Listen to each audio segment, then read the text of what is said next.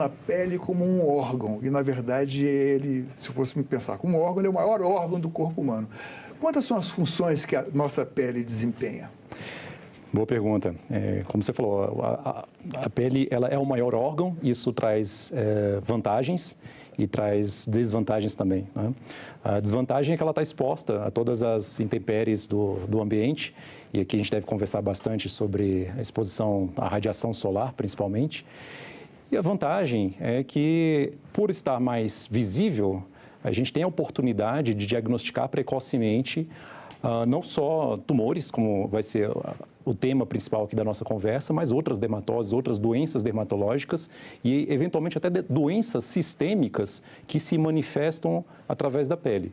Então, a função principal, se a gente pensar organicamente, é revestir todo o nosso organismo. E tem outras funções também, como funções sensoriais. Manter a temperatura. Respirar também. Exatamente. Exatamente. Então, mas a que se deve esse salto, né, no número de casos de câncer de pele diagnosticados no Brasil em 10 anos, de 2014 a 2024? Bom, realmente foi um salto muito pronunciado que traz alguns outros fatores, além de um aumento orgânico do diagnóstico, né? E o principal deles é o aumento, de fato, da capacidade de diagnosticar, né? Então, a gente sabe que no nosso país a cobertura de acesso à saúde, acesso médico e acesso especializado, ela é muito desigual, mas ela tem melhorado lentamente, pelo menos ao longo dos anos. Isso faz com que, naturalmente, a gente chegue a mais diagnósticos, né? E daí o telespectador, às vezes, ele pode pensar, bom, a gente está na era da informação, hoje a gente sabe dos riscos de se expor de forma desprotegida, das consequências nocivas dessa exposição, e com tanta informação, será que a gente ainda está aumentando o risco e a exposição a esses tumores, né? E, de fato, talvez paradoxalmente, a era da informação, a gente nunca viveu tanta desinformação também. São informações falsas e vivemos a era da imagem, né? O culto à imagem, à aparência. Exato. E as redes sociais, por exemplo, elas trazem um benefício muito importante, muito significativo de informação, de acesso, de democratização, mas também traz alguma desinformação. Então, vou te dar um exemplo. Se, por exemplo, eu estou nas minhas redes sociais e faço também esse papel, eu acho que é o papel de todo profissional, não apenas médico, mas dentro da sua área, de informar. E se eu estou falando lá, olha, Paulo, você tem que tomar cuidado com a exposição desprotegida ao sol, porque isso pode trazer câncer de pele, isso às vezes pode virar uma informação talvez um pouco repetitiva, enfadonha, e talvez vai passar para a próxima. Agora, se eu chegar e falar, olha, cuidado, filtro solar causa câncer de pele. Mesmo que eu esteja totalmente descompromissado com qualquer evidência científica, ao arrepio da melhor evidência científica, isso acaba, às vezes, trazendo luz e chamando muita atenção. Então, a gente tem a desinformação atuando um pouco contra isso. A qualidade da informação é muito importante, né?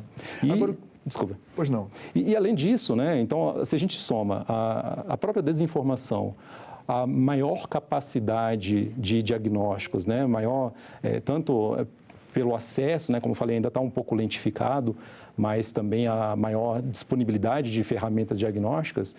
Mas aí ainda entra um outro fator que eu diria talvez seja um fator positivo, que é a longevidade. A gente está vivendo mais. Uma das causas é vive-se mais, então por isso a possibilidade de surgir um câncer de pele é mais frequente, né?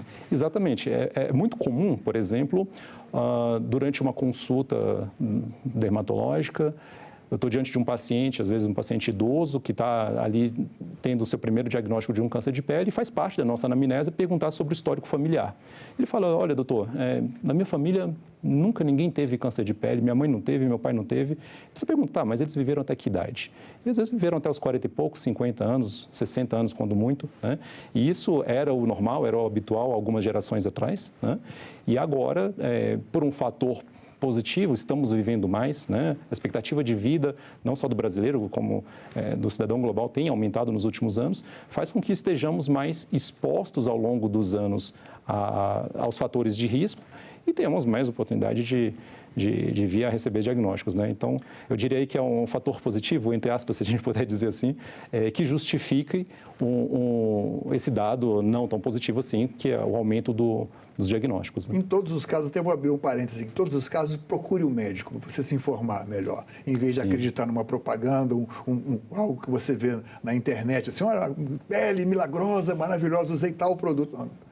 Peraí, não é bem assim, né? Agora, esse salto de 4.200 casos de câncer para 72 mil 10 anos depois, será que isso não houve uma subnotificação? Muitos casos passaram sem ser detectados lá no passado?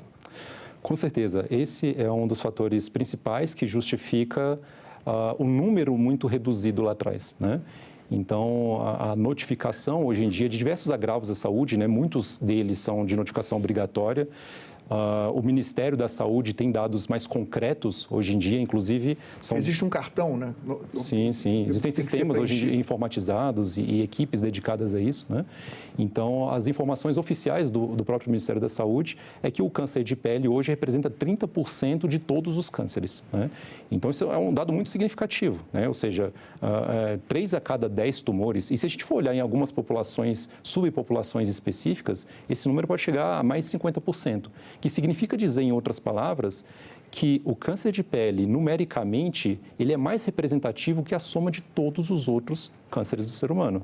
Então, definitivamente, é algo que a gente não pode fechar os olhos e ignorar. Ele faz parte da vida e, consequentemente, proteger-se é algo extremamente necessário. Quais são os fatores que predispõem a pessoa a ter um câncer de pele?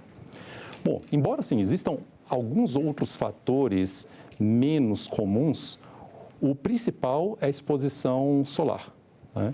Então, assim como se a gente for, talvez para um exemplo mais comum ao público, o câncer de pulmão, que a gente sabe que pode ser causado por poluição, pode ser causado... Tabagismo, né? Tabagismo é o principal, né? Mas eu digo por outros, o tabagismo está na cabeça de todo mundo. Bom, fumou, esse é o principal risco e se eu quiser evitar, eu vou ter que reduzir ou, preferencialmente, cessar o tabagismo, né?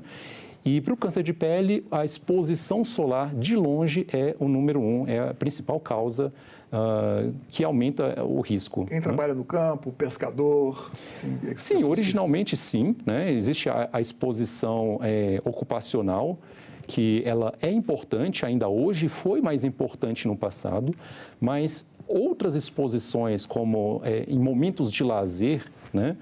Isso tem um impacto muito significativo. Existem pesquisas que demonstram para a gente, aliás, além de áreas de momentos de lazer, aquela que a gente não conta, que a gente não soma tanto no dia a dia, que são em deslocamentos, né? Aquela que a gente fala, olha, mas eu não estou tomando sol. Você está dirigindo, você deixou o carro ali, você deixou no estacionamento, andou, voltou, fez isso várias vezes ao dia, foi almoçar, voltou do trabalho, pegou um ônibus e essa exposição, embora sejam alguns minutinhos num dia, alguns minutinhos amanhã, quando a gente soma no final do ano, nos 365 dias no ano, ao longo de vários anos da vida dessa pessoa, isso tem uma soma muito significativa. Então, tem estudos já mostrando que 70% da radiação solar acumulada por um indivíduo ao longo da vida foi em situações de não exposição intencional. Do dia a dia. Mas, fazendo um paralelo aqui, aquela praia que eu peguei 40 anos atrás, aquilo não vai sair, né? Vai me deixar, talvez, muito mais suscetível ao câncer que se eu tivesse tomado cuidado com o sol. Com certeza, mas agora, também, voltando ao exemplo do câncer de pulmão, sempre é tempo de parar de fumar, né? Então, sim, se você fumou por 20 anos e parou, você não vai zerar o seu risco e não vai se igualar ao risco de um não tabagista, de uma pessoa que nunca fumou na vida, mas você vai se distanciar cada vez mais daquela pessoa que continua fumando, né? Então, como você falou, aquele sol que você tomou 40 anos atrás na praia, ele faz diferença hoje? Faz. A gente tem tumores que eles são mais dependentes de uma exposição intermitente e outros de uma exposição cumulativa, acumulada ao longo da vida. E se a gente for pensar no tumor mais grave deles, né, que é o melanoma, que é apenas o terceiro mais comum, mas é o mais grave, que é mais ameaça à vida, né? o principal fator de risco do melanoma são queimaduras solares na infância. E ele não é comum na infância e também não é comum na adolescência. Já da meia idade para frente, né? A faixa etária mais comum dele é entre 30 e 60 anos de idade, embora possa realmente acontecer em qualquer faixa etária, mas 30 e 60 é onde realmente concentra. Já os carcinomas, podemos falar daqui a pouquinho sobre os carcinomas, eles vão aumentando progressivamente a incidência conforme a idade. Mas o melanoma, embora seja um câncer mais prevalente em adultos, o principal fator de risco são queimaduras solares lá na infância. Então, muitas vezes, quando a gente diagnostica um paciente com melanoma, a gente tem também que lembrá-lo que tem que tirar as crianças do sol, ou pelo menos protegê-las, né? Mas é uma questão muito complicada, porque o sol também é fonte da vitamina D. Em alguns países, a ausência do sol faz com que as crianças tenham que tomar um comprimido de vitamina D, né? Enfim, mas aí a gente não está nesse caso. Quais são as principais dificuldades, as dificuldades mais frequentes no diagnóstico do câncer de pele? Bom, a grande questão é a precocidade, né? Porque a precocidade do diagnóstico ela está muito ligada ao prognóstico. Então, um câncer de pele diagnosticado numa fase inicial, ele não só é curável, como ele também vai deixar menos marcas, vai deixar menos efeitos nocivos naquele paciente. Agora, o melanoma, que é o tipo mais grave, me corrija se eu estiver errado, ele não é o mais frequente de todos, né? Não. Existem, os mais frequentes são aquelas que vêm aquela casquinha, assim, né? Falando assim na linguagem leiga, né? Assim, é aquele, um arranhãozinho, assim, uma verruga, quer dizer, de uma forma geral, né? Exato. A gente tem três principais, simplificando, né? Existem outros mais raros, mas que fogem do mais comum. Os três principais. O principal é o carcinoma basocelular. Ele representa quase 80% de todos os cânceres de pele. E, frequentemente, a gente costuma dizer que ele não ameaça a vida. Por que ele não ameaça a vida? Porque ele não costuma metastatizar como o melanoma faz, né? Já o melanoma é o oposto. O melanoma você tem uma chance de diagnosticar precocemente ou, em casos mais tardios, ele passa a ser uma doença muito mais séria, né? Hoje em dia, felizmente, existem tratamentos mais modernos para ajudar, inclusive, esses pacientes com doença mais avançada, mas o prognóstico não é o mesmo do que aquele quando diagnosticado mais precocemente.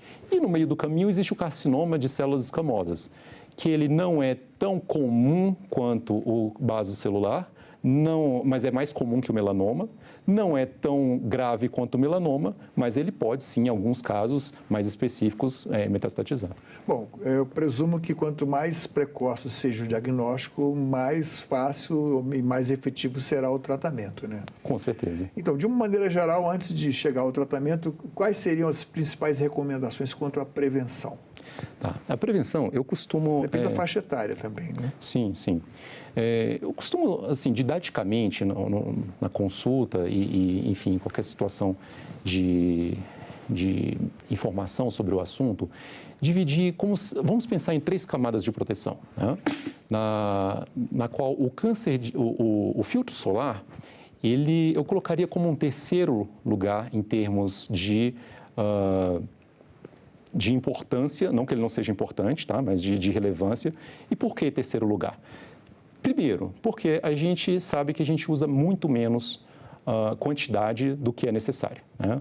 O que é recomendado tem um número certo, né? São 2 miligramas por centímetro quadrado, e vários estudos já demonstraram que a gente não utiliza isso tudo. E qual seria o fator mais indicado? O fator, o mínimo recomendado é que seja 30. Quanto mais alto o FPS, quanto mais alto o fator, maior a proteção, embora quando chega acima de 30, essa curva comece a se retificar e a gente não tem um benefício diretamente proporcional, ou seja, um FPS 90, ele é superior ao 30, mas ele não é 3 vezes como possa sugerir o número, né? Não existe uma progressão matematicamente atribuível, não? Até 30, sim. A partir de 30, o benefício mas aí, ele é menor. Supõe que a reaplicação, em razão do suor, do banho na água, então, no mar, é recomendável, né? Perfeito. Essa é uma parte crucial do uso do filtro solar. A gente deve reaplicar a cada 2 a 3 horas. E se estivermos numa situação, por exemplo, de à beira da piscina e entramos na água ou no mar, que entrou no mar, ou mesmo alguém que esteja praticando uma atividade física e teve ali um suor, a gente tem que antecipar essas 2 a 3 horas. Além disso, ainda tem a questão da uniformização. Então, sabe quando a gente vai na praia, que a gente vê uma pessoa com a marca de mão, né? Ela tentou, na melhor das intenções, aplicar aquilo de uma forma homogênea, mas algumas áreas ficaram falhas. Ou seja, a gente usa menos do que deveria, a gente não reaplica como deveria e a gente não deixa algumas áreas falhas. Então, num cenário ideal que utilizássemos o filtro solar da forma absolutamente correta, ele seria, sem dúvida nenhuma, mais eficaz do que normalmente o benefício que a gente colhe. Mas não dá para abrir mão, não dá para abrir mão. Né? Em que casos o câncer de pele pode ser tratado clinicamente? Com uma pomada, um creme, ou então, antes de pensar numa cirurgia? São poucos os casos, tá? Mas existem tumores. Quando a gente tem tumores de baixa agressividade, por exemplo, eu falei do carcinoma basocelular, que ele é o menos agressivo, mas ainda assim, dentro do basocelular, existem subtipos, né, do mais leve até um pouco mais invasivo. Então, quando a gente tem subtipos menos agressivos, em áreas de baixo risco, né, que normalmente exclui a face, que é a área mais frequente desses tumores. Em alguns casos, a gente pode sim lançar mão de tratamentos com alguns cremes específicos. Existem estudos até bastante antigos, né? Tem drogas bastante estudadas ao longo dos anos que mostram a eficácia realmente no tratamento clínico desses tumores em específico. Mas a cirurgia, ela acaba sendo, na maioria absoluta das vezes, a melhor chance do paciente obter a cura.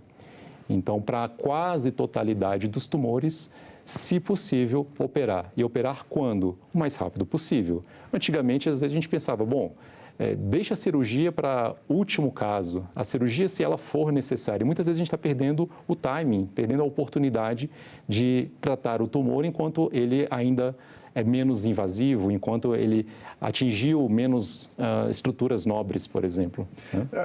Além da cirurgia, é recomendável o tratamento quimioterápico também? A quimioterapia, ela tem pouca participação, pouco benefício no câncer de pele, ou seja, o câncer de pele ele responde muito mal.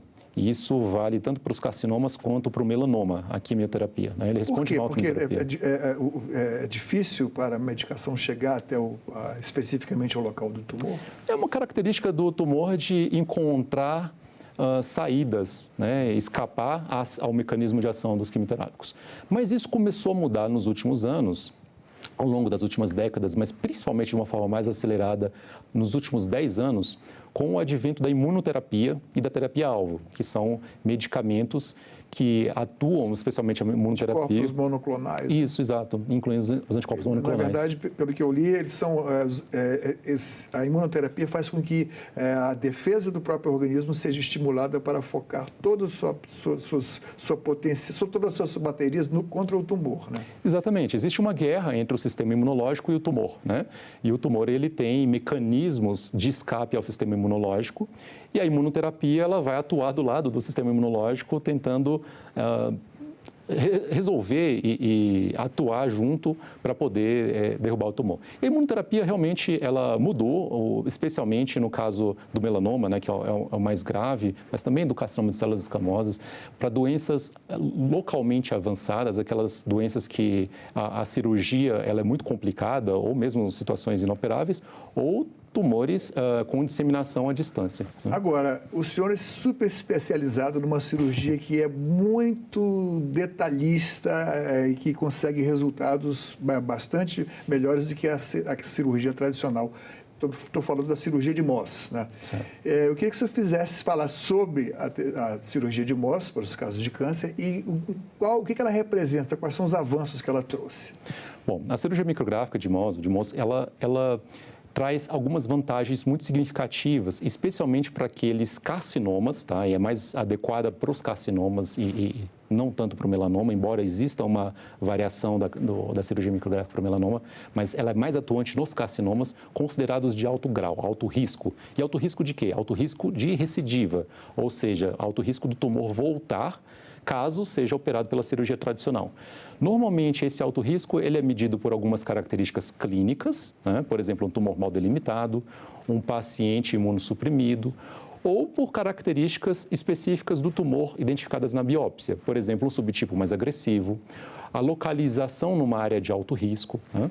Então, se antes da cirurgia identificamos que aquele determinado tumor tem uma alta chance de voltar, a cirurgia micrográfica, ela oferece uma taxa de cura mais alta, tá? Normalmente a cirurgia tradicional vai ser em torno de 80%, 85%, versus até 99% da cirurgia micrográfica para os carcinomas basocelulares primários, né?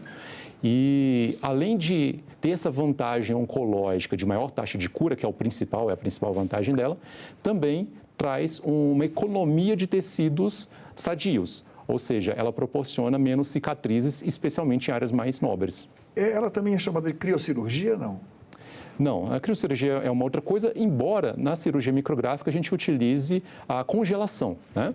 Então, como que é feito? Na cirurgia tradicional você remove o tumor, faz a reconstrução, o fechamento, coloca um enxerto. Manda para a anatomopatologia, para o laboratório examinar. Exatamente, você vai ter o resultado ali alguns dias depois, 15 dias depois, um pouco antes, um pouco depois.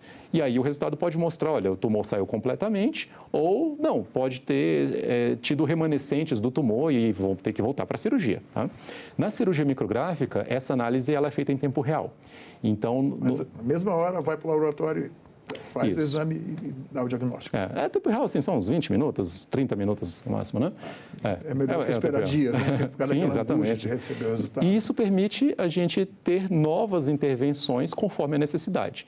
Então, já parte do princípio de que, bom, vou partir de margens menores, isso é especialmente útil se estou falando de nariz, de pálpebra, orelha, lábios, né? Parto de margens menores porque eu vou fazer uma avaliação ali em tempo real e saber exatamente se o tumor foi completamente eliminado através da biópsia por congelação realizada naquele momento. E se ainda tiver remanescente tumoral, através do mapeamento, eu vou saber exatamente onde colher um pouco mais de material, onde tirar uma camada fina novamente. E assim sucessivamente, até que tenhamos certeza que 100% das margens estão livres e posso fazer a reconstrução tranquilo de que aquele tumor já foi eliminado. Sempre preservando a aparência da pessoa, sobretudo se é na face. A aparência e funcionalidade também, né? Muitas vezes a gente está falando de função também, né? A aparência é importantíssima, sem dúvida nenhuma.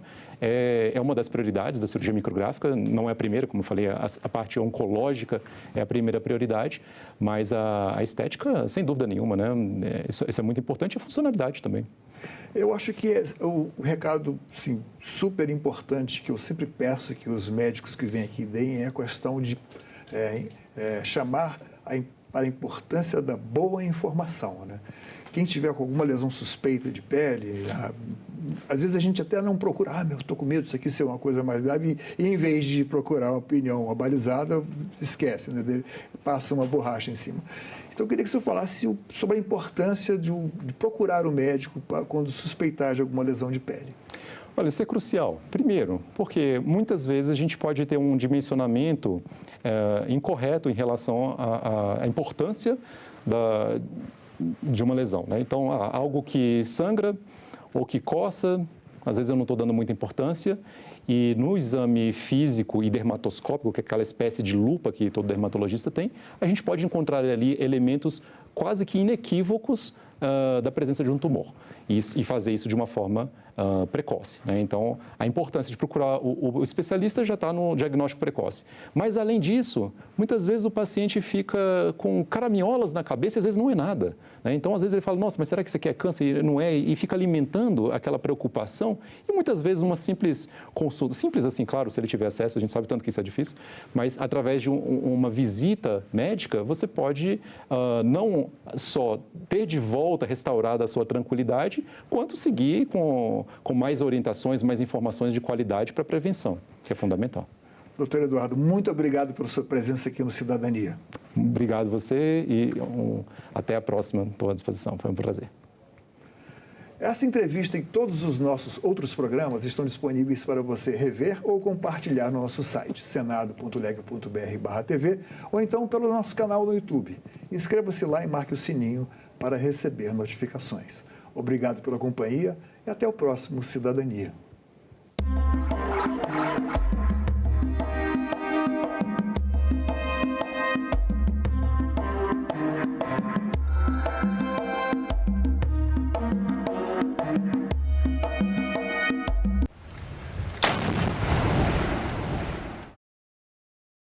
O motivo de estupros nunca é a roupa. É o que mostra uma exposição em Santa Catarina.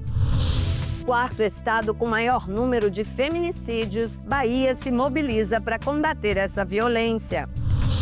Procuradoras da mulher de todo o país participam de encontro na Câmara dos Deputados. Tudo isso no Parlamento Brasil. Parlamento Brasil.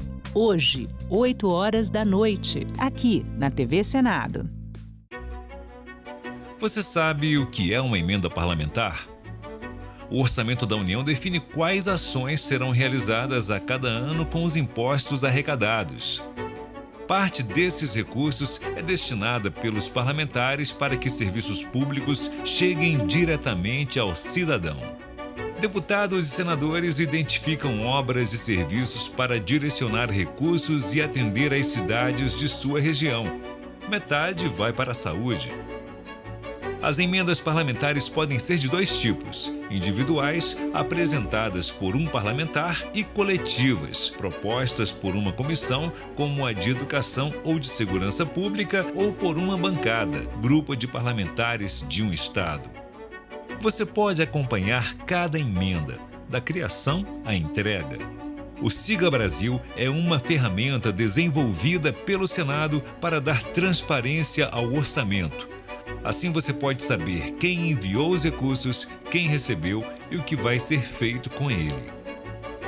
Você também pode fiscalizar as emendas no site do Congresso, no portal da Transparência do Governo Federal e na plataforma TransfereGov. Acompanhe e fiscalize. Em caso de denúncias, procure o Ministério Público ou os órgãos de controle. Para saber mais, acesse o QR Code.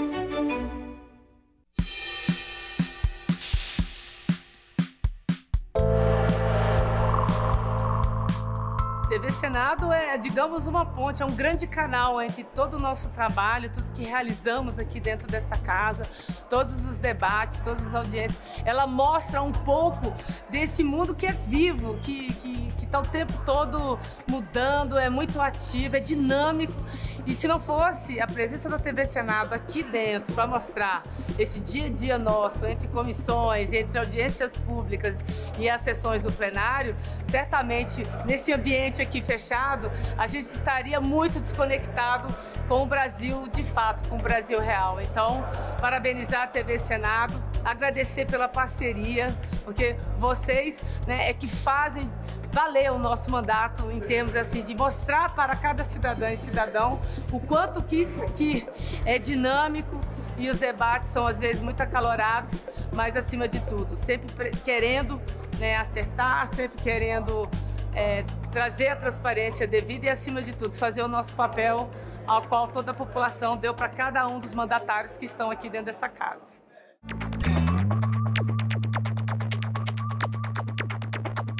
O mundo cabe dentro de um museu. É só entrar e deixar a curiosidade te guiar.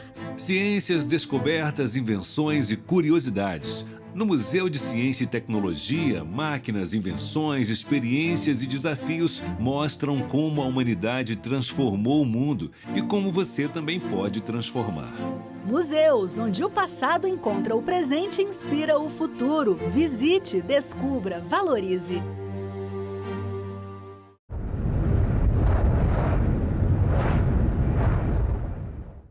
O programa a seguir é livre para todos os públicos.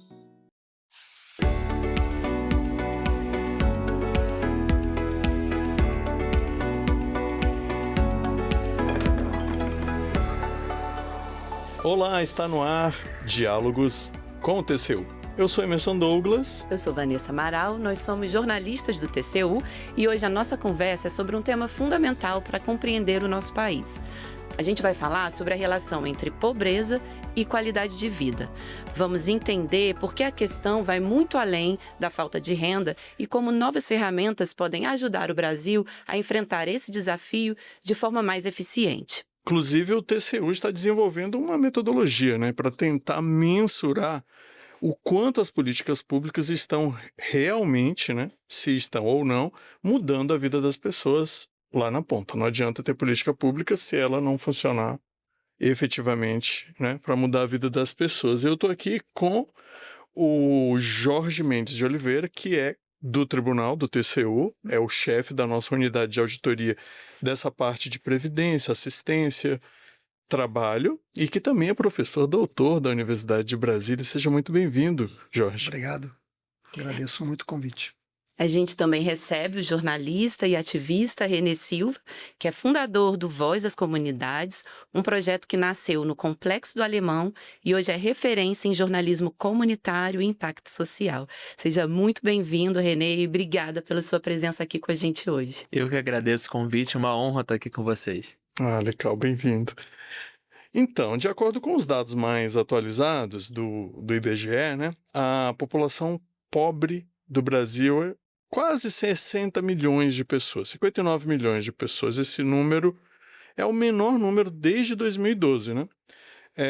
Jorge, quando a gente fala em pobreza, muita gente ainda pensa apenas na questão da renda, né? Mas isso é um fenômeno muito mais amplo, né? O que esse conceito de pobreza multidimensional, muita gente nunca nem ouviu falar disso, vamos tentar entender, né? O que é essa pobreza multidimensional, como esse conceito pode ajudar a gente a compreender melhor essa realidade, que é uma realidade tão presente no nosso país, né? Pois não, na verdade, a pobreza como falta de dinheiro é o que tradicionalmente as pessoas pensam como pobreza, né? Isso tem sido há muito tempo assim, né?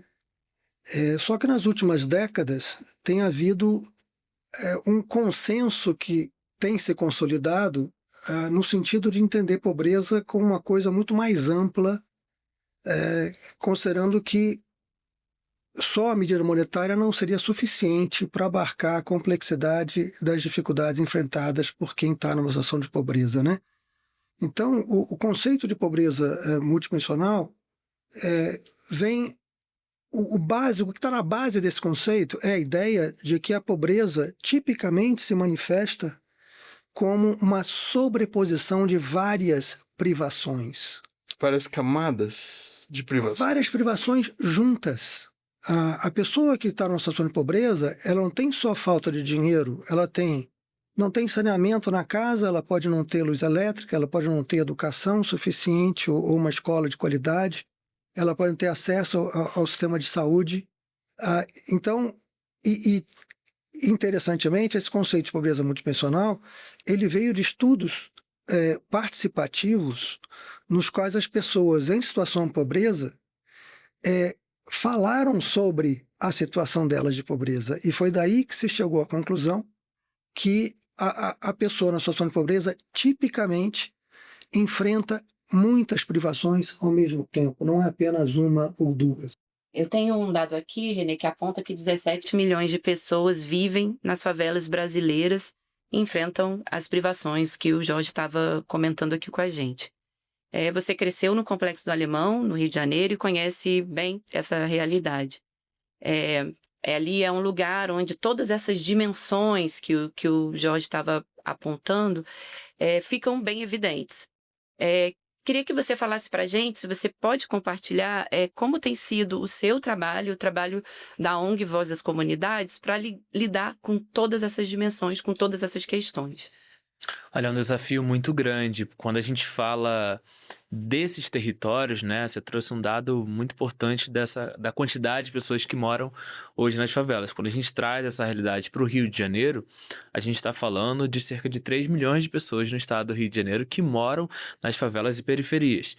Então, é um recorte muito interessante porque é um número que traz a realidade das pessoas, né? Do trabalhador, enfim. Isso a gente está falando só do que é considerado favela e não outros bairros periféricos, outros lugares, outras condições. E no nosso dia a dia, quando a gente fala sobre todas as questões sociais que afetam a vida e o dia a dia da população, a gente traz principalmente a questão do acesso. E aí, quando a gente fala de acesso, né, como foi falado, não é só sobre o dinheiro. O acesso, ele é múltiplo, né? O acesso à saúde, o acesso à educação de qualidade, o acesso ao básico do saneamento, o acesso a uma água potável, que muitas pessoas ainda hoje, em 2025, em algumas favelas e periferias, têm necessidade de carregar o seu balde d'água ou de pegar uma borracha para poder passar água para dentro da sua casa. Isso mesmo no Rio de Janeiro. Mesmo no Rio de Janeiro, mesmo em essas condições. Então, a realidade do acesso, né? Hoje a gente fala muito sobre, por exemplo, todo mundo está conectado, todo mundo está com o celular na mão. Mas dentro da favela, quando você vai para as áreas mais pobres dentro desses espaços, não é essa a realidade. Não é todo mundo que está conectado, não é todo mundo que está na internet. Muitas das vezes as pessoas podem ter uma televisão para uma distração, para assistir, né, o noticiário e tudo mais. Mas o acesso, estar conectado, estar tendo acesso a informações, porque a gente tem uma falsa ideia de que está todo mundo conectado e de todo mundo tendo acesso à mesma informação. Só que não é verdade, né? E quando a gente fala desses territórios, dessas favelas e periferias, a desigualdade social é ainda maior, porque a falta de saneamento básico, a falta do acesso a uma água potável, a falta de um asfalto, e às vezes são questões muito básicas que afetam diretamente a vida dessas pessoas.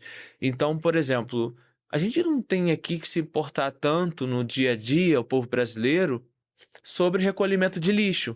Mas se você mora numa favela, isso é uma questão muito grande, né? Porque você não sabe muitas das vezes se o cara vai passar para recolher o lixo, né? Se a prefeitura vai passar para recolher o lixo no dia seguinte, se aquele lixo vai acumular por 2, 3 dias, se aquele lixo acumulado durante 1 semana, 2 semanas, vai começar a levar roedores para dentro da sua casa e trazer doença para sua família. Então, assim, é uma cadeia gigantesca quando a gente para falar, quando a gente para fazer uma análise mais profunda sobre os problemas sociais.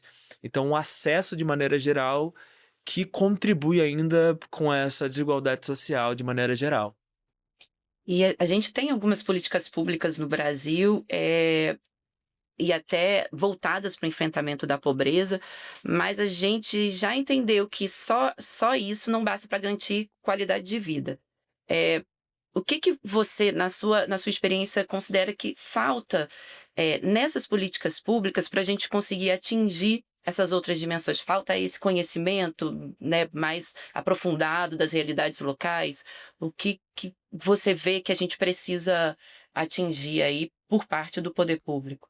Eu acho que o principal do poder público é ouvir as pessoas, né? Eu acho que o processo de escuta da comunidade sobre o que a comunidade de fato precisa.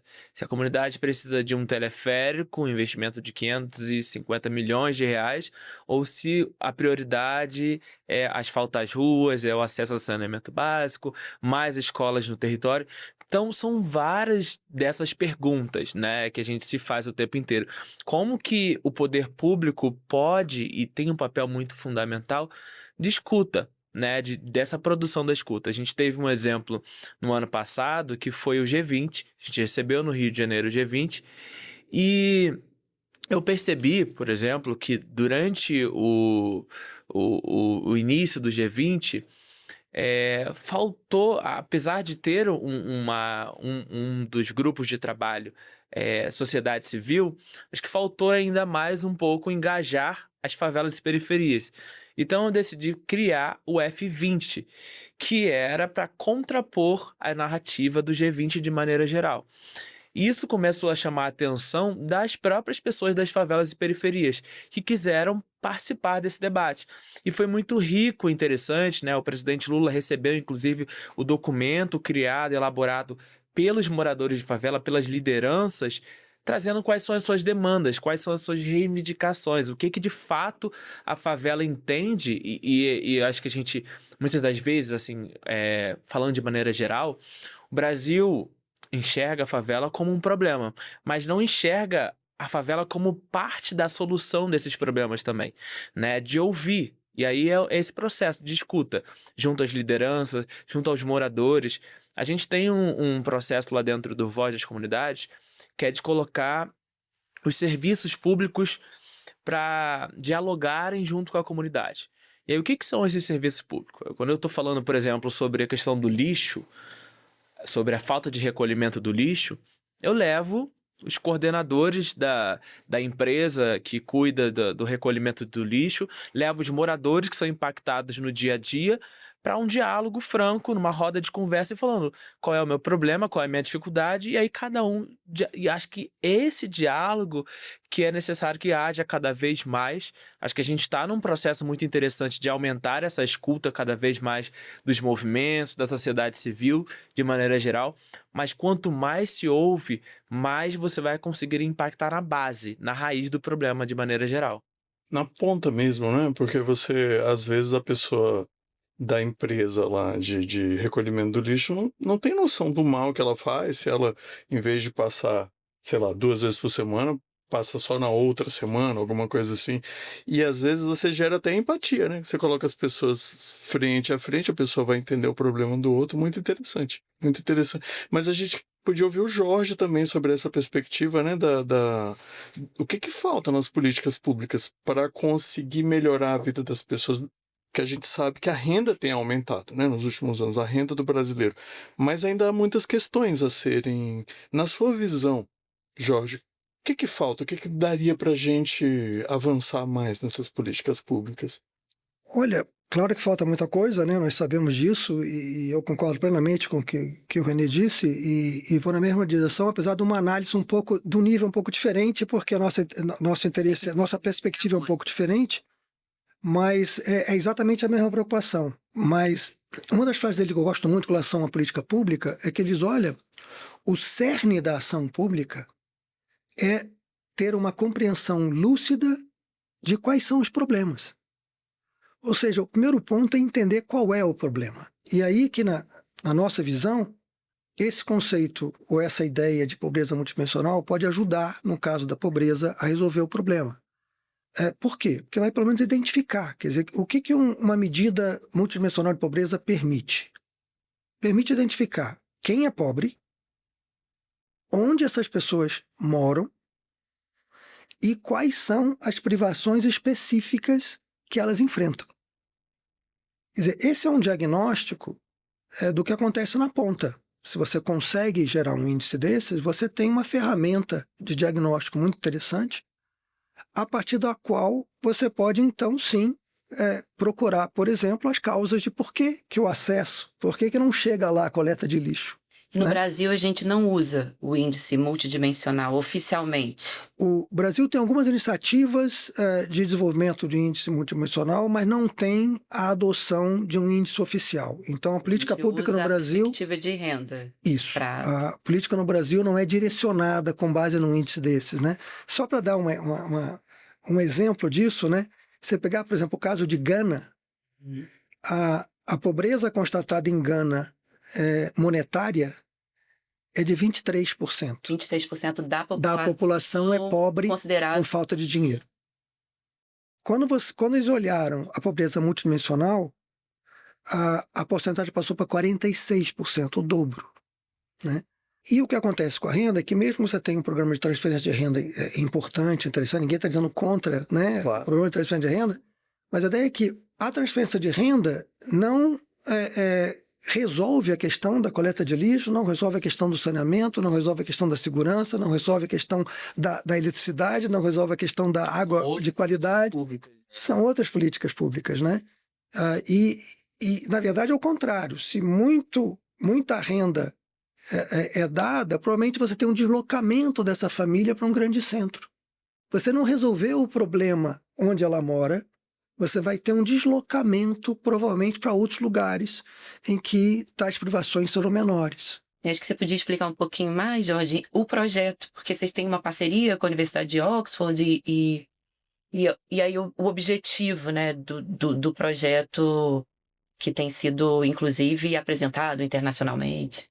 Sim, de forma genérica, assim, a forma como nós vemos é que esse índice pode ser muito útil para avaliação de política pública. Então, isso para nós é bastante claro, né, esse tipo de mensuração. Então, o que nós fizemos? Como o Brasil não adota um índice oficialmente, nós desenvolvemos um índice junto com o pessoal de Oxford, que são especializados nisso. O índice tem 5 dimensões: educação, saúde, condições de habitação, o que a gente chamou de vulnerabilidades e trabalho. São 5 dimensões, 19 indicadores, quer dizer, as dimensões têm diferentes números de indicadores. Em cada indicador a família é privada ou não. Então nós desenvolvemos esse índice já temos esses resultados parciais.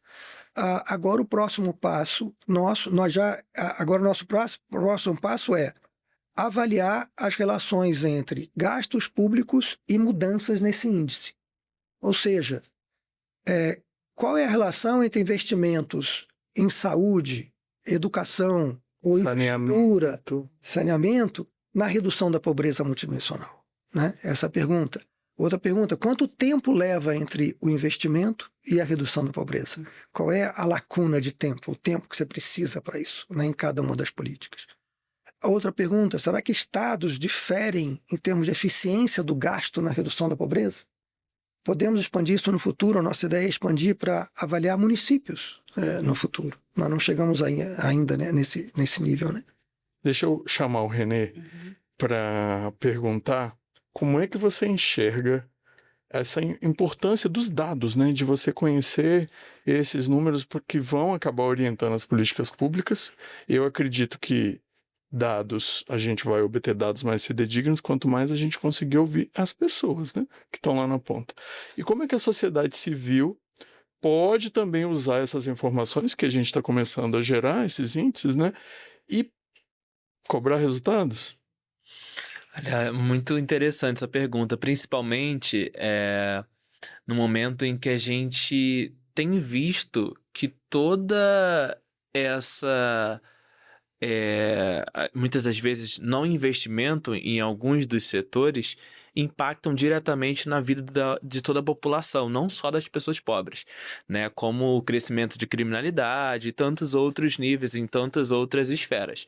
E saiu uma pesquisa recente da CUFA, junto com o Datafavela, que traz uns dados muito interessantes que eu acho que, inclusive, podem nortear sobre que caminhos levam os jovens a entrar para a criminalidade, né? E aí, essa pesquisa, que foi uma escutativa feita com 4.000 pessoas que estão hoje ativos no crime no Brasil inteiro, tem recortes regionais por cada um dessas realidades. E tem um dado muito interessante, que eu até repercuti isso nas redes sociais, cerca de 63% das pessoas que estão hoje no crime organizado disseram que sairiam se tivesse uma oportunidade. Que sairiam imediatamente se tivesse uma oportunidade. E aí quando você vai para a pesquisa para saber por que essas pessoas entraram para o crime organizado, 49%, a maior parte das pessoas, né, as outras são mais divididos, mas a maior parte das pessoas disseram que entraram por falta de dinheiro. Primeira coisa, falta de dinheiro. E aí, quando a gente tem esses dados, quando a gente tem isso consolidado e mostrando para a sociedade, para o poder público de maneira geral, eu acho que é uma escuta, como eu falei, né, o processo de escuta, de entender, para a gente pensar o que será do Brasil daqui em diante. Com esses dados, o que a gente pode fazer? O que a gente pode usar a nosso favor desses dados, né? Seja, quando eu falei as empresas, empresários, tem muito a ver com a empregabilidade, né? Quais são as pessoas que a gente está empregando, como que a gente está empregando e de que forma a gente está capacitando essas pessoas para estarem dentro desses espaços. Hoje, muitas empresas, principalmente de tecnologia no Brasil, usam a mão de obra de fora do país, porque a gente não tem, muitas das vezes, qualificação e capacitação profissional para a área de tecnologia. E há muitas pessoas, e há muitas dessas pessoas dentro desses espaços, nas favelas e periferias, e que poderiam estar sendo formadas. Então, perdendo talentos, né, Renan? Exato. Perdendo muitos talentos. Então, para muita gente, né, esse debate, né, fala assim, não, é criminoso, é isso, é aquilo. Tem que olhar com mais profundidade para os problemas reais do nosso país. E não é só, matou, tem que matar, isso e aquilo, porque a maioria da sociedade, infelizmente, vai pelo mesmo caminho. Não, matou, tal. E eu tive, inclusive, né, quando foi publicada essa pesquisa feita pelo Datafavela, quando eu joguei esses dados e publiquei nas minhas redes sociais, o secretário de Segurança do Estado do Rio de Janeiro, o secretário da Polícia Militar do Estado do Rio de Janeiro, comentaram, falando que é exatamente isso. Precisamos de políticas públicas que olhem a médio e longo prazo. Não adianta a polícia entrar e fazer uma operação policial dentro da favela e daqui a pouco isso vai continuar, não vai mudar a realidade. Infelizmente, não muda a realidade. Né? Se mudasse a realidade, o Rio de Janeiro seria o melhor lugar para se viver, seria o país das maravilhas, né? Por conta de tantas operações policiais que a gente já viu nesses espaços. Então... Se a polícia está tendo de agir de alguma forma, é porque as políticas públicas falharam antes, né? Exatamente. Falharam antes e continuam falhando hoje. Antes de encerrar, Vanessa, deixa eu fugir aqui um pouquinho da pauta. Gente, eu queria que o René falasse um pouquinho da experiência dele. Porque o René, com 11 anos de idade... Você estava fazendo o quê com 11 anos de idade, René? Eu estava brincando de Lego, provavelmente. Você estava fazendo o quê? Conta para o nosso público, por gentileza. Então, com 11 anos de idade, eu estudava numa escola pública dentro do Complexo Alemão. E nessa escola pública existia o Grêmio Estudantil. E no Grêmio Estudantil existia a rádio e o jornal da escola. Eu fiquei muito interessado, eu tinha 11 anos ainda, mas muito interessado no projeto. Comecei a conversar com a diretora, fiz parte do projeto durante uns 3, 4 meses. Logo depois, falei para a diretora que eu queria criar um jornal para dentro da minha comunidade. Criar um jornal aos 11 anos de idade. Vocês estão vendo a dimensão do negócio. Fala mais um pouquinho disso pra gente, por gentileza. E aí eu começo, ainda sem ter nenhuma estrutura, a gente está falando de 2005. Computador era praticamente inacessível para boa parte da população brasileira, de maneira geral, porque era muito caro, 2005. Não tinha celular, ainda a tecnologia não era como é nos dias de hoje. E eu comecei a mostrar, principalmente, o que eu não via nos grandes veículos de comunicação. Quando eu abria um jornal da grande mídia, quando eu ligava a televisão, ligava o rádio, eu sempre via a favela sendo mostrada a partir da ótica da violência, da criminalidade e dos problemas sociais de maneira geral. E eu falava, não é isso que eu tô vendo aqui só. Eu tô vendo projetos sociais, eu tô vendo projetos culturais, eu tô vendo empreendedores, eu tô vendo outros problemas sociais que ninguém tá enxergando.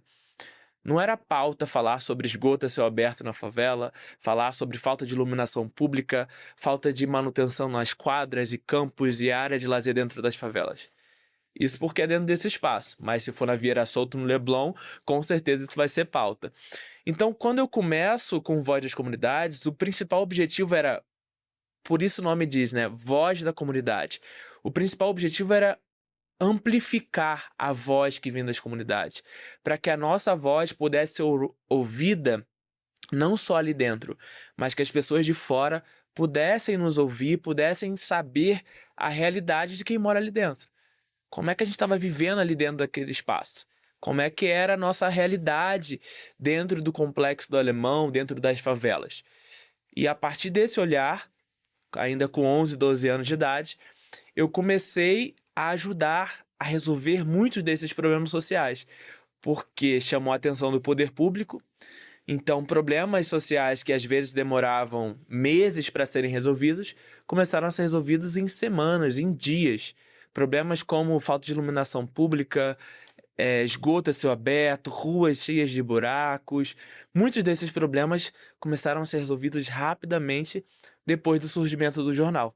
E aí o Voz começou a crescer e expandir. Foi daí que surgiu a ONG, né? Voz das Comunidades. A partir desse jornal que você criança, né? Impressionante, parabéns. A gente está caminhando para o final, não sei se vocês querem pontuar alguma coisa que a gente não abordou aqui, para a gente encerrar. Considerações finais, professor? Na verdade, temos um problema complexo a ser resolvido, né? Muitos problemas complexos a serem resolvidos. E creio que essa união de uma instituição de Estado como o Tribunal de Contas, junto, ouvindo mais, inclusive, se aproximando mais do que acontece realmente, de fato, na realidade do povo brasileiro, eu acho que aumenta a esperança de que a gente consiga resolver alguns problemas que até hoje não foram resolvidos. Legal. René? É necessário que, de fato, a gente tenha esse olhar mais cuidadoso em relação à causa, né? A gente falou muito aqui sobre a causa. O que acontece? Como a gente chega nesse ponto de maneira geral? Então, acho que a gente precisa ter cada vez mais esse olhar e sempre esperançar. Eu acredito muito no nosso Brasil, acredito no nosso país, acredito nos nossos governantes, nas possibilidades que a gente tem de transformar essa realidade, e é necessário cada vez mais que haja integração entre as secretarias, entre os ministérios, entre a sociedade, entre o poder público, para que só assim, juntos, a gente consiga resolver o problema social do Brasil, melhorar a qualidade de vida e daqui a 10, 15 anos contar uma história diferente. Legal. Obrigada, Renê, pela sua disponibilidade. Obrigada, Jorge. Obrigado demais a vocês. A gente termina aqui o nosso Diálogos com o TCU de hoje e a gente se vê na próxima semana. Até mais. Tchau.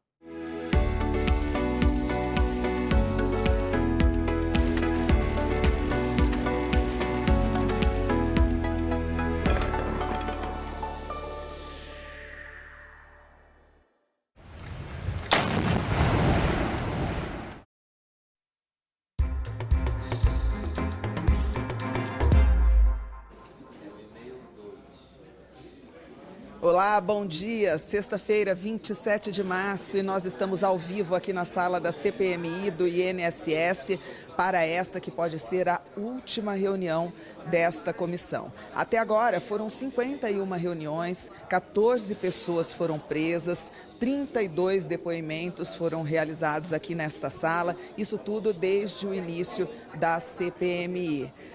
O objetivo, a meta de hoje aqui é fazer a leitura do relatório elaborado pelo relator, deputado Alfredo Gaspar, ao longo de todas essas investigações que foram realizadas, análises de documentos, de oitivas e todo esse material ao longo desses meses. A intenção da relatoria e da presidência da CPMI era prorrogar esse prazo para continuar com as investigações. O ministro André Mendonça, do Supremo Tribunal Federal, chegou a conceder uma liminar permitindo essa prorrogação, mas ontem essa liminar foi derrubada pelo plenário do STF por 8-2. Então, isso significa que os trabalhos da CPMI devem ser encerrados até amanhã, 28 de março, à meia-noite, que era o prazo estabelecido lá no início dos trabalhos da comissão. Eu estou ao vivo aqui com o nosso consultor do Senado Federal, Gilberto Guerzoni. Bom dia, obrigada pela sua participação aqui com a gente. Explica para a gente o que significou essa prorrogação, como isso se deu no plenário ontem do Senado Federal, o que não permite. Chegaram a comemorar aqui ontem a prorrogação desse prazo para continuar os trabalhos, mas aí lá no Supremo teve essa decisão dizendo que não, tem que encerrar até amanhã à meia-noite. Como é que isso funciona? A Comissão Parlamentar de Inquérito, ela é criada, isso é previsto na Constituição, na lei da CPI, no regimento interno, com prazo certo. E o Supremo Tribunal Federal tem um entendimento que a criação de uma comissão parlamentar de inquérito é um direito da minoria, né? Não é possível que se impeça a criação de uma CPI desde que haja o pedido da minoria, conforme a Constituição, de 1/3 dos membros de cada casa ou das duas casas, como é o caso aqui de uma comissão parlamentar mista de inquérito. O regimento do Senado prevê que é possível prorrogar o prazo de uma comissão parlamentar de inquérito, mediante também requerimento de 1/3 dos membros de cada casa ou de ambas as casas. O ministro André Mendonça entendeu que essa prorrogação também faz parte da criação. Então, se a minoria tem o direito de criar a CPI, ela teria também o direito de prorrogar a comissão. E aí ele concedeu essa liminar, autorizando a prorrogação da comissão Porque existe um requerimento já protocolado na mesa do Senado de prorrogação, só que esse requerimento não foi lido. Então o ministro André Mendonça entendeu que esse requerimento, ele automaticamente deveria conceder a prorrogação da comissão.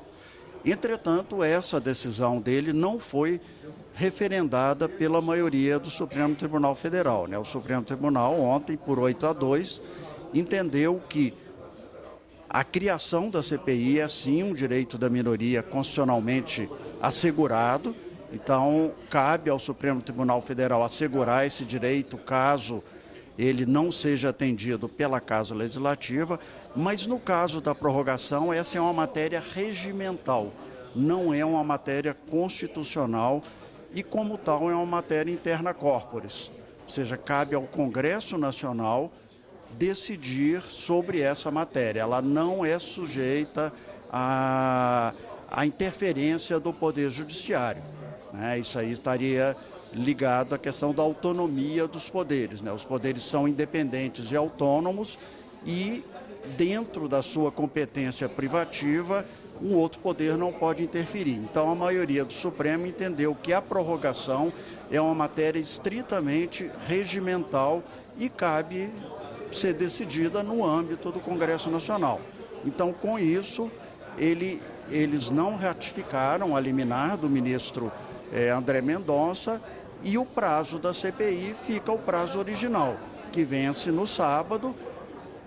Qualquer prorrogação tem que ser decidida internamente aqui, ou seja, o Poder Judiciário não interferirá nessa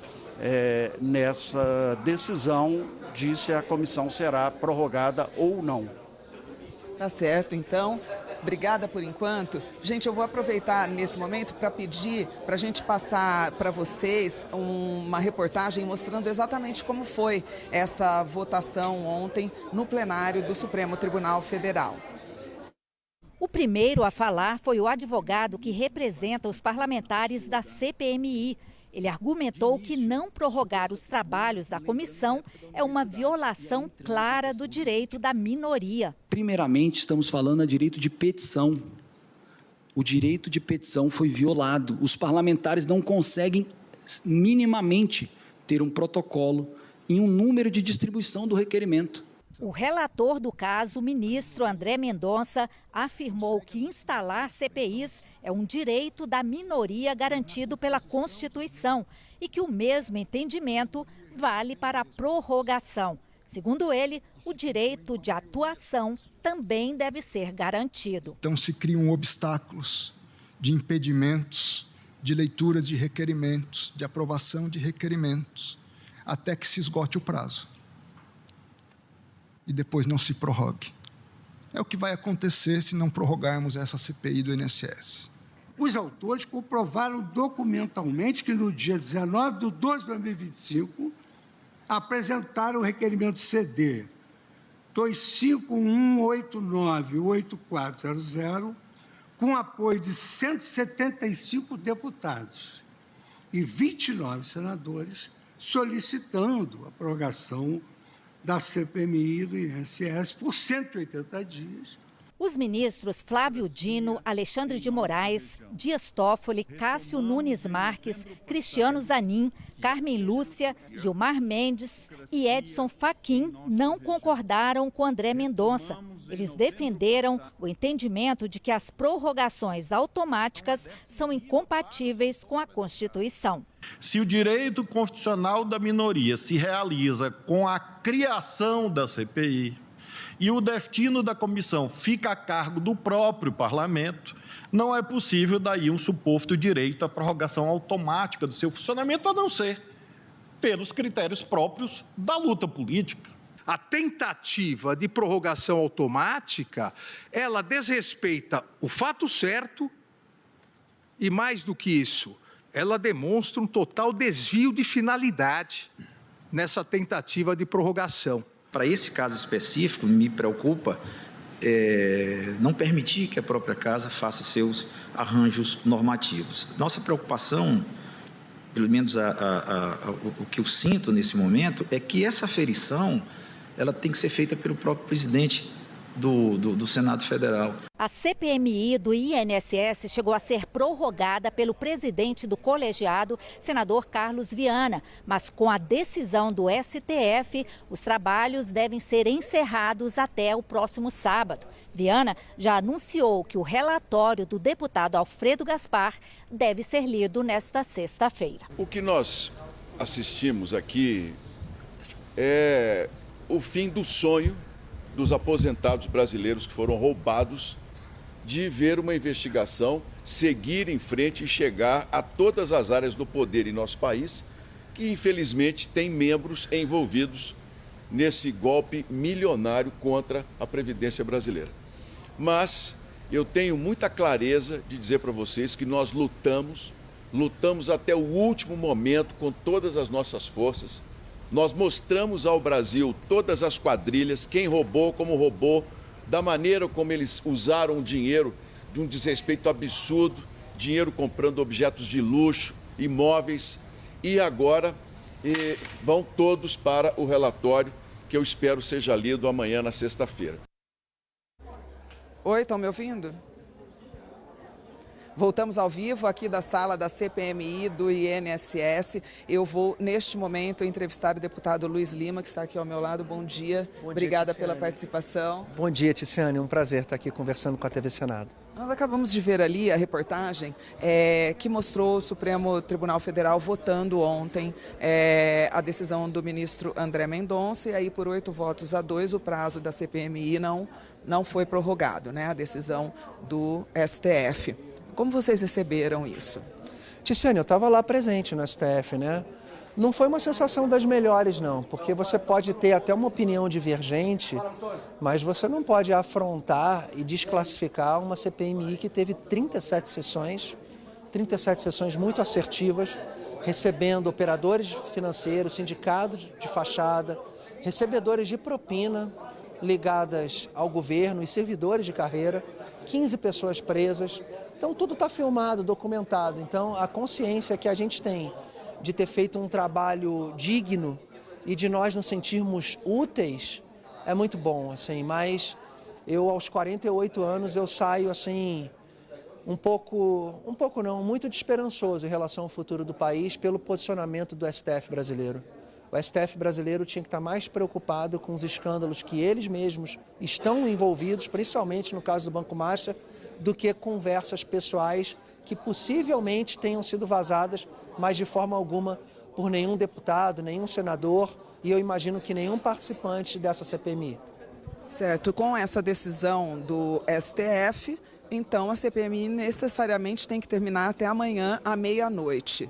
Está agendada para agora uma reunião onde vai começar a leitura do relatório, um relatório longo. Para essa reunião, para a votação desse relatório, vocês têm alguma estratégia, tendo em vista que o governo já anunciou um relatório paralelo? Não, a estratégia é apresentar o relatório do Alfredo Gaspar, que foi extremamente dedicado. Eu acho que foi um dos poucos casos nessa casa que a gente teve um relator tão dedicado a realmente descobrir tudo o que aconteceu. A gente pode ser vencido aqui? Pode. A gente pode ser derrotado em função de articulações partidárias? Podemos. Mas é como se fosse no esporte. Se você ficou em segundo ou em terceiro e você deu o seu máximo, você fez aquilo que está no seu controle, eu vou me sentir muito vitorioso. E tudo vai ficar registrado. Vai ficar registrado para a história. E não adianta, tudo tem o seu tempo muitas vezes, né? Daqui a poucos anos ou meses, a gente vai estar explicitamente dizendo a verdade. E isso vai ser visto pela maioria das pessoas que querem buscar a verdade. Então, quando você tem jornalistas que estavam até em silêncio, apontando todos os erros que estão sendo cometidos, todo o ataque à verdade que está sendo... Então, é muito óbvio que o fim da CPMI foi porque a gente chegou muito longe e não esperavam que a CPMI fosse chegar tão longe. Agradeço sua participação. Bom dia. Bom dia, Ticiane. Sucesso para todos nós. Obrigado, TV Senado. Obrigada. Nós continuamos aqui nesta sala, agora 9h10. Vários parlamentares começam a se movimentar sala da reunião. Nós vamos aguardar o início, lembrando que esta pode ser a última reunião onde vai ser lido um relatório com 8.000 páginas, segundo informações dos parlamentares, e que pede o indiciamento de mais de 200 pessoas, ao mesmo tempo que esse relatório é do deputado Alfredo Gaspar, que é o relator da CPMI. Ao mesmo tempo, nós temos a informação da própria base do governo de que eles vão apresentar um relatório diferente para ser votado também, com a expectativa de uma análise também deste plenário. Eu, nesse momento, estou recebendo aqui o deputado Rogério Corrêa. Maravilha, muito obrigada, bom dia, obrigada por participar. Bom dia a todos, um prazer estar aqui com a TV Senado, TV Câmara. TV Senado. TV Senado, um abraço. A gente quer saber do senhor sobre essa reunião de hoje, a leitura desse relatório, é um relatório extenso, há um consenso, vocês tiveram acesso a esse relatório, não? E quais são as expectativas e os procedimentos que devem ser tomados? Não, nós ainda não tivemos acesso ao relatório, então nós precisamos conhecer o relatório para ver como que nós vamos agir. Se for um relatório técnico, com indiciamentos daquilo que nós compreendemos com a realidade dos fatos, desde 2016, pelo menos, quando iniciou o processo de entidades poderem fazer descontos dentro do INSS, que levou a esse rombo, né, do INSS, até para explicar para os nossos telespectadores direito. A partir de 2016, muitas entidades foram cadastradas para fazer desconto e prestar serviço para o aposentado. Só que apareceu um monte de entidade picareta, que não prestava serviço nenhum. E fazia desconto de 30, 40, 50, 80 reais. Você imagina, milhões de aposentados, foram bilhões de recursos que foram desviados, então, do bolso do aposentado. Nós precisamos de contar essa história, ver o que aconteceu, e quando chegou agora, já no governo do presidente Lula, isso foi desmontado. Não mais se pode fazer desconto associativo e foi devolvido o recurso. Mas nesse meio tempo foram mais de 6 bilhões de prejuízo. E o governo teve que tirar dos cofres públicos para pagar o aposentado roubado. E estamos agora recuperando esse dinheiro a partir do confisco de bens daqueles que foram os responsáveis pelo roubo. Então esse é o resumo do que aconteceu. A partir daí, nós precisamos indiciar, são vários grupos, e nós não conhecemos o relatório do deputado Gaspar. Nós precisamos conhecer para ver o que vamos fazer. Se for um relatório técnico, nós podemos analisar e ver se há consenso naquilo que pode ser aprovado. Agora, se for uma peça mais político-partidária, mais ideológica para a campanha do Flávio Bolsonaro, parece que é isso que eles querem, aí nós teremos que rejeitar e temos um outro relatório alternativo. Esse relatório nosso, ele faz mais de 170 indiciamentos, responsabilizando pessoas, e mais de 50 pessoas que estão também responsabilizadas e que a gente pede aprofundamento pela Polícia Federal. Um relatório muito consistente, onde nós colocamos 9 grupos que atuaram nesse rombo e mais um outro grupo de agentes políticos e servidores públicos que se corromperam no processo. Então são 10 núcleos que a gente responsabiliza. E tem também o caso do crédito consignado, que é aquele empréstimo que foi feito ao aposentado e que também ele foi lesado. É o exemplo do Banco Master que nós estávamos vendo. E a partir desse roubo que fizeram os aposentados do crédito consignado, eles fizeram lavagem de dinheiro. O caso do Zetel, por exemplo, que além de doar 5 milhões para a campanha do Bolsonaro e Tarcísio de Freitas, remeteu 40 milhões para a igreja Lagoinha do Belvedere, onde ele próprio era pastor. E há uma denúncia séria contra o pastor-chefe lá, que é o pastor Valadão, que está inclusive foragido nos Estados Unidos agora, soubemos essa notícia ontem. E foi recomendado por um senador que ele ficasse nos Estados Unidos para que não viesse aqui e fosse, portanto, quebrado seu sigilo e convocado para a CPMI. É muito grave essa denúncia que saiu ontem no jornal Metrópolis. Então, nós queremos ver, neste caso aí, o indiciamento também desses responsáveis, Vorcaro, Zetel e tantos outros que estavam neste caso do crédito consignado. Então o relatório a gente está bem consistente e a gente pede que, caso seja derrotado o outro, o presidente cumpra o regimento e nomeie um novo relator. Se ele não nomear o relator, acaba sem relatório. Se acabar sem relatório, é uma pizza enorme e um período todo praticamente julgado fora. A gente espera que o presidente não seja responsável por assar pizza hoje aqui na nossa CPMI. Agradeço a participação. Boa reunião para o senhor. Obrigado. Agora, a gente estava falando aqui um pouco sobre essa possibilidade de um segundo relatório ser apresentado aqui na reunião da CPMI de hoje.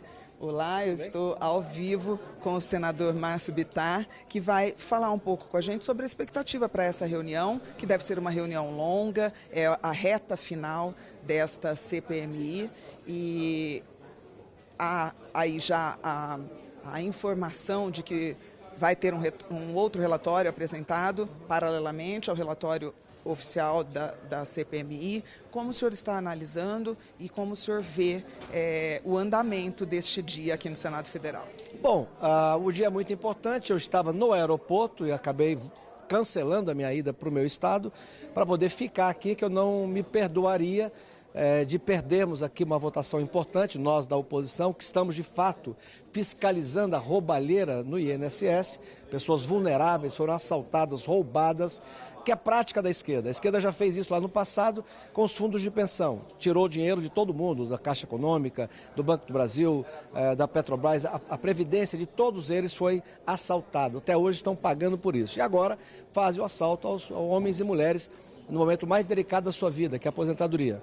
Então, eu não poderia estar no meu estado e faltar aqui um voto para indiciar algum desses bandidos e o meu voto fazer falta. Então, eu cancelei e estou aqui. Agora, tudo o que está acontecendo reforça o meu posicionamento. Este Senado perdeu a legitimidade para aprovar qualquer indicação do Lula, do PT, para o STF. Veja quem está nos assistindo. Está faltando um ministro na corte, correto? Alguém está sentindo falta? Ninguém está sentindo falta. Tem mais dois que querem se aposentar, vão embora. Não vai fazer falta. Este Senado perdeu legitimidade. Nós devíamos estar fiscalizando e apurando denúncias gravíssimas envolvendo ministros do STF, envolvidos com larga possibilidade no escândalo do Banco Master. Então, o Senado, que não cumpre o seu papel, vai aprovar mais indicados do Lula, do PT? Alguém que está nos assistindo acha que o Lula vai indicar um jurista que vá para o Supremo se preocupar com a Constituição? Não, claro que não. Qualquer indicação do Lula, do PT, vai ser mais do mesmo. O que é que eu tenho proposto? O que é que eu tenho defendido? Que nós façamos uma campanha para que as pessoas no Brasil inteiro peçam para seus senadores não sabatinar e não aprovar mais ninguém. Qualquer nome que o Lula do PT indicar para cá vai ser mais igual ao que está acontecendo. Vai ser alguém ligado ao partido de esquerda, à ideologia deles e não à Constituição brasileira. Portanto, o que nós devemos fazer? Respeitar o eleitor, o povo brasileiro, que daqui a poucos meses vai eleger o novo presidente do Brasil e os novos senadores. E o novo presidente, os novos senadores, aí sim, com a legitimidade do debate que vai acontecer e do voto, aí indica quem quiser e o Senado aprova ou não. Tudo o que está acontecendo é mais do que... De novo, o Supremo, mais uma vez, interferiu e enterrou a prorrogação da CPMI. A gente faz aqui o que pode. Eu estou protocolando na Comissão de Fiscalização e Controle uma proposta para que lá, ela é uma comissão permanente, a gente continue investigando o que hoje, infelizmente, pela decisão do Supremo, nós vamos ter que parar aqui. Então vamos hoje o dia inteiro para tentar aprovar o relatório do nosso relator e continuar dizendo que este Senado perdeu credibilidade e ele não deve aprovar nenhuma indicação mais do PT do Lula. Agradeço a participação. Bom dia. Eu convido neste momento para continuar aqui com a gente o nosso consultor aqui do Senado Federal, Gilberto Ghezoni, que entende tudo desses procedimentos e está nos ajudando aqui sempre a interpretar e a levar para você de casa todas as informações dessa parte mais regimental, procedimental, para que todo mundo consiga entender o que vai acontecer aqui hoje e o que tem acontecido nos últimos tempos, né? Eu queria conversar agora um pouco com você, para você esclarecer para a gente essa questão dos relatórios. Nós temos a leitura hoje do relatório feito ao longo desses meses pelo relator da CPMI, deputado Alfredo Gaspar. A base governista, os parlamentares já me concederam entrevista aqui, já afirmaram que há uma grande possibilidade deles rejeitarem esse relatório e apresentarem um novo relatório elaborado por esses parlamentares. como funciona, o que significa essa possibilidade de rejeição, de apresentar um novo relatório. Explica para o pessoal de casa o que acontece nesse caso. Bom, a Comissão Parlamentar de Inquérito, né, é uma comissão especial, uma comissão sui generis, e ela está sujeita a normas especiais e a própria dinâmica dos trabalhos é diferente das comissões permanentes. Então, o regimento comum, como é a Comissão Parlamentar de Inquérito, né, ela se sujeita ao regimento comum, então, tanto o regimento comum do Congresso Nacional como os regimentos do Senado e da Câmara, que são subsidiários do regimento comum, eles trazem, eles disciplinam como é o funcionamento tanto das comissões permanentes como das comissões parlamentares de inquérito. Mas há uma série de peculiaridades que não estão detalhadas nesses documentos. Então vai depender muito do acordo de procedimentos, né, das questões de ordem que forem trazidas e decididas pelo presidente da comissão. O que se espera é que logo no início dos trabalhos agora o presidente detalhe como será o funcionamento e responda eventuais questões de ordem sobre isso. Mas, em princípio, nós temos, claro, a leitura do relatório do relator, né, que é um relatório que tem precedência regimental. O relator irá ler o seu relatório, pode ler na íntegra, né, um relatório de 8.000 páginas, ou fazer uma síntese, isso também vai depender do acordo de procedimentos. E normalmente há precedentes à leitura de um voto em separado ou do relatório alternativo também em resumo, mas isso vai depender do acordo de procedimento se haverá essa leitura, porque o regimento não é expresso com relação a isso. Aí nós temos a votação do relatório do relator, como eu disse que ele tem precedência regimental. Existem precedentes de ser permitido o destaque de partes do relatório, mas o regimento também não é expresso com relação a isso. Então vai depender da decisão do presidente e do acordo que for feito para os procedimentos da comissão. Caso o relatório seja aprovado, se encerram os trabalhos, o relatório é oficializado como relatório da comissão e segue o seu trâmite normal, né? Encaminhado à mesa, encaminhado ao Ministério Público, encaminhado a outros órgãos que o relatório preveja, ele conclui por proposições, etc. Caso o relatório seja rejeitado, quando há voto em separado, a praxe é que o voto em separado seja votado. Mas isso é uma comissão com as regras próprias, né? Isso é o que acontece normalmente quando se vota uma proposição numa comissão permanente. Aqui vai depender também do acordo de procedimentos. Então nós poderíamos ter a votação desse relatório alternativo e, se isso acontecer e o relatório for aprovado, ele se torna o relatório da comissão. Mas tudo isso vai depender muito do início da reunião agora, quando todos esses procedimentos devem ser acordados entre o presidente e os membros da comissão.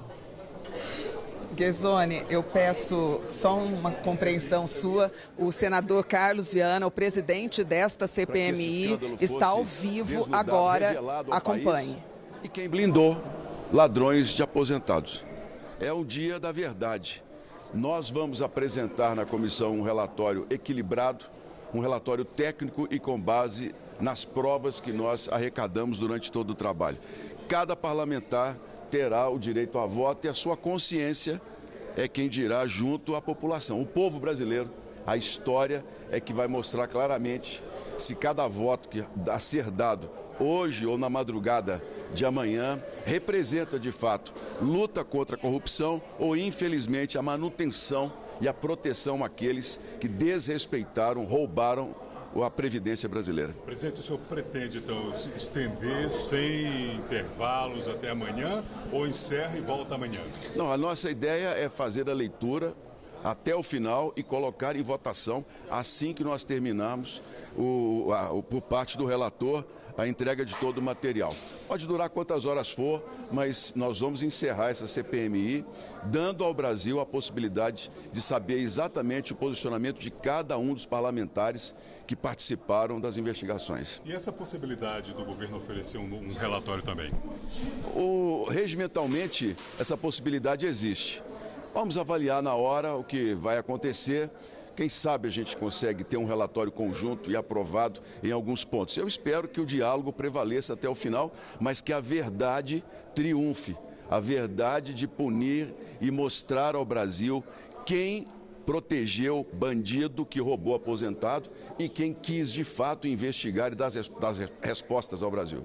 O senhor ficou chateado com as insinuações dos ministros de que a comissão vazou as conversas? Olha, eu respeito muito a Suprema Corte.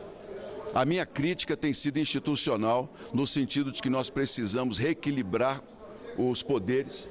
Há muita interferência do STF. Quando um ministro quer, eles tomam decisões. Agora, com relação a vazamentos na CPMI, é temerário que um ministro faça uma afirmação sem apontar quem vazou. Ele é um investigador. Ele é uma pessoa que sabe exatamente o peso das palavras que tem. Eu gostaria muito de que fosse identificado quem deu esses dados de uma forma incorreta e que essa pessoa fosse punida, mas não um conjunto de deputados, porque isso gera uma sensação de que todos nós temos a irresponsabilidade. Não foi o meu caso. Eu fui responsável desde o início, preservando todas as informações, a investigação.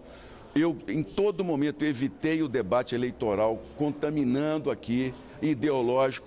Entreguei ao país toda uma série de ações voltadas para uma investigação técnica. Então, eu tenho muita responsabilidade no que fiz.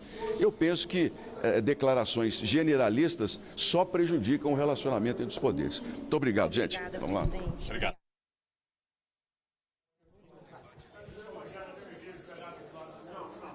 Voltamos ao vivo aqui da sala da CPMI, estávamos acompanhando a entrevista coletiva do senador Carlos Viana, que é o presidente desta comissão. Ele afirmou que pretende fazer a leitura do relatório e seguir com a votação tudo hoje, sem parar para retomar essa reunião amanhã. A intenção do senador, então, é continuar os trabalhos diretamente, fazer a leitura do longo relatório e depois continuar com essa votação. Guezzoni, é possível isso? No seu longo histórico aqui pelo Senado, CPMIs, leituras de relatórios que puderam até passar de um dia para o outro, assim?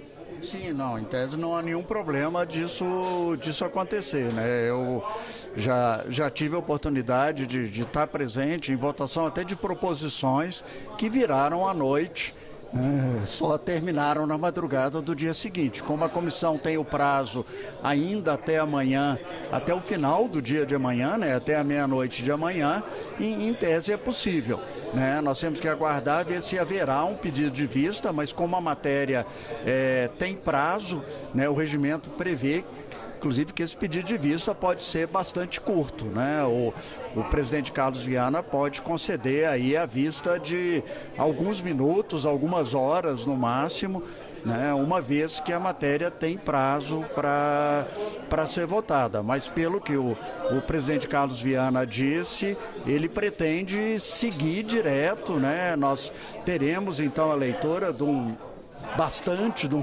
relatório bastante longo, que pelo que já anunciou o tamanho do relatório do relator. Eventualmente pode haver o pedido de vista, ele provavelmente dará aí um pedido de vista de minutos, alguns minutos, né, uma hora, alguma coisa assim, e para que os membros da comissão possam se debruçar um pouco mais sobre o relatório, né, e continuar os debates, né? Nós teremos provavelmente debates bastante longos, né? Todos os membros da CPI podem falar, ou seja, a expectativa é que a gente tenha aí uma reunião que se inicia provavelmente daqui a pouco e deve se estender aí até provavelmente à tarde de amanhã, né? Quase sem interrupções, né? Será um trabalho bastante intenso dos membros da CPI e das suas assessorias. Tá bem, eu agradeço, Guerzoni, a sua participação aqui com a gente na TV Senado para explicar com tantos detalhes e com uma linguagem tão simples para os telespectadores que estão em casa entenderem um pouco mais do que vem pela frente neste que pode ser o último dia ou no máximo até amanhã desta CPMI, que muitos telespectadores acompanharam aqui pela TV Senado, milhares deles, todos em todas as reuniões para saber tudo o que estava acontecendo por aqui. Muito obrigada. Tá, eu que agradeço, foi um prazer. Obrigada. E nós vamos continuar ao vivo aqui da sala da CPMI, trazendo para vocês todas as informações. O que eu vejo neste momento é uma movimentação intensa de parlamentares. O pessoal já está tomando os seus lugares, já tem muita gente por aqui. O presidente da CPMI, senador Carlos Viana, concedeu uma entrevista há pouco, ao vivo, e agora também já está aqui à mesa. Então, em poucos minutos, há a expectativa do início desta, que pode ser a última reunião. Então, como está prevista? A leitura do relatório do relator Alfredo Gaspar. A informação que a gente tem é que esse relatório tem mais de 8.000 páginas. Ele pede o indiciamento de mais de 200 pessoas. Esse relatório deve ser lido e apresentado aqui aos demais membros da CPMI do INSS. Eu recebo neste momento ao vivo com a gente a senadora Elisiane Gama. Obrigada pela sua participação aqui, senadora. Bom dia. Eu gostaria de ouvir um pouco da senhora sobre essa última reunião. Se ela for interrompida, talvez amanhã tenha mais uma, né? Enfim, mas essa leitura desse relatório, a possível votação em seguida, como vocês estão orientando? Olha, primeiramente eu acho que vai ser um dia com muitos debates, né? Não vai ser realmente um dia simples, digamos assim, morno, não será com toda certeza. O relatório a gente ainda não tem acesso, né? Ele, na verdade, o relator ainda não chegou aqui no plenário para ler o relatório, mas nós também temos um relatório paralelo, né? E eu espero que o presidente da CPMI coloque o nosso relatório também em votação. Eu acho que ele precisa botar o primeiro relatório do relator em votação, em esse relatório não sendo aprovado, colocar o relatório paralelo em votação. Essa é uma prática que tem sido adotada, não é, em todas as comissões que já tiveram aqui no Congresso Nacional. Então, eu espero que o Carlos Viana também siga esse mesmo rito que foi estabelecido em comissões anteriores. E aí, portanto, nós vamos partir para o debate. Eu ainda não sei, na verdade, qual o teor do relatório, do relator aqui hoje. Se for um relatório que nós venhamos a compreender, que seja plausível, não é, que seja justo, que haja indiciamentos condizentes com todo o conjunto probatório da investigação, a gente poderá votar a favor, né? Mas se não houver esses critérios estabelecidos e seguidos, não é, que é exatamente uma justiça na aplicação dos indiciamentos, dos pedidos de indiciamento, naturalmente, que nós passaremos para essa alternativa, que é a aprovação do relatório paralelo. E como a senhora prevê, muitos debates, né? Há uma expectativa de pedir vistas para ter mais tempo para analisar esse relatório do relator, tendo em vista que assim, o prazo é muito exíguo, né? Não tem muito o que fazer.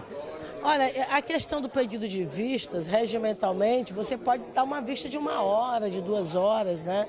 Então, isso é uma prática que se adota aqui no Congresso Nacional em alguns casos excepcionais. Se houver pedido de vista, tem que ser por horas, porque o prazo finaliza amanhã, né? Então, realmente, você, como colocou muito bem, a gente não tem mais prazo suficiente para, digamos, pedir vista e fazer um outro debate de forma mais ampliada. Eu acho que hoje o que nós temos, de fato, é partir para essa votação, né? E aí, como eu disse, ou votar ou aprovar o relatório do relator, se for um relatório realmente plausível, ou trabalhar para que o relatório paralelo possa ser também posto em votação. A senhora analisa que a CPMI cumpriu o papel dela? Eu acho que cumpriu sim o seu papel, né? Foi um trabalho muito intenso, muito importante, né? Os debates que aconteceram fazem parte do processo democrático, às vezes em algumas situações houve certa exaltação, mas eu acho que isso é do parlamento brasileiro. Essa casa é uma casa representativa, aqui cada parlamentar representa, não é, um espaço do país. O país é um país continental, um país gigante, e aí, portanto, essas confluências ou divergências de ideias, elas são naturais do processo legal, não é? Da democracia brasileira. Então eu acho que foram dias muito importantes, acho que a CPMI cumpriu o seu papel e hoje nós esperamos aí que nós possamos apresentar um relatório importante, robusto, com um conjunto probatório condizente com tudo que realmente nós investigamos aqui na CPMI.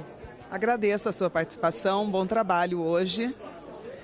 Acabei de entrevistar, então, aqui a senadora Elisiane Gama, mantendo o nosso compromisso de ouvir sempre parlamentares, membros da comissão, tanto da base do governo quanto da oposição. E agora eu vou trazer um pouco de números para vocês sobre essa CPMI que está chegando ao final. Olha só, nós temos os dados de 51 reuniões realizadas. 72 pessoas foram convidadas ou convocadas e 36 compareceram e prestaram depoimentos. 14 pessoas foram presas a pedido desta CPMI. E vou interromper só um pouquinho esses dados para a gente entrevistar o deputado Sóstenes Cavalcante, que vai passar para a gente algumas informações a respeito desse último dia da CPMI. O senhor considera que, de fato, a CPMI está acabando com um papel concluído? A CPMI avançou em grandes investigações, e nós temos recorde de prisões já desde o início desta CPMI, de todas as CPMIs na história do Parlamento brasileiro, punindo assim aqueles que roubaram os nossos aposentados e pensionistas. Lógico que nós precisávamos talvez de mais algum tempo para continuar, mas o STF, junto com o atual desgoverno que aí está, decidiram por finalizar, porque não querem investigar. Nós estamos num Brasil muito preocupante, um Brasil que lamentavelmente se junta ao governo Lula com os ministros do Supremo Tribunal Federal para impedir uma investigação de ser prorrogada, o que é lamentável.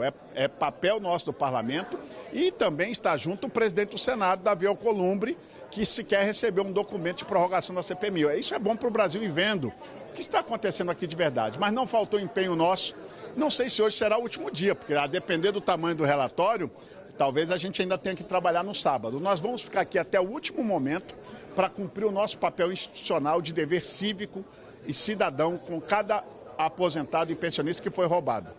Tá bem, eu agradeço sua participação. Eu só estou ali tentando, neste momento, ouvir o presidente aqui da CPMI, senador Carlos Viana, mas ele está ali, como sempre faz, e precisa fazer antes da reunião, conversando com os parlamentares e nesse momento não vai conseguir falar com a gente.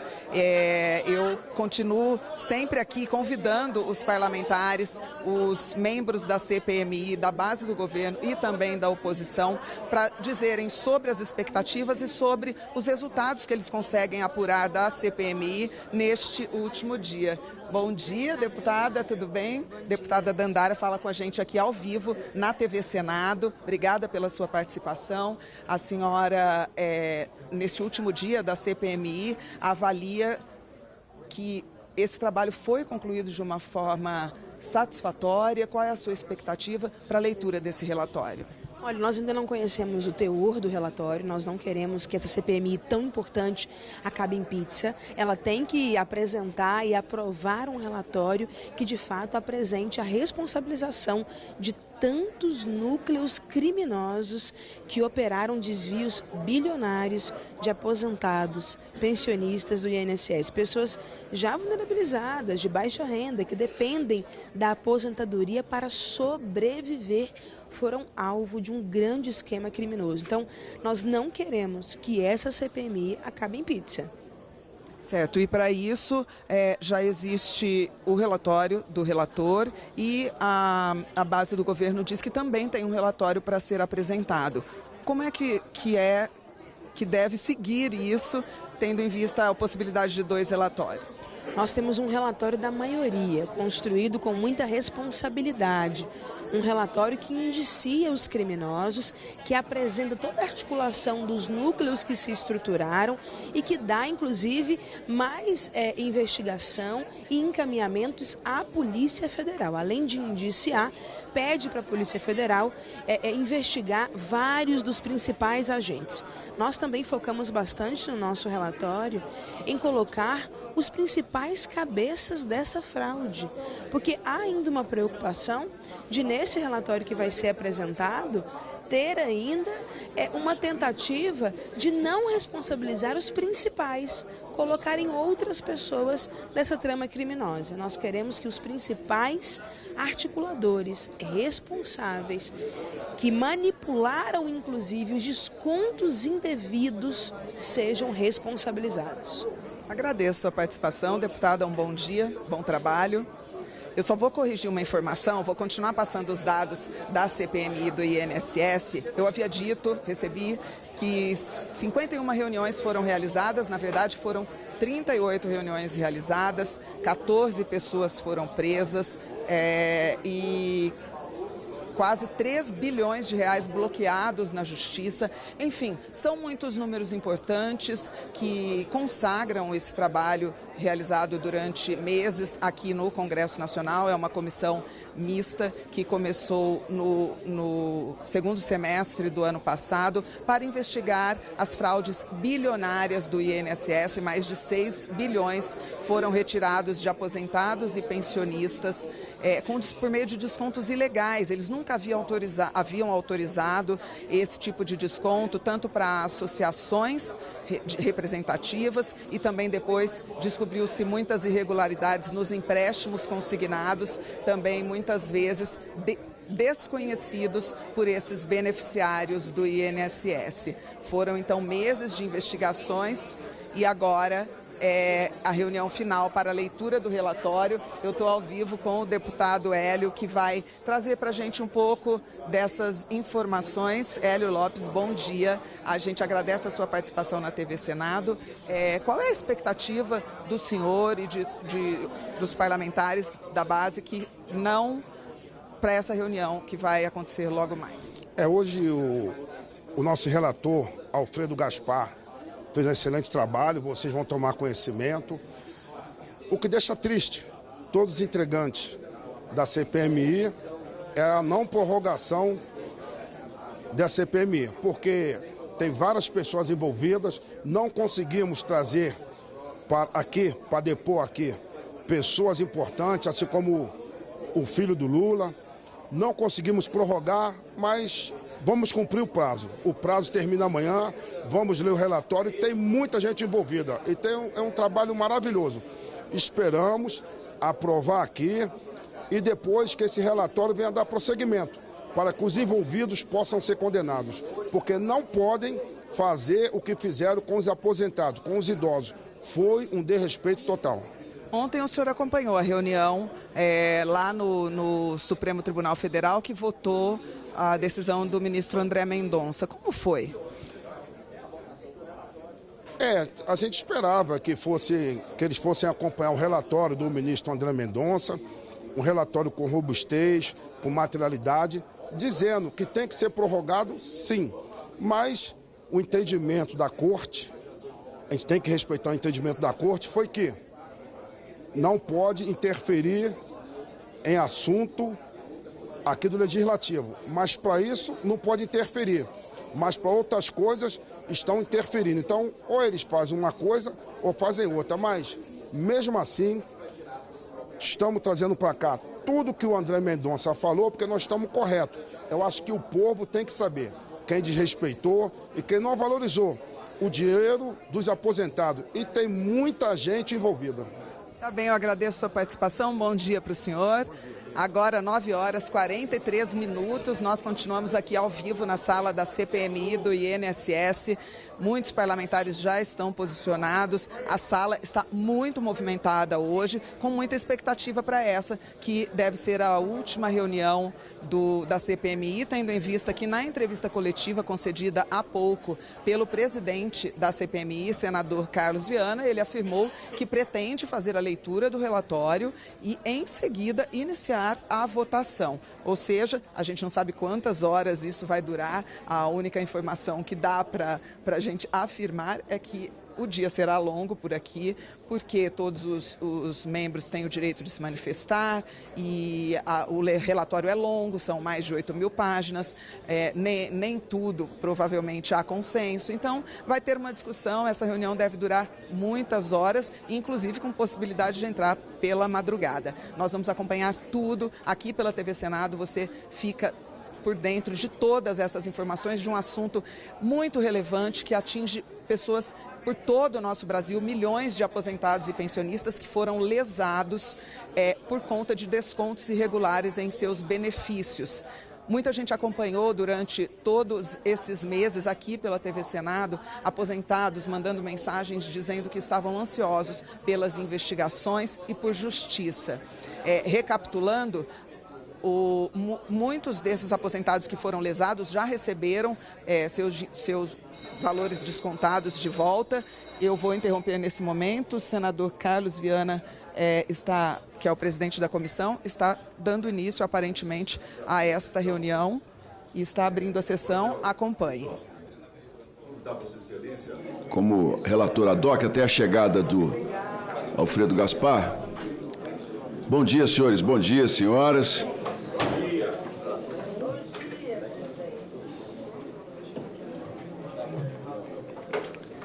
Eu já vou abrir a sessão e vamos adiantando as falas, porque assim nós já vamos dando sequência antes da chegada do relator para a leitura do relatório. Já vamos adiantando os trabalhos aqui.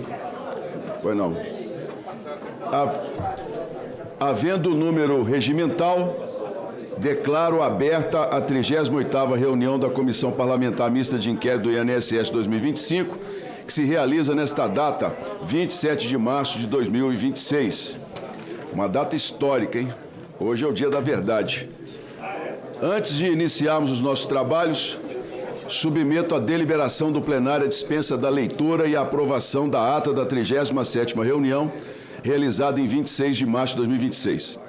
Aqueles que aprovam permaneçam como se encontram. A ata está aprovada, será publicada no Diário do Congresso Nacional. Presidente. Pois não, Excelência. Eu gostaria de fazer uma questão de ordem com o senhor para entender um pouco de como é que vai ser o artigo, rito, Excelência? Artigo 14. Pois não, Excelência. Comum. Mas saber como é que vai ser o rito. Pois não, Excelência. Eu não sei se o senhor quer fazer isso agora ou depois, quando o relator já estiver aqui. Não, Excelência. Para tentar entender um pouco como é que vai ser o andamento da sessão, o processo, a votação, se vai ter possibilidade de destaques,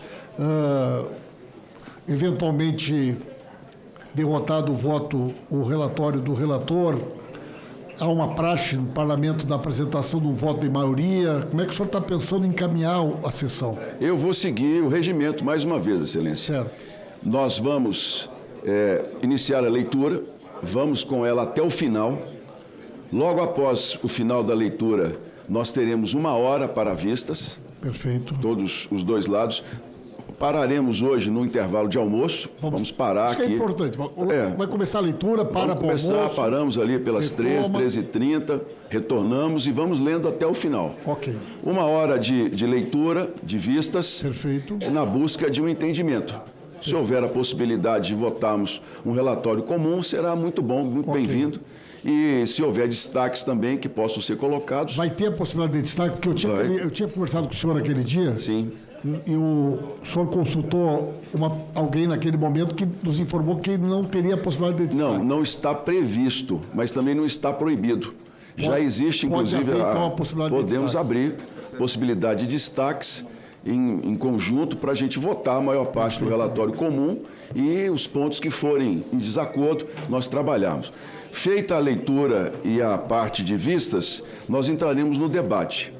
Cada parlamentar tem direito a falar 10 minutos aqui, como nós estamos fazendo naturalmente. Aí é o seguinte, nós vamos ter só em debates em torno de o quê? 5 horas, que estão previstos aqui até o final em relação a isso. E logo em seguida, ou votamos o relatório com os destaques, ou votamos o relatório e daremos sequência no trabalho. Ok?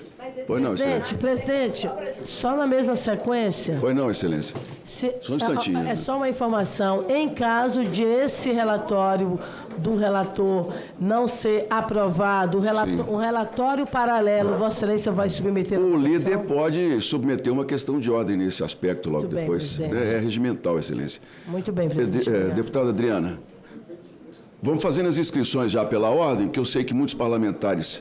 Não, eu vou fazer uma pergunta. Querem falar? Pela ordem é aquele 2 minutos, né? Isso, então, exatamente. Então tá, não, eu só quero pegar carona aqui para tentar entender se esse destaque que foi falado seria só para suprimir uma parte do texto e isso, no momento adequado, o senhor vai instruir como vai ser feito. Se é individual, se é grupo, eu só queria entender como funciona. Pois não, Excelência. Olha, o mais importante, senhores, por favor, o mais importante é que essa comissão consiga votar um relatório e entregar ao país uma investigação completa. Pelo que já percebi e já conversamos, pelo menos 60% do relatório tem pontos comuns. Ou seja, a parte técnica da investigação, ela está em acordo em boa parte. Até a última conversa que tivemos com os líderes, os pontos que estavam em desacordo eram com relação aos indiciamentos. Se o relator entender e as lideranças entenderem que nós podemos votar esses pontos em destaque, eu não vejo problema algum para que a gente tenha um relatório aprovado. Se não houver acordo, naturalmente eu vou dar sequência no que diz aqui o regramento. Nós vamos colocar o relatório em voto e os parlamentares poderão dar o seu posicionamento. Presidente, só me desculpe, só para... Aí conclui... Fizemos os debates e tocamos até o final? Vamos encerrar esse assunto, Excelência. Então, começamos hoje e só terminamos depois da votação. Não, mas sem suspender, vamos indo, é isso? Vamos em frente, Excelência. Vamos em frente. O Brasil espera uma resposta... Pela oposição. Só que em relação à questão do relatório e como vai ser votado, pois não. Que o senhor chegou a dar algumas sugestões, nós pedimos que essa decisão fique para depois. Claro, perfeitamente, Excelência. Não é o momento agora, nós precisamos avaliar também de acordo com o regimento e o procedimento correto. Todo o regramento diz o seguinte: o relator apresenta um relatório, é feito o debate e logo em seguida vem a votação, ok? Mas vocês sabem bem que nós estamos numa casa de debates e de acordos, de consenso. O ideal, eu volto a dizer, é que nós tenhamos um relatório aprovado.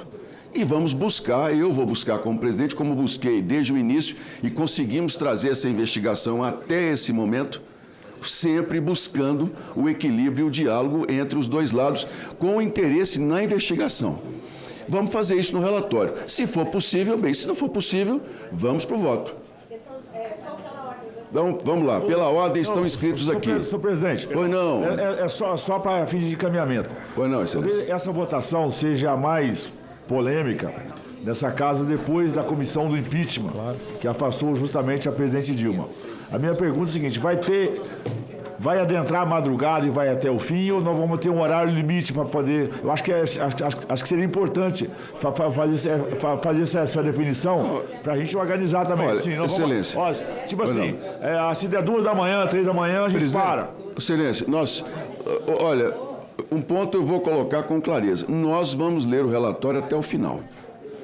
Vamos ver o horário que isso vai terminar e aí eu posso consultar novamente o plenário sobre a melhor decisão. Eu não vou impor aqui absolutamente nada que os senhores não estejam em acordo. Perfeito? Então vamos primeiro aguardar a leitura do relatório. Depois a gente verifica. Pois não, líder Marinho? Senhor presidente, só para adiantar uma questão, para evitarmos celeumas posteriores, né, eu quero concordar com Vossa Excelência que o regimento tem que ser seguido. Vossa Excelência até agora tem feito um trabalho extraordinário nesse sentido. Todo o Brasil é testemunha que, apesar de todas as tentativas de tentar boicotar o trabalho dessa comissão, Vossa Excelência tem sido firme. Mas Vossa Excelência que não há acordo quanto a destaques do relatório. Então, né, para evitar já está colocado. Ou voltamos o relatório da maneira como ele está colocado, ou o governo assuma que de forma deliberada está blindando os criminosos que roubaram os aposentados do INSS e vote contra o relatório. O relatório da maioria. Não, Excelência. Vamos começar as palavras. Agora, eu sempre busco o diálogo. Quem sabe os pontos de desacordo são muito poucos. Às vezes, no final, a discordância é pequena. Podemos caminhar nesse sentido. Se o relator concordar em retificar isso, mas votar destaque, não. Nós vamos buscar o melhor entendimento. Se não houver, Excelência, nós vamos para o voto. Isso aí é tranquilo. Vou dar início aqui às falas pela ordem.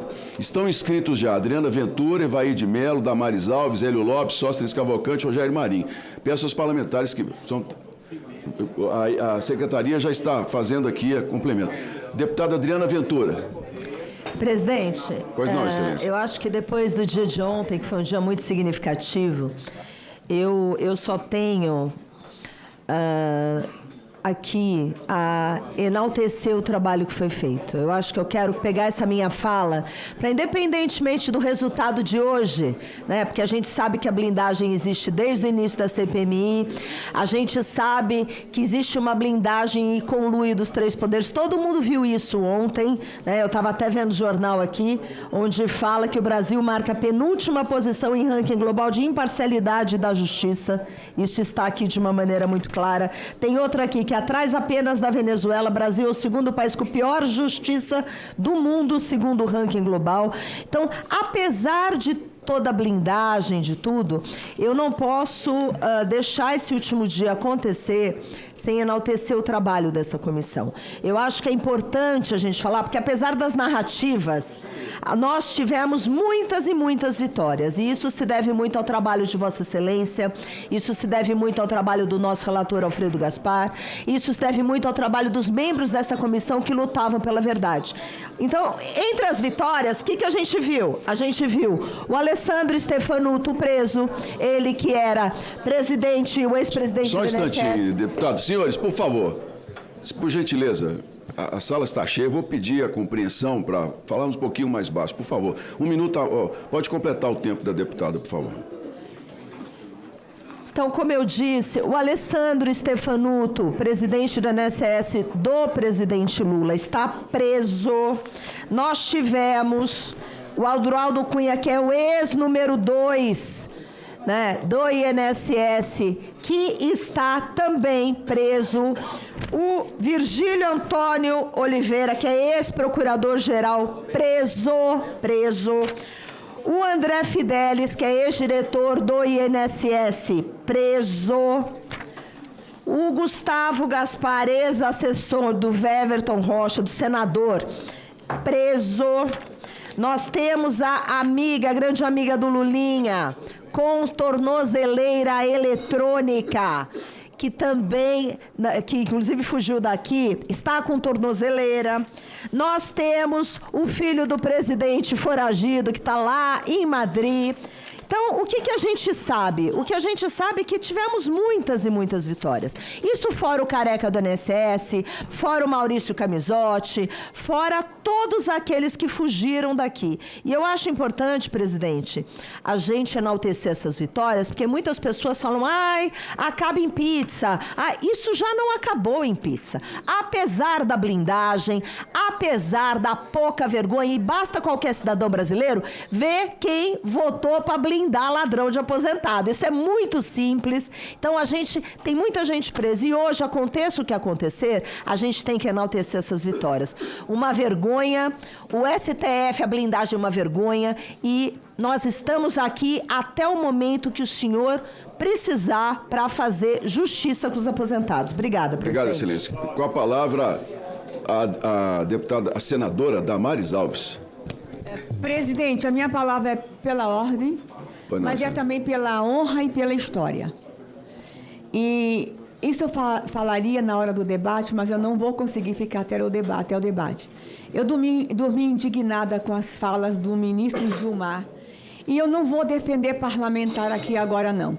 Eu vou defender as honrosas, valentes, incríveis assessoras da direita e da esquerda que estavam dentro da sala cofre comigo.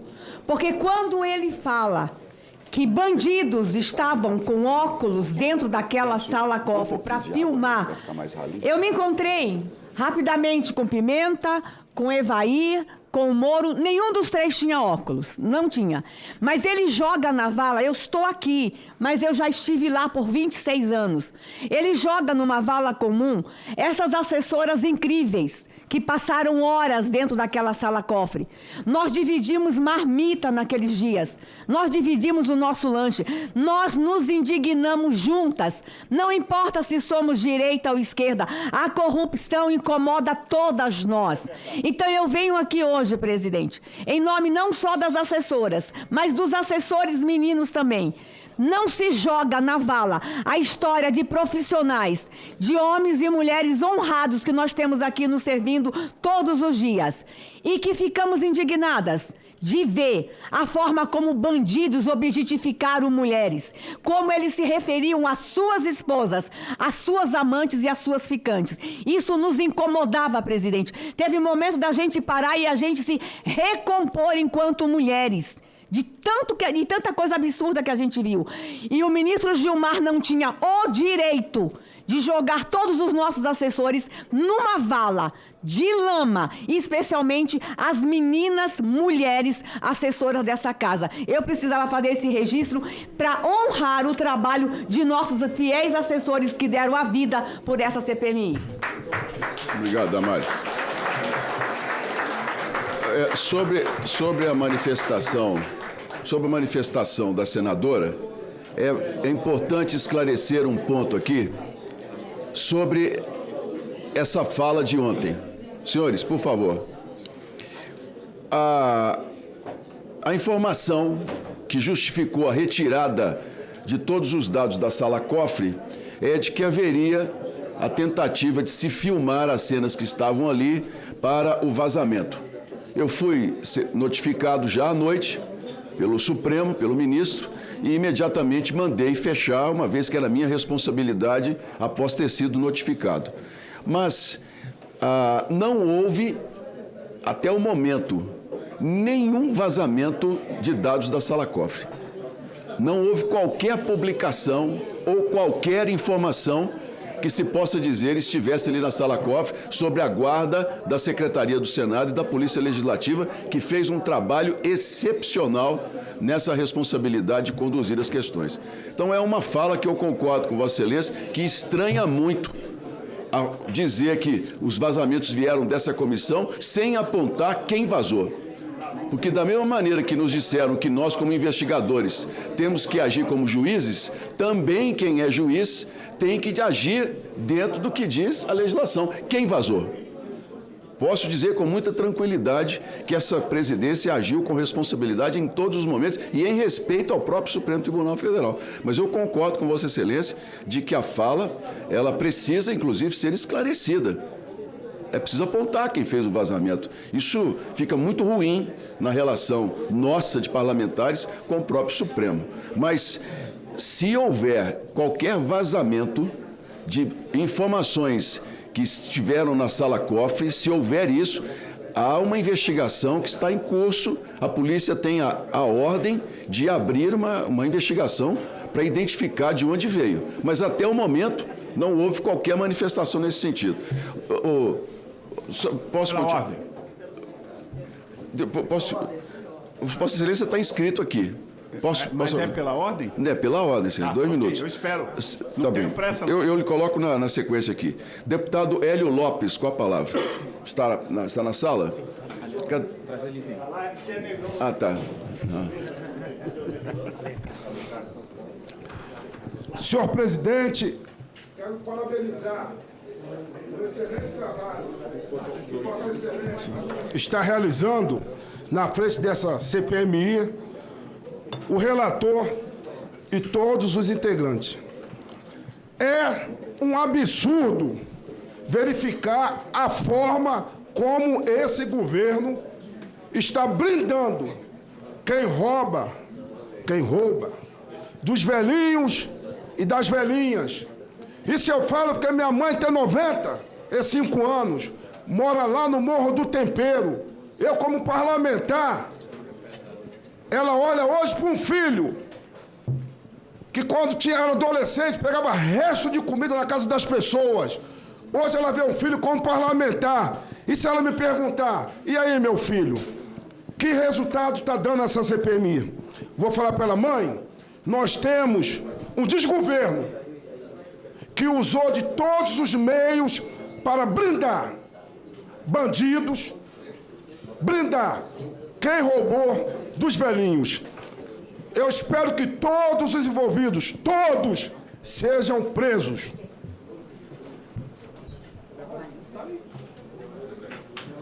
Pronto, Excelência.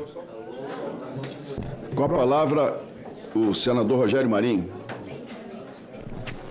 Senhor presidente. Pois não, Excelência.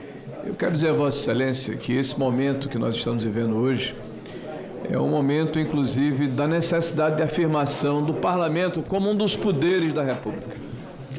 A nossa Constituição, que tem fulcro, que tem embasamento no Locke, no Montesquieu, que fala da separação dos poderes, foi elaborado, a nossa Constituição foi elaborada justamente para que houvesse equilíbrio e independência entre os poderes da República. Claramente, nós estamos vendo uma invasão de prerrogativas que tem feito mal à democracia. Veja, senhor presidente, a percepção que a sociedade tem da maneira como a maioria do Supremo Tribunal Federal tem se comportado é de que aquele poder, além de estar extrapolando as suas prerrogativas, exerce uma jurisprudência de conveniência e transformou-se, na verdade, no aliado deste governo atual. Isso é muito ruim, porque nós aqui defendemos a Constituição. Nós queremos uma justiça isenta, imparcial. Nós queremos, senhor presidente, que a Constituição seja o escudo, que seja o cobertor que abriga todos os cidadãos brasileiros, independente de credo, de cor, de religião ou de ideologia política. Senhor presidente, nós assistimos, por exemplo, novamente, por ocasião dos votos que foram proferidos ontem, inclusive aquele que é mais experiente no Supremo Tribunal Federal, o eminente ministro Gilmar Mendes, dando lições a esse parlamento como se tivesse essa responsabilidade ou essa incumbência. Aonde na Constituição brasileira se deu a prerrogativa para que o Supremo Tribunal Federal ditasse a forma como deve se comportar politicamente esse parlamento? E quero substanciar aqui o que eu estou dizendo. Ele fala, o sistema atual ficou velho. Tratando das CPMIs, é necessário uma nova lei. Ele nos dá, senhor presidente, uma orientação, uma imposição. Ele fala como se nós fôssemos meninos de escola. Pois eu lhes digo, senhor presidente, a maneira como o Supremo Tribunal Federal se comporta ficou velha. É necessário uma nova reforma judicial. É necessário que os poderes da República fiquem nos seus respectivos lugares. Que não haja invasão de prerrogativas e de competência, senhor presidente, pelo bem da democracia. Pois não, é importante que nós consigamos hoje terminar o nosso trabalho e fique claro para a sociedade brasileira quem está blindando quem e quem não quer de fato apurar esse roubo hediondo, execrável e que pesa na consciência de todos aqueles que o perpetraram. Muito obrigado, Excelência. Deputado Luiz Lima, com a palavra. Presidente... Sim, senhor. Presidente Carlos Viana, 38ª sessão que eu estou aqui presente, e nada vai me apagar da minha lembrança quando a gente recebeu aqui um membro da Polícia Federal numa audiência restrita e que ele estava com medo de falar. Essa CPMI recebeu personagens que fizeram parte do roubo dos aposentados, operadores financeiros, recebedores de propina, sindicatos de fachada, Conafer, Sidnap, Contag, esses 3 sindicatos ligados ao PT e ao PDT como fundadores, Recebemos aqui ex-ministro da Previdência, Carlos Lupe, que indicou o atual ministro da Previdência, Volney Queiroz, que sequer foi convidado. Mas ontem, quando eu estive no STF, eu compartilho do sentimento da senadora Damares, um ministro afrontando deputados e senadores, imputando que nós tivemos a realização...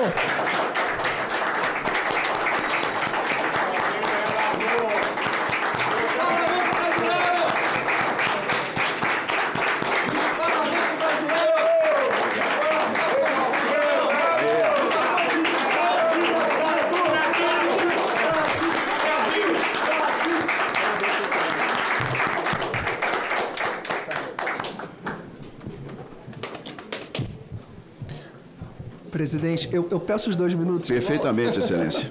Eu vou até mudar minha fala. Vamos lá. Perfeitamente. Obrigado, presidente Viana, recebendo o relator Alfredo Gaspar, um relatório.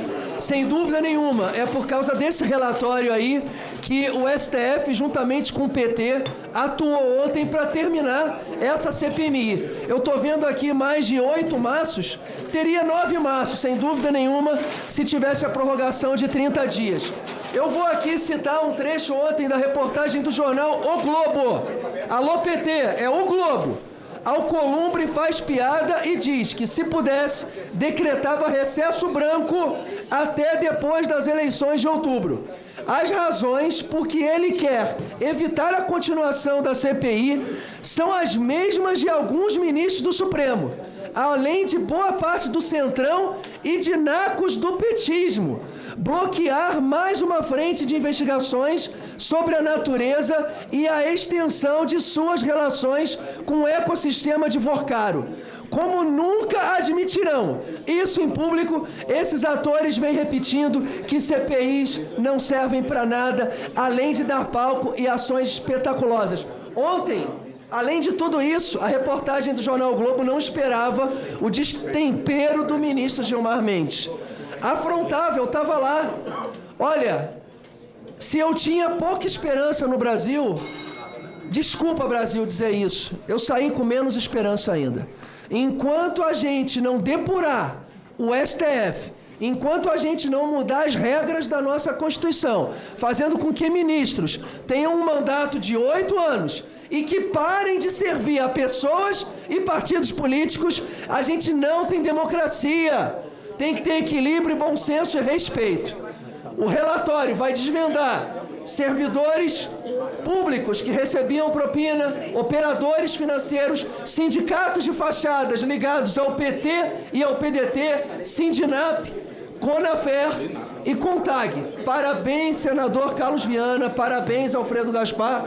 Eu nunca me senti tão útil como deputado federal, enquanto eu me senti útil fazendo parte da CPI. Muito obrigado pela oportunidade. Alfredo Gaspar, que Deus ilumine o senhor e nos proteja. Obrigado. Deputado Paulo Pimenta.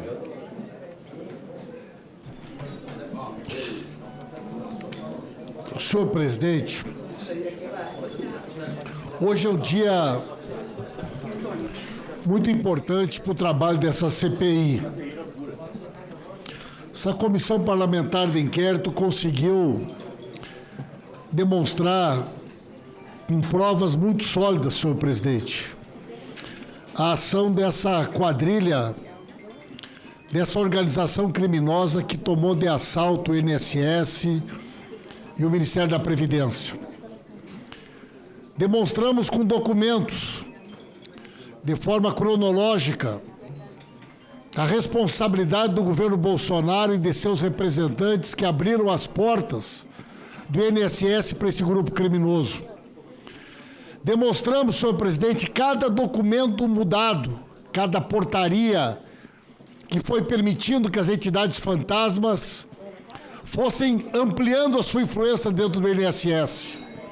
Demonstramos a maneira como os criminosos tiveram acesso ao banco de dados dos aposentados, aposentadas e pensionistas. Demonstramos que o dinheiro roubado do INSS e também do Bolsomaster irrigou campanhas eleitorais, em especial de Onyx Lorenzoni, ministro de Previdência de Bolsonaro, do próprio Jair Bolsonaro. beneficiado com o dinheiro do Zetel, do esquema do Vorcaro. Demonstramos que Tarcísio de Freitas foi um dos maiores beneficiários desse esquema criminoso e que o jatinho do Vorcaro esteve à disposição para que o Nicolas percorresse o Brasil fazendo campanha para o Bolsonaro. A quadrilha foi desmascarada e o Brasil hoje vai saber em detalhes a responsabilidade de Jair Bolsonaro e sua gangue no roubo do INSS e também no Bolsomaster.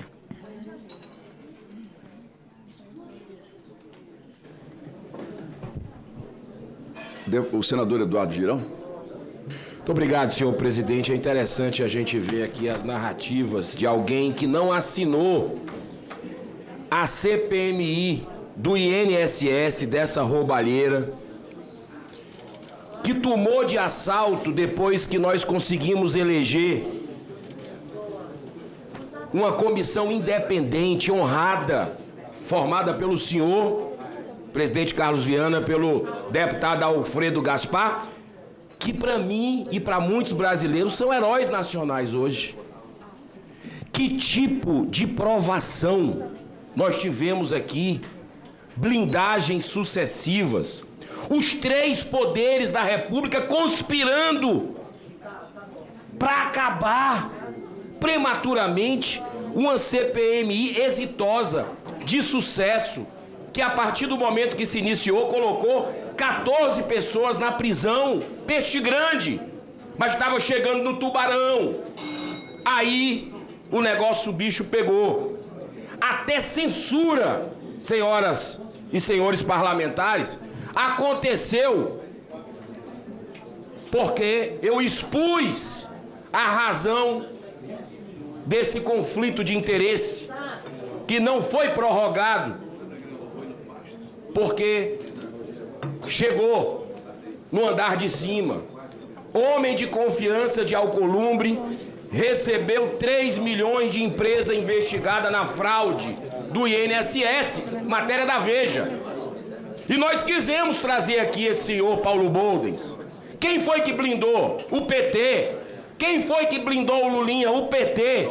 Quem foi que blindou o Frei Chico? O PT. Quem foi que blindou os banqueiros? O PT. Então, senhor presidente, essa CPMI, mesmo sendo sabotada e boicotada, é um mega sucesso pelo trabalho que apresentou e pelos resultados concretos para a população brasileira, que vai tirar a conclusão hoje de quem vai blindar e quem não vai blindar o relatório final. Muito obrigado, senhor presidente. Obrigado, excelência. Deputado Rogério Corrêa com a palavra.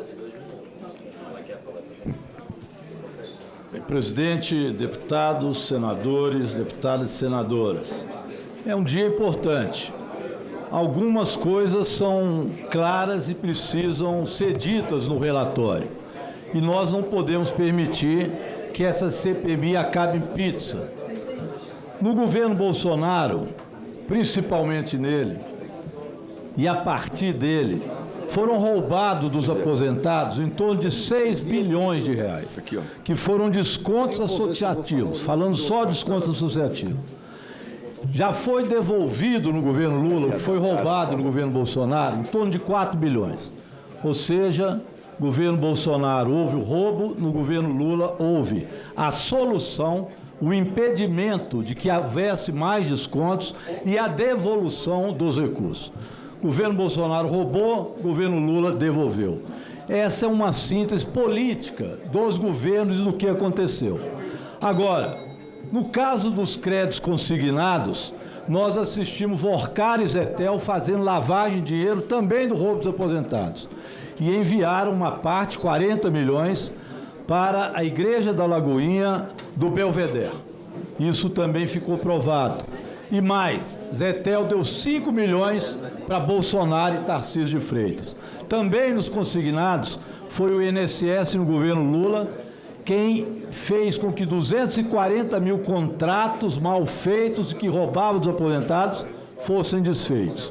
Foi ainda no governo do presidente Lula que o Banco Master foi liquidado, porque Campos Neto, do Bolsonaro, passou a mão na cabeça e deixou crescer o rombo do Banco Master, que Ibanez também bolsonarista, queria simplesmente salvar. Eu espero que isso esteja no relatório, porque essa síntese política é muito importante. Temos que aprovar um relatório hoje. Pois não, Excelência. Deputado Sóstenes Cavalcante. Presidente, a história da CPMI. Estava tudo certo para o presidente não ser Vossa Excelência e senhor Omar Aziz, relator não ser Alfredo Gaspar e ser um deputado lá do Tocantins, que eu até me esqueço o nome aqui agora. Mas os deputados membros dessa CPMI, e quero louvar aqui, dar voto de louvor ao meu colega Coronel Crisóstomo, Coronel Fernando, que colheram as assinaturas junto com a senadora Damares, me chamaram numa reunião e eu falei, o governo já cooptou a CPMI, esquece isso, não perde o tempo de vocês. Aí Deus usa o Zé Trovão para me esculhambar e falar para mim, porque todos sabem que eu estou deputado, mas sou pastor. Que pastor é você, Tomé, não tem fé? Junto com o líder Rogério Marinho, a quem também dou um voto de louvor aqui pela articulação, trabalhamos uma madrugada. E aí, o gol de bicicleta, senador Girão, da oposição no ano passado, foi eleger um presidente e um relator que de verdade vieram aqui para investigar quem roubou aposentado. Porque se dependesse do governo, os senhores não estariam aí. Isso aqui já começaria em pizza, não terminaria não, teria começado em pizza. Então, parabéns, Carlos Viana, parabéns, relator Alfredo Gaspar, Vossa Excelência deixa um marco de antes de Vossa Excelência como relator e depois, porque ser relator depois de Vossa Excelência uma CPMI será difícil. Mas eu quero agradecer os nossos assessores, todos, de todos os partidos que nos ajudaram. E quero dizer que estou aqui com uma queixa-crime e quero deixar à disposição para todos os parlamentares que quiserem, contra o ministro Gilmar Mendes, que nos acusou ontem, de maneira leviana, sem dar nome de quem vazou. Então ele precisa dar nome, porque senão ele fez uma ilação muito grave contra todos nós aqui, não é só contra a oposição não, contra todos nós. Quem quiser assinar a queixa-crime, depois eu só preciso dos dados para a gente entrar. Por último, presidente, está aqui uma moção de louvor ao advogado do Partido Novo, Rodolfo Gil Moças Rebouças, pela ação que ele entrou ontem. A gente, às vezes, na política, perde ganhando. E, neste caso, nós ganhamos perdendo no STF, porque todo mundo viu a associação do governo Lula com o STF. Por último, presidente, PT não assinou a CPMI. PT perdeu a eleição para presidente e relator da comissão. PT blindou Lulinha e blindou também o Frei Chico. PT não assinou a prorrogação da CPMI, está enterrando junto com o Centrão, o PT, o governo Lula enterrando a CPMI. E o ministro Fujão do PT, Volney, acabou a CPMI e não veio aqui porque foram blindados pelos petistas. Obrigado. Deputado Dorinaldo Malafaia. Obrigado, presidente. Olha, hoje é muito importante que a gente perceba e reconheça o papel da deflagração, na deflagração da Operação Sem Desconto, que foi executada pela CGU, pela TCU e pela Polícia Federal, a partir da análise integrada desses documentos. E eu gostaria de ver nessa conclusão, nesse calhamaço apresentado aqui pelo relator, que esteja incluído exatamente a análise de quem fez a operação, de quem realmente, em que momento essa operação começa. Eu gostaria muito de ver nesse relatório a presença da história contada do papel de Onyx Lorenzoni nessa trama e nesse golpe que foi executado aos aposentados. Onyx Lorenzoni comandou o Ministério do Trabalho entre 2021 Silêncio, por e favor. março de 2022. Houve doações admitidas, inclusive, que foram recebidas R$60 mil do empresário Felipe Macedo Gomes, dirigente da entidade Amar Brasil, clube de benefícios para sua campanha ao governo do Rio Grande do Sul em 2022. Teve aqui a presença do filho, as informações a partir do filho, Pietro Lorenzoni, como advogado da Unibap, uma das entidades investigadas que faturou cerca de 80 milhões de descontos indevidos.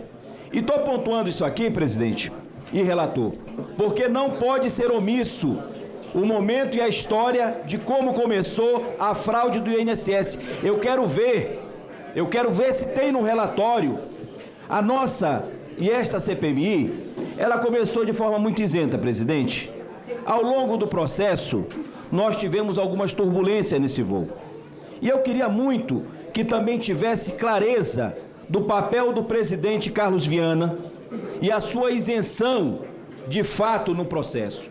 Porque ao longo dessa CPMI, pois não, Excelência, Vossa Excelência foi citada, foram levantadas suspensões acerca do seu papel na condução desta CPMI. Pois não, Excelência. Como se não bastasse, o Centrão está envolvido plenamente neste caso, questões envolvendo Lagoinha, questões envolvendo Zetel, questões envolvendo o deputado Nicolas Ferreira e a utilização e beneficiamento direto através de voos e aviões, investimentos em campanhas eleitorais de Bolsonaro, ou seja, tem uma trama para finalizar que compromete demais a condução e o relatório final dessa CPMI. Eu gostaria muito de ver neste relatório do deputado Alfredo Gaspar, essas citações que foram apresentadas aqui. Muito obrigado, do ponto de vista, para finalizar, da política... Para encerrar, Excelência, por favor. Nos parece muito peculiar que o relator tenha assumido, por exemplo, o PL na sua cidade. Parece que é até uma coincidência... Excelência, para encerrar, por gentileza... eu tenho uma lista de inscritos aqui muito grande, bem, Excelência. Presidente. Muito obrigado, Apenas Excelência. Questões levantadas aqui... Não, Excelência. Que nos parece importante ser relatadas e apresentadas, inclusive, pelo próprio deputado Alfredo Está Gaspar. aberto. Muito obrigado, Excelência. Deputado Gustavo Gaia. Obrigado, presidente. Começo parabenizando a formação dessa mesa, ao nosso relator Gaspar, ao presidente Carlos Viana. O trabalho que os senhores têm feito nesses últimos meses vão muito além de desvendar um esquema de corrupção envolvendo o roubo de velhinhos. O que os senhores e boa parte dos membros dessa comissão conseguiram mostrar para o nosso país é que a podridão que sequestrou a nossa nação, a nossa Suprema Corte, ela é muito mais profunda e muito mais perversa do que nós havíamos imaginado. Indiferente de qual seja o resultado que aparecerá nesse painel ao final do dia de hoje ou de amanhã, o que nos foi imposto diante de uma Suprema Corte que trabalha para blindar corruptos, indiferente do resultado, do número que apareça ali, o Brasil já sabe a verdade, Girão. Pesquisas que foram publicadas nesses últimos dias mostram que o trabalho e o resultado dessa comissão teve êxito. Não importa qual seja o resultado do relatório, nós já sabemos como que cada um aqui vai votar. Mas o Brasil já reconhece que são justamente membros da nossa Suprema Corte e do governo que participaram do maior esquema de corrupção, de assalto a velhinhos e órfãos que o Brasil já viu. Não adianta espernearem, não adianta criarem narrativas das mais absurdas de que o governo Bolsonaro fez um esquema de corrupção para enriquecer seus adversários. Olha o absurdo de uma narrativa. O governo Bolsonaro criou um esquema de corrupção para dar dinheiro para o Lulinha, para o irmão do Lula. Me desculpa, isso é risível. Mas eu quero mais uma vez parabenizar o trabalho. Eu tenho certeza que durante esse período nós vimos aí situações extremamente insalubres. Até pancadaria aqui dentro dessa comissão, porque foi quebrado o sigilo do Lulinha. Que medo é esse? Mas não se preocupem. Esse escândalo, o Brasil já sabe quem foi. Virá o próximo. E no próximo escândalo, onde envolve também, adivinha quem? Lulinha, Banco Master, Victor.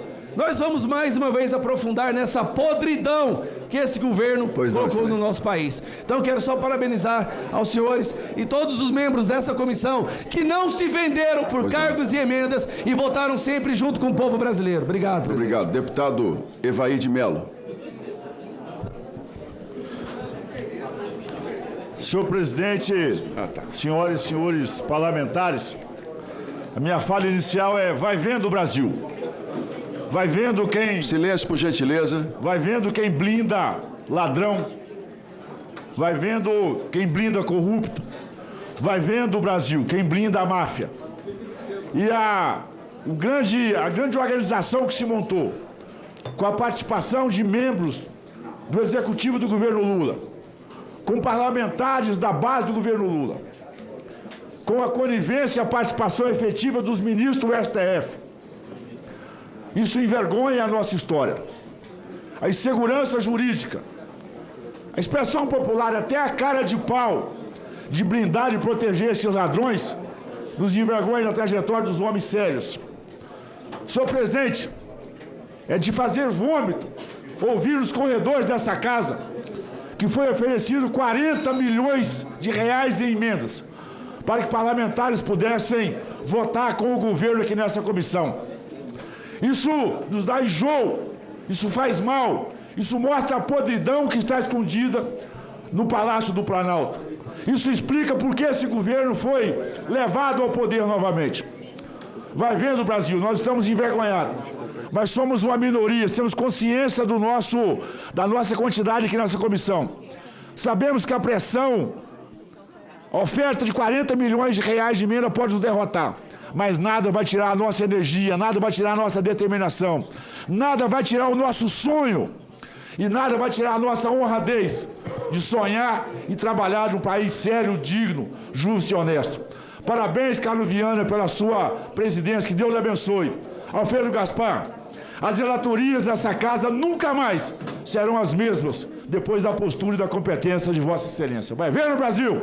Muito obrigado, Excelência. Deputado Marcel Van Hatten, número 13 nos debates aqui.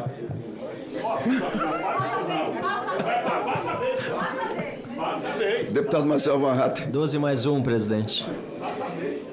Senhor presidente, o que aconteceu ontem no STF precisa nos fazer acordar para a realidade, ou pelo menos aqueles que ainda acham que nós vivemos num Estado de Direito. Olha, senhor presidente, o que aconteceu lá ontem no STF foi que ministros cujos familiares estão próximos de serem investigados, se já não o são, decidiram enterrar essa investigação. Veja bem, olha quem não se declarou por impedido, mas votou para enterrar essa investigação. Toffoli recebeu dinheiro de empresa que vendeu o resort a fundo ligado ao Master. Olha quem mais votou para enterrar essa investigação e não se deu ontem por impedido. Master e JBS pagaram 18 milhões à consultoria envolvida com o escritório do filho de Nunes Marques. E aí, senhor presidente, nem preciso ler porque é tão famoso esse caso aqui, mas vamos lá. Outro que não se declarou por impedido, escritório de esposa de Moraes, tinha contrato de 129 milhões com o Banco Master, que está envolvido nesse troço do consignado para aposentado até o talo. Senhor presidente, o que aconteceu ontem no STF, na verdade, foi uma autoproteção. Qualquer discussão jurídica, feita inclusive pela imprensa, precisa estar subordinada à questão institucional. O Brasil está podre, a corrupção está no Supremo Tribunal Federal. O Brasil está podre. E aí entra a responsabilidade política, porque a origem de tudo isso é que o Senado da República, não Vossa Excelência, obviamente, mas Davi Alcolumbre, se tivesse recebido o requerimento e lido conforme diz o regimento interno, não teria nos colocado na vexatória situação que nós nos vimos ontem. Por isso, senhor presidente, é absolutamente necessário que o Senado da República seja renovado nessa eleição, com uma maioria de senadores que elejam um presidente do Senado decente e que não permita mais que aconteça esse tipo de patifaria que aconteceu com essa investigação aqui da CPMI do INSS. Mas nós vamos entregar um relatório para honrar o cidadão decente e honesto do Brasil. Eu tenho convicção disso. Agora o povo brasileiro também tem que entregar lá no mês de outubro um Brasil melhor nas urnas para que a gente volte a ter esperança num Senado da República e também no STF. Obrigado. Sem esses ministros que estão lá que precisam todos sofrer impeachment. Pelo menos aqueles que eu citei aqui. Obrigado, não tem a menor dúvida disso. Atenção, Rondônia. Deputado Coronel Crisóstomo.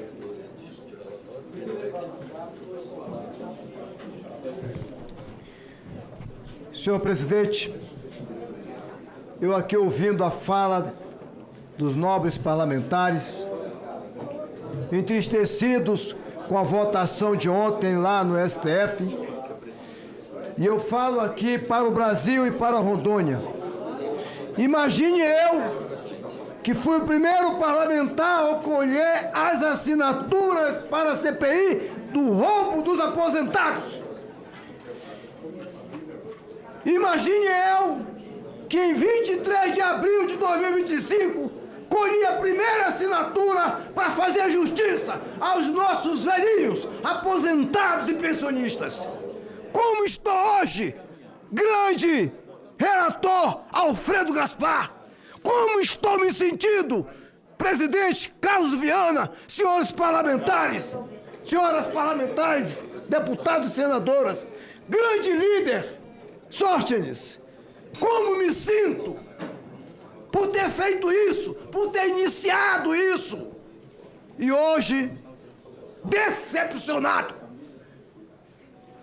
Saí, fui para casa, Rondônia. Ontem à noite, na madrugada, cheguei lá. Quando eu soube desse resultado, peguei o avião de volta ontem à noite. Cheguei hoje na madrugada em Brasília. Não fiquei 24 horas em casa para dizer isso aqui para o Brasil e para Rondônia. Estou decepcionado com a votação do STF. Não era cabível. Nós tínhamos que dar prosseguimento a essa CPI. Eu já tinha estado decepcionado com o presidente do Congresso. Isso tudo, senhores, é pelo povo, é pelos mais velhos, pelos deficientes físicos, pelos vulneráveis do Brasil. É por isso que nós estamos aqui. Estou plenamente decepcionado, tanto com a votação dos ministros, quanto com o prosseguimento que hoje se encerra, ou amanhã, eu não sei. Presidente, obrigado, sem palavras mais. Pois não, excelência. Mas a decepção é enorme. Pois não. Deputado Alencar Santana, está presente? Ah, pois não. Onde está? Pois não, excelência, com a palavra. Vou mudar aqui que tem uma pessoa na frente.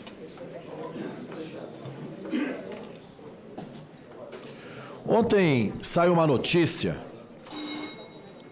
que deixou uma forte suspeita sobre essa CPMI, ou pelo menos sobre algum senador. Uma mensagem do pastor André Valadão, da igreja do preso Zetel, também pastor. Ele diz que o interlocutor, mensagem publicada no Metrópolis: pastor, a mensagem que ele recebeu e mandou para um amigo: será melhor esperar para final de fevereiro ou março. Ele diz que vai estar mais tranquilo e ele vai fazer algumas ações para lhe resguardar. Parece que o pastor André Valadão está dizendo que alguém o avisou que ele seria blindado aqui nessa CPMI. Aí ele manda ainda para esse interlocutor: o senador mandou esperar para eu não ir mesmo para o Brasil. Ele está lá nos Estados Unidos. Isso é muito grave, essa suspeita, muito grave. E me parece, deputado Rogério, que mais coisas surgirão ao longo do dia sobre esse assunto. Mais coisas surgirão ao longo do dia. E é importante lembrar que a turma do comando desses criminosos que utilizaram-se de uma igreja para fazer uma fraude, o Zetel já está preso, o pastor dos Estados Unidos. Essa turma foi blindada aqui nessa CPMI, porque os requerimentos, por exemplo, foram pautados em novembro e demoraram a entrar na pauta, entrou no finalzinho.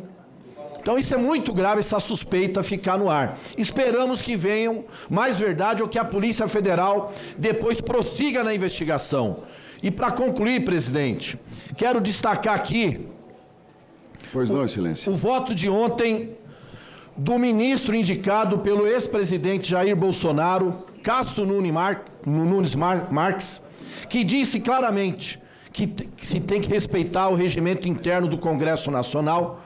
Qualquer decisão diferente seria uma interferência de um poder no outro. Acho que não há dúvida dos bolsonaristas da indicação que o presidente deles fez à época desse ministro.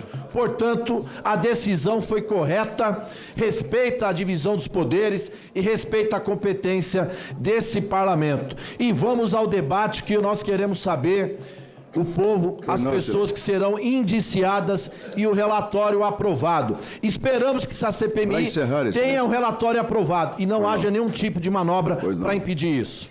Deputada Coronel Fernanda. Hoje vou, presidente, fazer a fala do nosso Coronel Crisóstomo em pé, porque alguns meses atrás, eu acreditando que essa casa, e eu falo do Congresso, fosse uma casa séria. Trabalhamos bastante para que essa CPMI acontecesse. Ouvimos muita gente aqui, o senhor e o relator trabalharam de forma correta, séria. Mas eu, como cidadã brasileira, primeiro mandato, estou tão triste e decepcionada, porque eu vi aqui parlamentares pagos com dinheiro público, salário, benesses, trabalhar para que pessoas A e B não fossem ouvidas aqui. Falam que a direita, a oposição, blindou A e B. Mas se você não quer que a verdade venha à tona, por que você também blindou? E blindou muita gente. Blindou o filho do Lula, blindou o irmão do Lula, blindou os amigos do Lula. E hoje eu fico feliz de ver tantos parlamentares que nunca sequer pisaram aqui nessa sala, mas estão aqui para blindar e confirmar a blindagem dos seus amigos, dos seus comparsas. Eu saí do meu estado ontem, presidente, amanhã é para nascer meu neto, minha nora está com um parto de risco, mas eu tive que largar a minha casa, sair dessa madrugada para estar aqui, no momento meu de felicidade de ser avó pela 4ª vez, mas com a garantia de que eu estou fazendo o que é certo pelo futuro do nosso povo. Povo que contribui mais de 30 anos e passa uma humilhação para pedir um auxílio-doença, que passa uma humilhação para ser aposentado, que passa uma humilhação para poder pedir o ressarcimento do que foi roubado, que passa humilhação dia a dia para poder sobreviver nesse país. E que eu vejo colegas não são meus colegas, parlamentares que estão aqui fazendo piada com pastor A, pastor B, fulano A, fulano B, mas não tem o compromisso e a coragem de trazer quem quer que seja aqui dentro. Parem de falar besteira. Pois não, excelência. Parem de falar asneira. Mentira. Porque o povo brasileiro não aguenta mais, presidente. Por favor. Hoje eu estou aqui me sentindo a pior pessoa do mundo e peço perdão ao povo brasileiro. Eu não consegui fazer aquilo que eu queria. Fazer justiça aos aposentados e pensionistas desse país. Eu, como cidadã, pagadora de impostos, estou envergonhada. E como parlamentar, mais envergonhada ainda. Eu espero que o povo brasileiro, presidente, acorde e traga a realidade para esse país. Precisamos mudar. Outubro está aí. Peço ao povo, vou chorar sim. Vou chorar para não fazer uma besteira com você. Pois não, excelência, por favor, para encerrar. Se controle. Presidente, às vezes o choro de uma mulher não é fraqueza, é para mostrar quanto ela é forte, para não perder a razão. E eu espero que em outubro o povo diga não a esse bando que tem promovido o roubo há muitos anos no nosso país. Muito obrigado, excelência. O deputado Lindbergh Farias. Senhor presidente. Pois não, excelência. Olha, eu fui eleito deputado em 1995. De lá para cá, fui senador, tive em vários momentos no Parlamento Brasileiro. Você sabe que o doutor Ulisses disse lá na votação da Constituição, que perguntaram a ele, está achando ruim essa composição do Congresso? E ele respondeu, então espera a próxima. Será pior, e pior, e pior. Isso aqui, senhor presidente, desculpa, isso é um circo. Aqui nós estamos nos afastando da função constitucional, porque um parlamentar, quando entra numa CPMI, ele tem que se imbuir, e o ministro Gilmar está certo, de um papel de juiz. É uma autoridade investigadora judicial. Onde estão os juízes? O senhor presidente, com todo respeito, mora no meu bloco lá, o senhor está preocupado com a campanha de senador de Minas Gerais? O relator está preocupado em ser senador por Alagoas? Essa é a verdade. Que investigação foi? Me diga um fato só de uma apuração. Senhores, por favor, por gentileza, vamos deixar o parlamentar se manifestar. Me fale. Eu queria que segurasse claro. meu tempo. Não, mais um minuto para o deputado Lindbergh. Senhores, por favor, deixa o parlamentar, todos se manifestaram aqui com liberdade. Eu quero saber o que foi investigado por essa CPI. Na verdade, a investigação aconteceu por decisão do governo. No INSS foi o ministro... Silêncio, senhores. Por gentileza, silêncio. Foi o ministro Vinícius da CGU. Os senhores acham que Vorcaro estaria preso num governo do Bolsonaro com a Polícia Federal? Os senhores esqueceram o que Bolsonaro disse naquela gravação? Vou repetir aos senhores. Eu não vou esperar fuder minha família toda de sacanagem, amigo meu. Vou trocar PF, vou trocar ministro. Essa investigação só está acontecendo, senhor presidente, porque tem uma decisão de governo, tem uma Polícia Federal com autonomia. E eu quero dizer que essa comissão aqui blindou Flávio Bolsonaro, a Letícia Caetano dos Reis, que administra o escritório dele, porque não veio depor aqui, porque os senhores não pautaram. Todo mundo sabe que o irmão dela tem uma sociedade com um careca do INSS, lavava dinheiro na Voga Contabilidade. Os senhores estão blindando. Isso aqui é um circo, senhor presidente. O senador Márcio Bittar. Ô, senhor presidente, primeiro eu quero parabenizar Vossa Excelência e o nosso relator. Quero dizer que tê-los presidindo e relatando essa CPMI é motivo de orgulho para todos nós. Eu respeito todas as falas, mas não tenho vergonha, não estou envergonhado, porque não participei da eleição de nenhum dos ministros que ontem ajudaram a enterrar a prorrogação da CPMI. Eu concordo com o deputado Gaia. Na verdade, não adianta a turma da esquerda, que fez tudo que não presta. Eu passei o tempo inteiro aqui dizendo uma única coisa.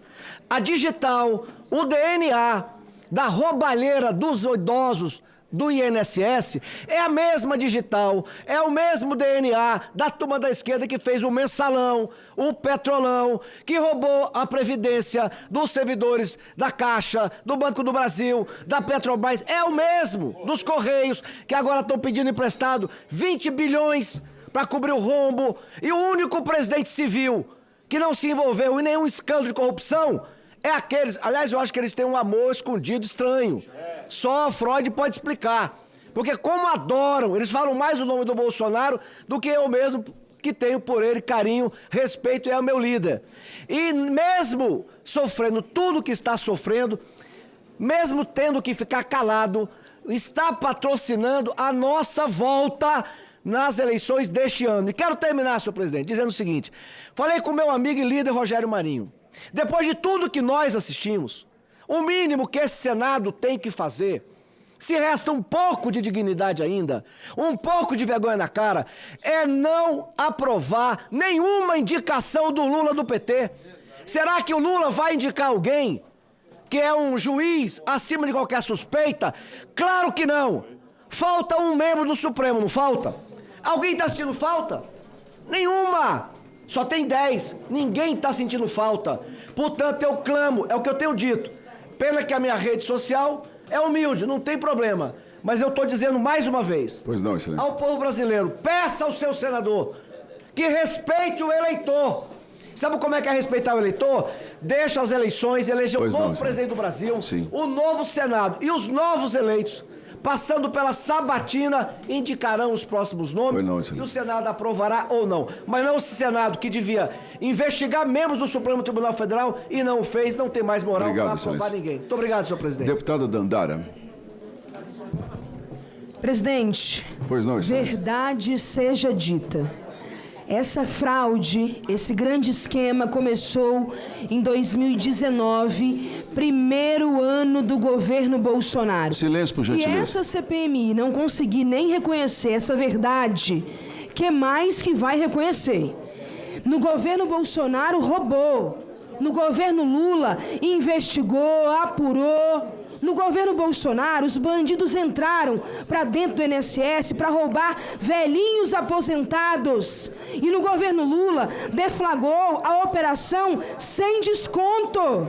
No governo Bolsonaro, rapou as contas de aposentados, autorizando, inclusive, empréstimos consignados sem o consentimento das pessoas. No governo Lula, está devolvendo o dinheiro para os aposentados. Vamos fazer, pelo menos, um combinado de começar falando a verdade nesse relatório da CPMI, do INSS? Porque se nem isso a gente conseguir avançar aqui, não tem mais nenhum tipo de resultado possível para o povo brasileiro. Presidente, o meu pai é aposentado. Aposentado por invalidez. Meu pai é deficiente físico.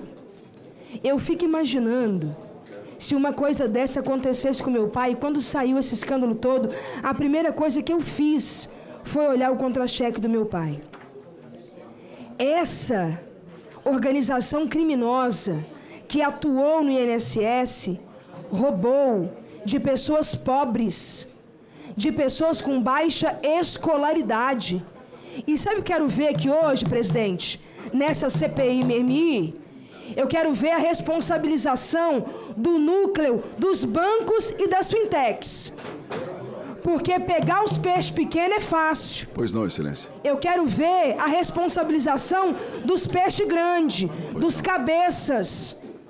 Bancos como o Banco Master. Sim. Que está envolvido até o último fio de cabelo, que emprestou avião para o Nicolas usar durante a campanha do Bolsonaro.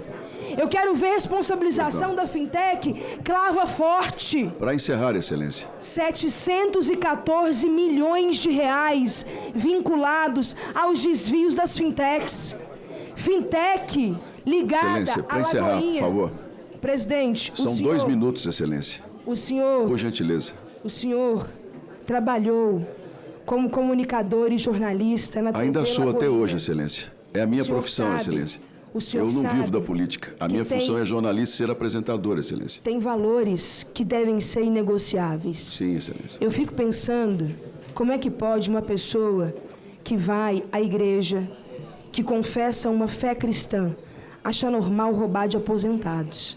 Eu fico pensando, presidente... Presidente, como vamos é que respeitar pode- o tempo, Peraí. presidente. Não, Eu fico pensando- senhores, por Vamos respeitar o gentileza. tempo, presidente. Ela não está Pela falando de ordem. mim. Não estou. Não me serve isso. Ela Vamos pode falar o que respeitar ela o tempo. quiser. Eu Não me estou serve isso. falando. Não, ela já falou. Para encerrar, Vamos Excelência, por continuar favor. a lista, presidente. Gente, vamos ouvir a parlamentar para Presidente. encerrar, por gentileza. Fintechs e bancos, fintechs ligadas à Lagoinha, pastores diretamente envolvidos. Olha o que está sendo apurado agora com o André Valadão, Presidente, vamos dar Excelência. continuidade à lista. Isso é Não, grave Excelência. demais. Pois não, Continuidade Excelência. à Isso lista, é grave presidente, por demais. favor. Pois não, Olha, para encerrar, nós Excelência. não queremos... Presidente, todo Pra mundo encerrar, respeitou o tempo, Excelência. presidente. Ô, Vamos gente, respeitar não, o tempo. aqui Eu são não 2 sei. Vossa Excelência não faz parte da Pra comissão, tá encerrar, agora? presidente. São Vamos 2 respeitar o minutos, tempo. Excelência. Pra encerrar, Todos tiveram um tempo Presidente, já está respeitado. encerrado, Pra presidente. Por encerrar. gentileza, Excelência. Chama o próximo. Essa Pra encerrar, CPI não pode terminar em pizza. Nós queremos um relatório à altura e nós vamos trabalhar Pois não, para senhor. que Flávio Presidente, próximo Bolsonaro, na lista, por favor, que pela está ordem, por diretamente envolvido, Presidente, Obrigado, vamos Excelência. respeitar o tempo. diretamente envolvido Pois não, Excelência. nesse grande esquema Pois não, Excelência. administrador. Presidente. Pois não, Excelência. Presidente, eu peço que o senhor me prazo está encerrado. Presidente, encerra, por favor, Por presidente. gentileza. Vamos respeitar o Por tempo. gentileza. Presidente. O prazo está encerrado, A Excelência. administradora do escritório Senhora, do Flávio Presidente, Excelência, por respeito favor, os o prazo está outros encerrado. tempos, Vossa Excelência já passou do prazo em mais tempo. Presidente. Por gentileza, a palavra à senadora Elisiane Gama, por Presidente, gentileza. é a primeira vez que ela vem aqui, Não, presidente. Deixa Excelência, eu falar. É a já primeira está vez que ela encerrado. vem, presidente. Deixa eu falar Senadora mais. Elisiane Gama. Senhor presidente, Ô, Nancy. Senhores, por favor, senadora, com a palavra, por gentileza. Ô, não, por favor, senhores. Pode, só o tempo pra da zerar senadora, meu tempo. por gentileza. o meu tempo. Senhor presidente, senhores colegas parlamentares, não existe, presidente, crime mais covarde do que tirar dinheiro de quem trabalhou a vida inteira e que, ao final, ao invés de ter uma retribuição, tem o seu dinheiro roubado. Agora, não existe também crime mais covarde do que pactuar, do que prevaricar. E eu vejo aqui alguns colegas da oposição de forma altiva, tentando colar de forma inócua, porque não conseguem, a ideia de que houve por parte da base do governo uma blindagem aqui. Daqui a pouquinho nós teremos a leitura do relatório. Eu quero fazer uma pergunta aqui aos colegas. Será se teremos indiciamento do senhor José Carlos Oliveira, ex-presidente do INSS do governo de Bolsonaro? Será se nós teremos indiciamento do senhor Alexandre Caetano, irmão da Letícia, sócia do Flávio Bolsonaro? Será se nós teremos aqui o indiciamento do senhor Rolim, ex-presidente do INSS do governo do ex-presidente Bolsonaro? Será se nós teremos aqui o indiciamento do senhor Alexandre Guimarães, diretor do governo do ex-presidente Bolsonaro? Será se teremos, colega líder Pimenta? É o relatório que nós vamos acompanhar daqui a pouquinho. E nós faremos a votação de forma justa. Se não houver justiça, se houver investigação parcial, se não for imparcial, nós teremos que derrotar e aprovar um relatório justo, que nós faremos a apresentação daqui a pouquinho. Colegas aqui falando de pessoas que estão presas, esquecem de dizer que parte deles foram indicadas pelo ex-presidente Bolsonaro, dentre eles aí o Vigílio e tantos outros, presos, indicados lá atrás pelo ex-presidente Bolsonaro. Então, uma mentira dita várias vezes pode se tornar uma verdade no inconsciente nas bolhas bolsonaristas do Brasil. Mas o Brasil é soberano e a verdade prevalecerá. Nós estamos aqui atentos à leitura deste relatório. Relatório parcial. Pois não, relatório que não condiz com a realidade será e deverá ser derrotado para aprovarmos um relatório que condiza com uma investigação imparcial que vá ao encontro, presidente, já finalizando, daquilo que nós estamos acompanhando agora com o presidente Lula, a restituição de mais de 3 bilhões de reais. Presidente, por gentileza. Não, senhor, Gustavo, por favor, deputado. Obrigado, presidente. Obrigado, excelência. Aqui, por gentileza. Vamos respeitar. Deixa que eu vou. Aqui a gente tem sempre um bom relacionamento com todos. Eu vou, à medida que o tempo, a gente vai conversando e vamos resolvendo. Deputada Bia Kicis. Muito obrigada, presidente. Força, presidente. Não é fácil estar no seu lugar, lutar como o senhor tem lutado conduzindo essa CPMI e ainda ver tanta injustiça e sofrer tantos ataques. Mas, presidente, a mentira, ela protege o erro por um instante. A transferência de culpa revela o caráter por inteiro. E é isso que nós estamos assistindo aqui desde o primeiro dia.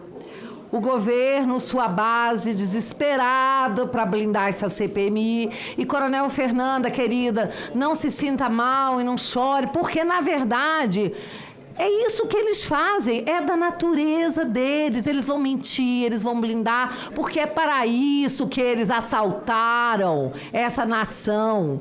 É para isso que eles usaram da democracia para chegar ao poder. E agora não querem largar o poder de jeito nenhum.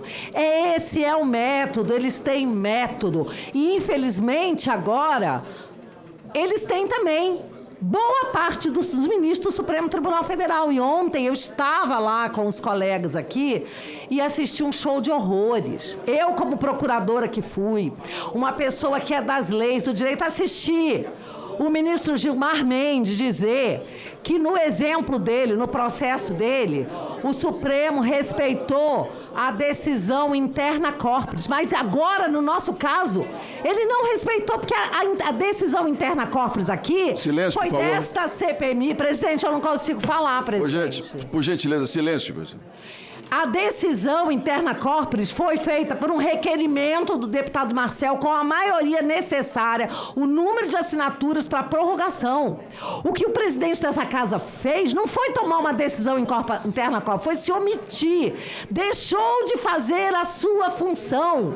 E aí, para respeitar a matéria interna corporis, eles teriam que ter garantido a prorrogação. Então, eles manipulam a verdade. O que o ministro Gilmar fez ontem e todos os outros que o acompanharam foi manipular os fatos, mentir, distorcer a verdade para parecer que eles estavam respeitando esta casa. Pois não, Excelência. Desrespeitaram mais uma vez. Por quê? Porque estão envolvidos até o pescoço e ainda nos acusaram de vazar informações. Nós não vazamos nada. Eles são os vazadores que mandaram tudo para a Globo. Nós estamos assistindo há anos processos sigilosos e suas matérias, suas decisões saírem no Jornal Nacional. Então, senhor presidente, só um minutinho. Para encerrar, por gentileza. É porque todo mundo falou muito mais do que eu. Eu quero só mais um minutinho. Ontem eu era a primeira a falar, acabei não tendo a oportunidade de falar, e eu quero deixar só muito claro. Nós estamos aqui, não estamos para chorar, não estamos para fraquejar, estamos aqui para continuar lutando, levantar agora para dizer ao povo brasileiro, estou aqui para lutar por vocês, junto com o Alfredo Gaspar, junto com o Carlos Viana, Sóstenes, para encerrar, Excelência, por gentileza. Rogério Marinho, Coronel Fernanda, Coronel Crisóstomos, Evair e tantos outros. Estamos aqui para lutar pela verdade. Não vamos parar. Não adianta vocês mentirem, enganarem e blindarem. A verdade virá à tona. Povo brasileiro, vocês sabem quem está mentindo. Vocês sabem quem roubou os aposentados. Obrigado, Excelência. Tamo juntos. Olha, tem mais 3 inscritos e vou encerrar, porque senão a gente não começa... Está aqui deputado Tadeu Venere, delegado Fábio Costa e senador Augusta Brito. Ok? Estão encerrados. Presidente, só para dar um recado, o presidente Bolsonaro já está na casa dele. Não, Excelência, aí... Deputado Tadeu Venere, por gentileza. Senhor presidente, só uma questão de ordem rápida, senhor. Ou não, Excelência. Tem vários parlamentares que, em função da decisão ontem do STF, que foi intempestiva, né, estão se deslocando para Brasília. Pois não. Eu pediria a Vossa Excelência que o prazo para que as pessoas pudessem se pronunciar, ele fosse, nesse caso, excepcionalmente prorrogado. Não, no caso de votação do regimento, a lista vai ficar aberta. Todos os parlamentares têm direito de se manifestar. Então, aqueles, os relatórios, para o relatório. O deputado Tadeu Venere, por gentileza. Senhor presidente, todos que são da comissão, é isso? Todos que fazem parte da comissão. Da comissão. Sim. Senhor presidente, eu acredito que muito do que foi dito aqui e foi acompanhado durante esse período todo, o Brasil inteiro acompanhou, senhor presidente. Estando aqui os deputados e senadores ou não, o Brasil inteiro acompanhou. O relatório que saiu hoje, senhor presidente, talvez não espelhe aquilo que nós, Partidos Trabalhadores, esperássemos que pudesse espelhar. Algumas das convocações, e eu falo isso, senhor presidente, porque eu não sou membro dessa comissão titular, mas algumas das pessoas que nós acompanhávamos e que esperávamos que pudessem vir, acabaram não vindo. É uma decisão soberana da comissão. Agora, o que eu vejo, senhor presidente, é uma situação, falava aqui para o deputado Rogério, que acusar o STF de não ter atendido a um pleito feito ao STF é por uma razão muito simples. A CPI tem, para ser instalada, e Vossa Excelência, como todos os demais aqui sabem, 3 requisitos. 2 deles fundamentais: assinaturas, fato determinado e prazo. E compete apenas e tão somente a essa Casa, ou ao Senado e à Câmara, quando o CPMI, fazer ou não a sua prorrogação, e não ao STF. O STF não tem o poder de dizer prorroguem ou não prorroguem. Nós todos sabem disso. Fazer manobras dizendo que o problema é aqui ou ali, não resolve. Por isso eu entendo que é o relatório final, se vai ser votado da forma como querem alguns, eu não sei. Se vai ser votado desta forma, vai competir a quem estiver aqui. Agora, me parece que a CPI não pode enveredar por um caminho que seja choradeira, senhor presidente. Eu repetiria aquilo que o ex-presidente Bolsonaro falou, deputado Rogério. Chega de chorar, chega de mimimi, para com isso, vai pro voto. Quem tem voto, vota. Quem não tem voto, pode chorar, pode espernear, pode bater cabeça, pode xingar, pode falar do ex-presidente, do atual presidente, de quem quiser. Mas o resultado não vai ser alterado. Então eu espero, senhor presidente, que de fato nós tenhamos um relatório que espelhe aquilo que foi a CPI. Delegado Fábio Costa.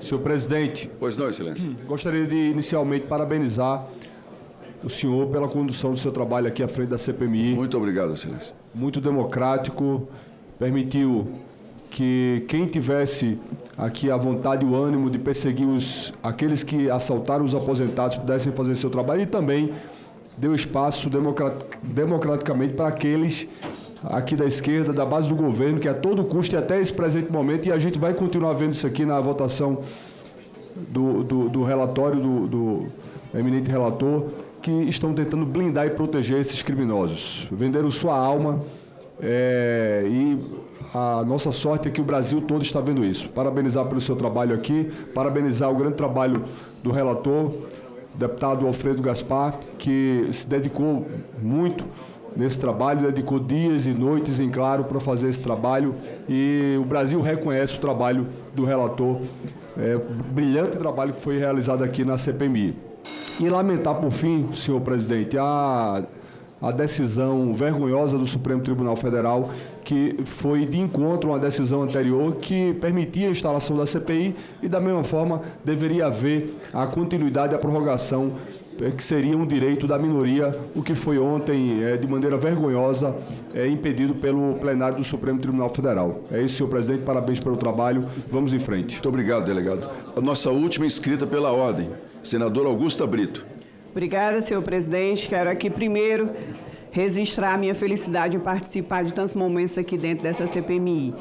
E dizer também que eu não vi que todo esse trabalho, eu quero fazer o reconhecimento de todos os parlamentares, as parlamentares que aqui estiveram, da presidência, da relatoria, do nosso coordenador, nosso querido deputado Pimenta, todos e todas, mas sobretudo das parlamentares mulheres que aqui estiveram se manifestando. Que seja de forma parcial, porque eu só fico triste quando eu vejo que a relatoria já veio com a parcialidade que não deveria ter. Porque o que eu entendo, resumidamente falando, de tudo que aconteceu, as fraudes começaram em 2019, no governo do Bolsonaro, e nós, felizmente, estamos hoje com o presidente Lula, que teve a coragem de fazer e abrir realmente as investigações e devolver o direito do povo. Porque eu também tenho familiares que são aposentados, que foram e receberam desconto, minha querida deputada Dandara, e eles só receberam a restituição porque nós temos um presidente que pensa nas pessoas, sobretudo nos mais pobres. Então, eu me orgulho de fazer parte de um governo onde tem um presidente que devolve e faz justiça com o dinheiro do povo. Então, obrigado. Eu queria só registrar que essa CPMI é muito importante se ela conseguir verdadeiramente culpar os culpados. Muito obrigado, excelência. Estão encerradas as falas. A presente reunião se destina à apresentação e apreciação do relatório final da comissão, elaborado pelo relator, deputado Alfredo Gaspar. Passo a palavra ao relator para que se manifeste e inicie a leitura do relatório. Lembrando aos senhores que, terminada a leitura do relatório, nós teremos 1 hora para vistas. A previsão é de fazermos um intervalo às 13 horas, de 13 às 14. Logo depois da leitura do relatório, a hora que for, haverá 1 hora para vistas e, em seguida, caminharemos para a votação.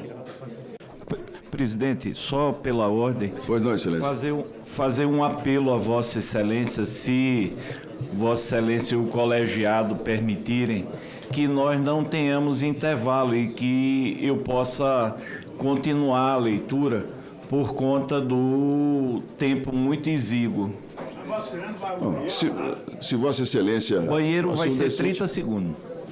Se Vossa Excelência assim o decide, eu não vejo problema algum. Os parlamentares podem, durante a leitura, se ausentarem aqui e damos sequência. Lhe agradeço muito, presidente. Isso. O relatório, como é muito grande, ainda está sendo baixado pela Prodasem para ficar à disposição de todos, tá?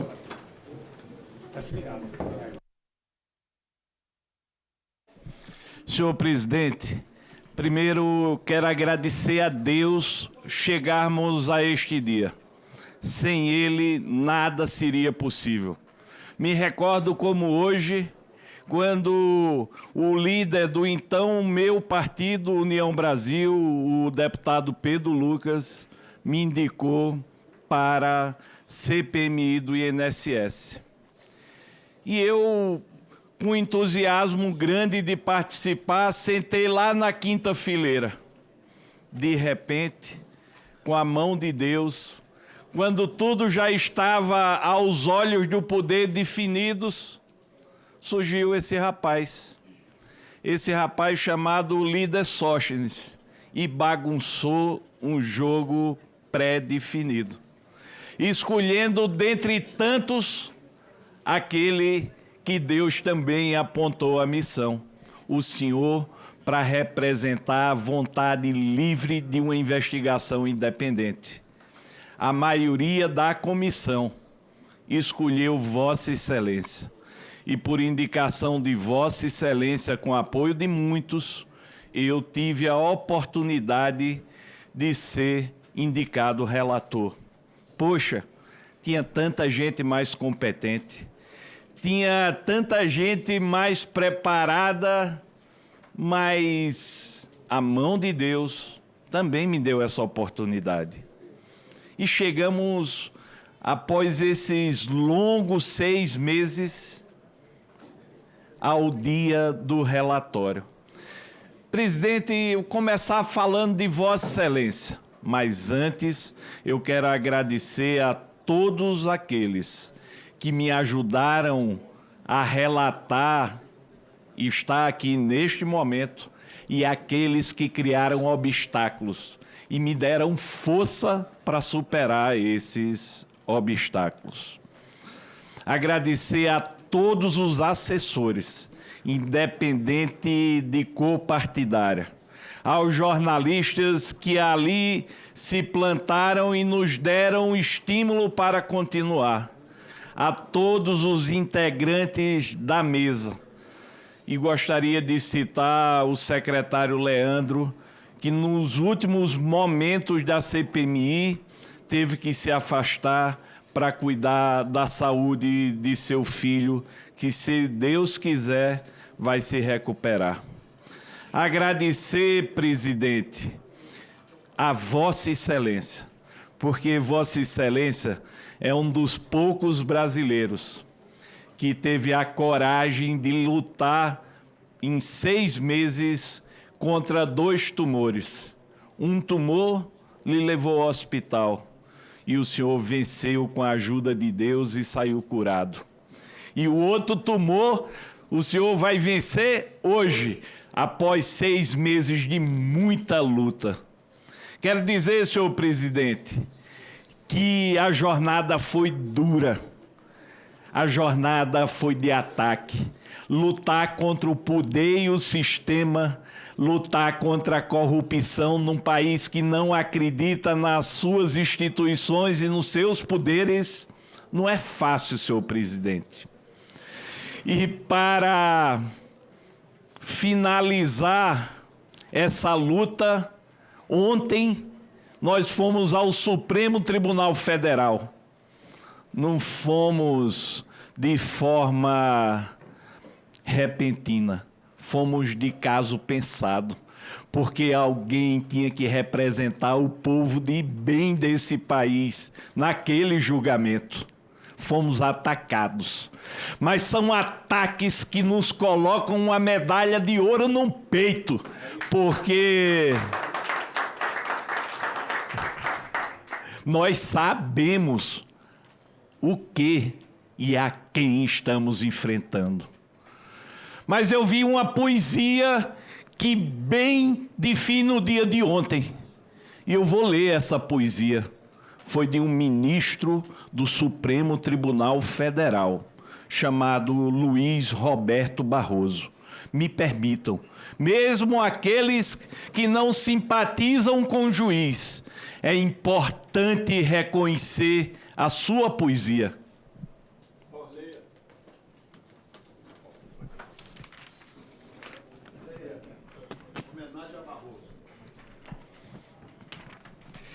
Me deixa fora desse seu mau sentimento.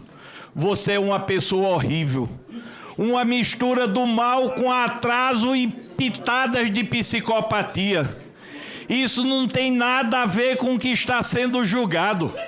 É um absurdo Vossa Excelência aqui fazer um comício cheio de ofensas, grosserias.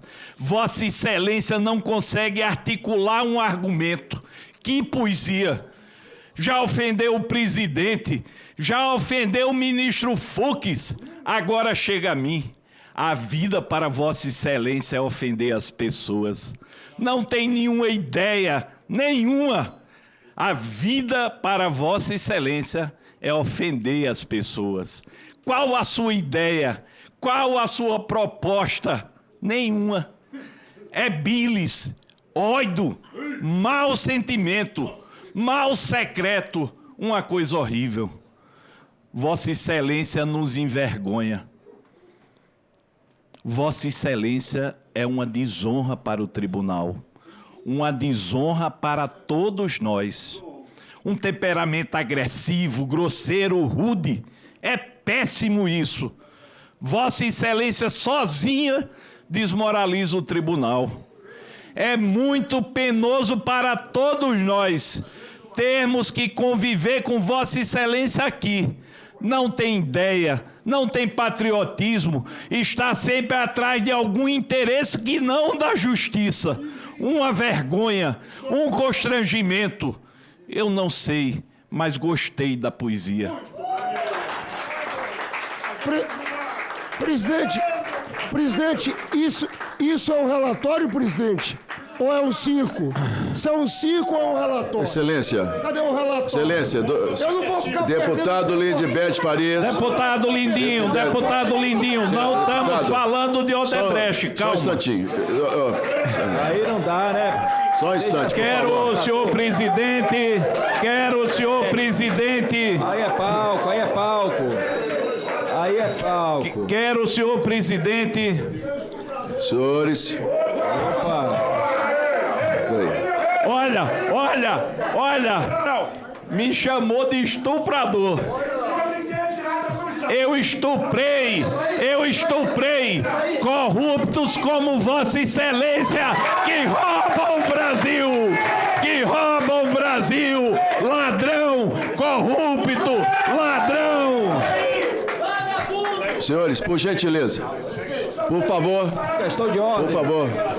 Por favor. Presidente, questão de ordem. Senhores, por gentileza. Nós aguardamos um relatório. Não. Nós aguardamos um relatório. Ele não pode ofender as pessoas da forma que ofendeu. Não, senhor. Ele chamou o relator de estuprador. Não, senhor. Isso é muito grave. Não, isso é muito grave. É grave. E outra coisa, eu vou dizer mais uma coisa. Ao chamar essa comissão de circo, Vossa Excelência está chamando de palhaço todos os aposentados brasileiros que confiaram no nosso trabalho. O senhor, por favor, respeite. Não, ele começou toda a ofensa. Eu vou deixar. Não, eu vou deixar.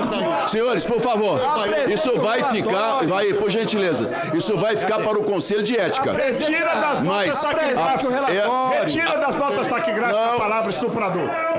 Senhores, por favor. Não, eu não vou suspender, porque o povo quer ver o que está acontecendo aqui e tem direito de saber o que está acontecendo aqui. Olha só, Vossa Excelência, por favor, respeite aos colegas e a si mesmo por ser membro dessa comissão hoje. Presidente. Não, por favor. Outra coisa, não, ele não pode chamar o relator de estuprador. Ele não pode, como parlamentar, ele não pode chamar. Nós vamos dar sequência à fala do relator, porque regimentalmente ele tem todo o direito de falar e de se manifestar pelo tempo que necessário. O relator está com a palavra. Ele não vai apresentar o Por favor, senhores, por gentileza, o relator está com a palavra e tem condição de continuar. Esse é o PT, essa esculhambação, hein? Presidente, deixa eu fazer um adendo.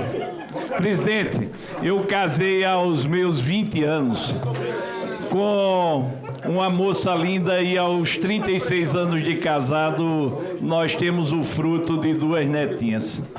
Um bandido como que me citou, e eu tenho um criminoso como me citou, um cafetão como me citou. Eu quero dizer, criminoso, que lave a sua boca, bandido! Ele chamou o relator de criminoso. Bandido! Vou deixar continuar. Por gentileza, presidente, relator, continue. Eu quero agradecer Eu quero agradecer, presidente. Ou não, excelência? E não irei mais sair da... Espera aí, relator, só um instantinho. Eu vou deixar o relator seguir a palavra ou vou pedir a retirada do deputado Lindenberg da sala. Qual que o senhor prefere? Vou pedir a retirada dele. Ou o relator continua... Não, senhores, o senhor vai permitir que ele continue ofendendo as pessoas aqui dentro, excelência? Ele está quieto. Então ele está quieto? Então, relator, continue com a palavra, por favor. Ele ofendeu o relator e não vai ser retirado das atas para que o relator possa tomar as providências necessárias. Relator, com a palavra. Presidente, eu quero agradecer a Deus a oportunidade. Dizer que até o presente momento eu tinha uma relação pacífica com o deputado Lindenberg. Eu quero continuar cumprindo a minha missão. Reconheço o calor do momento e tenho a humildade e espero mesmo de Vossa Excelência.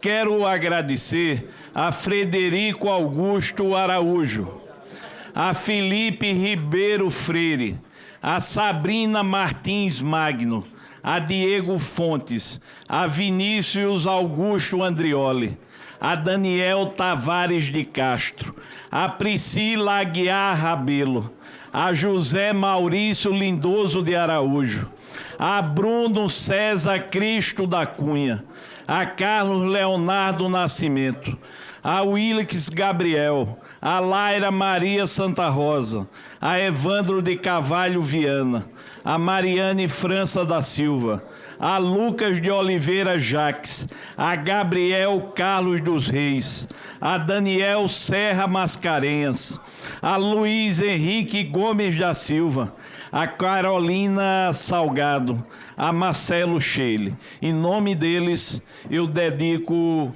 esse relatório. Quero agradecer pela confiança aos aposentados e pensionistas do Brasil. Quero dizer, senhor presidente, que é por eles e pelo povo brasileiro que nós estamos aqui. Quero dizer, presidente, que no primeiro dia que foi designado o relator até esta data, assim como Vossa Excelência, pegaram a nossa vida pelo avesso. Não tem um fato, um crime, diferente de muitos. Quero dizer que ao longo da minha jornada da vida, eu tenho um norte e continuo com esse norte, manter os princípios e a dignidade. Quando não se tem nada, se inventa, mas se inventou tarde, porque nós estamos aqui hoje para fazer justiça ao país e de forma altiva e séria. Senhor presidente, me permita sentar perante o Brasil para iniciar esse relatório. Presidente, quantas CPIs nesse Brasil foram acusadas de extorsão?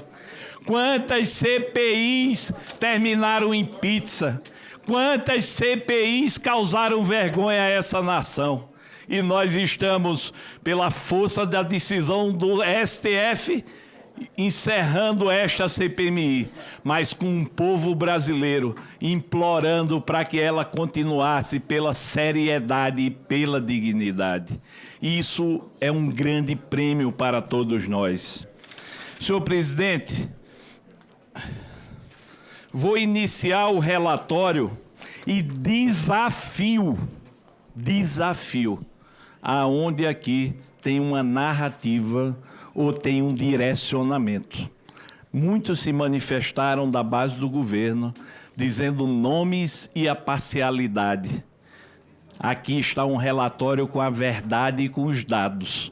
E a verdade jamais poderá ser escondida.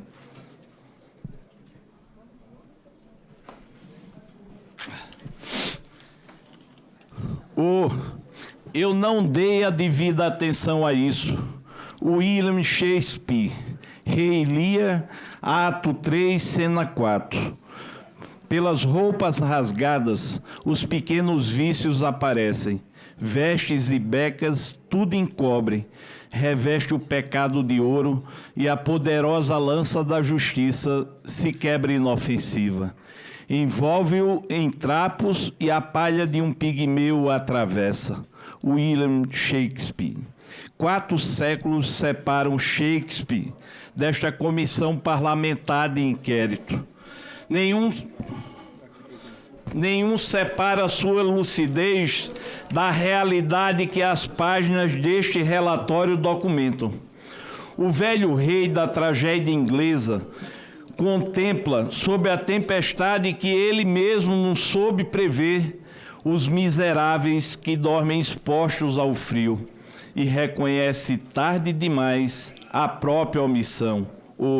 Eu não dei devida atenção a isso. Ao transportar essa cena da tragédia inglesa para a tragédia brasileira, vivida pelos aposentados nas fraudes aqui investigadas, constata-se que a cena é a confissão que o Estado brasileiro deve fazer diante de cada aposentado que teve seu benefício saqueado mês após mês, em silêncio, sem que os órgãos de controle, os dirigentes nomeados e os agentes políticos que deveriam vigiá-los se dessem ao trabalho de prestar a devida atenção aos sinais do grande esquema criminoso que se formava. O esquema de descontos associativos e empréstimos consignados, todos fraudulentos, não nasceu no escuro. Cresceu à luz do dia dentro dos sistemas do INSS, com a cumplicidade ativa ou a omissão conveniente de quem ocupava exatamente os postos destinados a impedi-lo. Mas é na segunda imagem que Shakespeare alcança sua maior precisão profética, a lança da justiça. Ele nos diz: quebra-se inofensiva quando o pecado se reveste de ouro. Pelas roupas rasgadas, os pequenos vícios aparecem e não são punidos. Debaixo das vestes e das becas, tudo se encobre. Esta comissão conheceu bem essa analogia. Ao longo de seus trabalhos, identificou investigados que habitavam os altos andares do poder econômico e político. Um senador da República descrito pela Polícia Federal como liderança e sustentáculo do esquema. Ministros de Estado que ora incentivavam, ora encobriam o assalto aos aposentados. Presidentes do INSS e diretores de benefício, cujos nomes aparecem em planilhas de propina de operadores financeiros. Deputados federais. Demais dirigentes e servidores do INSS que negociavam percentuais sobre o produto do crime, enquanto assinavam atos administrativos com aparência de plena regularidade. Operadores financeiros que movimentavam bilhões de conta em conta para afastar o dinheiro de sua origem criminosa. Fintechs e offshores, conectadas ao crime organizado, e redes de empresa de fachada, que totalizaram quase 40 bilhões de reais em movimentações financeiras. Esses são os homens de vestes douradas de que fala o poeta. A veste da função pública, o prestígio do mandato parlamentar, a sofisticação da estrutura societária internacional. Tudo isso, por anos, funcionou como uma armadura que fazia a lança da justiça se quebrar antes de alcançá-los. Enquanto isso, nas pontas mais vulneráveis da cadeia, idosos de baixa renda, residentes em áreas rurais, recebendo muito pouco, tinham seus benefícios reduzidos por descontos que jamais autorizaram, sem sequer compreender o mecanismo que os expoliava. Esta comissão parlamentar de inquérito não tem a ilusão de que o presente relatório desfará o ouro das vestes, mas tem a consciência plena de que, ao nomear o mecanismo e expor quem são os homens protegidos pela armadura dourada e como ela foi forjada, é o primeiro ato de qualquer justiça possível. que a lança, desta vez, não se quebre. Senhor presidente, vou fazer um breve histórico da Previdência Social no país. A Constituição Federal de 88 garante como direito social, em seu artigo 7º, a Previdência Social aos trabalhadores urbanos e rurais. A história da Previdência Social e da Seguridade Social no Brasil remonta a período muito anterior. A primeira iniciativa documentada nesse sentido foi a criação em 1543 da Santa Casa de Misericórdia de Santos, entidade de natureza assistencial voltada ao atendimento de enfermos e inválidos. Em 1795, institui-se o Plano de Benefício dos órfãos e viúvas dos oficiais da Marinha, assegurando pensão de meio soldo às viúvas e filhas dos citados oficiais. Em 1808, foi criado o Monte Pio para a guarda pessoal de Dom João VI, e em 1835, o Monte Pio dos Servidores do Estado. A Constituição de 1824, foi o primeiro documento legislativo a tratar de proteção social, dedicando o inciso 31 de seu artigo 79 aos socorros públicos, espécie de assistência social. A Constituição de 1891, por sua vez, utilizou primeira vez o termo aposentadoria, prevendo em seu artigo 75 a aposentadoria por invalidez para funcionários públicos aposentados por conta de acidente em serviço, custeando integralmente pelo Estado, sem exigência de contribuição de trabalhador. O Decreto 9.912 de 1888 regulamentou o direito à aposentadoria dos empregados dos Correios. O Decreto 221 de 1890 instituiu a aposentadoria para empregados da Estrada de Ferro Central do Brasil, que posteriormente foi estendida a todos os ferroviários estatais. Em 1919, Decreto 3724 previu a primeira legislação acidentária do país, tornando compulsório o seguro contra acidentes de trabalho. O Decreto 4682 de 1993, conhecido como Lei Eloy Chaves, determinou a criação da Caixa de Aposentadoria e Pensão para os empregados de cada empresa ferroviária. Após a Revolução de 30, o modelo de caixas por empresa foi gradualmente substituído pelos institutos organizados por categoria profissional. Em 30, foi criado o Ministério do Trabalho, responsável pela orientação e supervisão da Previdência. Ainda durante a década de 30, foram criados os Institutos de Aposentadorias e Pensões, incluindo o IAPM, o IAPC, o IAPB, o IAPI e o IPASE. A Constituição de 34 foi a primeira a utilizar o termo Previdência e instituiu o sistema tripartite de custeio, prevendo contribuições da União, do empregador e do empregado. Em 1960, conhecida como Lei Orgânica da Previdência, a Lei 3807 unificou a legislação dos diversos institutos de aposentadoria. O Decreto de 21 de 66 utilizou os institutos de aposentadorias, unificando-os sob a denominação de Instituto Nacional da Previdência Social, que passou a operar efetivamente em 1967. Na década de 70... Presidente, só uma questão, por favor. Eu tô tentando aqui abrir o relatório no sistema para poder acompanhar a leitura e não tô achando. Ô, presidente, a notícia que eu tenho da assessoria técnica é que o relatório subiu e que já estava disponibilizado. Não, ainda estão tentando resolver, porque o arquivo é grande demais e a Prodazem ainda não conseguiu disponibilizar. Se o deputado Alencar não se opor, eu vou lendo o relatório de forma conceitual, sem adentrar em nenhum mérito, enquanto o relatório não, Excelência, disponível. O senhor pode continuar lendo o relatório. Não, posteriormente, se alguma leitura estiver em desacordo, os parlamentares podem colocar aqui o posicionamento.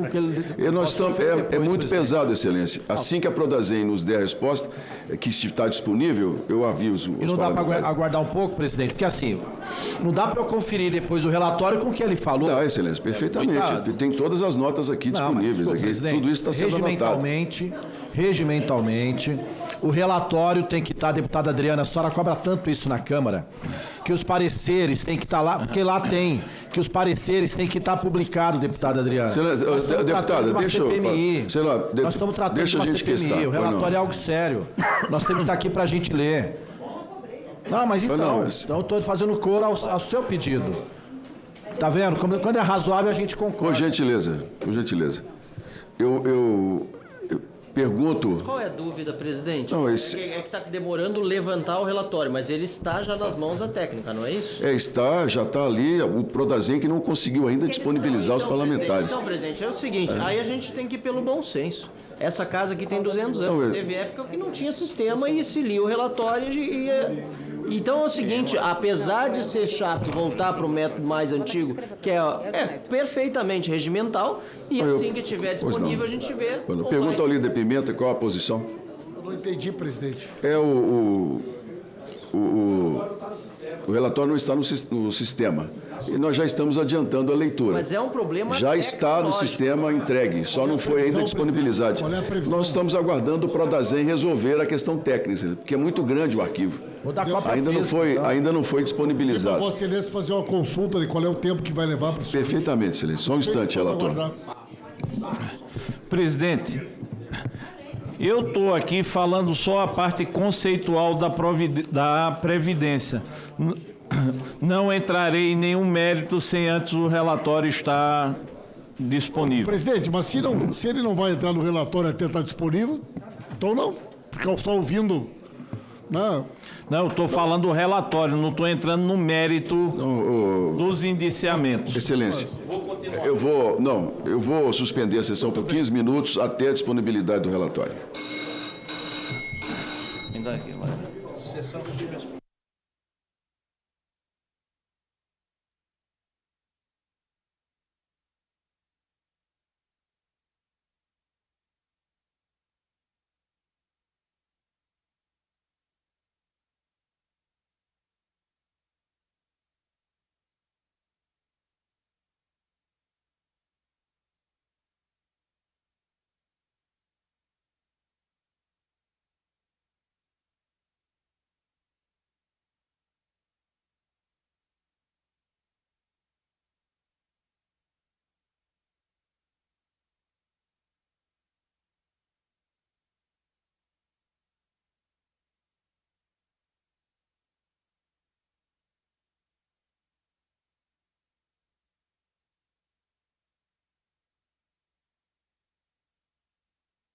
Presidente da CPMI, senador Carlos Viana, o relator já havia começado a leitura do relatório, mas não tinha entrado na questão dos méritos ainda, na questão dos indiciamentos, estava fazendo apenas a introdução ao relatório no momento em que foi levantada a questão sobre a disponibilização desse relatório no sistema para que os parlamentares pudessem acompanhar. Enquanto o relator lê, eles acompanharem. Levantaram essa questão, houve uma pequena discussão, os membros, a liderança da oposição disse que poderia continuar a leitura, mesmo sem ter a disponibilização do relatório, mas os membros da base do governo preferiram, disseram que precisam do relatório para ter para acompanhar a leitura e comparar com o que o relator está falando. Aí o senador Carlos Viana explicou que esse relatório só não está disponível ainda por uma questão técnica. Já foi enviado todo o relatório para o setor de tecnologia do Senado Federal, mas como é um documento muito pesado, ele ainda não está totalmente disponível para que as pessoas possam acompanhar. Como costumam dizer, não subiu ainda para o sistema, né? E por isso não estão conseguindo acompanhar ainda a leitura do relatório. O senador Carlos Viana, presidente da comissão, tomou então essa decisão de suspender a reunião por 15 minutos, suspendeu então a leitura do relatório até que as pessoas possam ter acesso. Ele vai fazer uma consulta ao Prodazem, que é o setor responsável pela parte de tecnologia aqui do Senado Federal, para ver em quanto tempo aproximadamente esse relatório estará disponível para que os membros da CPMI possam acompanhar a leitura pelo relator Alfredo Gaspar. Nós vamos continuar aqui acompanhando todos os trabalhos e todas as movimentações e a qualquer momento, com novidades ou com o reinício da reunião, eu volto atualizando todos vocês.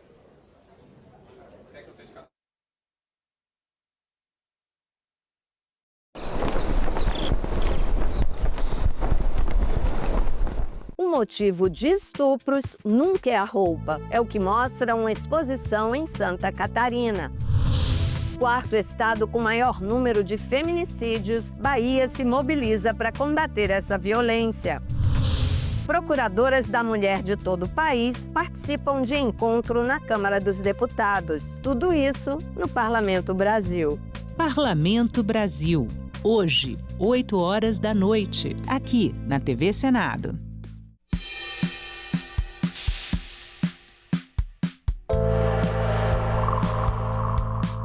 TV Senado é, digamos, uma ponte, é um grande canal entre todo o nosso trabalho, tudo que realizamos aqui dentro dessa casa, todos os debates, todas as audiências.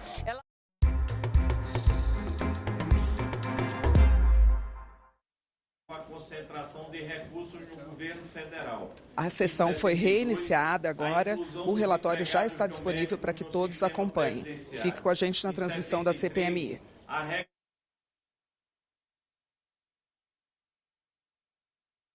Previdenciário aos maiores de 70 anos de idade e aos inválidos não segurados.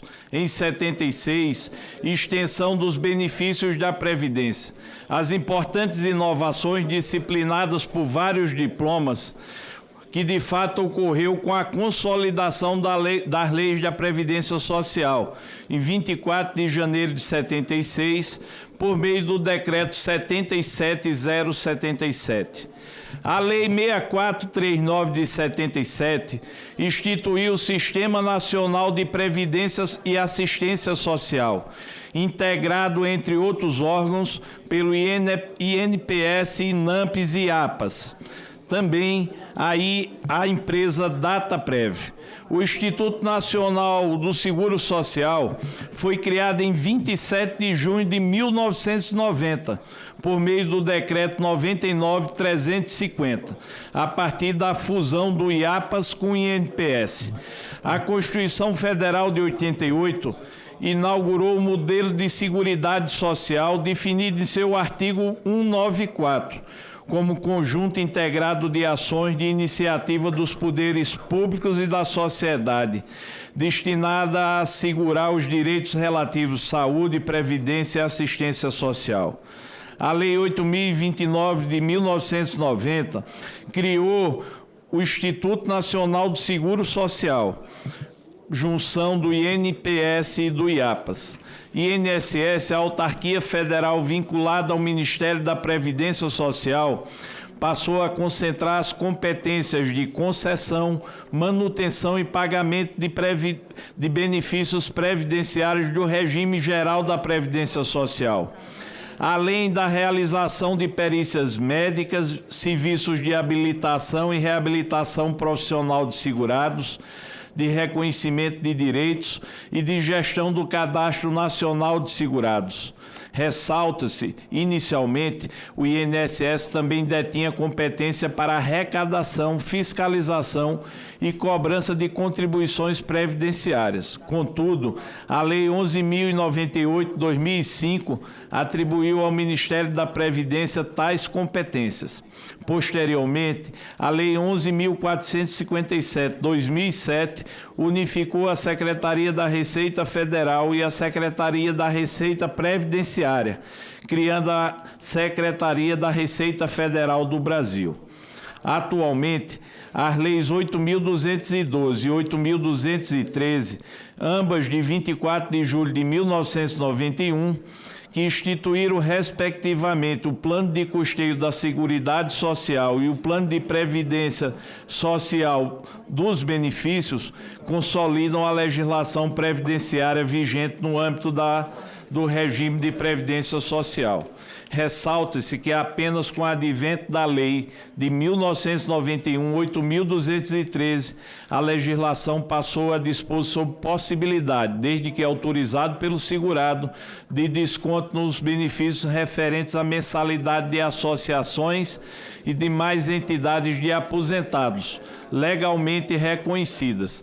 A partir da Lei 10.820, de 2003, resultante da conversão da medida provisória 130 de 17 de setembro de 2003, passou-se a admitir também a autorização de aposentados e pensionistas do RGPS para a realização de descontos decorrentes de empréstimos consignados.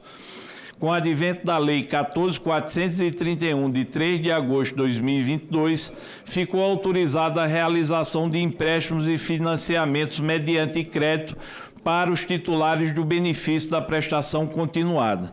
Observa-se que o detalhamento da evolução normativa que disciplina os descontos associativos e empréstimos consignados é realizado mais à frente no capítulo 3 deste relatório. Escândalos anteriores do INSS. Desde a sua criação, permita aqui.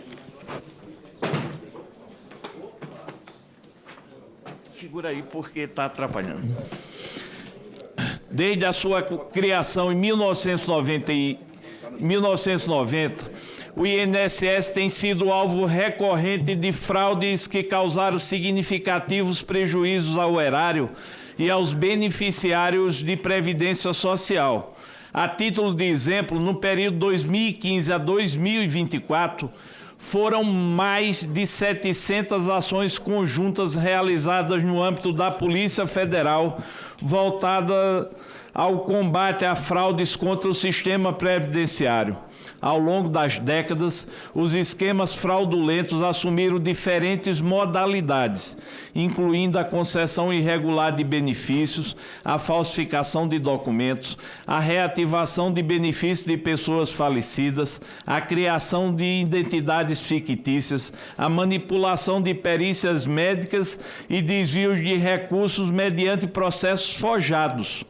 Tais práticas envolveram a atuação de diversos agentes, entre os quais servidores do INSS, médicos, peritos, advogados, contadores, despachantes e organizações criminosas estruturadas, o que tem exigido a realização constante de operações por parte da Polícia Federal e de outros órgãos.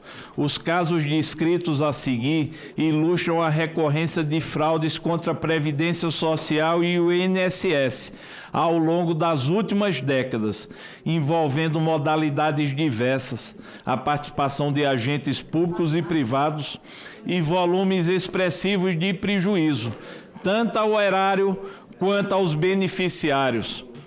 Caso Georgina Freitas, 1988, procuradora do INSS, tornou-se nacionalmente conhecida por um dos maiores esquemas de fraude contra a Previdência, justamente no início dos anos 90. Fraudes em aposentadoria rurais por idade. PF deflagra a Operação Bússola para combater fraudes na aposentadoria rural, fraudes em benefícios por incapacidade temporária, Operação RAC, pagamentos indevidos a pessoas falecidas, constatação do Tribunal de Contas da União, fraudes no BPC a pessoa idosa e concedidos também a venezuelanos, saques ilegais de benefícios previdenciários, reativações fraudulentas mediante acesso remoto aos sistemas do INSS, fraudes em descontos associativos e empréstimos consignados, denúncias de irregularidades. Preciso fazer um reconhecimento. Conforme visto na sessão anterior em vários documentos acostados, num período de 15 a 25, escopo temporal da CPMI, se tem notícias de denúncias envolvendo descontos indevidos nos benefícios pagos pelo INSS, tanto em relação aos descontos associativos quanto aos empréstimos consignados. Porém, foi a série de reportagens do portal de notícias Metrópolis que o tema passou a ganhar atenção pública. O Metrópolis identificou 2.300 ações judiciais contra a AMBEC em 12 tribunais pelo país, além de 5.500 reclamações em sites de defesa, evidenciando o caráter sistemático dos descontos não autorizados. As investigações jornalísticas demonstraram que diversas dessas entidades acumulavam milhares de processos judiciais, contestando descontos indevidos com casos envolvendo falsificação de assinatura e ausência de comprovação de filiação voluntária.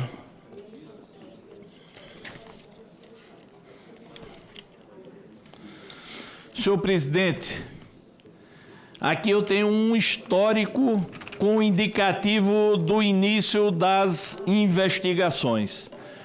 O relatório já foi devidamente disponibilizado a todos que aqui se fazem presentes, especialmente aos membros desta comissão. Peço permissão a Vossa Excelência, por conta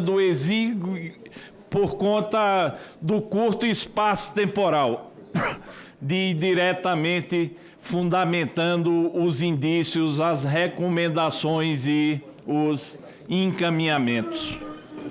Pois não, Excelência.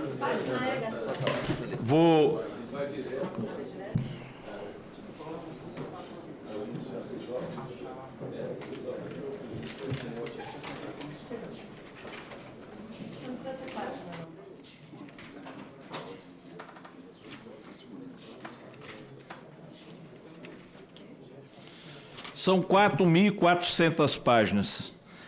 Prefiro, senhor presidente, que Vossa Excelência ganhe tempo, dando espaço para que os partidos tenham a oportunidade de lerem o relatório. Pelo regimento, Excelência, o relatório publicado é dado como lido e disponível aos parlamentares. Vossa Excelência pode ler as partes que achar mais interessante para a posterior votação. Indiciamentos. Principais crimes investigados no âmbito da CPMI.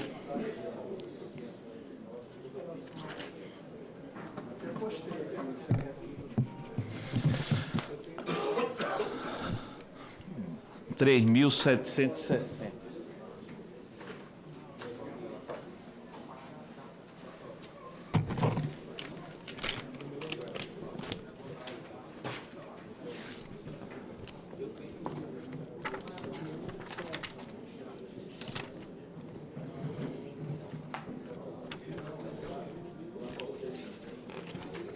Estou achando essa cadeira aqui muito baixa. Tem alguma mais alta? Troca aí, por favor. Obrigado. Bem melhor.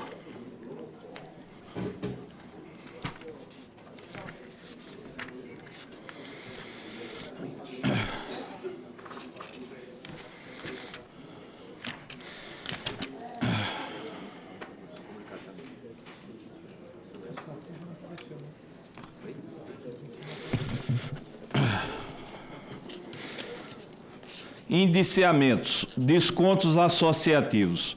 Os indiciamentos realizados por esta CPMI fundamentam-se na identificação de uma vasta e sofisticada estrutura criminosa voltada para fraudes sistêmicas contra aposentados e pensionistas, por meio da implementação de descontos associativos não autorizados e fraudulentos. As investigações revelaram um esquema profissionalizado, dividido em núcleos técnicos, administrativo, financeiro, empresarial e político, que atuava de forma coordenada para subtrair bilhões de reais do sistema previdenciário através de acordos de cooperação técnicos eivados de irregularidades, com base em um robusto acervo probatório, que inclui relatórios de inteligência financeira, auditorias da CGU e do Tribunal de Contas da União, elementos colhidos pela Polícia Federal e por esta CPMI. Nós, da comissão, identificamos condutas que violam frontalmente a moralidade administrativa, os direitos fundamentais e constituem crimes previstos no Código Penal, bem como em outras leis especiais. Nesse particular, os indiciados respondem por uma gama de crimes como organização criminosa, lavagem de dinheiro, corrupção ativa e passiva, estelionato majorado, falsidade ideológica, inserção de dados falsos em sistema de informação, fraude eletrônica, furto qualificado mediante fraude, advocacia administrativa, prevaricação, entre outros. O esquema criminoso não apenas gerou enriquecimento ilícito aos seus operadores, mas como também comprometeu a subsistência de milhares de cidadãos hipervulneráveis, justificando a responsabilização rigorosa de todos os envolvidos. A seguir serão feitos os indiciamentos individualizados, de acordo com o acervo probatório colhido por esta CPMI, oitivas, documentos sigilosos, documentos públicos e outros meios de prova obtidos em fontes públicas, a exemplo de reportagem. Nesses indiciamentos serão apontadas as condutas cometidas pelo indiciado, posteriormente o enquadramento legal respectivo. Cabe alertar que cada um dos indiciamentos pode possuir relação com um ou com outros, de modo que a atuação dos agentes podem se complementar e precisam ser contextualizadas. Com base nas investigações realizadas por esta CPMI, a partir da oitiva e dos documentos solicitados e recebidos, indicia-se as seguintes pessoas: Abraão, eu estou na página 3.739. O indiciamento de Abraão Lincoln Ferreira da Cruz fundamenta-se em sua posição de centralidade operacional e política como presidente da CBPA, Confederação Brasileira dos Trabalhadores de Pesca e Aquicultura, uma das entidades protagonistas no esquema de descontos associativos não autorizados. Ele é identificado como o articulador que permitiu a drenagem de dezenas de milhões de reais dos aposentados para o núcleo central da organização criminosa. Com base nas investigações desta CPMI, fundamenta-se seu indiciamento nas seguintes condutas: Abraão Lincoln assinou em 13 de julho de 22 o ACT junto ao então diretor de benefícios do INSS, Edson Yamada, para viabilizar descontos associativos diretamente dos benefícios previdenciários. Na qualidade de presidente e signatário do acordo de cooperação com o INSS, Abraão Lincoln liderou a CBPA em um esquema massivo e reiterado de descontos abusivos. A entidade figura em quase 10 mil processos judiciais, a maioria relacionada a descontos indevidos. Sob sua presidência, a CBPA é acusada de realizar descontos em benefícios de aproximadamente 240 mil aposentados e pensionistas, sem a devida autorização ou mediante fraude. sob sua gestão. A CBPA direcionou um montante de 76 milhões de reais para empresas vinculadas ao líder da organização criminosa, Antônio Carlos Camilo Antunes, incluindo a ACA Consultoria e a Prospect Consult, sem a comprovação de qualquer serviço prestado aos aposentados ou à confederação. Há fortes indícios que os recursos da CBPA foram desviados para sustentar atividades privadas de Abraão Lincoln. A CBPA acumulou 19.938 processos judiciais no polo passivo.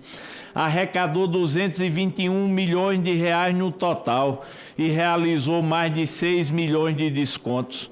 Adicionalmente, foram identificados repasses à plataforma Consultoria, mais de 20 milhões, e a Titânio Soluções, mais de 15 milhões, ambas ligadas a Felipe Zimanovski. Durante sua oitiva na CPMI, em 3 de 11 de 2025, o depoente fez afirmações falsas e calou a verdade, o que resultou em sua prisão em flagrante determinada pela presidência da comissão, conforme já descrito anteriormente neste relatório. A investigação financeira detectou que, apesar de gerir recursos milionários, Abraão Lincoln movimentou em sua conta pessoal apenas pouco mais de 12 mil reais. Segundo o relatório, isso indica uma clara intenção de realizar transações totalmente fora da rede de fiscalização e bancária nacional, para ocultar a origem e a destinação final do capital ilícito. O investigado já foi preso preventivamente e é réu por corrupção, lavagem de dinheiro e Caixa 2 em outros 2 desdobramentos. Operação Enredados. É apontado como liderança de atividade criminosa com influência direta no Ministério da Pesca e Aquicultura, inclusive decidindo sobre nomeações e exonerações de servidores para favorecer a confederação. Há evidências que Abraão Lincoln lesou o patrimônio de entidades anteriores e não cumpriu os requisitos para posse no cargo da referida entidade, utilizando-se de uma estrutura de diretoria composta por pessoas que sequer eram ligadas à pesca, para validar o ACT junto ao INSS. Essas condutas acima caracterizam os seguintes crimes pelo Abraão Lincoln da Cruz. Deve ser indiciado o citado personagem por organização criminosa, artigo 2º da Lei nº 12.850/2013, pela atuação coordenada com núcleos financeiros e políticos para fraudar o INSS. Por corrupção ativa, artigo 333 do Código Penal, devido aos repasses financeiros a empresas que operavam o pagamento de propina a servidores do INSS. Por lavagem de dinheiro, artigo 1º da Lei 9613 de 98, pelas transferências pulverizadas e uso de empresas de fachada para ocultar a origem de recursos provenientes dos descontos indevidos. Pela participação em cessão de dados falsos em sistemas de informação. Artigo 313-A do Código Penal, inclusão de lista de descontos sem o consentimento real dos segurados. Presidente, está muito...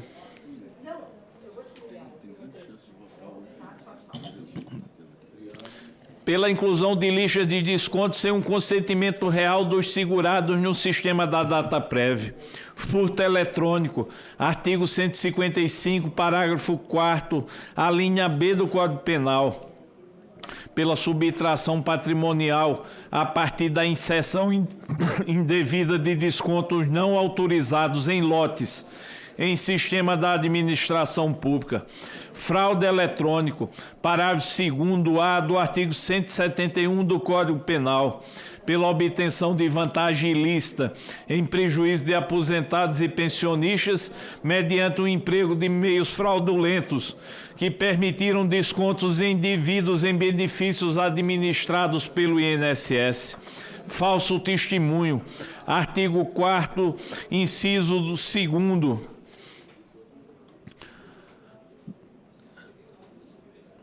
Especificamente quanto à sua conduta omissiva durante seu depoimento diante desta comissão parlamentar. No dia 26 de fevereiro de 2026, o plenário da CPMI aprovou o requerimento 2842/2025, o qual requeria que se representasse pela prisão preventiva de Abraão Ferreira da Cruz. Com isso, indicia-se Abraão Lincoln Ferreira da Cruz por liderar a estrutura da CBPA dentro do esquema de fraude nos benefícios previdenciários, utilizando-se da entidade de classe para o enriquecimento ilícito do núcleo criminoso, e também o financiamento de atividades políticas e privadas em detrimento de milhares de idosos brasileiros. Adeilson Silveira Hora. O indiciamento de Adeilson Silveira Hora fundamenta-se em sua atuação como dirigente de associações integradas ao núcleo criminoso liderado por Alessandro Prado dos Santos. As investigações demonstram que o indiciado exerceu cargos de comando no IB7 e na Prevebrap, utilizando essas estruturas para operacionalizar descontos em indivíduos, especialmente em benefícios previdenciários, e para circularizar milhões de reais de origem ilícita. Abaixo detalham-se as suas condutas. O indiciado atuou como presidente do IB7. Presidente. Por gentileza, silêncio. Por gentileza, está atrapalhando a leitura do relatório. O indiciado atuou como presidente do IB7 entre 8 de abril de 22 e 19 de maio de 22 e como tesoureiro e presidente da Prevabrap entre 21 e 22. Sob sua gestão, essas entidades implementaram milhares de descontos associativos não autorizados, valendo-se de dados cadastrais obtidos de forma ilícita para induzir o INSS e os segurados ao erro. O investigado presidiu entidades que funcionaram como bancas de branqueamento de capitais. O IB7, sob seu comando, participou da circularização de aproximadamente 129 milhões de reais, recebendo e pulverizando ativos para dificultar o rastreio pelos órgãos de controle federal. Durante sua presidência, foram identificadas emissões de notas fiscais vultosas, como as ocorridas em 22 de abril de 24 e em 25 de outubro de 24, tendo como tomadores o IB7 e a Prevebrap, em favor da empresa BR Tecnologia, sem que houvesse contraprestação de serviços reais que justificassem os pagamentos.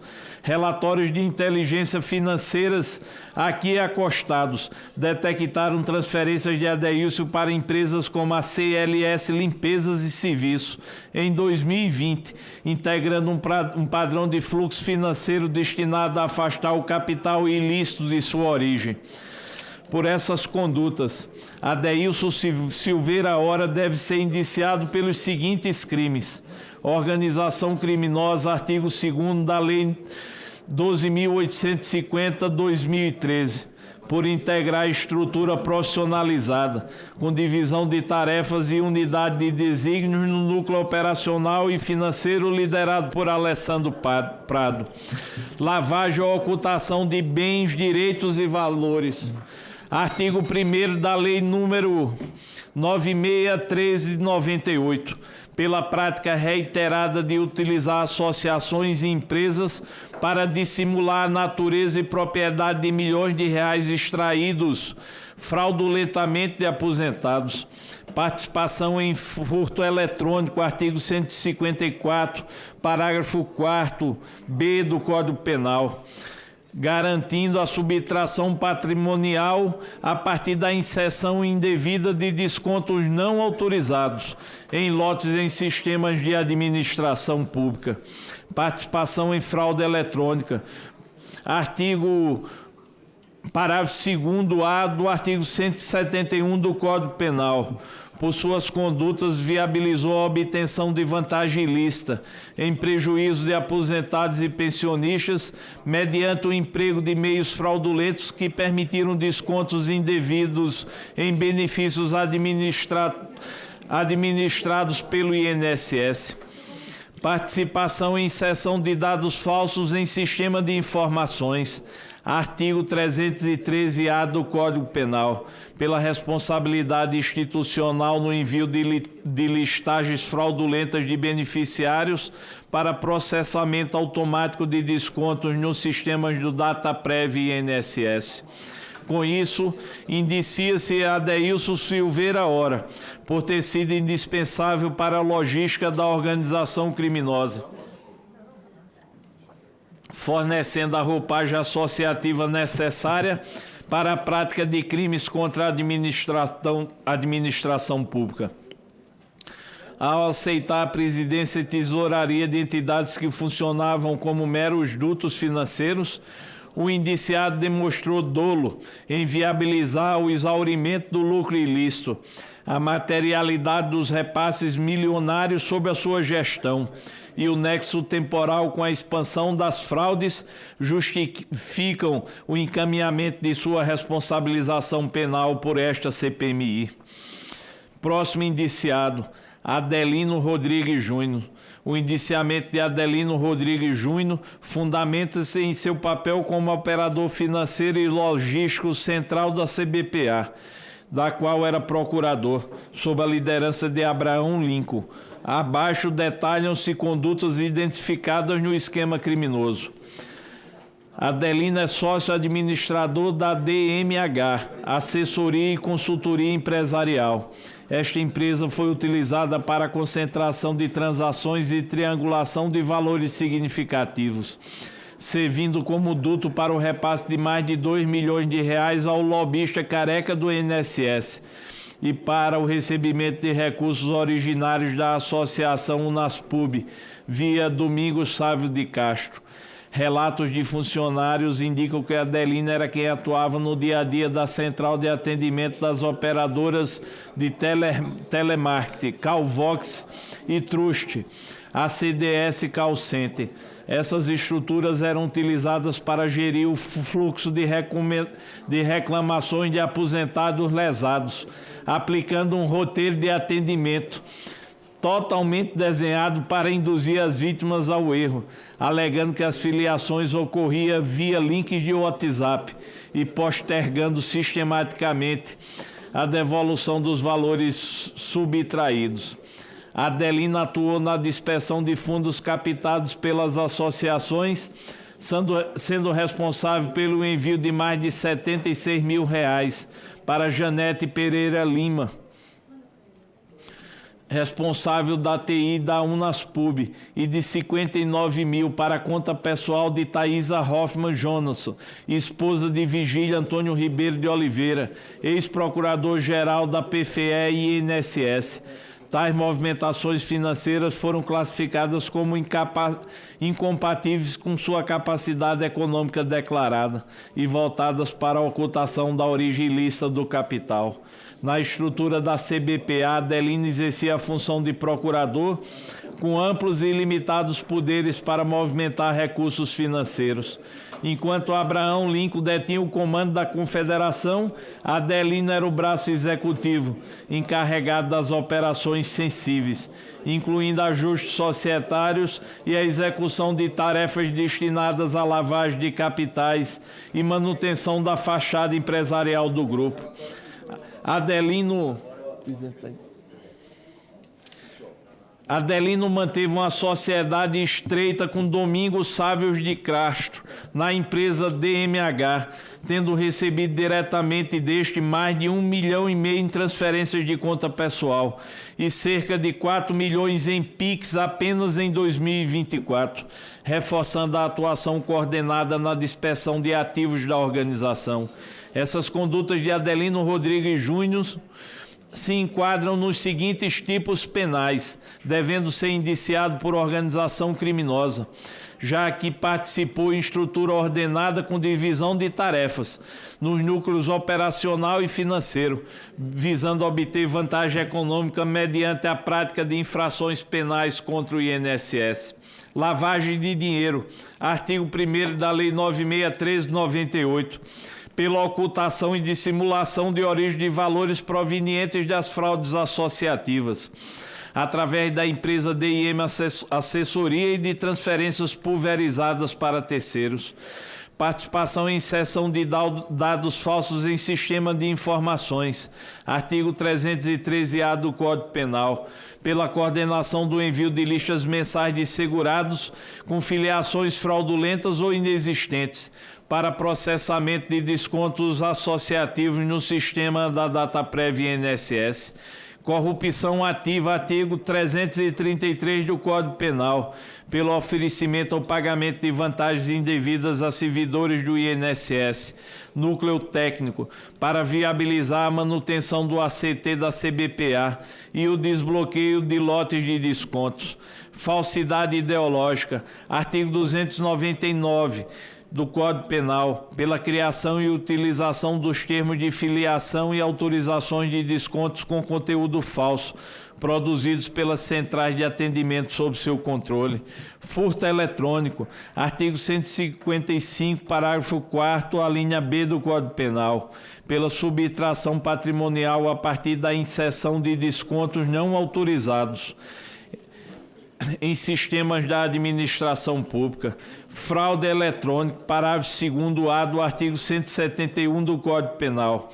Obtenção de vantagem ilícita em prejuízo de aposentados e pensionistas, mediante o emprego de meios fraudulentos que permitiram descontos indevidos em benefícios administrados pelo INSS. Com isso, indicia-se Adelino Rodrigues Júnior por ter sido essencial para demonstrar como a CBPA, sob a fachada de entidade representativa, funcionava como uma empresa de descontos em massa. Sua atuação foi determinante para que o esquema criminoso de Abraão Lincoln ultrapassasse a esfera política e se tornasse uma operação financeira de alta escala, drenando recursos de milhares de pescadores e aposentados. Próximo indiciado, eu estou seguindo a ordem alfabética. Ademir Fratic Bacic. O indiciamento de Ademir Fratic Bacic fundamenta-se em sua atuação estratégica como braço operacional e financeiro da organização criminosa comandada por Maurício Camisotti. O indiciado foi o responsável por estabelecer as bases administrativas do esquema, a fundar e presidir a AMBEC, servindo como anteparo para ocultar o domínio do fato exercido por seu tio, Maurício Camisotti. Além disso, sua participação em uma vasta rede de empresas de fachada permitiu a lavagem de capitais em larga escala, convertendo o prejuízo de milhões de segurados do INSS em patrimônio para o núcleo familiar. Abaixo detalho suas condutas identificadas no esquema criminoso. O investigado foi o primeiro presidente da AMBEC, associação que as auditorias da CGU identificaram como fachada para o grupo empresarial familiar ter acesso aos descontos em folha do INSS. Sua atuação permitiu que a entidade iniciasse o esquema de adesões em massa, sem autorização, enquanto a gestão real permanecia sob controle oculto. Relatórios de inteligência financeira detectaram que o indiciado movimentou um montante de mais de R$3.800.000. Entre as movimentações, destaque-se o recebimento direto de mais de R$800.000 da empresa Previdente e repasses vultosos de Gisele Soares da Silva, mais de R$1 milhão, evidenciando seu papel na circulação de ativos obtidos mediante fraude previdenciária. Ademir Bacic mantém vínculos societários com 39 empresas ligadas ao esquema.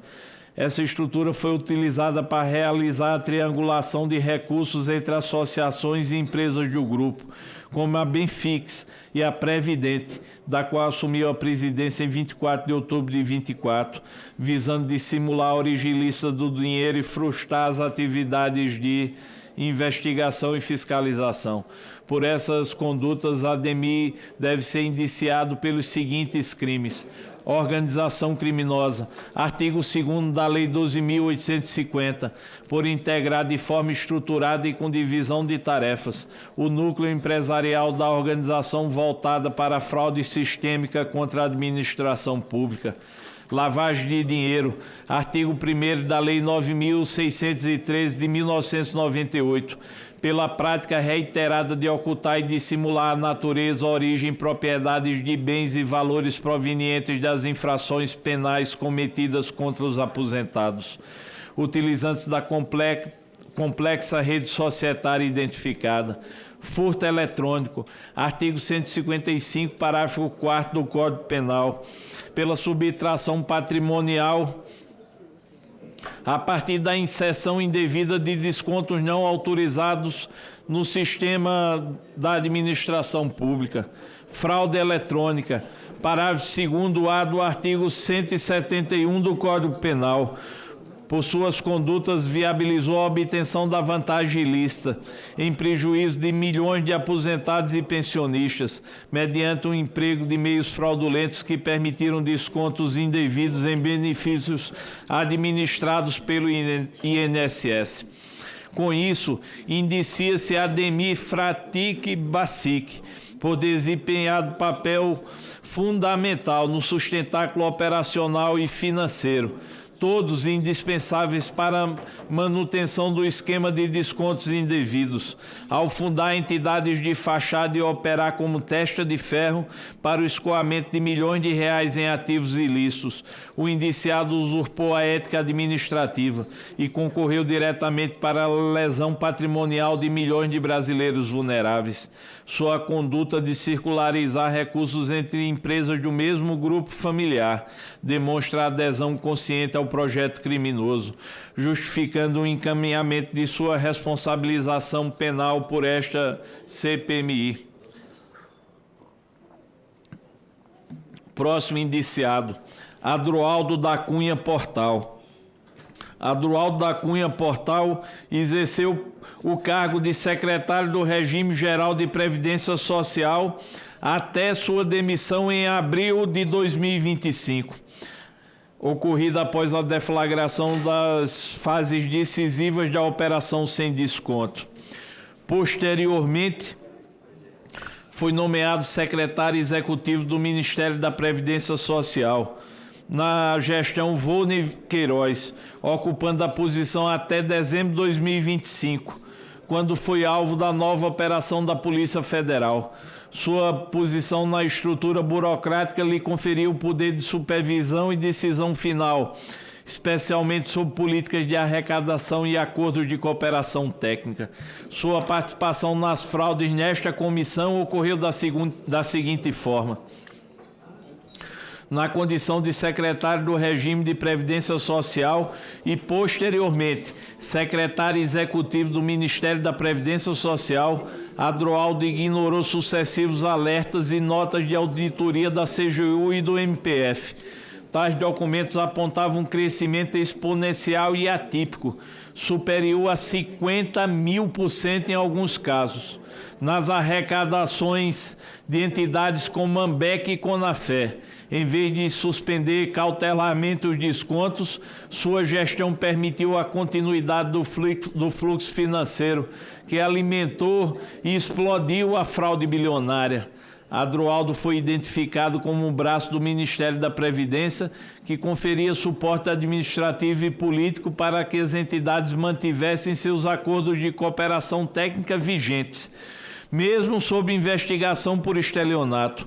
Sua nomeação para postos estratégicos da pasta é apontada como uma indicação do senador Weverton Rocha, PDT do Maranhão, de quem Adroaldo foi assessor parlamentar por 4 anos, 2019 a 2023. As investigações sugerem que essa conexão visava garantir o controle político sobre os acordos de cooperação técnica em favor do núcleo criminoso.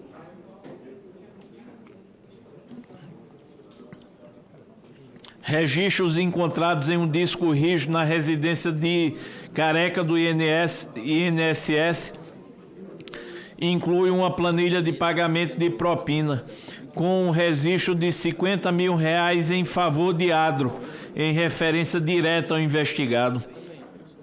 Além disso, registros da portaria do Ministério indica reuniões presenciais entre Adroaldo e o lobista Antônio Carlos Camilo, para tratar de entraves burocráticos que dificultavam o desbloqueio de lotes de desconto. A investigação financeira detectou movimentações suspeitas envolvendo Adroaldo e seu filho Eduardo Silva Portal, que atuou no gabinete do senador Weverton. Foram identificados depósitos em espécie de Eduardo na conta do pai, totalizando quase R$250 mil entre 2023 e 2024. Além de transferências provenientes de Vanessa Tocantins, chefe de gabinete do Ministério e ex-assessora do senador Weverton Rocha. Tais fluxos são considerados incompatíveis com a renda declarada e indicativos de lavagem de dinheiro. Sob sua supervisão direta, o Ministério e o INSS retardaram a implementação de travas de segurança exigidas pelos órgãos de controle, permitindo o uso de uma biometria fake por meses. Essa inércia foi fundamental para que a cifra bilionária de descontos indevidos atingisse patamares antes nunca vistos, garantindo o exaurimento do crime contra os idosos. Devido à gravidade das condutas, o Supremo Tribunal Federal determinou o afastamento cautelar de Adroaldo da Cunha Portal de suas funções públicas, a proibição do acesso às dependências do Ministério da Previdência e a monitoração eletrônica. Considerando a gravidade das condutas que viabilizaram a perpetuação do esquema, presidente, eu vou ler os tipos penais, mas não vou descrever mais as condutas porque já estão inseridas nesse contexto. Considerando a gravidade das condutas que viabilizaram a perpetuação do esquema, Adroaldo da Cunha Portal deve ser indiciado pelos seguintes crimes: organização criminosa, prevaricação, advocacia administrativa, corrupção passiva, furto eletrônico a título de omissão imprópria, fraude eletrônica a título de omissão imprópria. Com isso, indicia-se Adroaldo da Cunha Portal por ter sido essencial para a blindagem de alto nível do esquema. Sua demissão pela gestão federal ocorreu somente após a insustentabilidade política gerada pelas provas de que o Ministério da Previdência se tornou conivente com a drenagem de recursos dos cidadãos mais vulneráveis. Alan do Nascimento Santos. O indiciamento de Alan do Nascimento Santos, diretor de Relacionamento e Negócios da Dataprev e servidor de carreira do INSS, fundamenta-se em sua identificação como peça estratégica da organização criminosa. Essa investigada na 6ª fase da Operação Sem Desconto da Polícia Federal, atuando em posição de cúpula na Dataprev desde 21. O indiciado é suspeito de utilizar suas atribuições técnicas e administrativas para facilitar a implementação em massa de sistemas e comandos que permitiram a extração massiva de recursos de aposentados.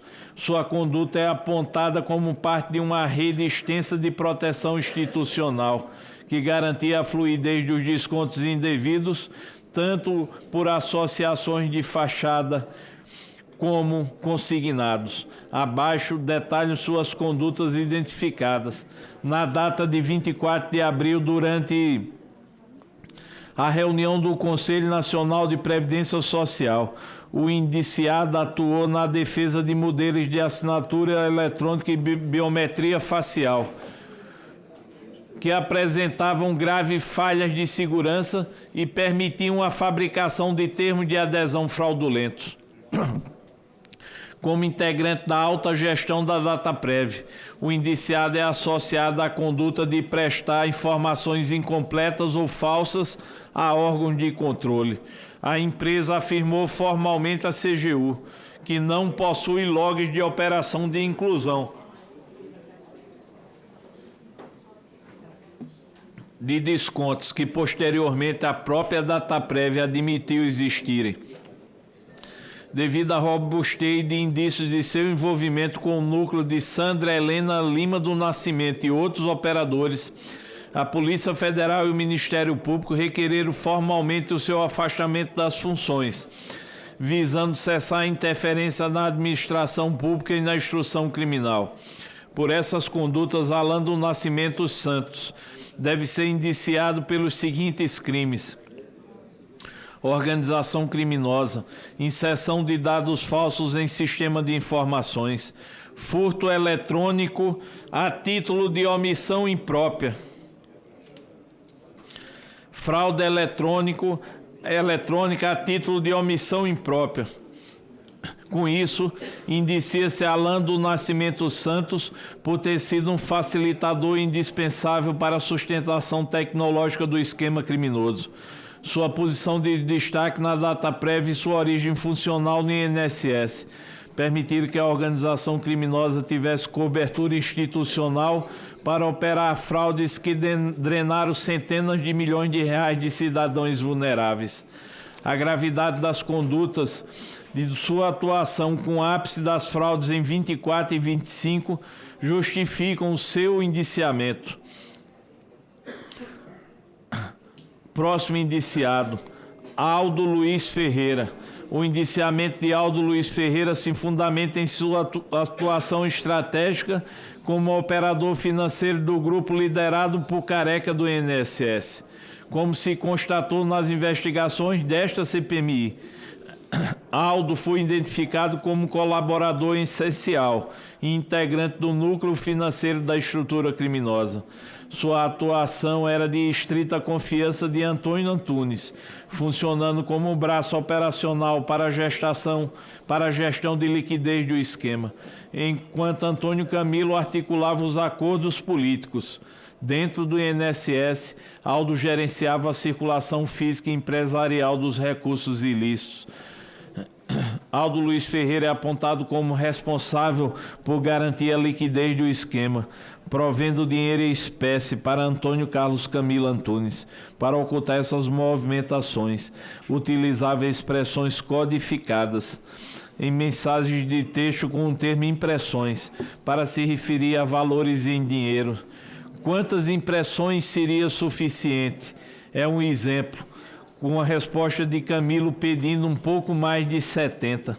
O investigado utilizou a empresa Credenzo, na qual ingressou formalmente como sócio em 2025, para atuar no mercado de cartão de benefícios, voltados às seguradoras do INSS. A investigação apontou que, sob sua responsabilidade, a empresa serviu para a emissão de circulação de recursos sem lastro econômico idôneo, visando a ocultação de lucros auferidos por Antônio Camilo através de delitos contra o sistema financeiro nacional. Aldo manteve sua atuação mesmo após a deflagração de fases ostensivas da Polícia Federal em abril de 25, demonstrando que o Judiciário classificou como perigo concreto de liberdade. Em agosto de 25, ele facilitou a movimentação de 150 mil da empresa RPDL de Antônio Camilo para a SPY de intermediação e consultoria, disponibilizando um numerário correspondente para uso da organização. O indiciado atuava diretamente na dissimulação da propriedade e origem de bens do grupo, fornecendo endereços para o recebimento de encomendas, valores físicos e orientando a retirada de recursos por terceiros a mando de Antônio Camilo. Sua posição de estrita confiança permitia que ele gerasse fluxos financeiros clandestinos, especialmente destinados a frustrar a recomposição do erário e a manutenção da estrutura de lavagem de capitais. Por essas condutas, Aldo Luiz Ferreira deve ser indiciado pelos seguintes crimes: organização criminosa, lavagem ou ocultação de bens, direitos e valores, corrupção ativa. Com isso, indicia-se Aldo Luiz Ferreira por ter sido operador de liquidez e suporte logístico financeiro do núcleo de Antônio Carlos Camilo. Sua persistência em movimentar recursos ilícitos e fornecer numerário, mesmo sob fiscalização judicial, comprova sua centralidade na engrenagem da lavagem de dinheiro. Silêncio, por favor. Silêncio. Próximo indiciado, Aleandro de Souza Guardacone. O indiciamento de Aleandro de Souza Guardacone fundamenta-se em sua atuação como operador logístico financeiro e peça de estratificação no esquema de desvio de recursos de aposentados e pensionistas do INSS. As investigações da Polícia Federal revelam que o indiciado utilizava sua atividade no ramo de veículos para conferir a aparência de legalidade a milhões de reais destinados a Cícero Marcelino de Souza, apontado como principal operador financeiro da organização criminosa liderada pela cúpula da Conafé. Abaixo detalham suas condutas no esquema criminoso.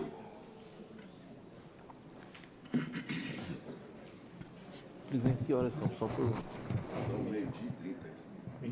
Ah, é? Ah, o pessoal que já estava mais tarde. Entre as datas de 2 de janeiro e 3 de outubro de 25, o indiciado transacionou cerca de 63 milhões.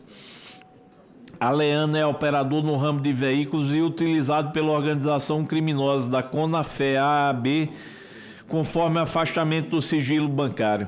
Ele recebeu ao menos 856 mil da Santos Consultoria, 463 mil da Conafé, 358 mil da Turraire e 333 mil de Cícero Marcelino. Esta movimentação fragmentada e de alta monta é característica de técnica de branqueamento de capitais destinadas a burlar o mecanismo de controle do COAF. Aleano atua no mesmo ramo e mantém estreita coordenação com outros operadores do esquema, como Igor do Vale Vedov Lourenço, com quem compartilha endereços e vínculos de amizade pública em Presidente Prudente. Registros de redes sociais atestam essa proximidade. Sua estrutura empresarial servia de duto para converter o produto de fraudes previdenciárias em ativos de liquidez para a cúpula do esquema. O principal destinatário de recursos de Aleano é Igor Vedov, com repasses da ordem de mais de 10 milhões de reais. Ao viabilizar o trânsito de mais de 63 milhões, o indiciado garantiu os valores subtraídos fraudulentamente dos aposentados e pensionistas fossem reciclados e integrados à economia formal, sob o pretexto de transações comerciais de veículos. Por essas condutas, Aleano Guardacone deve ser indiciado pelos crimes de lavagem ou ocultação de bens, direitos e valores e organização criminosa. Com isso, indicia-se Aleano de Souza Guardacone por ter função indispensável para a sustentação econômica da rede criminosa investigada.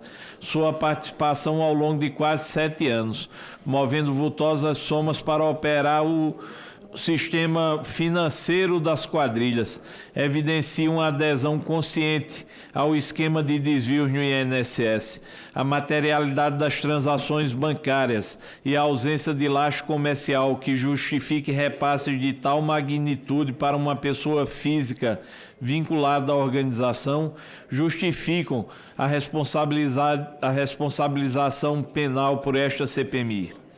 Próximo indiciado, Alessandro Antônio Stefanuto. Alessandro Antônio Stefanuto ocupou os cargos de Procurador-Geral do INSS, posteriormente presidente do INSS, e foi identificado como peça central no núcleo de dirigentes que estruturou, viabilizou e protegeu o esquema de descontos indevidos de aposentados, utilizando-se a estrutura do INSS. Com base nas investigações desta CPMI, nas decisões do STF e nos relatórios de auditoria da CGU, o indiciamento de Stefanuto fundamenta-se nessa articulação, nessa atuação como articulador e protetor do esquema de descontos bilionários, utilizando suas funções de alta gestão no INSS para viabilizar fraudes e receber vantagens indevidas. Entre suas condutas identificadas no esquema criminoso inclui-se, na condição de presidente do INSS, Stefanuto foi alertado pela CGU sobre a ausência de medidas efetivas para conter as fraudes, mas manteve uma postura de inércia e minimização do problema em reuniões do GTI Previdência. Relatos indicam que ele enterrou uma proposta de parceria com a CGU para a detectação de fraudes em janeiro de 24 e ignorou auditorias internas que mostravam que mais de 1 milhão de segurados pediram a exclusão de descontos. Além disso, autorizou a solução provisória de biometria facial, mesmo contra alertas da Dataprev, o que resultou em um prejuízo superior a 62 milhões de reais para os segurados entre 2024 e 2025. Enquanto ocupava o cargo de Procurador-Geral do INSS em 2016, e esse é um ponto importantíssimo do relatório. É o ponto que deu início de forma mais veemente à mudança de rota nos desvios associativos.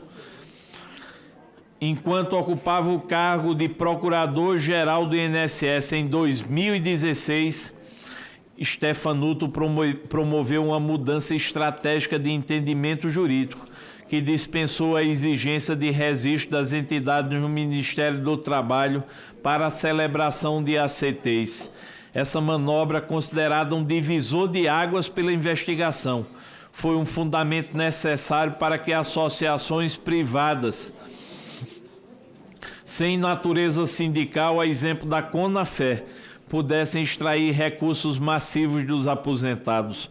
Documentos comprovam que ele se reuniu pessoalmente com representantes da Conafé para alinhar esse novo entendimento, pouco antes da assinatura do acordo.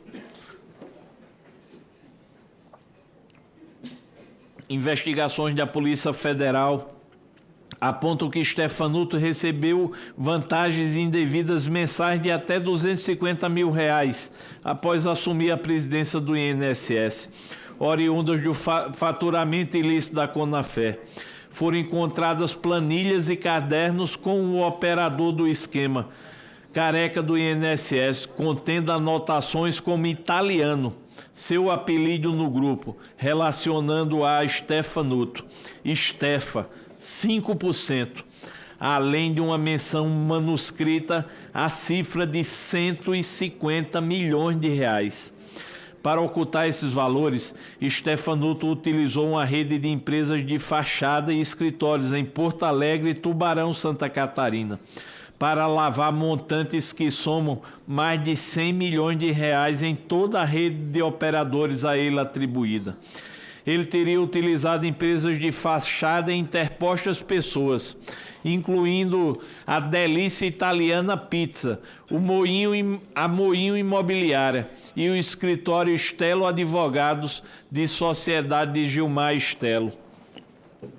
Em maio de 2024, autorizou a implantação de uma solução provisória de biometria facial, ignorando alertas de técnicos da Dataprev de que o sistema era inseguro e ineficiente. Essa decisão consciente resultou na inclusão indevida de 1,29 milhão de benefícios, gerando um prejuízo de mais de 62 milhões aos segurados. Só nesses poucos meses, Stefanuto instituiu o programa que beneficiou exclusivamente o banco PicPay.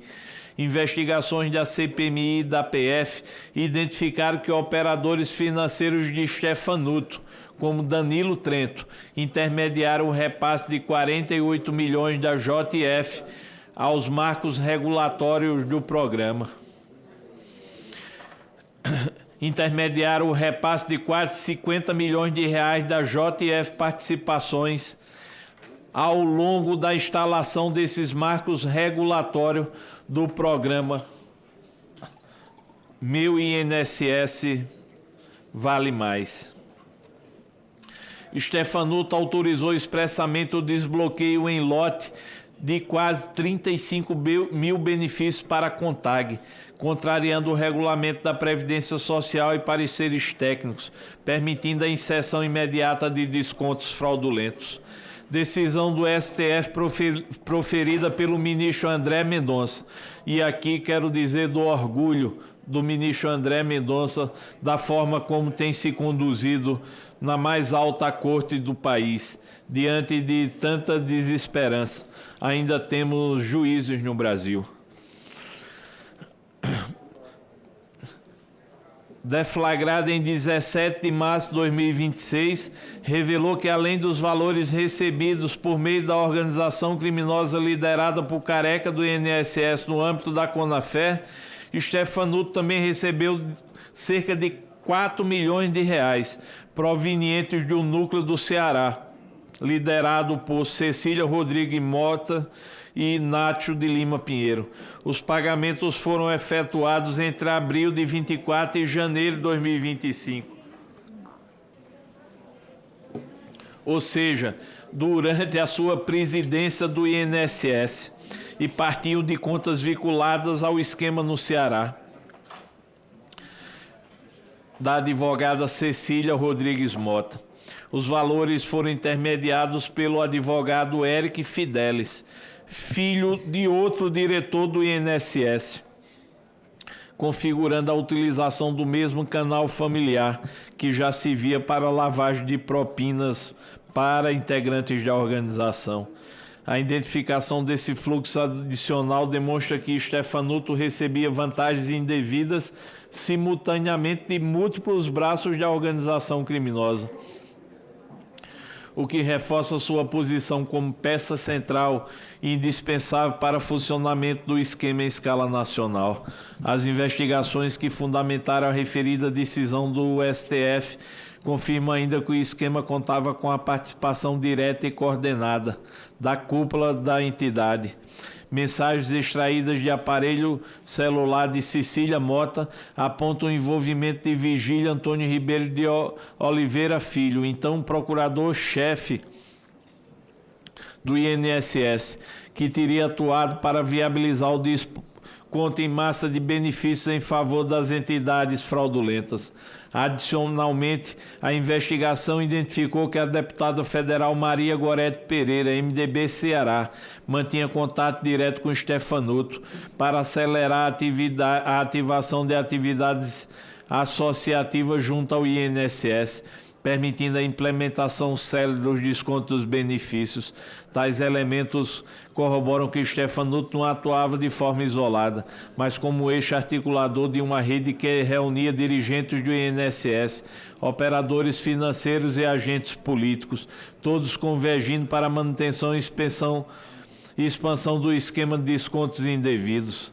Stefanuto foi colocado na presidência do INSS, sob a responsabilidade do ministro Carlos Lupe, como dito aqui em depoimento presencial. Devido à gravidade das condutas e ao risco de reiteração delitiva, o ministro André Mendonça determinou o afastamento do cargo e o bloqueio de sistemas, com o avanço das provas que ele integrava o núcleo político e institucional da organização criminosa e recebia propinas milionárias para blindar o esquema. Essas condutas de Stefanuto configuram os seguintes tipos penais pelos quais deve ser responsabilizado: lavagem de bens e valores, corrupção passiva, organização criminosa, prevaricação, inserção de dados falsos em sistema de informações, furto eletrônico a título de omissão imprópria, fraude eletrônica a título de omissão imprópria.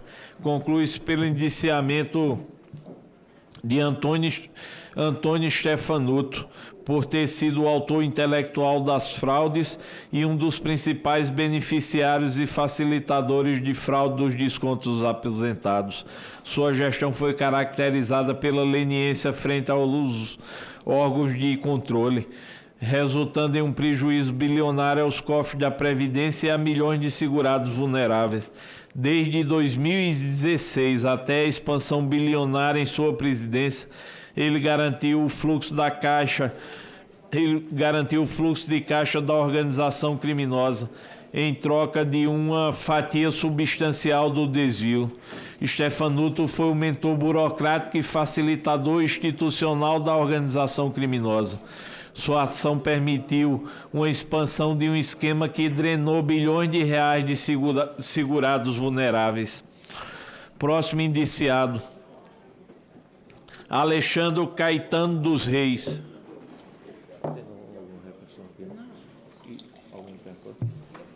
Relator, enquanto dá uma pausa, eu vou pedir à senadora Damares.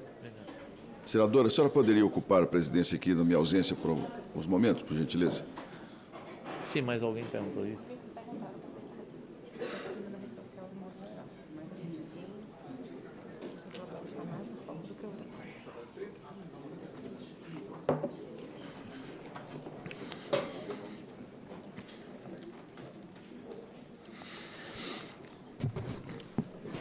Alexandre Caetano dos Reis.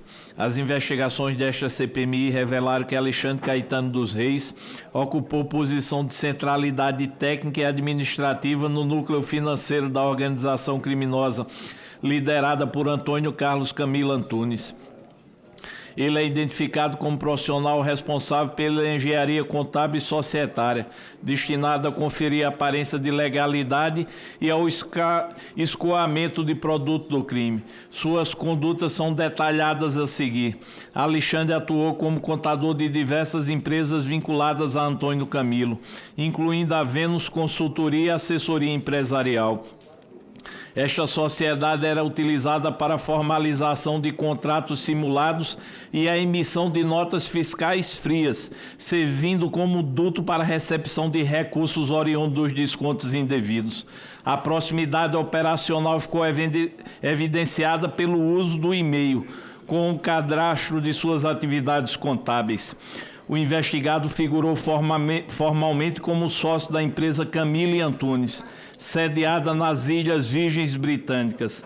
Essa offshore foi o veículo utilizado para a internacionalização do esquema e a ocultação de patrimônio, tendo sido responsável pela aquisição de 4 imóveis no Brasil, num valor de mais de 11 milhões de reais.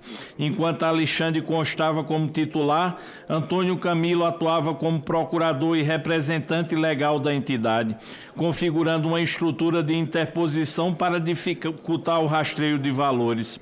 Esta CPMI requisitou a cooperação jurídica internacional para ter acesso à movimentação financeira desta offshore.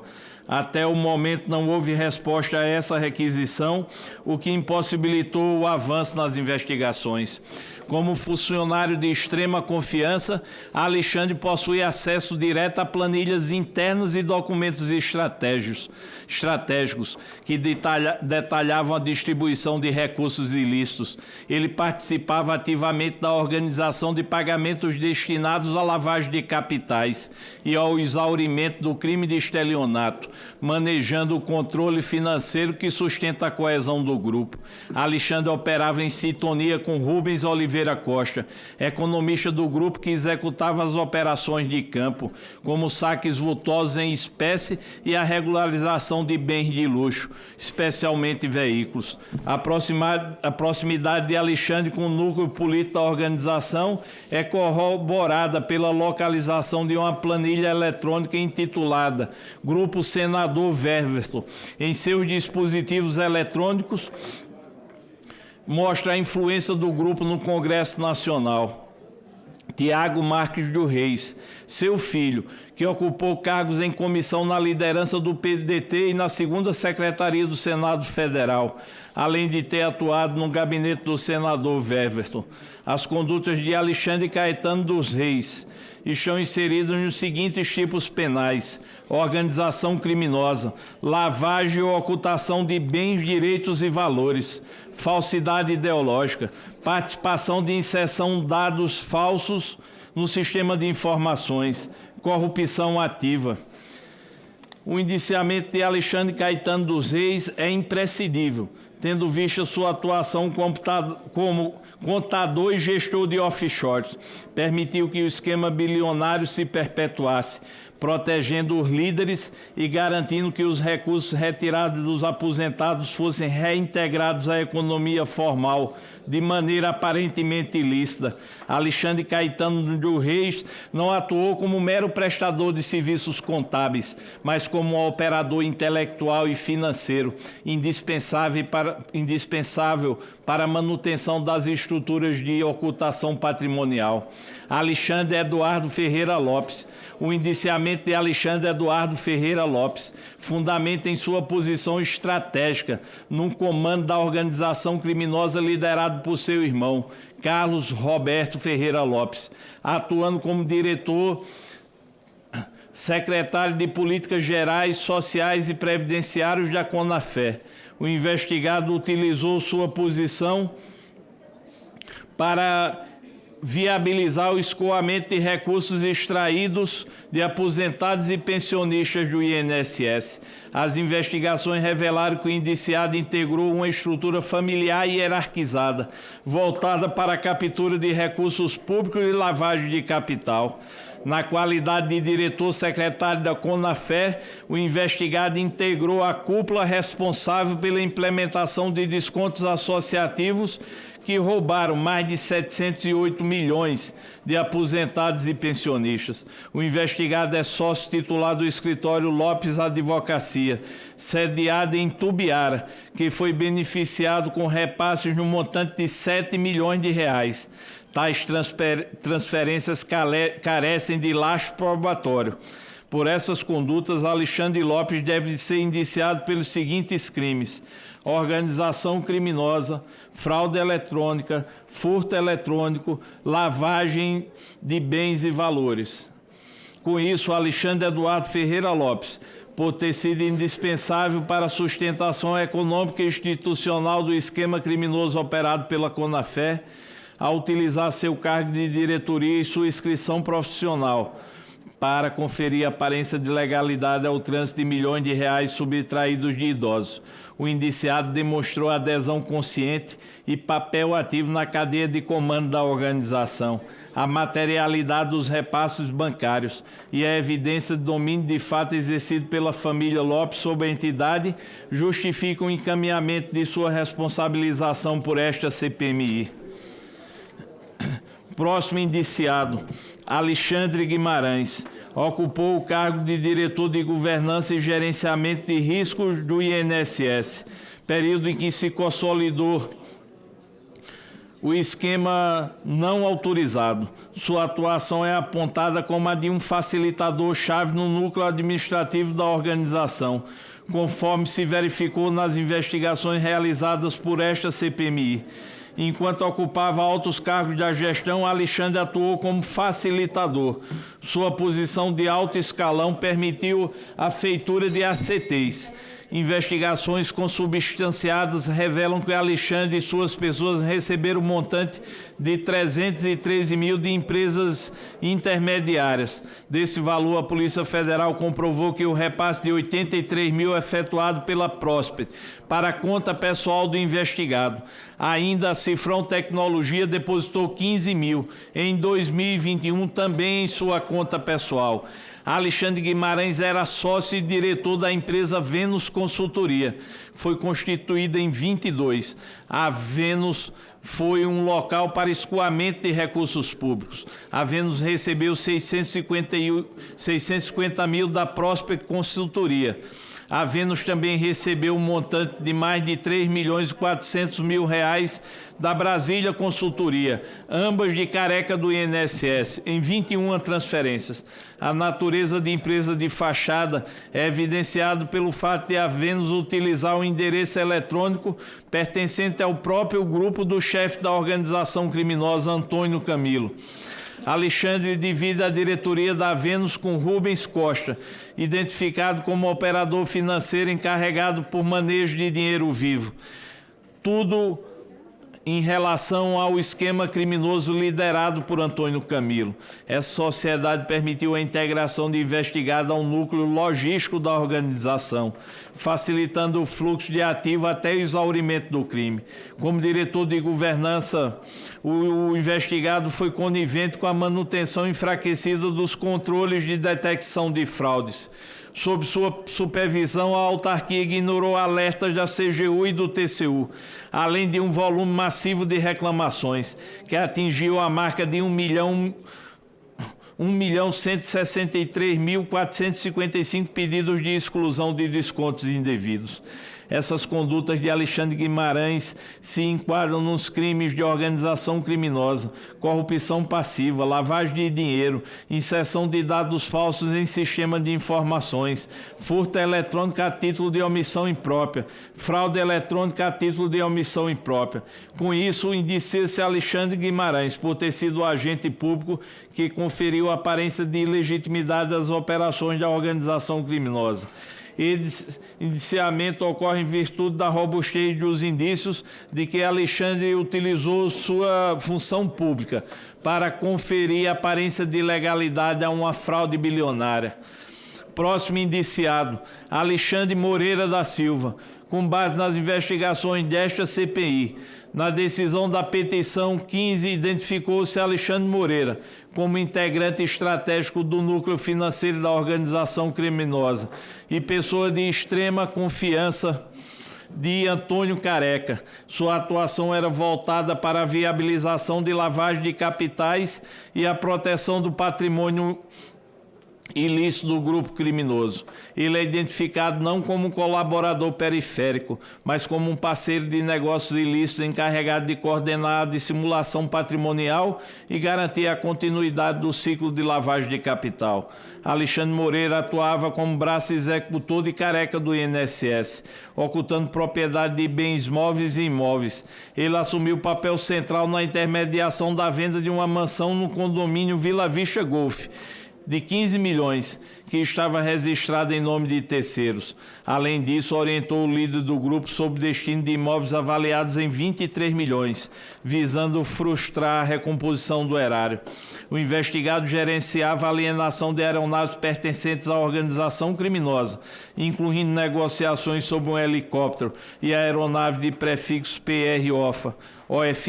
Sua atuação envolvia o contato direto com sócios de empresas de aviação, como a Flightway SA, para operacionalizar a transferência desses ativos de luxo e evitar o rastreio financeiro pelas autoridades. De forma alarmante, Alexandre Moreira manteve-se ativo na engrenagem criminosa após a deflagração da Operação Sem Desconto em abril de 2025. Mensagens de zap interceptadas entre abril e agosto de 25 comprova que ele continuou prestando auxílio direto a Antônio Camilo.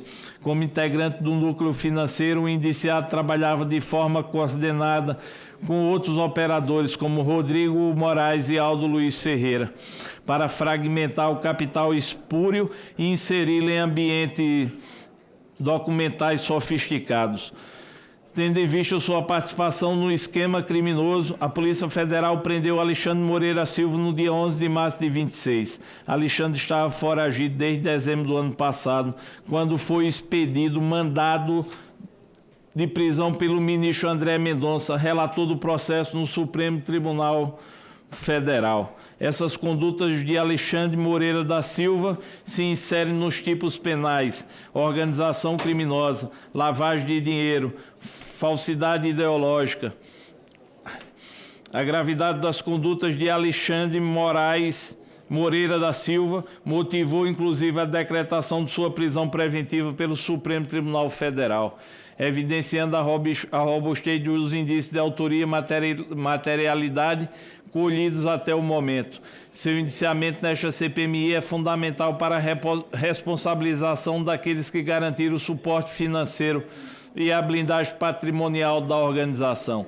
Com isso, indicia-se Alexandre Moreira da Silva por ter sido operador estratégico de branqueamento e ocultação de ativos. Sua persistência em auxiliar os líderes da organização após a ação policial demonstra um elevado perigo concreto à ordem pública. Senhor presidente, eu vou pedir a Vossa Excelência 15 minutos para retornar. A sessão está suspensa por 15 minutos.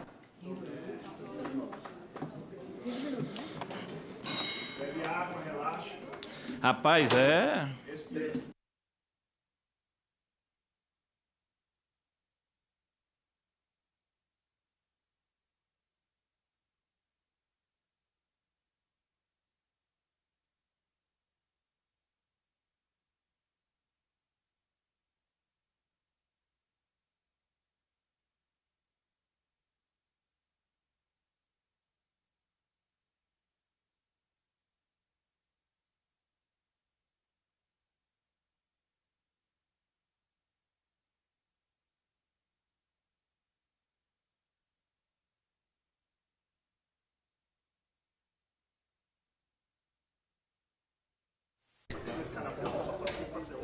Eu estou ao vivo neste momento. A reunião foi suspensa por alguns minutos a pedido do relator. Ele parou um pouquinho porque já está lendo há quase 2 horas sobre os indiciamentos. São 212 pessoas indiciadas, segundo o relatório. E neste momento, então, uma pausa aqui na sala da CPMI. Nós temos o indiciamento pelo relatório, ele está na letra A ainda, está seguindo por ordem alfabética, mas só para vocês terem uma ideia, ele ainda está na letra A, falando dos indiciados, dos possíveis indiciados, né? Porque esse relatório ele é enviado para o Ministério Público com a sugestão de indiciamento. Aí, aqui, ele parou ainda na letra A para tomar uma água e fazer um pequeno intervalo, mas nós temos acesso ao relatório, todos os parlamentares têm acesso ao relatório e a gente consegue dar uma pequena antecipada aqui nos indiciamentos pedidos pelo relator da CPMI. Estão, por exemplo, com pedidos de indiciamento os ex-ministros da Previdência, José Carlos de Oliveira, que era chefe da pasta do trabalho. Eu, neste momento, vou interromper a transmissão daqui para chamar uma entrevista coletiva do relator que está, neste momento, ao vivo, Alfredo Gaspar. Acompanhe. As senhoras terão a oportunidade de fazer análise. A expectativa de votar ainda hoje no relatório? Não posso dizer isso porque não depende de mim, depende do término da leitura e principalmente da decisão do presidente do quantitativo de horas que será dado para uma análise do relatório. Você está com a apresentação do relatório alternativo pela base do governo? Ele deve iniciar o Onyx Lorenzoni e outros nomes ligados ao governo Bolsonaro? Olha, não sei se vocês estão prestando atenção. Até o presente momento, eu estou fazendo uma leitura baseada em dados e de forma técnica. Não estou trazendo narrativa para governo A, governo B. Eu acho que exige-se responsabilidade e eu estou tendo essa responsabilidade. O senhor pretende continuar direto ou vão parar? Não, eu pretendo ficar até ter condições físicas de fazer a leitura. As mudanças no relatório podem ser negociadas com a base governista? Olha, eu acho que ninguém está como dono da verdade. Se forem mudanças pontuais e houver convicção de todos, nós levaremos isso adiante. Mas fiz um relatório baseado, como disse, em provas. Fica muito difícil retirar ou incluir alguém que não seja nesse aspecto. A respeito da acusação do Lindbergh, o que o senhor tem a dizer? Olha, eu parei o relatório justamente para falar sobre isso. Meu nome é Alfredo Gaspar. Eu nasci numa família cristã, aos 20 anos casei, tenho 3 filhos maravilhosos, tenho netas e tenho a mesma esposa há 36 anos. Sou promotor criminal, fui promotor criminal, passado em concurso público pela Fundação Carlos Chagas em 1996. Passei 24 anos no Ministério Público. Atuei contra o crime organizado, denunciando deputados, prefeitos do meu estado. Atuei como secretário de Segurança, desbaratando e enfrentando organizações criminosas. Atuei como chefe do Grupo de Combate ao Crime Organizado no Brasil. Fui chefe do Ministério Público por 2 oportunidades. Fiz inimigos poderosos no meu estado. A exemplo de governador, presidente da Assembleia. Nunca na minha vida respondi a qualquer tipo de fato, nem assemelhado, nem semelhante. Tenho muito orgulho de ser autor de um projeto de lei que busca a castração química de estupradores. Faço isso em nome da defesa de milhares de pessoas vulneráveis. Mas eu nunca imaginei na minha vida, sabendo que Lindenberg Farias é um criminoso, um usuário de drogas, que é um bandido, sabendo dos crimes com os quais ele já atuou e participou. Lindinho, conhecido no submundo do crime como recebedor de propina. Passou na prefeitura e ficou inelegível, porque botou dinheiro no bolso, dinheiro do povo. Veio para cá hoje a sacar uma mentira que não tem qualquer fundamento. Eu coloco a minha vida limpo e quero fazer um desafio. Lindenberg, prove hoje e agora qualquer indício disso, eu renuncio o meu mandato imediatamente. Agora, se você não provar, renuncie o seu canalha, eu vou lhe processar. Você é do submundo do crime, nasceu num pó, continua no pó, você é acostumado com a bandidagem, você é líder, sempre foi líder da bandidagem. A justiça do meu país lhe conhece.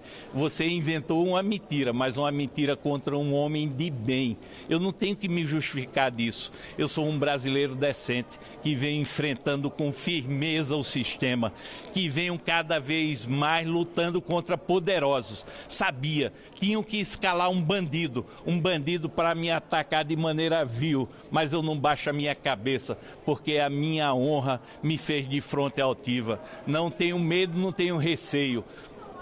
Lindenberg, seu lugar é na prisão, mas não é porque você inventou essa mentira, não. É porque você é bandido, seu cafetão, usuário de drogas, seu ladrão de dinheiro do povo brasileiro, seu bandido, se ponha no seu lugar, as algemas lhe esperam.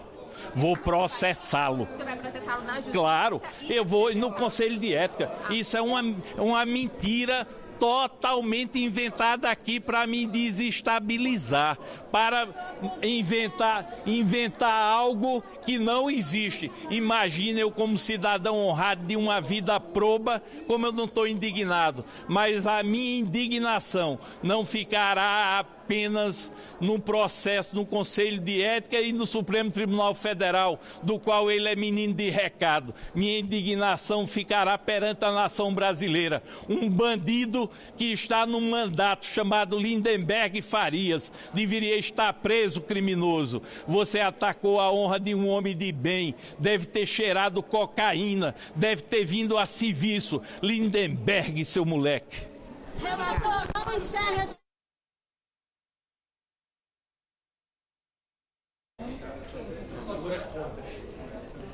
Nós acabamos de ver aí a entrevista coletiva ao vivo do relator, deputado Alfredo Gaspar, que estava no meio da leitura do relatório final aqui da CPMI do INSS. Ele pediu à presidente, que a reunião estava sendo presidida neste momento com a ausência do senador Carlos Viana pela senadora Damares Alves. Ele pediu alguns minutos, pediu 15 minutos pelo relógio ali. Faltam 6 minutos ainda de intervalo aqui na reunião. Bem, antes de começar a reunião, ainda no corredor, o senador Carlos Viana, que é o presidente da CPMI, ele fez uma fala explicando como deveriam ser os trabalhos hoje, né? Ele anunciou que deve colocar em votação ainda hoje, ou seja, tem uma leitura que deve ser longa, e aí logo depois ele coloca já o relatório em votação. Veja. A nossa ideia é fazer a leitura até o final e colocar em votação assim que nós terminarmos, por parte do relator, a entrega de todo o material. Pode durar quantas horas for, mas nós vamos encerrar essa CPMI, dando ao Brasil a possibilidade de saber exatamente o posicionamento de cada um dos parlamentares que participaram das investigações. E essa possibilidade do governo oferecer um relatório também? Regimentalmente, essa possibilidade existe. Vamos avaliar na hora o que vai acontecer. Quem sabe a gente consegue ter um relatório conjunto e aprovado em alguns pontos. Eu espero que o diálogo prevaleça até o final, mas que a verdade triunfe. Voltamos ao vivo aqui da sala da CPMI do INSS, agora 1h11. Estamos no intervalo que foi solicitado pelo relator, que está lendo o relatório dele, são mais de 4.000 páginas. Ele estava, neste momento, fazendo a leitura dos nomes das pessoas que ele pede o indiciamento quando esse relatório for enviado ao Ministério Público. Ele está na letra A ainda, são vários nomes, ele lê os nomes, lê os possíveis, como foi, o que as investigações mostraram sobre essa pessoa e depois ele diz quais são os crimes que essa pessoa deveria ser indiciada. A gente vê que a senadora Damares Alves, que está presidindo a reunião neste momento, já está aqui à mesa. O relator, ele também está ao telefone, então em alguns minutos essa reunião deve ser retomada. Bom, nós temos alguns nomes, eu vou adiantando aqui para vocês, de pessoas que que constam no relatório apresentado pelo deputado Alfredo Gaspar. Como eu estava dizendo, o ex-ministro da Previdência, que era o José Carlos de Oliveira, aparece o nome dele com pedido de indiciamento. Do ex-ministro Carlos Lupe também aparece pedido de indiciamento para ele. Há um pedido de indiciamento para o Fábio Luiz Lula da Silva, o Lulinha, filho do presidente Lula. Segundo o relatório, os crimes seriam tráfico de influência, lavagem ou ocultação de bens, organização criminosa, isso tudo de acordo com o relatório, que ainda vai ser apreciado aqui pelos parlamentares que compõem a CPMI e depois ainda votado. Há que se destacar a informação que eu já dei logo cedo de que o pessoal da base do governo tem um relatório alternativo pronto e eles afirmam que se tiver alguma coisa que não os contente nesse relatório oficial da CPMI, do relator da CPMI, eles não vão aprovar e vão apresentar esse relatório alternativo. Bem, entre os nomes ainda que aparecem, temos daquelas figuras que vieram depor ou que tiveram até prisão preventiva solicitada pela CPMI, André Fidelis, Éric Fidelis, Alessandro Stefanuto, o próprio Antônio Carlos Camilo Antunes, que é o careca do INSS, também está entre os pedidos de indiciamento. Neste momento, eu vou mostrar para vocês um pouco sobre o início da reunião. Lá no início, o presidente da CPMI, ele explicou como seria o andamento, como seria o procedimento de leitura e votação do relatório final aqui da comissão. Nós vamos iniciar a leitura, vamos com ela até o final. Logo após o final da leitura, nós teremos 1 hora para vistas. Perfeito. Todos os dois lados. Pararemos hoje no intervalo de almoço. Vamos parar aqui. Isso é importante. Vai começar a leitura, para o almoço. Paramos ali pelas 13h30, retornamos e vamos lendo até o final. Ok. 1 hora de leitura, de vistas. Perfeito. Na busca de um entendimento. Se houver a possibilidade de votarmos um relatório comum, será muito bom, muito bem-vindo. E se houver destaques também que possam ser colocados... Vai ter a possibilidade de destaque, porque eu tinha conversado com o senhor aquele dia. Sim. E o senhor consultou alguém naquele momento que nos informou que não teria a possibilidade de destaque. Não está previsto, mas também não está proibido. Já existe, inclusive, então, a possibilidade podemos de abrir possibilidade de destaques em conjunto para a gente votar a maior parte do relatório comum e os pontos que forem em desacordo, nós trabalhamos. Feita a leitura e a parte de vistas, nós entraremos no debate. Cada parlamentar tem direito a falar 10 minutos aqui, como nós estamos fazendo naturalmente. Aí é o seguinte, nós vamos ter só em debates em torno de 5 horas, que estão previstos aqui até o final em relação a isso. E logo em seguida, ou voltamos o relatório com os destaques, ou votamos o relatório e daremos sequência no trabalho. Voltamos aqui ao vivo da sala da CPMI do INSS, agora 1h15, nós estamos no meio do intervalo que foi solicitado a suspensão aqui da reunião. Desculpe, estou com um problema aqui na comunicação.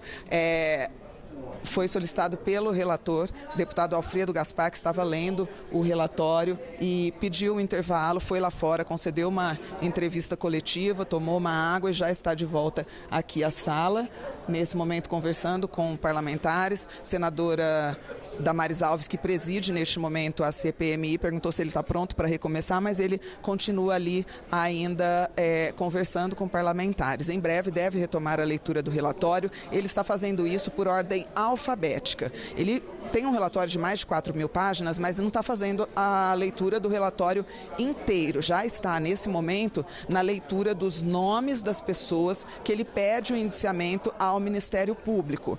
E aí ele começou por ordem alfabética, vai citando o nome dessas pessoas e seguindo para os motivos que ele pede o indiciamento, o que foi investigado, valores que essa pessoa teria movimentado, e depois cita os crimes pelos quais essa pessoa deveria ser indiciada.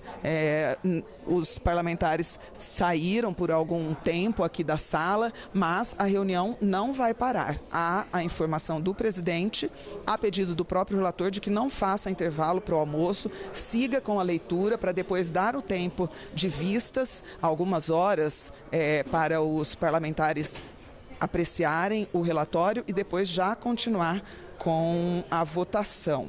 Bem, quando o relator começou a falar, pegou o tempo de fala aqui, ele afirmou que as fraudes no INSS aconteceram com a conivência dos agentes públicos. Vamos acompanhar. Constata-se que a cena é a confissão que o Estado brasileiro deve fazer diante de cada aposentado que teve seu benefício saqueado mês após mês, em silêncio, sem que os órgãos de controle, os dirigentes nomeados e os agentes políticos que deveriam vigiá-los se dessem ao trabalho de prestar a devida atenção aos sinais do grande esquema criminoso que se formava. O esquema de descontos associativos e empréstimos consignados, todos fraudulentos, não nasceu no escuro. Cresceu à luz do dia dentro dos sistemas do INSS, com a cumplicidade ativa ou a omissão conveniente de quem ocupava exatamente os postos destinados a impedi-lo.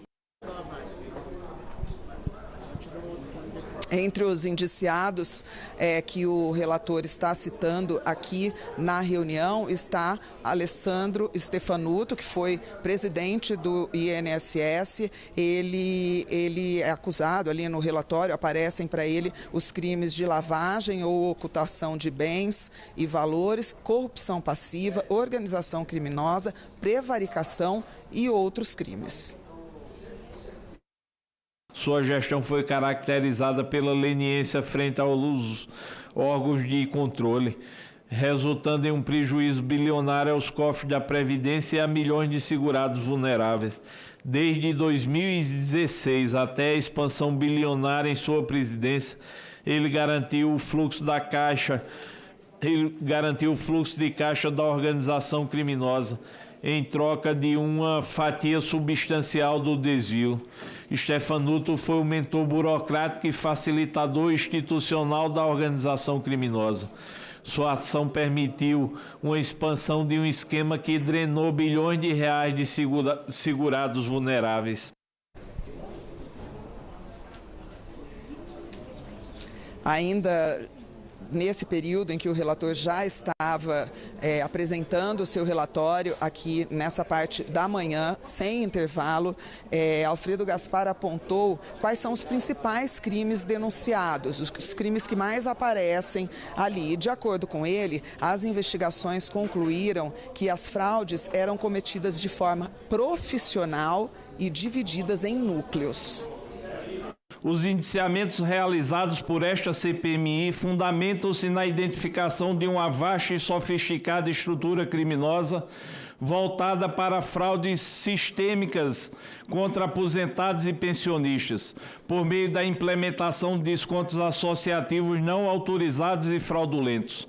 As investigações revelaram um esquema profissionalizado, dividido em núcleos técnicos, administrativo, financeiro, empresarial e político, que atuava de forma coordenada para subtrair bilhões de reais do sistema previdenciário através de acordos de cooperação técnica técnicos eivados de irregularidades, com base em um robusto acervo probatório, que inclui relatórios de inteligência financeira, auditorias da CGU e do Tribunal de Contas da União, elementos colhidos pela Polícia Federal e por esta CPMI.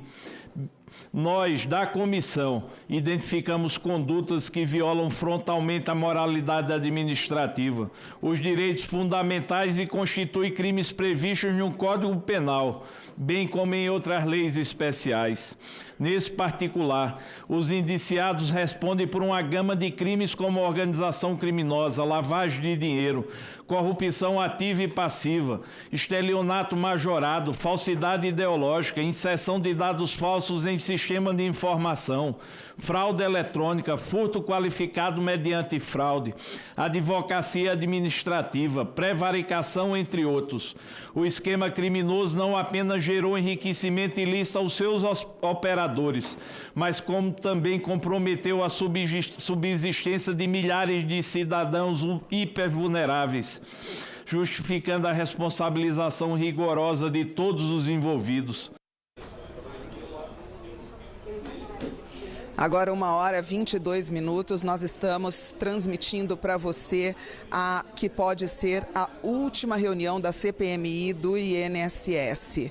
Hoje está sendo realizada a leitura do relatório final pelo deputado Alfredo Gaspar, que é o relator da CPMI. É um relatório com mais de 4.000 páginas, com 212 possíveis indiciamentos e todas as outras informações que foram colhidas por meio de muitos depoimentos, muitas oitivas, muitos documentos que foram analisados, principalmente relatórios financeiros, movimentações financeiras das contas de muitos suspeitos pelo desvio bilionário do INSS. Foi apurado um desvio de mais de 6 bilhões de reais de aposentados e pensionistas, descontos irregulares por meio de associações representativas, descontos que não foram autorizados. Muitos desses idosos, aposentados, deficientes, sequer sabiam que esses descontos eram feitos de suas contas. Muitos deles já receberam de volta esses valores, foram pagos pelo governo, e aí agora o objetivo dessas investigações, tanto da Polícia Federal, Controladoria Geral da União e essa também aqui da CPMI, é descobrir onde esse dinheiro efetivamente foi parar, e já começa então essa restituição aos cofres públicos por meio dos carros que já foram autorizados a serem leiloados, autorizados pela Justiça, e pela recuperação desses bens, tendo já essa lista de possíveis indiciados. Nós temos, assim, os procedimentos dessa reunião de hoje, porque o prazo final para a conclusão dos trabalhos é amanhã, 28 de março. Esse prazo foi estabelecido lá no ano passado, quando do início desta CPMI. Houve até uma autorização de prorrogação do prazo na segunda-feira, concedida pelo ministro André Mendonça, do Supremo Tribunal Federal, mas ontem, na verdade, houve o julgamento dessa decisão monocrática de André Mendonça pelo plenário do STF. E aí o plenário, por 8-2, cancelou, revogou essa decisão, e então a CPMI não pôde mais ser prorrogada. Os trabalhos precisam ser concluídos até amanhã à meia-noite. Nós acompanhamos todo o início aqui da reunião e o senador Carlos Viana afirmou que vai seguir direto. Ele coloca o relatório para ser lido, isso já está acontecendo, e depois vai seguir direto para a votação. Nós temos aí um trecho que ele fala sobre esses trabalhos de hoje. Vamos acompanhar. Nós vamos iniciar a leitura, vamos com ela até o final. Logo após o final da leitura, nós teremos 1 hora para vistas. Perfeito. Todos os dois lados. Pararemos hoje no intervalo de almoço. Vamos parar aqui. Isso é importante. Vai começar a leitura, para o almoço. Paramos ali pelas 13h30, retornamos e vamos lendo até o final. Ok. 1 hora de leitura, de vistas. Perfeito. Na busca de um entendimento. Se houver a possibilidade de votarmos um relatório comum, será muito bom, muito bem-vindo. E se houver destaques também que possam ser colocados. Vai ter a possibilidade de destaque, porque eu tinha conversado com o senhor aquele dia. Sim. E o senhor consultou alguém naquele momento que nos informou que não teria possibilidade de destaque. Não está previsto, mas também não está proibido. Já existe, inclusive, podemos abrir possibilidade de destaques em conjunto para a gente votar a maior parte do relatório comum e os pontos que forem em desacordo, nós trabalhamos. Feita a leitura e a parte de vistas, nós entraremos no debate. Cada parlamentar tem direito a falar 10 minutos aqui, como nós estamos fazendo naturalmente. Aí é o seguinte, nós vamos ter só em debates em torno de 5 horas, que estão previstos aqui até o final em relação a isso. E logo em seguida, ou votamos o relatório com os destaques, ou votamos o relatório e daremos sequência no trabalho. A sessão aqui da CPMI continua suspensa, em princípio era por apenas 15 minutos, mas o relator continua com um pequeno intervalo para continuar a leitura do relatório dele, que tem mais de 4.000 páginas. Durante essa suspensão, durante esse intervalo que está sendo feito, ele concedeu uma entrevista coletiva. Alfredo Gaspar, então, falou aos jornalistas há pouco, reveja comigo. As principais, né, a gente ainda não acompanhou, que seria o Lulinha, Borcaro. Esses ainda serão citados, mencionados, né? Olha, vou conversar com o presidente Viana para ver se há necessidade de uma leitura tão detalhada ou se eu posso citar e dizer os crimes nos quais estão indiciados. Vai ser uma decisão da CPMI. Bom, e qual foi o principal motivo para o senhor indiciar o filho do presidente? Olha, vou esperar para fazer a leitura e os senhores e as senhoras terão a oportunidade de fazer a análise. A expectativa é de votar ainda hoje o relatório? Não posso dizer isso porque não depende de mim, depende do término da leitura e principalmente da decisão do presidente do quantitativo de horas que será dado para uma análise do relatório. Desculpa, o senhor está dando a apresentação do relatório alternativo pela base do governo? Ele deve iniciar o Onyx Lorenzoni e outros nomes ligados ao governo Bolsonaro? Olha, não sei se vocês estão prestando atenção. Até o presente momento, eu estou fazendo uma leitura baseada em dados e de forma técnica. Não estou trazendo narrativa para governo A, governo B. Eu acho que exige-se responsabilidade e eu estou tendo essa responsabilidade. O senhor pretende continuar direto ou vão parar? Não, eu pretendo ficar até ter condições físicas de fazer a leitura. As mudanças no relatório podem ser negociadas com a base governista? Olha, eu acho que ninguém está como dono da verdade. Se forem mudanças pontuais e houver convicção de todos, nós levaremos isso adiante. Mas fiz um relatório baseado, como disse, em provas. Fica muito difícil retirar ou incluir alguém que não seja nesse aspecto. A respeito da liminar da saúde de Libéria, o que o senhor tem a dizer? Olha, eu parei o relatório justamente para falar sobre isso. Meu nome é Alfredo Gaspar. Eu nasci numa família cristã, aos 20 anos casei, tenho 3 filhos maravilhosos, tenho netas e tenho a mesma esposa há 36 anos. Sou promotor criminal, fui promotor criminal, passado em concurso público pela Fundação Carlos Chagas em 1996. Passei 24 anos no Ministério Público.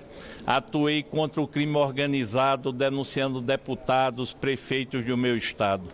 Atuei como secretário de Segurança, desbaratando e enfrentando organizações criminosas.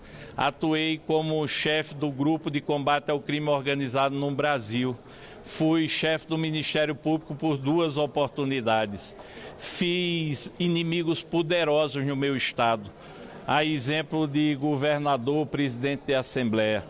Nunca na minha vida respondi a qualquer tipo de fato, nem assemelhado, nem semelhante. Tenho muito orgulho de ser autor de um projeto de lei que busca a castração química de estupradores. Faço isso em nome da defesa de milhares de pessoas vulneráveis. Mas eu nunca imaginei na minha vida, sabendo que Lindenberg Farias é um criminoso, um usuário de drogas, que é um bandido, sabendo dos crimes com os quais ele já atuou e participou. Lindinho, conhecido no submundo do crime como recebedor de propina. Passou na prefeitura e ficou inelegível, porque botou dinheiro no bolso, dinheiro do povo. Veio para cá hoje a sacar uma mentira que não tem qualquer fundamento. Eu coloco a minha vida a limpo e quero fazer um desafio. Lindenberg, prove hoje e agora qualquer indício disso, eu renuncio o meu mandato imediatamente. Agora, se você não provar, renuncie o seu canalha, eu vou lhe processar. Você é do submundo do crime, nasceu num pó, continua no pó, você é acostumado com a bandidagem, você é líder, sempre foi líder da bandidagem. A justiça do meu país lhe conhece. Você inventou uma mentira, mas uma mentira contra um homem de bem. Eu não tenho que me justificar disso. Eu sou um brasileiro decente, que vem enfrentando com firmeza o sistema, que venho cada vez mais lutando contra poderosos. Sabia, tinham que escalar um bandido para me atacar de maneira vil, mas eu não baixo a minha cabeça, porque a minha honra me fez de fronte altiva. Não tenho medo, não tenho receio.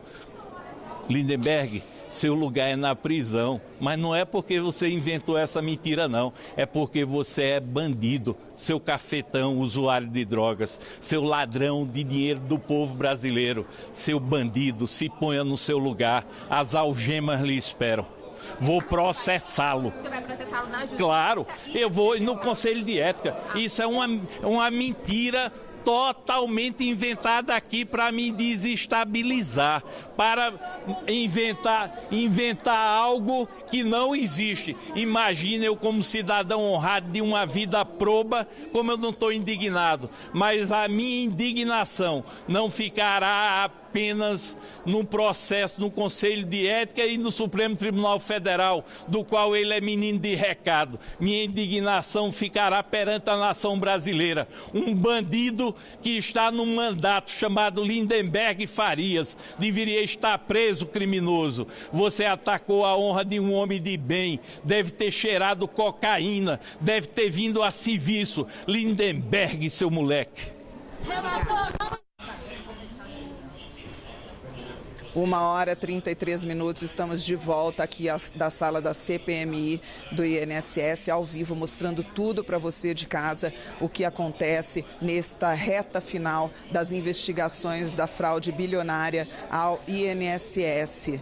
Aqui, neste momento, um intervalo. A senadora Damares Alves, que está presidindo a reunião neste momento, acaba de me informar que o presidente pediu para ela presidir por um tempo, para que ele pudesse tomar um remédio e voltar em 40 minutos a presidir a reunião. O deputado Alfredo Gaspar, que é o relator, continuava lendo o relatório, que ele começou ali por volta de 11h15, 11h20 da manhã, essa leitura. E aí ele pediu também um intervalo quando foi e que concedeu essa entrevista coletiva que a gente acabou de ver aqui. Bem, a leitura desse relatório começou, como eu disse, há mais ou menos 2 horas. Ele fez algumas introduções, alguns conceitos e depois pediu que todos concordassem que ele fosse direto para os nomes dos possíveis indiciamentos. São mais de 200 pessoas, entre elas nomes bem conhecidos aqui durante as investigações. Por exemplo, 2 ex-ministros, né? O ex-ministro da Previdência, José Carlos Oliveira, e também o ex-ministro Carlos Lupe. Os dois aparecem como possíveis indiciados. Aparece também o nome do filho do presidente Lula, o Fábio Luiz Lula da Silva, Lulinha. E aí eu falo para vocês aqui o que consta no relatório de crimes para esse pedido de indiciamento do Lulinha: tráfico de influência, lavagem ou ocultação de bens, organização criminosa, e tem mais algumas coisas que estariam citadas nesse relatório. Além disso, tem também parlamentares citados como possíveis indiciados. São os deputados Euclides Petersen, de Minas Gerais, e também a Gorete Pereira, do Ceará, além do senador o Everton Rocha. Temos o Alessandro Stefanuto, que foi presidente do INSS, também está nesta lista de possíveis indiciamentos. Nós temos um trecho em que o relator fala sobre esse indiciamento de Alessandro Stefanuto. Confira comigo. Sua gestão foi caracterizada pela leniência frente aos órgãos de controle, resultando em um prejuízo bilionário aos cofres da Previdência e a milhões de segurados vulneráveis.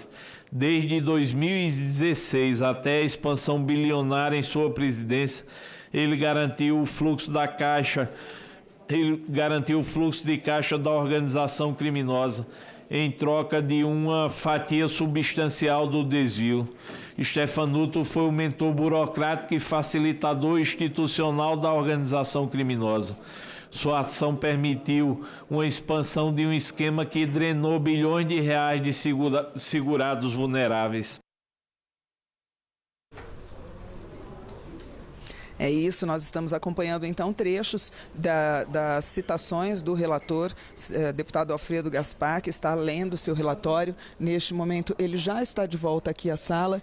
Tivemos a impressão que ele ia retomar a leitura, mas é um momento, acho que um pouco delicado, e aí ele está tomando algumas providências, a gente não sabe exatamente o que é. Vamos continuar com a nossa transmissão e assim que retomar a reunião, a gente continua mostrando aqui. Ele saiu da sala, por isso que eu fico às vezes olhando assim, para ver qual é a movimentação atrás de mim, para saber quais os rumos aqui. Eu vou continuar falando com vocês sobre alguns nomes de possíveis indiciamentos. Eu estava falando do Alessandro Stefanuto, a gente até viu a reportagem, o trecho em que o relator fala sobre o possível indiciamento dele. Tem também, logicamente, nesse relatório, o nome para indiciamento do Antônio Carlos Camilo Antunes, que é o careca do INSS. A gente viu desde o início, ele veio aqui prestar depoimento, porque seria...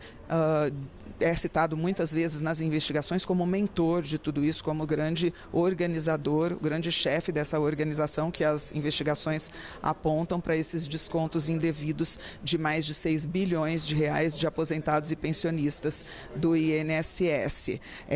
Tem ali também nessa lista Eric Fidelis, André Fidelis, que são pai e filho, que apareceram nas investigações também e estão com pedido de indiciamento. Teve aqui o depoimento daquele alfaiate das estrelas, como ele era conhecido, porque atendia muita gente, e a acusação de que ele lavava dinheiro e estaria envolvido nesse crime, nessa fraude bilionária, que é o João Carlos Camargo Júnior.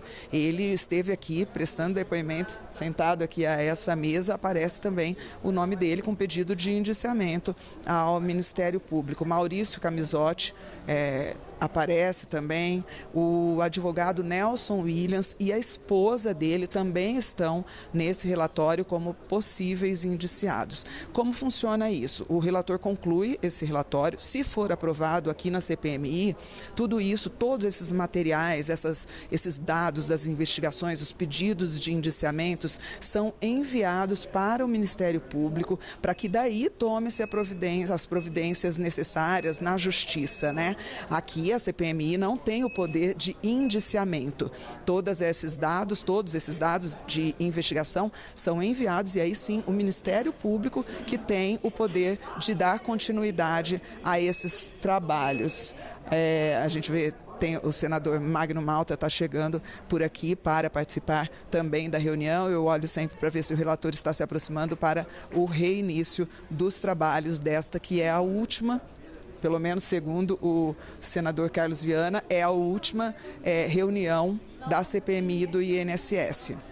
O prazo final para a conclusão dos trabalhos é amanhã à meia-noite, ou seja, se decidirem parar e retomar amanhã, ainda dá tempo, mas o senador Carlos Viana falou com a gente pela manhã e também falou aqui na mesa da presidência da CPMI que ele queria fazer a leitura do relatório, ele quer fazer a leitura do relatório e aí colocar o tempo de vistas que com esse espaço curto, né, para terminar a CPMI, talvez não dê um longo tempo de vistas para os deputados e senadores e depois já seguir com a votação.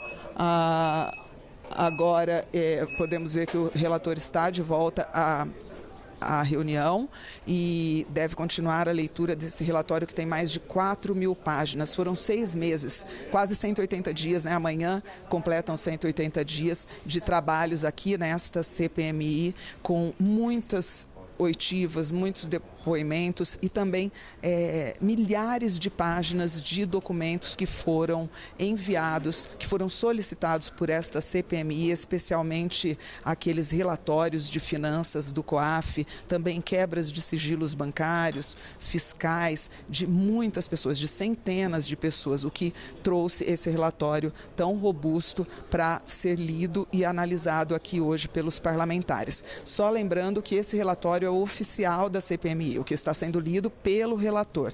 No entanto, o pessoal da base do governo, daqui da CPMI, já afirmou que, dependendo do que estiver contido nesse relatório, eles não vão votar, vão apresentar um relatório alternativo, com informações, com pedidos de indiciamento, para que também seja analisado aqui por essa comissão. Há pouco, na entrevista coletiva, o deputado Alfredo Gaspar disse estar aberto a receber informações e sugestões, desde que sejam pontuais, para serem acrescentadas ou retiradas desse relatório. Mas disse também que é muito difícil conseguir tirar algum tipo de indiciamento ou mexer em alguma coisa assim, tendo em vista que, segundo ele, as investigações foram muito técnicas e esse relatório foi feito baseado exclusivamente em informações técnicas, em documentos e em provas.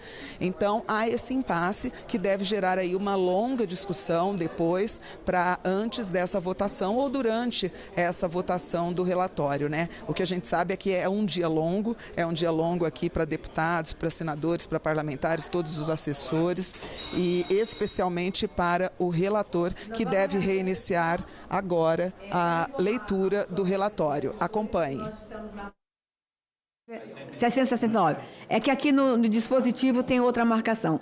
3.709. Se alguém tiver dificuldade em abrir o dispositivo, chame um assessor.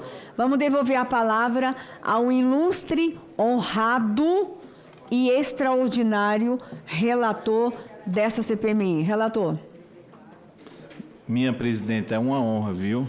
Está sob a determinação da senhora. Continuando os indiciamentos, Alessandro Prado dos Santos. O indiciamento de Alessandro Prado dos Santos, vulgo Lequinho, fundamenta-se como principal articulador e responsável pelo comando do núcleo que operava as associações AAPPS Universo, APDAP Prev e Prevabrap. A investigação e auditorias da CGU confirmaram que Alessandro Prado gerou a criação e a operação de entidades de fachada nas fichas de filiação da APDAP Prev. Detectou-se o uso de assinaturas pré-montadas e coladas digitalmente. Sob seu comando direto, o grupo composto por Universo, pela Acolher e Prevabrap, arrecadou um montante total de R$ 495.628.625 em descontos associativos entre 22 e 25. Para maximizar os lucros, Alexandre operacionalizou a inserção de dados falsos no sistema do INSS DataPrev, incluindo tentativas massivas de descontos em benefícios de pessoas já falecidas. Ele também atuava como responsável técnico de TI da Prevabrap perante a autarquia. Durante o cumprimento dos mandados de busca e apreensão realizados em sua residência, a polícia apreendeu uma agenda com anotações manuscritas que detalhavam a divisão de dinheiro proveniente das arrecadações associativas. Os recursos bilionários eram pulverizados em contas de empresas operadas por Alessandro Laranjas, como a BR Tecnologia, que recebeu mais de 30 milhões de empresas investigadas, e a APS Participações. Ele utilizava entidades como a Potiguar, que recebeu 152 milhões, e o IB7, que recebeu 129 milhões, como contas de passagem para circularizar e dificultar o rastreio pelos órgãos de controle. Além disso, Alessandro converteu parte do proveito do crime em bens rurais, adquirindo 245 cabeças de gado, avaliadas em 1,37 milhão, para ocultar a origem ilícita dos valores. Essas condutas de Alessandro Prado Santos estão inseridas nos crimes de organização criminosa, lavagem de dinheiro, furto eletrônico, fraude eletrônica, falsidade ideológica e participação em cessão de dados falsos. O indiciamento de Alessandro Prado é indispensável para demonstrar o modus operandi na ponta operacional do esquema. A prova encontrada em sua posse e a perícia de assinaturas falsas constituem evidências robustas de que as associações sob seu controle eram instrumentos exclusivos para a prática de crimes. Com isso, indicia-se Alessandro Prado Santos por ter sido mentor e articulador central das fraudes ocorridas nas associações do núcleo de Sergipe e Alagoas. Próximo indiciado, Américo Monte, foi identificado nas investigações como integrante do núcleo financeiro e de operadores da organização. Presidente, pede só. Eu peço aos assessores e colegas silêncio. Silêncio, está difícil o relator ler. Sua atuação principal consistia em salvar como ponte para a circulação de recursos ilícitos provenientes da fraude de descontos associativos de indivíduos. As principais evidências contra ele incluem por ação que Américo Monte, juntamente com Felipe Macedo, Antes Cordeiro e Américo Monte Júnior, atuava como beneficiário e operador de empresas de fachada utilizadas para ocultar os verdadeiros donos do esquema. Américo Monte atuou como beneficiário e operador em empresas de fachada que compartilha o contador Mauro Palombo e o endereço com operadoras financeiras da AMAR Brasil. A investigação revelou que Américo Monte compartilhava a mesma estrutura contábil e financeira de figuras centrais do esquema, como o ex-procurador-geral Vigílio Antônio Ribeiro de Oliveira Filho e o ex-diretor André Fidelis. O contador Mauro Palombo geria as contas de Américo Monte, Andes Cordeiro, Felipe Gomes e Américo Monte Júnior, evidenciando uma coordenação financeira voltada para a dissimulação de valores. Ele é citado como peça-chave no recebimento e repasse de valores que transitavam entre as associações fraudulentas e os agentes públicos corrompidos, utilizando de sua posição empresarial para conferir aparência de legalidade aos repasses. Américo Monte é o atual presidente da AMAR Brasil, tendo sucedido Felipe Macedo Gomes na gestão da entidade. Essa posição lhe confere o domínio do fato sobre as operações de descontos indevidos realizados pela associação.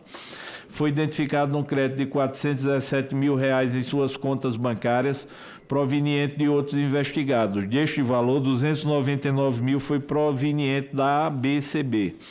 Valor incompatível com atividades associativas lícitas, dada a pulverização das saídas logo após o ingresso. As investigações revelaram que Américo Monte exerce o domínio absoluto sobre as entidades AMAR, Master, ANDAP e ASAP, através de uma rede familiar de laranjas. Embora seu filho Américo Monte Júnior apareça com frequência, é Américo Monte, o pai, que detém a presidência atual da AMAR Brasil Cuba. Américo colocou seu pai, seu tio, seu irmão e sua filha em cargos estratégicos ou beneficiário de empresa do grupo. A PF descreve uma natureza umbilical entre as associações e a família Monte, garantindo que o fluxo financeiro permanecesse sob controle estrito do núcleo familiar. A quebra de sigilo fiscal trouxe um dado alarmante sobre a capacidade de Américo Monte. capacidade financeira. A declaração de renda de Américo Monte saltou de uma média de 11 mil mensais em 2023 para quase 8 milhões anuais em 2024. Esse enriquecimento extraordinário e súbito coincide com o auge dos descontos e não possui lastro em atividades lícitas declaradas. Um dos pontos mais graves das novas fases da investigação vincula o grupo de Américo Monte a estruturas tradicionais de lavagem de capitais. Nesse particular, a Polícia Federal apurou indício de que Américo Monte, Felipe Macedo e Antes Cordeiro mantinham relações com o BK Bank. Instituição financeira foi alvo da Operação Espelho da Receita Federal, por atuar como elo de lavagem de dinheiro e evasão de divisas utilizado pelo PCC nos setores de combustíveis e motéis em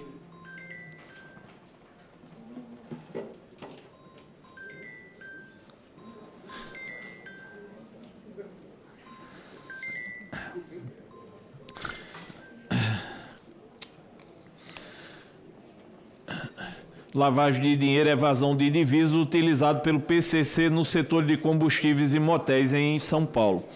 Américo Monte, através da AMAR Brasil, atuou deliberadamente para impedir o trabalho dos órgãos de controle. A associação negou o envio de documentos solicitados pela Controladoria Geral da União, alegando que o órgão não teria competência para fiscalizar entidades privadas.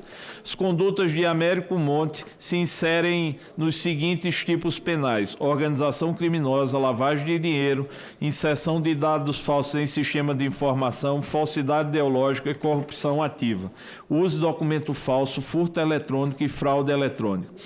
No dia 13 de novembro de 2025, o plenário da CPMI aprovou o requerimento, o qual requereu a representação pela prisão preventiva de Américo Monte. Com isso, indicia-se Américo Monte por ter sido beneficiário final e mentor patrimonial do grupo. Sua posição como presidente da entidade que mais arrecadou e a teia de empresas em nome de familiares de Laranja comprovam o domínio do fato. Américo Monte Júnior, outro indiciado, possui um papel específico na estrutura de branqueamento de capitais por meio de tecnologia e consultoria fictícia. Américo Monte Júnior comandou um conglomerado de empresas de fachada que movimentou dezenas de milhões de reais oriundo do esquema de desconto associativo não autorizado, tendo sido um dos principais operadores financeiros e beneficiários finais da organização criminosa. Sua teia de empresa de fachada, a MJ Security, F2A Tecnológico, Monte Consultoria, foi utilizada para lavar mais de 100 milhões subtraídos de idosos. A investigação identificou as seguintes condutas praticadas por Américo Monte Júnior. Américo Monte Júnior foi identificado como sócio beneficiário da F2A, aberta em 24. A F2 Tecnológico recebeu repasses vultosos após a sua criação: 2 milhões da CBPA, 8 milhões da APEM e impressionantes 42 milhões da CAAP. O dinheiro desviado das associações e concentrado nas empresas do grupo era utilizado para a aquisição de uma frota milionária de veículos de luxo, incluindo Ferraris e Porsche, e gastos com táxis aéreos, caracterizando a integração do produto do crime ao patrimônio pessoal. O afastamento do sigilo bancário revelou que Américo Monte Júnior foi beneficiário de vultosos recursos por meio de diversas estruturas. A MJ Security, empresa aberta em 9 de dezembro de 2022, que recebeu R$ 42.639.327 diretamente da associação ABCB AMAR Brasil. E desse total, Américo Monte Júnior recebeu R$ 10.774.000 em sua conta pessoal. Monte Consultoria recebeu mais de 20 milhões da associação ANDAP e deste montante, mais de 16 milhões foram transferidos diretamente para as contas de Américo Júnior. A MJCM4 Consult recebeu 13 milhões da associação ASAP, repassando 8 milhões para o investigado. Também recebeu 42 milhões da AMAR Brasil. Além dos valores da CBPA, a empresa recebeu 42.200.000 da CAP e 8 milhões da APEM. Também recebeu 5.850.000 do núcleo da Conafé Carlos Lopes. A investigação parlamentar destacou o salto patrimonial vertiginoso de Américo Monte Júnior. Recebeu o auxílio emergencial durante a pandemia 2021. E em apenas 4 anos, tornou-se multimilionário, possuindo uma frota de carros de luxo e bens incompatíveis com sua renda declarada. Constatou-se que o dinheiro desviado foi utilizado para a aquisição de veículos de luxo, BMW, Porsche, Ferrari, pagamentos em joalharias, Clube Joias, Grife, LVMH, Fashion Group e táxis aéreos.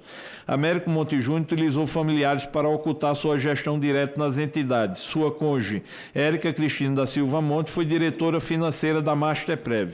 Sua filha, Micaela, recebeu mais de 1,5 milhão das empresas do grupo. Embora não assumisse cargos formais nas associações, Américo mantinha um controle umbilical das entidades através de seu pai, Américo Monte, irmão Valdemar Monte Neto, e do núcleo formado por Felipe Macedo e Antes Cordeiro. Indícios de que o grupo de Américo Monte Júnior mantinha relações financeiras com o BK Bank, instituição investigada por ligações com o PCC. Relatórios indicam que os empresários do núcleo mantêm grupos de mensagem para gerir as associações à distância e estão em processo de mudança para os Estados Unidos para evitar a aplicação da lei brasileira.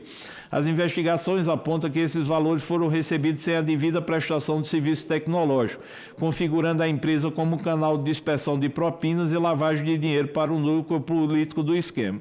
Essas condutas de Américo Monte Júnior se inserem nos tipos penais de organização criminosa, lavagem de dinheiro, corrupção ativa, inserção de dados falsos, sistema de informação, furto eletrônico, fraude eletrônica. No dia 5 de fevereiro, o plenário aprovou o requerimento 2279 de 25 e 2883 de 25, os quais requeriam a representação pela prisão preventiva de Américo Monte Júnior.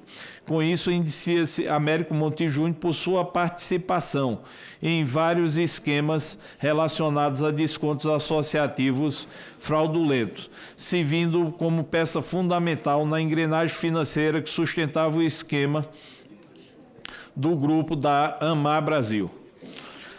Antes Cordeiro de Vasconcelos. Com base nas investigações, outro investigado, com base nas investigações por esta CPMI, incluindo a análise de documentos de relatório de inteligência financeira, seguem os fundamentos para o indiciamento de Antes Cordeiro de Vasconcelos, que é identificado como um dos pilares do esquema criminoso, atuando diretamente na gestão de entidades e na lavagem de capitais por meio de empresas de fachada. A quebra de sigilo bancário revelou que Antes operou um complexo de empresas que recebeu quase 100 milhões de associações. A ADV Serviços Administrativos, sendo o único sócio administrador, recebeu mais de 42 milhões de reais diretamente da ABCB. Desse total, Antes sacou ou transferiu para sua conta pessoal mais de 7 milhões de reais. RC Advance, aberta em 24, recebeu mais de 18 milhões de reais.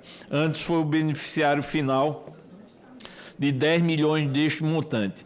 A AD Vasconcelos Limitada recebeu mais de 6 milhões e 600 mil reais da ASAP, com repasse direto para Antes no valor de 5 milhões e 711 mil. F2 Tecnologia, do qual Antes é sócio, recebeu 42 milhões da CAAP, 8 milhões da APEM e 2 milhões da ACBPA. Antes é apontado como sócio da FEMA Construtora e da AD Vasconcelos, que foram utilizados para receber repasses da ASAP sem a devida prestação de serviço, caracterizando o escoamento de propinas e lucro de fraude. O RIF 132362 revela que a ASAP, sob sua gestão, movimentou um montante expressivo de mais de 18 milhões de reais, com crédito e débito. Foi identificada uma conexão financeira entre as empresas de Antes e o núcleo de servidores corrompidos. A empresa ADV Service realizou uma transferência de 200 mil para a THJ Consultoria, pertencente a Thaisa Hoffmann Jonas, companheira do ex-procurador Vigílio Antônio Ribeiro de Oliveira Filho. Antes compartilha o contador Mauro Paulum Concílio com os ex-diretores André Fidelis e Vigílio Filho, evidenciando uma coordenação financeira para a lavagem de dinheiro. O investigado utilizou o produto do crime para adquirir bens de luxo incompatíveis com sua renda. Antes é apontado como um dos donos de uma frota que inclui uma Ferrari, 5 BMW 16 Porsche, avaliadas em 27,7 milhões. Registrou-se o uso de recursos ilícitos para pagamento a grife de luxo e aquisição de joias e malas de marca. A investigação aponta um nepotismo criminoso na gestão das entidades. Antes é filho de Cícero Vasconcelos, também operador do esquema. Seu tio José Cordeiro assumiu a presidência da FANDAP, indicando que a organização estava criando fretes de arrecadação fraudulenta. Além de presidir a ZAP, atua como procurador com plenos poderes da Masterprev e da Campa, mantendo o controle administrativo mesmo sem figurar na presidência formal. Polícia Federal apura indícios de que o grupo de Anderson mantinha relações com o BK Bank, instituição investigada por elo com o PCC. Anderson foi presidente da ASAP no período de 1 de junho de 21 a 10 de 11 de 23, fase em que a entidade obteve um crescimento vertiginoso nos descontos indevidos em folha de pagamento segurado. Essas condutas de Anderson Cordeiro de Vasconcelos enquadram-se nos seguintes crimes: organização criminosa, lavagem de dinheiro, furto eletrônico, fraude eletrônica, inserção de dados falsos em sistema de informação, corrupção ativa, uso de documento falso. Com isso, indicia-se Anderson Cordeiro de Vasconcelos por ter sido um dos principais beneficiários e operadores logísticos da organização criminosa, tendo em vista o desvio de mais de 46 milhões para suas contas pessoais e o financiamento de vantagens indevidas à cúpula do INSS. Outro indiciado, Anderson Ladeira Viana. O indiciamento de Anderson Ladeira Viana fundamenta-se em sua atuação como presidente da ASPA, entidade que integra o ecossistema de associações utilizadas para a extração massiva de recursos de aposentados e seu posterior branqueamento de capitais. Abaixo detalham suas condutas identificadas no esquema criminoso. Na qualidade de presidente da ASPA, o investigado comandou uma estrutura voltada à extração massiva de recursos de aposentados. A ASPA é identificada como parte de uma indústria de produção de termos de descontos ilegítimos.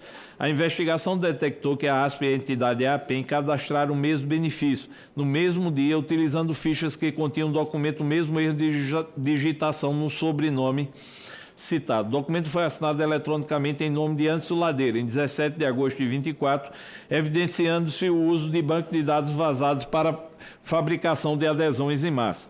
A quebra do sigilo bancário da Brasília Consultoria Empresarial revelou que Anderson Ladeira Viana transferiu 1 milhão para a conta da referida empresa entre 12 de junho de 23 e 5 de abril de 24. Essa movimentação não possui justificativa econômica lícita e indica a transferência de excedente das fraudes para o comando da OCRIM. Como gestor habilitado, Anderson Ladeira foi responsável pelo envio de arquivos ZIP para a DataPrev, contendo listagem de supostos associados sem a devida individualização documental, burlando os mecanismos de controle da autarquia. Anderson Ladeira Viana se insere nos seguintes tipos penais: organização criminosa, lavagem ou ocultação de bens e valores, fraude eletrônica, furto eletrônico, falsidade ideológica, inserção de dados falsos em sistema de informação e uso de documento falso.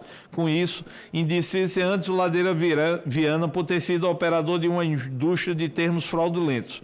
Compartilhamento de erros de grafia com outras associações em um repasse de 1 milhão para a empresa principal de Careca do INSS provam que a ASPA não era uma entidade autônoma, mas um duto de arrecadação do esquema bilionário liderado por Antônio Camilo. Indiciado seguinte, Anderson Pomini. O indiciamento de Anderson Pomini fundamenta-se em sua identificação como peça relevante do núcleo de articulação política e blindagem da organização criminosa que operava o esquema de descontos indivíduos no INSS. De acordo com a investigação desta CPMI, Pomini, que exerce o cargo de presidente da Autoridade Portuária de Santos, é apontado como um canal de influência nos bastidores de Brasília, utilizando para proteger os interesses do grupo e ocultar ativos ilícitos. Abaixo detalham suas condutas identificadas no esquema criminoso. Investigações confirmaram o recebimento de R$500 mil por meio de 2 cheques de 250 mil emitidos em 13 de 10 de 2022 e 7 de 11 de 2022 pela empresa Turraire Carros Locador de Veículos. Esta empresa é identificada como uma unidade de fachada controlada por Cícero Marcelino, principal operador financeiro da Conafé. Embora a defesa alegue tratar de honorários advocatícios para o PSB, partido político, não foram localizados registros desse pagamento na prestação de contas oficial do partido, reforçando a tese de transação simulada para a lavagem de dinheiro. O afastamento do sigilo bancário de Nelson Williams Advogados e Anne Carolina Williams Vieira Rodrigues revelou um fluxo cruzado de valores atípicos. Pomini recebeu 136 mil do escritório de Nelson Williams entre 17 e 19, mas realizou transferências reversas de 1 milhão para Anne Williams em 8 de junho de 2018 e outros 300 mil de volta ao escritório. Tais movimentações milionárias entre pessoa física e jurídica do mesmo núcleo são características de ocultação do patrimônio. Pomini é identificado como principal interlocutor de Fernando Cavalcante, sócio de Nelson Williams. Considerado bem articulado nos bastidores de Brasília, o investigado possui história de proximidade com figuras do alto escalão do governo federal, tendo sido sócio do atual ministro de Empreendedorismo, Márcio França, e ocupado cargos de relevo na gestão de João Dória, em São Paulo.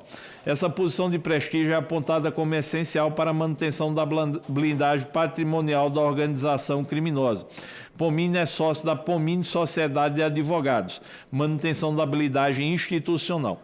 Devido à gravidade dos indícios de sua participação no esquema criminoso, o Supremo Tribunal Federal autorizou o cumprimento de mandados de busca e apreensão em endereços vinculados a Anderson Pomini, visando colher provas adicionais sobre a obstrução de fiscalizações e branqueamento de capitais. Com base nessas condutas, Anderson Pomini deve ser indiciado pelos seguintes crimes: organização criminosa, lavagem, corrupção ativa, tráfico de influência. Com isso, Anderson Pomini pode ter sido operador de blindagem de influência política. O recebimento de R$500 milhões de uma empresa de fachada e a transferência de R$1 milhão sem causa econômica para familiares de outros operadores constitui prova material de sua participação no ciclo de enriquecimento ilícito da organização investigada. André Luiz Alves Guimarães.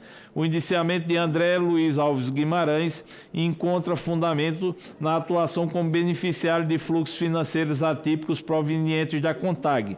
O investigado figura como único sócio administrativo da empresa Inovar desde 20 de agosto de 2013, ocupando posição central na recepção de recursos derivados de um esquema de extração sistêmica de acordo de patrimônio de aposentados e pensionistas, operacionalizado por meio de ACTs e evado de irregularidade. Abaixo um detalhe de sua participação no esquema criminoso. Entre os anos de 23 e 25, a empresa Inova, sob gestão direta do indiciado, foi beneficiário do montante de mais de R$2.400.000 pago pela CONTAG. CONTAG é alvo de investigação preliminar sumária pela CGU por inserir informações falsas no sistema do INSS e realizar o desbloqueio em lote de benefícios. 34.487 em 2023, para implementação de descontos sem a devida autorização dos seus titulares. A inserção do indiciado de sua empresa no fluxo de saída de recursos da CONTAG é examinada sob a ótica de desvio de finalidade e má gestão de recursos públicos oriundo do Fundo Regime Geral de Previdência Social.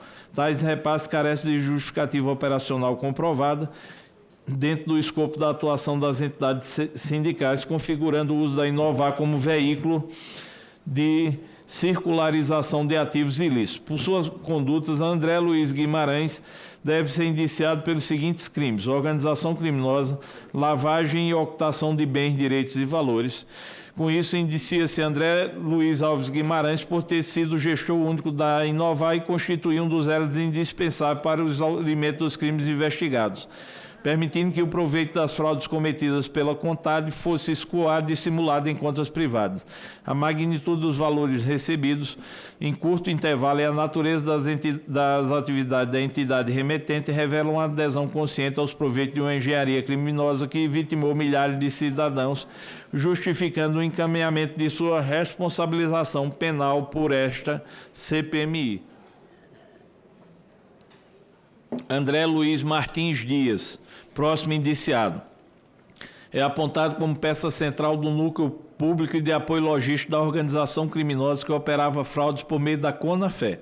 Na condição de secretário parlamentar do deputado federal Euclides Peterson, André Luiz atuava como um dos operadores financeiros parlamentares, sendo responsável direto pela execução da logística das transações ilícitas do grupo.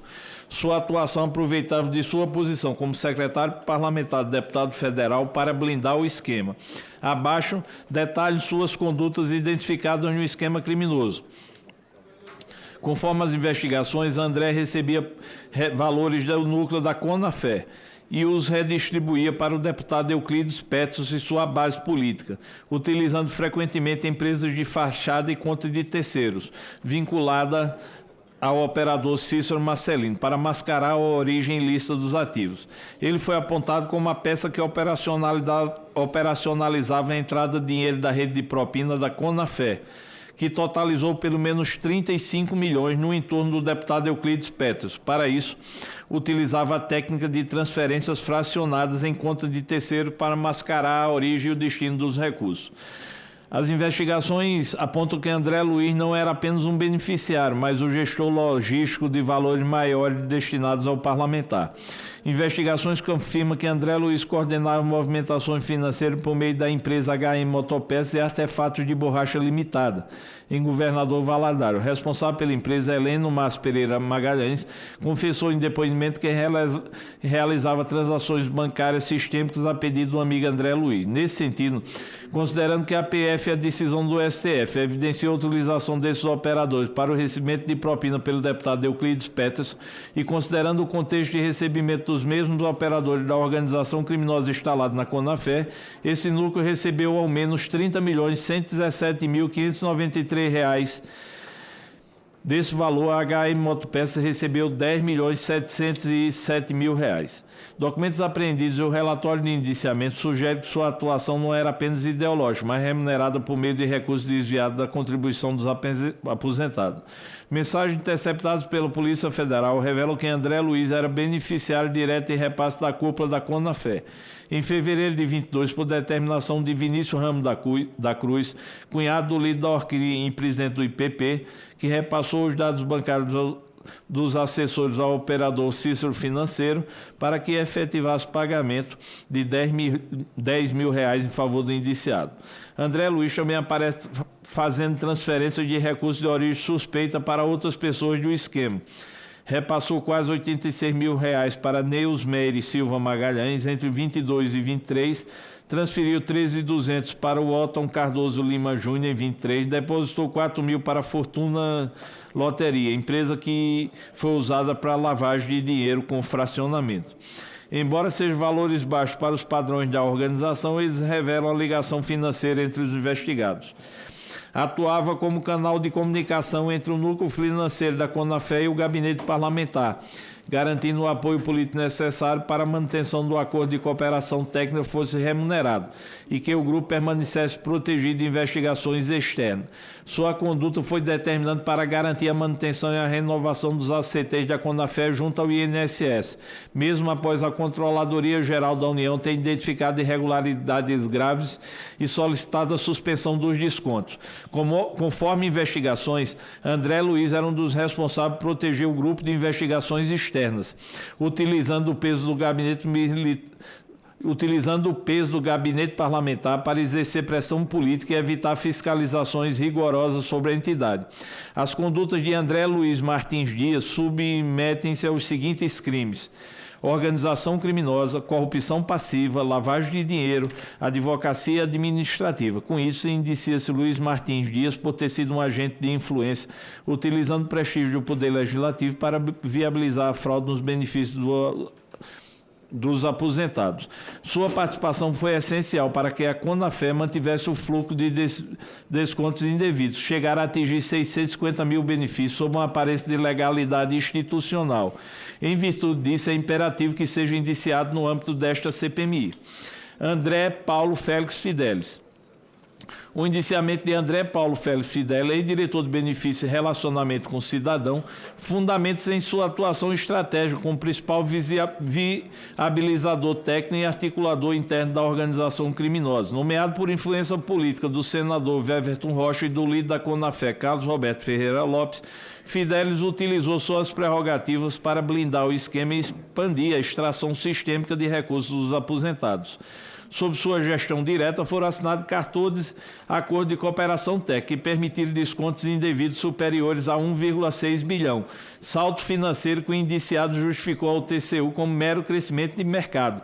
Sua conduta envolveu a emissão de notas técnicas com a máxima urgência para o desbloqueio ilegal em lote de 34 mil benefícios, recebimento de R$ 3.410.000 em propinas, operada sob o codinome de Herói A, por meio de empresas de fachadas como a JBO e a ACA. A engenharia de lavagem de capitais era centralizada no escritório de seu filho, Érico Fidelis, que capturou mais de 17 milhões de diversos núcleos para a consolidação do patrimônio de luxo no núcleo familiar, incluindo imóveis pagos integralmente à vista. Abaixo detalham suas condutas identificadas no esquema criminoso. André Fidelis exerceu o cargo de diretor de benefícios. Sua nomeação foi fruto de articulação política do senador Ververto Rocha de Carlos Roberto Ferreira Lopes, com o objetivo específico de blindar o esquema criminoso dentro da autarquia.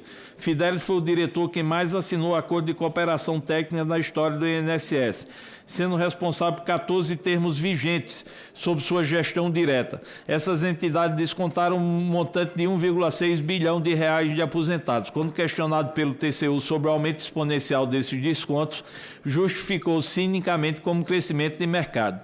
Em outubro de 23, Fidelis assinou nota técnica, determinando com máxima urgência o desbloqueio em lote de 34.400 mil benefícios para a CONTAG. A medida ignorou travas de segurança e o regulamento da Previdência Social permitiu a inserção imediata de descontos sem conferência de autorização.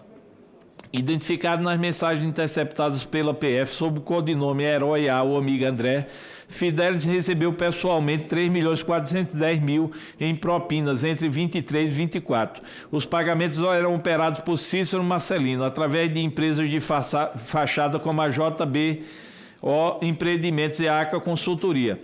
Seu filho, Érico Douglas Martins Fidelis, atuou como principal canal de lavagem de dinheiro, recebendo um total de R$19.474.000 de diversas organizações criminosas, incluindo os núcleos de Antônio Camilo, Cecília Mota, entre outros. O escritório de advocacia de Érico foi utilizado para emitir notas fiscais por serviços fictícios ou sem lastro real. Proveito do crime foi materializado na aquisição de bens de luxo, incluindo um apartamento em Brasília por R$700.000, pago integralmente à vista, e um terreno comercial em São Paulo por 1,2 milhão. Seu filho, Érico Douglas Martins Fidelis, atuou como principal canal de lavagem de dinheiro, recebendo um total de R$19.474.000 de diversas organizações criminosas. O escritório de advocacia de Érico foi utilizado para emitir notas fiscais por serviços fictícios ou sem lastro real. Proveito do crime foi materializado na aquisição de bens de luxo, incluindo um apartamento em Brasília e um terreno em São Paulo. A sexta fase da Operação Sem Desconto, deflagrada pela Polícia Federal, revelou que o escritório de Érico Douglas não se limitava a intermediar propinas oriundo de careca do INSS. Conforme a decisão do ministro André Mendonça do Supremo Tribunal Federal, o mesmo escritório serviu como canal para o repasse de cerca de 4 milhões proveniente do núcleo cearense da organização criminosa, liderado por Nacho de Lima Pinheiro e Cecília Rodrigues Mota, ao então presidente do INSS, Alessandro Stefanuto. Entre abril de 24 de janeiro de 2025, os valores partiam de contas vinculadas a Cecília Rodrigues Mota e eram direcionados ao escritório de Érico Fidelis antes de alcançar o destinatário final. Tal constatação demonstra que a estrutura montada pelo filho do indiciado funcionava como uma central de lavagem de propina e serviço de múltiplos braços da organização criminosa, e que André Fidelis, ao permitir e fomentar essa utilização, atuava como elo de convergência entre os diversos núcleos do esquema criminoso e a cúpula do INSS. Mensagens extraídas do aparelho de Cecília Rodrigues Mota no âmbito da mesma operação confirmaram que a atuação do indiciado no esquema era coordenada com outros integrantes da alta gestão do INSS. As comunicações evidenciaram que Vigílio Antônio Ribeiro de Oliveira, então procurador-geral da Procuradoria Federal especializada junto ao INSS, atuava em articulação com Fidelis para viabilizar o desbloqueio em massa de benefícios em favor das entidades fraudulentas, complementando no plano jurídico jurídica institucional as notas técnicas de máxima urgência que o indiciado emitia no plano administrativo. A investigação também identificou que a deputada federal Maria Gorete Pereira, MDB Ceará, mantinha contato direto com Stefanuto para acelerar a ativação de novas entidades associativas cujos acordos de cooperação técnica eram subsequentemente formalizados por Fidelis Nadir. Essa dinâmica revela que o indiciado não agia de forma isolada, mas integrava uma cadeia articulada na qual operadores externos demandavam a ativação de entidades ao núcleo político, que acionava a presidência do INSS, e esta, por sua vez, valia-se de Fidelis como executor técnico para a formalização dos instrumentos que viabilizavam os descontos fraudulentos. Com isso, essas condutas de André Fidelis devem ser enquadradas nos seguintes crimes, pelos quais deve ser indiciado. Chama lá ele aqui. Corrupção passiva, organização criminosa, lavagem de dinheiro, inserção de dados falsos em sistema de informação, participação em furto eletrônico, participação em fraude eletrônica, violação de sigilo funcional qualificado. Portanto, indicia-se André Paulo Félix Fidelis como um dos membros operacionais do esquema dentro da autarquia federal, destacando que sua gestão na Dirbem foi o período de maior expansão das fraudes de descontos viabilizada pelo uso do próprio filho como laranja para o recebimento de propinas. Nadir Bem representou, na sua gestão, o ápice institucional do esquema criminoso. Ele não foi apenas um facilitador, mas um articulador técnico que abriu as comportas do INSS para as entidades fraudulentas em troca de uma fatia direta de 3,4 milhões, uma rede de lavagem que movimentou quase 20 milhões para o seu núcleo familiar. Próximo indiciado,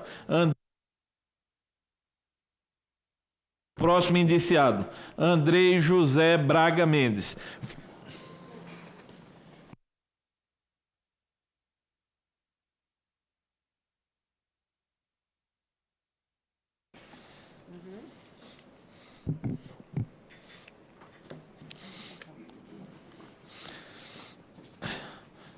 Como presidente da ATAPS, cargo que ocupa desde 23, Andrei sucedeu o líder do núcleo, Rafael Maciel Snock, na presidência da associação, mantendo a continuidade das operações de uma estrutura que funcionava como peça central na logística de lavagem de dinheiro e dispersão de recursos obtidos mediante descontos indevidos em benefícios previdenciários.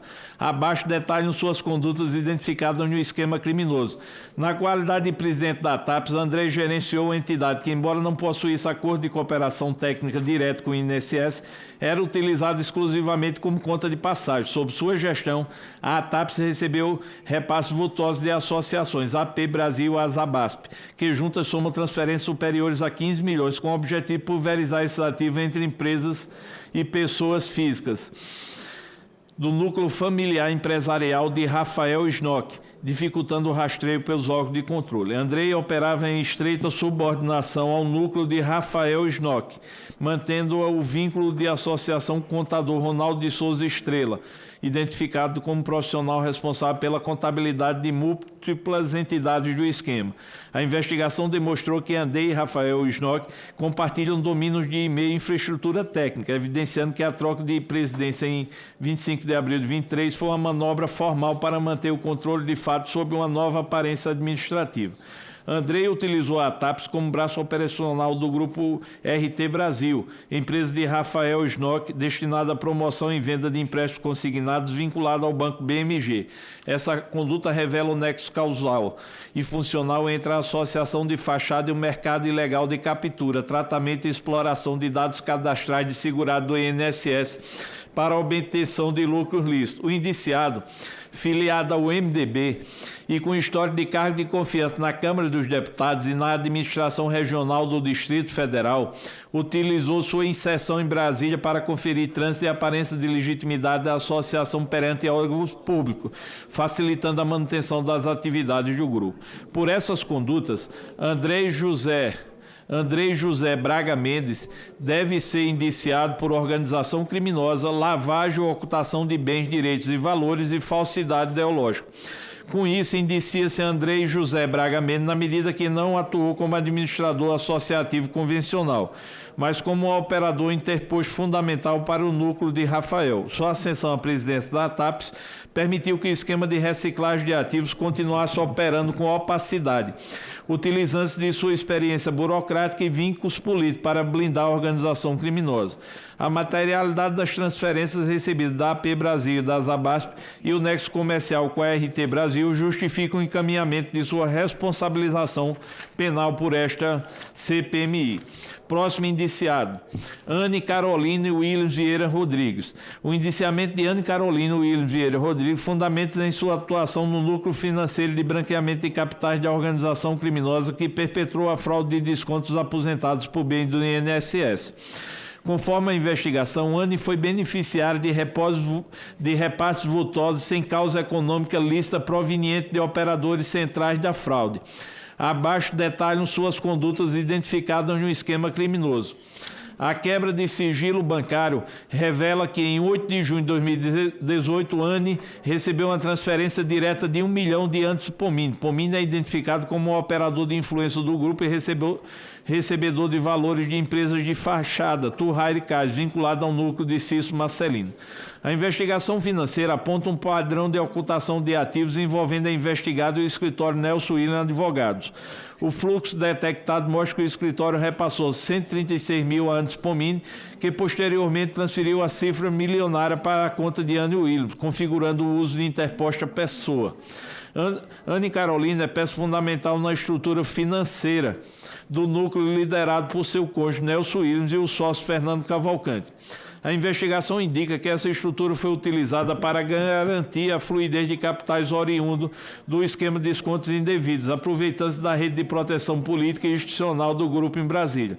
A materialidade do enriquecimento da indiciada está vinculada a recursos provenientes da empresa Turraire Cais, que repassou pelo menos 500 mil ao Antes Pomini, operador intermediário das contas de Anne Carolina. Essa empresa é peça central do núcleo financeiro da organização criminosa, servindo para a distribuição de recursos extraídos. A análise bancária confirmou que o escritório Nelson William Advogado financiou o operador Antes Pomini com repasse sistemático entre 2017 e 2019. Período que engloba a recepção da cifra milionária pela indiciada, evidenciando um esquema planejado de triangulação para ocultar a origem dos ativos. Anne Carolina submete aos seguintes crimes: organização criminosa e lavagem ou ocultação de bens e valores. Antenor de Souza Neto, próximo indiciado. O indiciamento de Antenor de Souza Neto fundamenta-se em sua atuação como duto financeiro e peça de estratificação patrimonial para a organização criminosa liderada por Carlos Roberto Ferreira Lopes. As investigações revelaram que o indiciado, apesar da pouca idade e da ausência do histórico profissional compatível, movimentou recursos provenientes de entidades e operadores centrais do esquema de descontos indevidos, utilizando suas contas pessoais e empresas recém-constituídas para garantir o fluxo de retorno de capitais à cúpula da organização. Abaixo detalham suas condutas identificadas na organização criminosa. O investigado foi beneficiário de vultosos créditos bancários provenientes diretamente do ITT, bem como dos operadores Vinícius Ramos da Cruz e Ingrid Piquisquene Moraes Santos. Verificou-se que todos os recebimentos ocorreram em período na qual o indiciado não possuía registro de vínculo empregativo no RAIS ou no E-Social, na RAIS nem no E-Social, nem compunha qualquer sociedade empresarial, evidenciando o uso de sua pessoa física para dispersão de ativos ilícitos.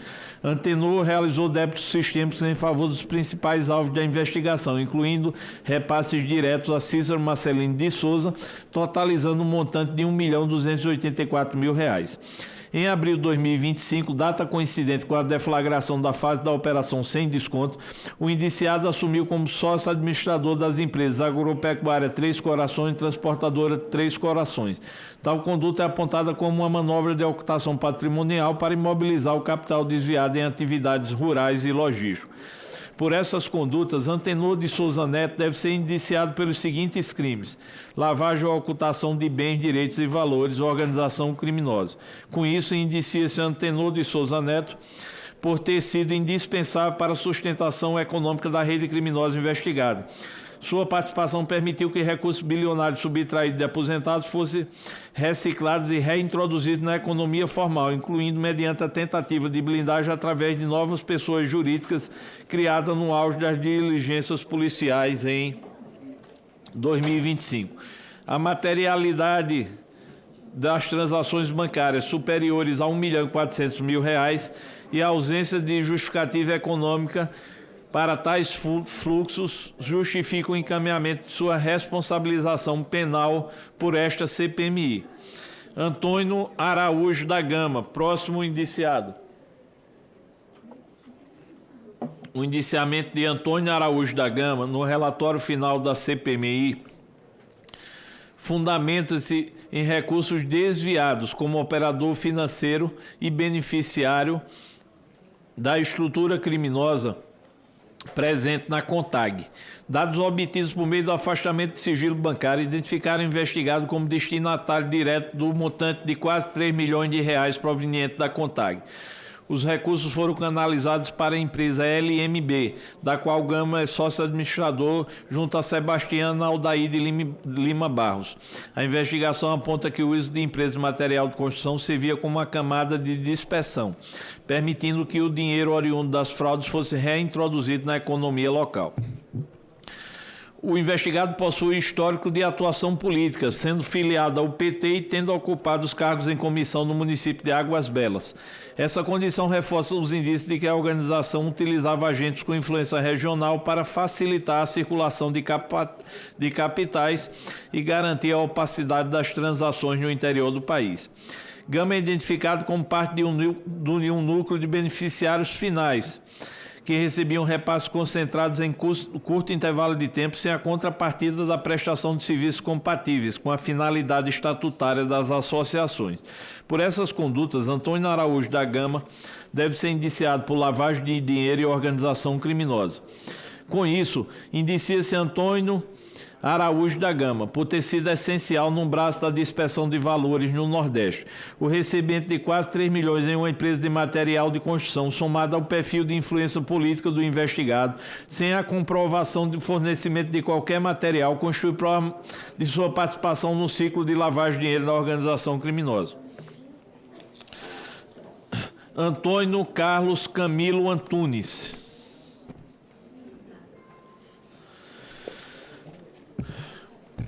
O indiciamento de Antônio Carlos Camilo Antunes, também conhecido como Careca do INSS, fundamenta-se em sua posição de líder operador financeiro central do esquema de descontos associativos.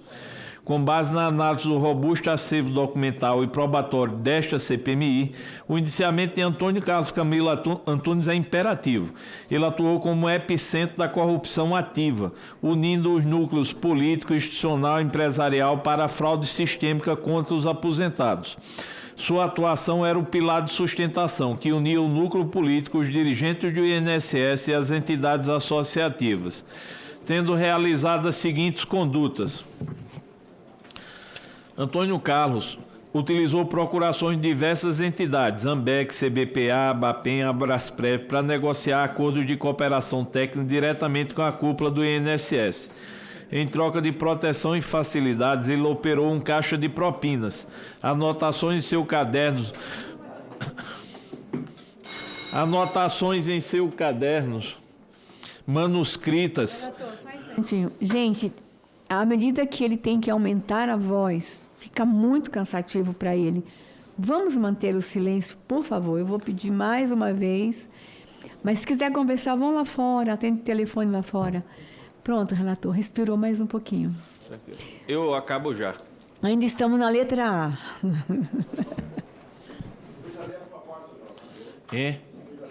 Olha, eu só estou lendo tudo porque, para ninguém acusar que não tem fundamento, vou ter que ler tudo e aqui tem muita coisa ainda. 10%? Quanto tempo a gente está aqui? Lendo, tem 2 horas? Tem mais? Então, 10%, 2 horas, o senhor quer bom? É? Então vamos falar do careca do INSS. Ele atuou como epicentro da corrupção ativa. Utilizou procurações das entidades que já citei e constam em manuscritos de pagamento de 5% a nomes como Stefanuto e Vigílio, ambos do INSS, além de menções cifradas à Justiça do Distrito Federal e a quantia de 150 milhões de reais. O investigado é apontado como responsável por conseguir dados cadastrais e senha de acesso ao sistema INSS Dataprev de forma ilícita. Essas informações alimentavam as adesões em massas forjadas pelas associações para implementar descontos sem autorização dos segurados. Antunes utilizou uma rede de empresas de fachada, como Prospect, ACA, Brasília, para movimentar o produto do crime. Apenas da CBPA, seu núcleo recebeu 76 milhões de reais para ocultar o patrimônio, constituindo a offshore Camilo e Antunes Limitada, nas Ilhas Virgens Britânicas, utilizada para a aquisição de 4 imóveis no Brasil, avaliados em mais de 11 milhões de reais. Após a deflagração da operação sem desconto em abril de 2025, Antunes orientou seu filho, Romeu Carvalho Antunes, a assumir a gestão das empresas e conduzir negociações, visando burlar restrições judiciais e manter a lavagem de capitais no exterior. Há indícios de que o plano incluía expandir o esquema para a área de empréstimos consignados fraudulentos.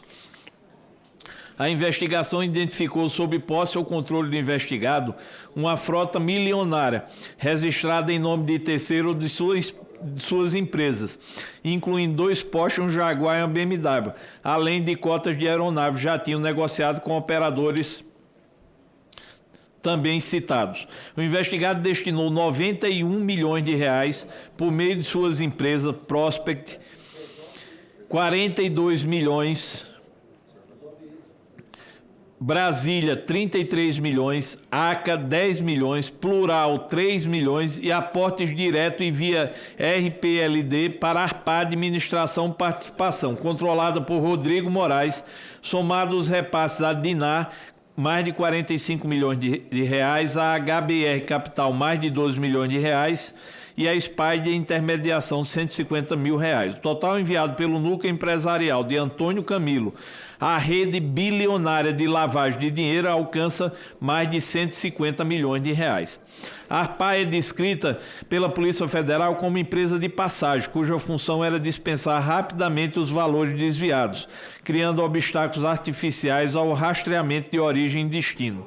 Ela integra uma rede com mais de 40 empresas de fachada, sem funcionários registrados, sem presença verificável e operado por laranjas, incluindo desempregados, beneficiários do auxílio emergencial e inscritos no CAD único, que movimentou, segundo investigações aqui da CPMI, quase 39 bilhões e 50 milhões de reais. Caso identificado pelo afastamento de rifes, e a estimativa supera 45 bilhões de reais.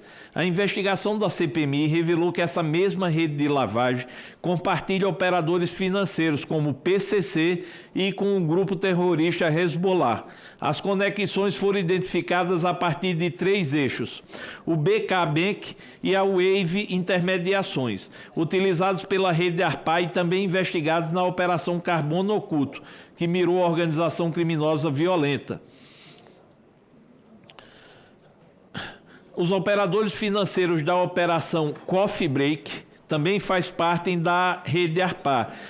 Desviaram recursos da educação por meio da empresa Life Tecnologia Educacional, conectados a fintechs e bancos que lavam dinheiro para o PCC, conforme apurado na Operação Colossus, responsável por desarticular esquema que movimentou 61 bilhões. Ademais, a continuidade delitiva restou demonstrada pelo fato de que Mesmo após a deflagração da primeira fase da operação sem desconto, a empresa RPLD Consultoria Incorporadora, pertencente ao próprio investigado, transferiu R$150 mil para a SPY de intermediação, confirmando o acionamento persistente da rede para converter recursos ilícitos em espécie.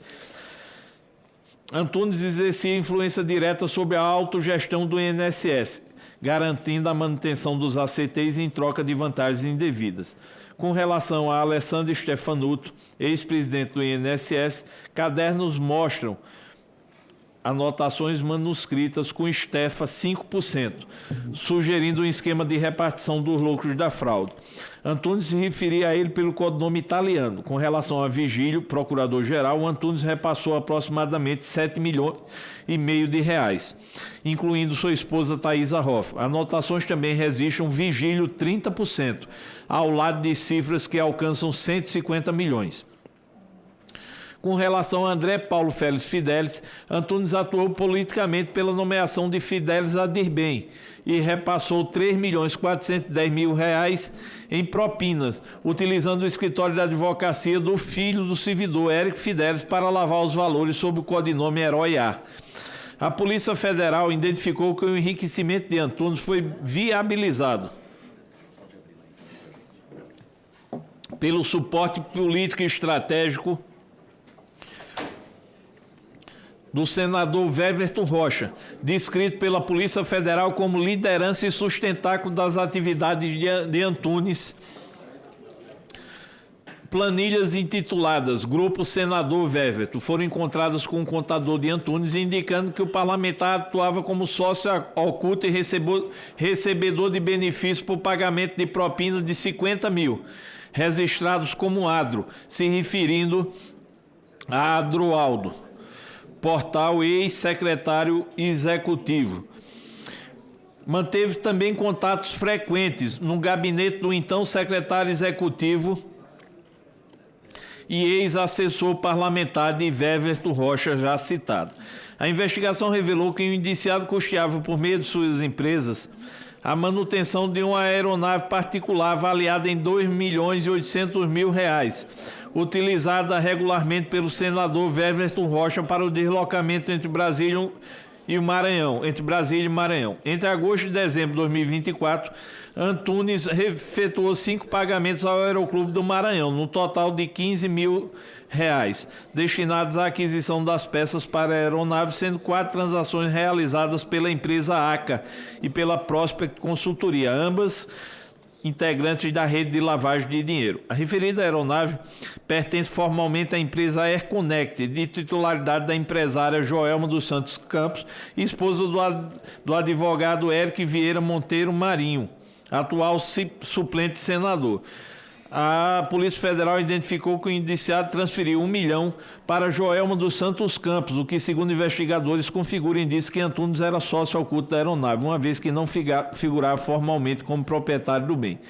A PF concluiu que Érico também manteve relação direta com diversas empresas e pessoas associadas ao núcleo empresarial político da organização criminosa.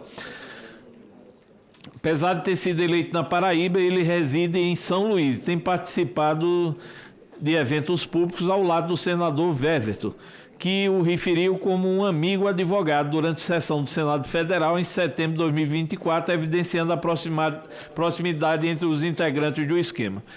Em dezembro de 2025, durante nova fase da operação sem desconto, 2 endereços vinculados ao senador Weverton, Brasília e Maranhão, foram alvo de busca e apreensão, autorizados pelo ministro André Mendonça do STF. Na decisão que fundamentou a medida, a Polícia Federal descreveu o parlamentar como liderança e sustentáculo das atividades empresariais e financeiras do indiciado, e os investigadores afirmaram que Weverton atuava como sócio oculto e beneficiário final do esquema de fraude dos descontos indevidos dos segurados do INSS. A Polícia Federal chegou a requerer a prisão do senador Weverton, porém o Supremo Tribunal Federal negou o pedido. Questionado por esta CPMI, em 25 de setembro de 2025, sob o uso da aeronave, o indiciado Antônio Carlos Camilo Antunes tentou justificar a utilização do jatinho como prática corriqueira na aviação executiva, alegando recorrer a intermediários para compartilhamento de voos por razões de custo e disponibilidade. A investigação, contudo, demonstrou que a relação do indiciado com a aeronave ia muito além de eventual compartilhamento ocasional, configurando a condição de proprietário de fato por meio de estrutura societária oculta e que o custeio da manutenção do bem com recursos de empresa vinculada ao esquema representa mais uma modalidade de vantagem devida conferida ao núcleo político que sustentam as fraudes. As investigações também da Polícia Federal e por esta CPMI revelam um padrão consistente de viagens coordenadas entre Fábio Luiz, Antônio Carlos Camilo Antunes e Roberta Luxig para a Península Ibérica, todas realizadas em assentos de primeira classe durante o auge do esquema dos descontos fraudulentos. Documentos da Polícia Federal evidenciam que, ao menos em 3 ocasiões em que os dois estiveram simultaneamente em Lisboa e Madrid, Lulinha, Antônio Carlos Camilo Antunes e Roberta Luxig, em junho de 24, em setembro de 24 e em novembro de 24. Na primeira viagem, Fábio Luiz e Roberta Luxig partiram juntos de Guarulhos com destino a Lisboa, em 13 de junho de 24, sentados na mesma fileira, ele no assento 7F e ela no 7A. A lobista decolou do mesmo aeroporto para a capital portuguesa 4 dias depois, na poltrona 2H, de modo que os três coincidiram em Lisboa entre os dias 17 e 18 de junho. A segunda ocasião teve como destino Madrid, cidade para a qual Fábio Luiz se mudou em 2025. Antônio Camilo partiu de Guarulhos em 12 de setembro no assento 3E e Fábio Luiz viajou com Roberta no dia seguinte, ocupando as poltronas 7G e 8D. Os três permaneceram na capital espanhola em período sobreposto, o lobista até o 20, Fábio Luiz até o dia 22 e Roberta até 29 de setembro. A terceira viagem é a mais reveladora do ponto de vista investigativo. Em 8 de 11 de 24, Fábio Luiz e Antônio Camilo embarcaram juntos em voo de Guarulhos para Lisboa, nas poltronas 6J e 3F. O que chamou a atenção da Polícia Federal de forma especial foi a proximidade temporal na aquisição de passagens. Ambos os bilhetes de Fábio Luiz e Careca do INSS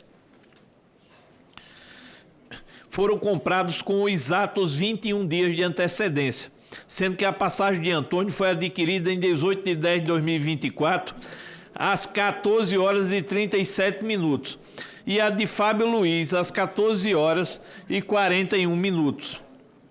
Apenas 4 minutos de diferença, o que reforça ainda mais a tese do planejamento conjunto. Os valores dos bilhetes em primeira classe foram estimados pela Polícia Federal entre 14 mil e 25 mil cada. Além da passagem, a polícia identificou que uma agência de viagens que recebeu mais de 640 mil de uma empresa de Roberta Luxig, que aparece vinculada aos dados cadastrais de Fábio Luiz em trecho internacional. A testemunha Edson Claro, ex-funcionário de Antônio Camilo, corroborou esse quadro ao afirmar que o lobista custeava as despesas tanto de Roberta quanto de Fábio Luiz e que os três ensaiavam em conjunto um negócio na área de cannabis medicinal, área na qual a investigada Daniela Miranda Fonteles, outra integrante do núcleo de Antônio Camilo, operava ativamente em Portugal. Esses deslocamentos internacionais reiterados, sempre em primeira classe em datas coincidentes, especialmente quando organizados por alguém envolvido em esquema de lavagem de capitais de proporções bilionárias, afastam qualquer hipótese de encontro fortuito e reforçam a tese que a relação entre Fábio Luiz e Careca do INSS possuía inequívoco caráter negocial. Inclusive, recentemente, foi noticiado que a defesa de Fábio Luiz encaminhou uma petição ao Supremo Tribunal Federal, em 16 de março de 26, o qual confirma que o empresário esteve em viagem a Portugal a convite do lobista Careca do INSS. Os advogados, no entanto, negam que o filho mais velho do presidente, Luiz Inácio Lula da Silva, PT, tenha firmado negócio ou recebido valores do empresário. Todavia, fato notável é que Lulinha admitiu pela primeira vez ao STF, nessa petição ao STF, que tinha relação de natureza social com Careca do INSS, que este bancou a viagem a Portugal e que chegaram a visitar o terreno onde seria construída a fábrica de cannabis. Um dos aspectos mais graves que emerge da investigação, petição 15.041, parágrafo 133.251, é a possibilidade de que Antônio Carlos Camilo Antunes tenha se utilizado de sua proximidade com Fábio Luiz, explorando o prestígio do filho do presidente da República para facilitar seu acesso a órgãos do governo federal, notadamente o Ministério da Saúde e a Anvisa, conforme apurado pelo jornal o Globo a partir de registros obtidos pela Lei de Informação. Antunes esteve 5 vezes no Ministério da Saúde, entre 24 e 25. Em uma delas, estava acompanhado de Roberta Luxer. Em 3 ocasiões, Antônio Carlos Camilo apresentou-se como diretor de uma empresa de telemedicina e em 2 como presidente da World Cannabis, sua empresa voltada ao fornecimento de produtos à base de cannabis para o Sistema Único de Saúde. Os pagamentos mensais de 300 mil a Fábio Luiz da Silva teria como contrapartida justamente a facilitação do acesso de Antônio Camilo a ambientes institucionais estratégicos de Brasília.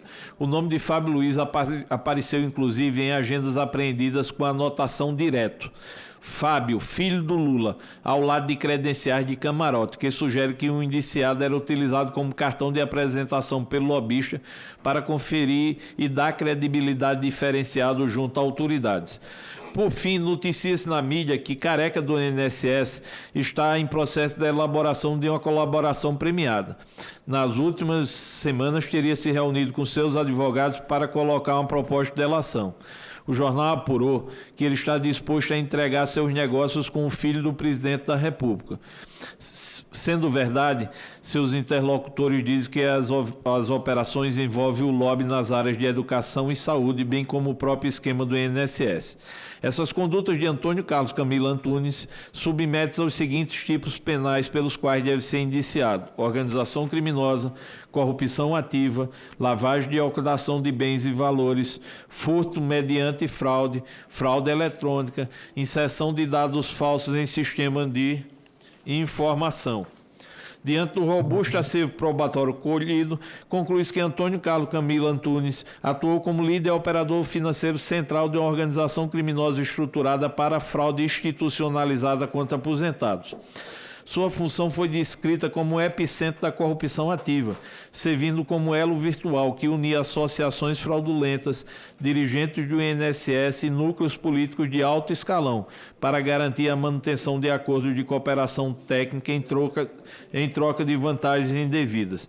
Por meio de uma unidade de empresas de fachada como a Próspera e a ACA, o investigado movimentou montantes que superam os 150 milhões, pulverizando recursos para abastecer ilicitamente servidores da cúpula do INSS e ocultar o proveito do crime. A sofisticação de sua liderança estendeu-se à habilidade patrimonial internacional, com a criação de offshores e a tentativa de sucessão criminosa via seu núcleo familiar, consolidando sua posição como principal artífice técnico e financeiro de um esquema que drenou bilhões de reais de brasileiros hipervulneráveis. Com isso, indicia-se Antônio Carlos Camilo Antunes por ter atuado como artífice e principal financiador da corrupção institucional.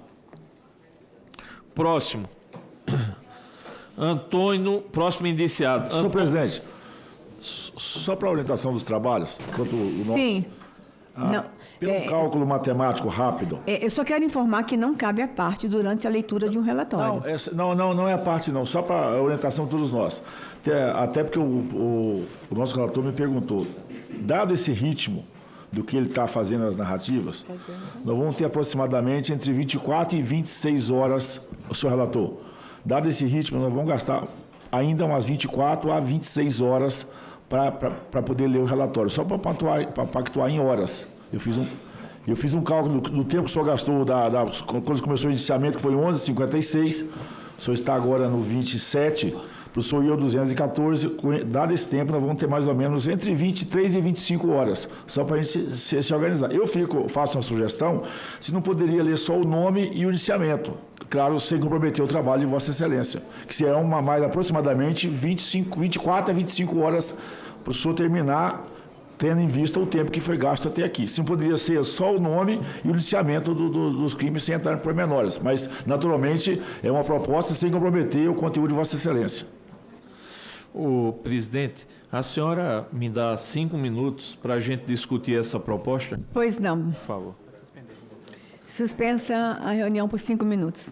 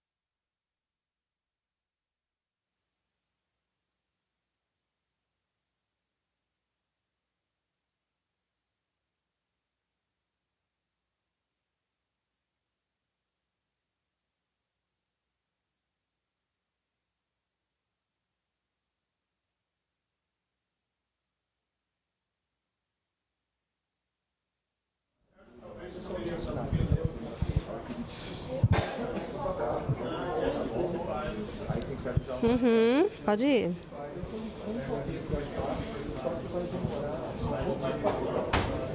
Olá, boa tarde. Voltamos ao vivo aqui da sala de reuniões da CPMI e do INSS. Nesse momento, o relator, deputado Alfredo Gaspar, está fazendo a leitura do relatório final da CPMI, que não foi prorrogada, então deve encerrar até amanhã, à meia-noite. Ele está fazendo agora a leitura dos indiciamentos. São 216 indiciamentos, pessoas que são indiciadas pelo relatório. E parou um pouco para discutir uma proposta. E foi reaberta agora. Do deputado Evaí e do senador Moro, eu vou ler mais detalhadamente nomes que tenham uma repercussão maior. Ok. Próximo indiciado, Antônio Lúcio Caetano Margarido.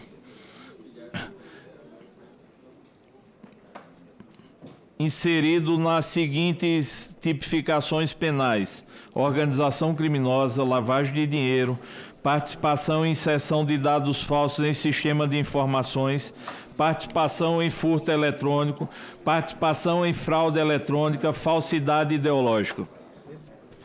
Com isso, indicia-se Antônio Lúcio Caetano Margarido por ter atuado como arquiteto operacional da Unaspub. Aristides Veras dos Santos. Próximo indiciado.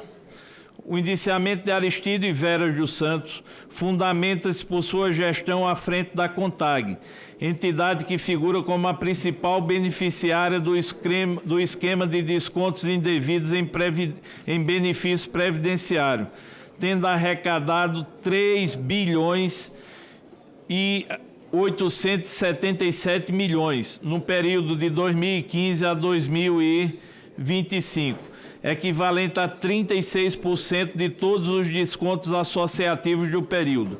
A investigação apontou que essa confederação utilizou sua estrutura para operacionalizar o esquema de descontos associativos não autorizados em escala industrial. Por suas condutas, e aí vou seguir a orientação, por suas condutas, está inserido nos seguintes crimes: organização criminosa, lavagem de dinheiro, fraude eletrônica, furto eletrônico e participação de dados falsos em sistemas de informações. Brenda Aguiar Soares. O indiciamento de Brenda Aguiar Soares, peça-chave no esquema de descontos associativos, sendo cunhada do servidor do INSS Jucimar Fonseca da Silva. Brenda está inserida nas seguintes tipificações penais: organização criminosa, lavagem ou ocultação de bens, direitos e valores e corrupção passiva.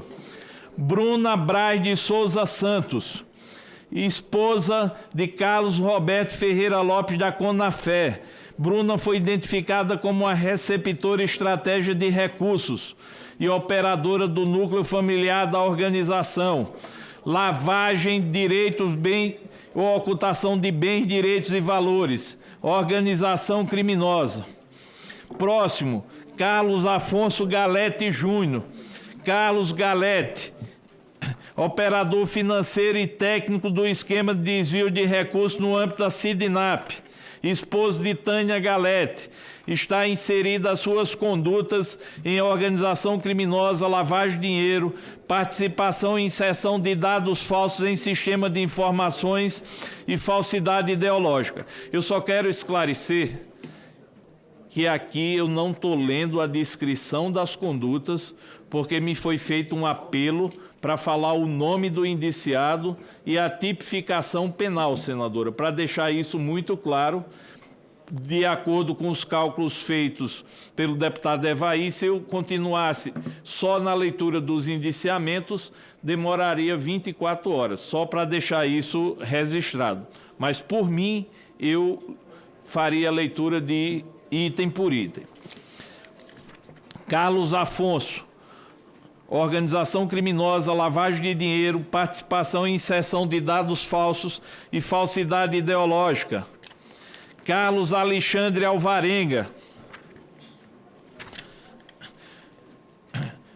operador financeiro e duto para pagamento de vantagens indevidas. O investigado foi identificado como operador de propinas e pessoa interposta. Inserido em organização criminosa, lavagem de dinheiro e corrupção ativa. Carlos Henrique da Rocha Gonçalves, através da empresa de fachada CHJ, o indiciado viabilizou o escoamento de dezenas de milhões de reais da Abanprev e Unibap. Está inserido nas tipicidades penais de organização criminosa, lavagem ou ocultação de bens, direitos e valores, falsidade ideológica. Carlos Roberto Lupe, também indiciado. Com base nas investigações desta CPMI, o indiciamento de Carlos Roberto Lupe fundamenta-se em um padrão de omissão deliberada, prevaricação e blindagem política de agentes criminosos instalados na cúpula do INSS. Abaixo detalham-se os fundamentos para o seu indiciamento. Vou direto a pedido para o indiciamento nas tipificações penais: prevaricação, condescendência criminosa, crime de responsabilidade, furto eletrônico a título de omissão imprópria e fraude eletrônica a título de omissão imprópria. Carlos Roberto Ferreira Lopes, próximo indiciado, presidente da Conafé, foi preso na CPMI e encontra-se foragido com prisão decretada. Inseriu nos seguintes tipos penais: Carlos Roberto Ferreira Lopes, organização criminosa, participação em inserção de dados falsos no sistema, corrupção ativa, lavagem de dinheiro, furto eletrônico, fraude eletrônica, falsidade ideológica e falso testemunho. Cecília Montalvão Simões, cônjuge de Maurício Camisotti, da Ambec, está inserida nos seguintes tipos penais: organização criminosa, lavagem de dinheiro, corrupção ativa. Cecília Rodrigues Mota, titular de escritório de advocacia, está inserida nos seguintes tipos penais: organização criminosa, lavagem de dinheiro, corrupção ativa, falsidade ideológica, furto eletrônico e fraude eletrônico, além de uso de documento falso. Cecília Barbosa Sintra Galvão,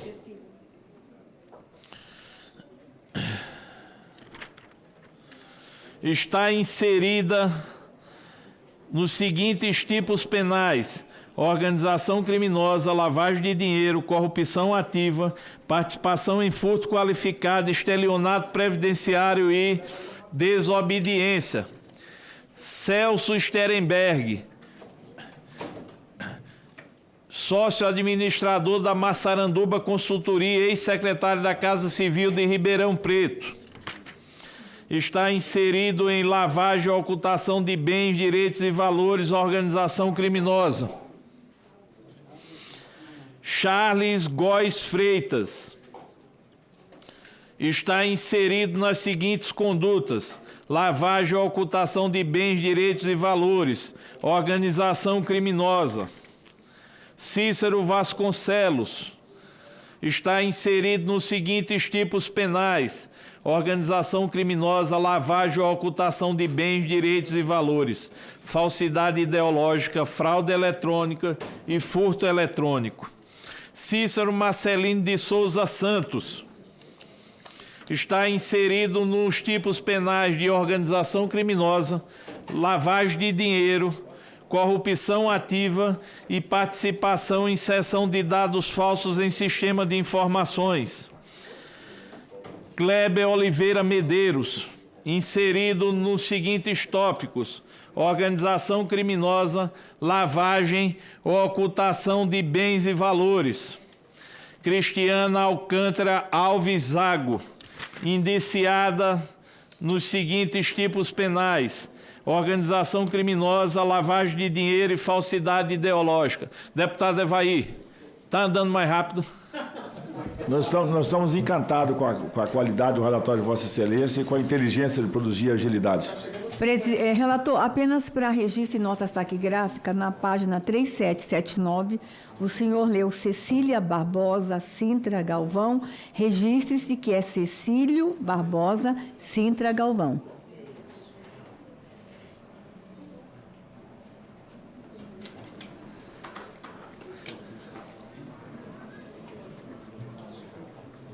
Qual foi o número errado? Obrigado, presidente. A senhora sempre atenta. Daniel Dirani, incidindo nos tipos penais de organização criminosa, lavagem de dinheiro, falsidade ideológica, participação em furto eletrônico e participação em fraude eletrônica.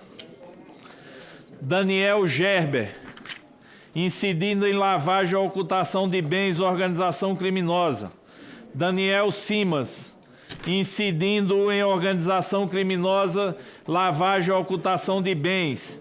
Daniel Ossini de Azevedo, incidindo nos tipos penais de organização criminosa, lavagem de capitais e evasão de divisas.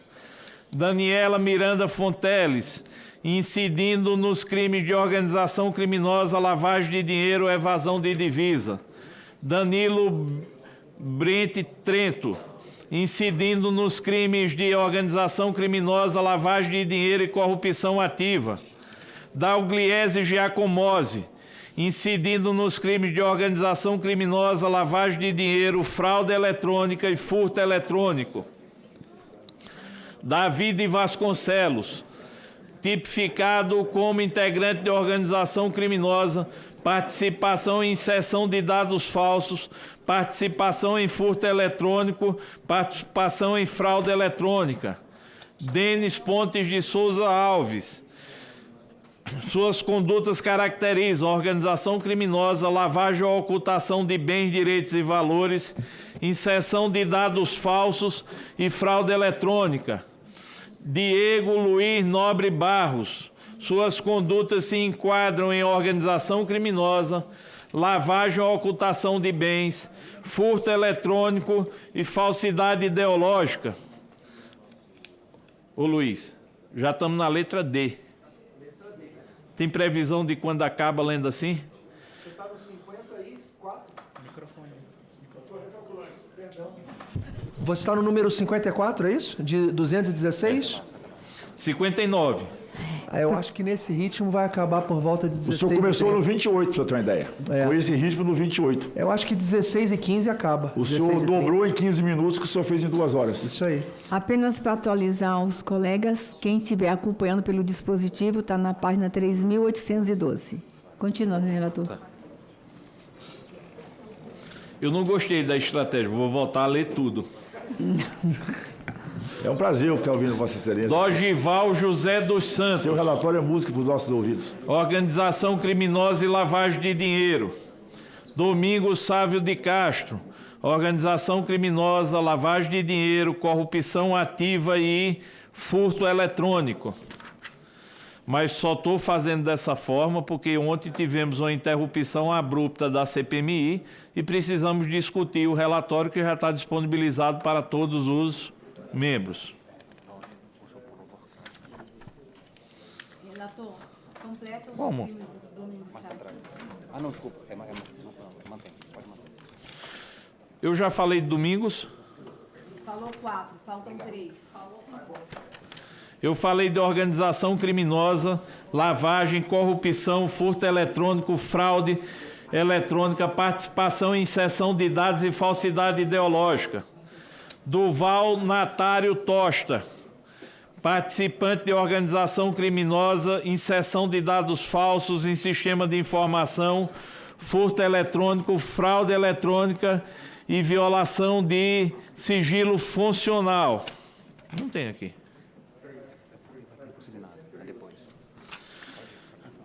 Eduardo Silva Portal, lavagem ou ocultação de bens, organização criminosa e corrupção passiva.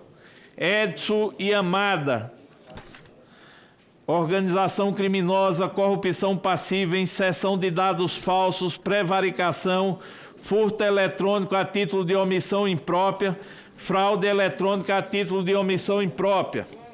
Edson Cunha de Araújo,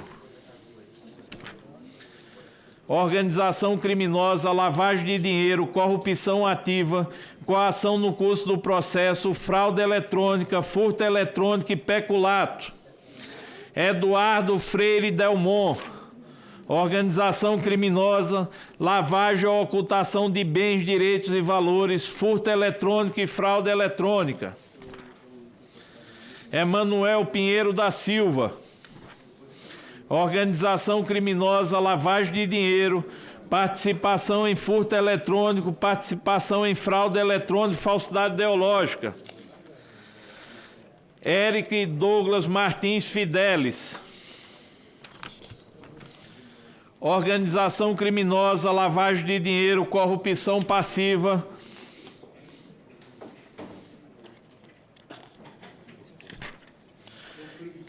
Euclides Marcos Peterson Neto. Esse eu vou ter que ler.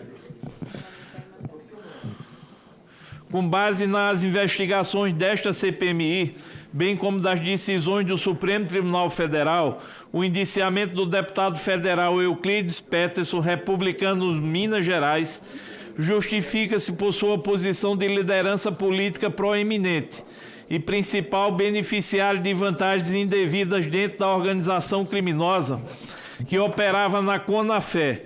Abaixo o detalhe de suas condutas identificadas no esquema criminoso.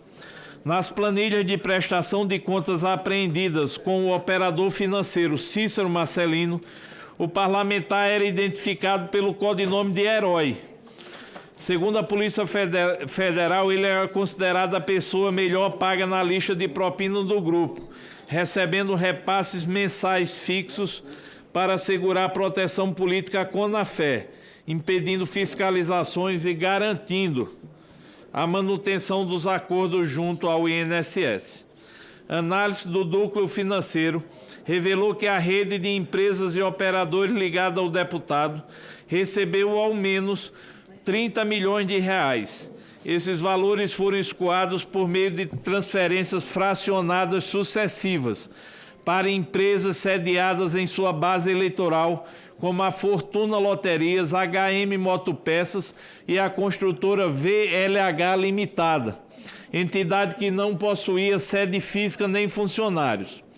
O investigado utilizou a venda da aeronave Cessna prefixo PRATM como mecanismo de lavagem de capitais.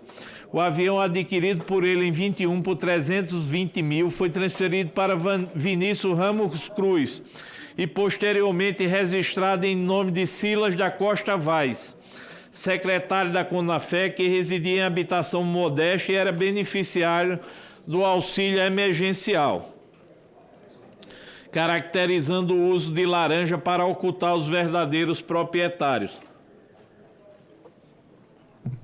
Euclides Petersen atuava como canal de acesso de Carlos Roberto à cúpula do INSS, influenciando diretamente a indicação de nomes para cargos estratégicos, como a diretoria de benefícios, visando blindar o esquema de descontos indevidos. A logística financeira do esquema era operada, segundo a Polícia Federal, por André Luiz Martins Dias, responsável por receber valores das empresas de fachada. Já o Walton Cardoso Lima Júnior atuava na intermediação de propinas pagas por Cícero Marcelino, utilizando a empresa HM Motos Peças para esquentar e distribuir os recursos ilícitos.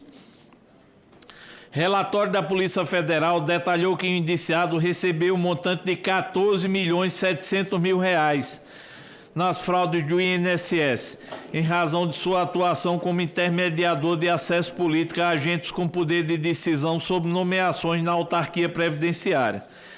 Segundo a investigação, o parlamentar se apresentava perante os demais integrantes do esquema como pessoa capaz de viabilizar contato com autoridades que detinham influência sobre a indicação de nomes para a presidência do INSS, incluindo o então presidente do Senado Federal, Rodrigo Pacheco.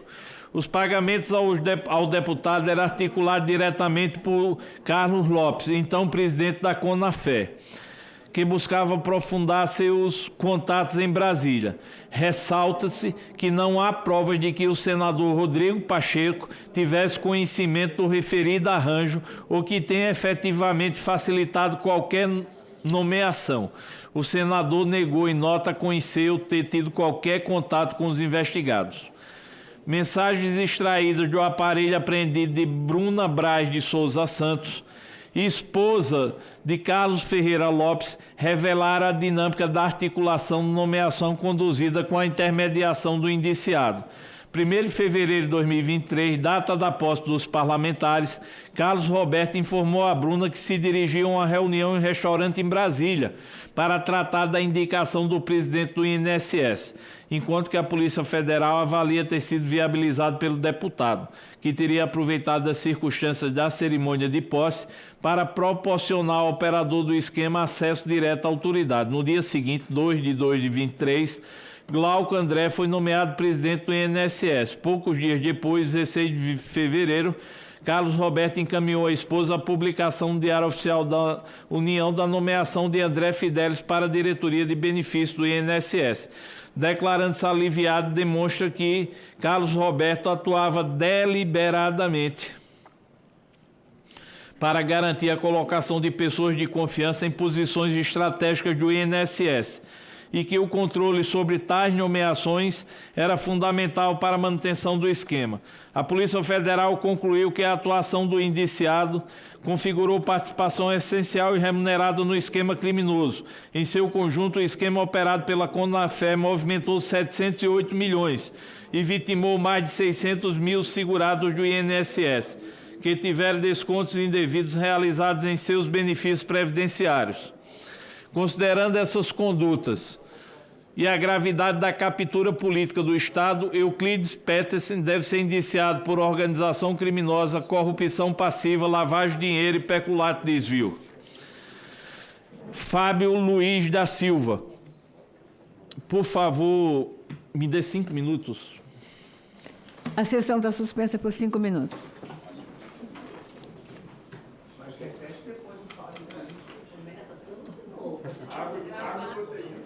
O Fábio é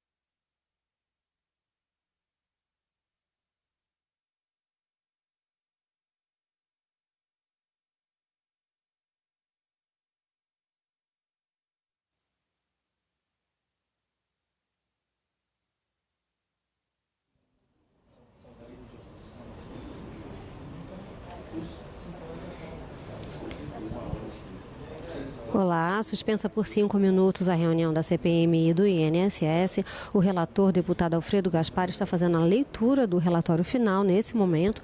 São 216 indiciamentos, 216 pessoas indiciadas pelo relatório. Ele começou a leitura do relatório por volta das 11 horas da manhã e está lendo os indiciamentos em ordem alfabética, pelos nomes. Agora ele chegou na letra F e ia começar a leitura a falar de Fábio Luiz Lula da Silva, filho do presidente Lula, e aí ele solicitou 5 minutos de intervalo, porque ele está lendo praticamente sem parar desde as 11 horas da manhã. Os deputados aqui presentes disseram que se ele continuasse nesse ritmo de ler todos os nomes, todos os motivos dos indiciamentos, com todos os detalhes, iam ser mais 24 horas só de leitura. Então, o relator decidiu ler apenas um resumo de cada nome e indiciamento, e aí então já está na letra F.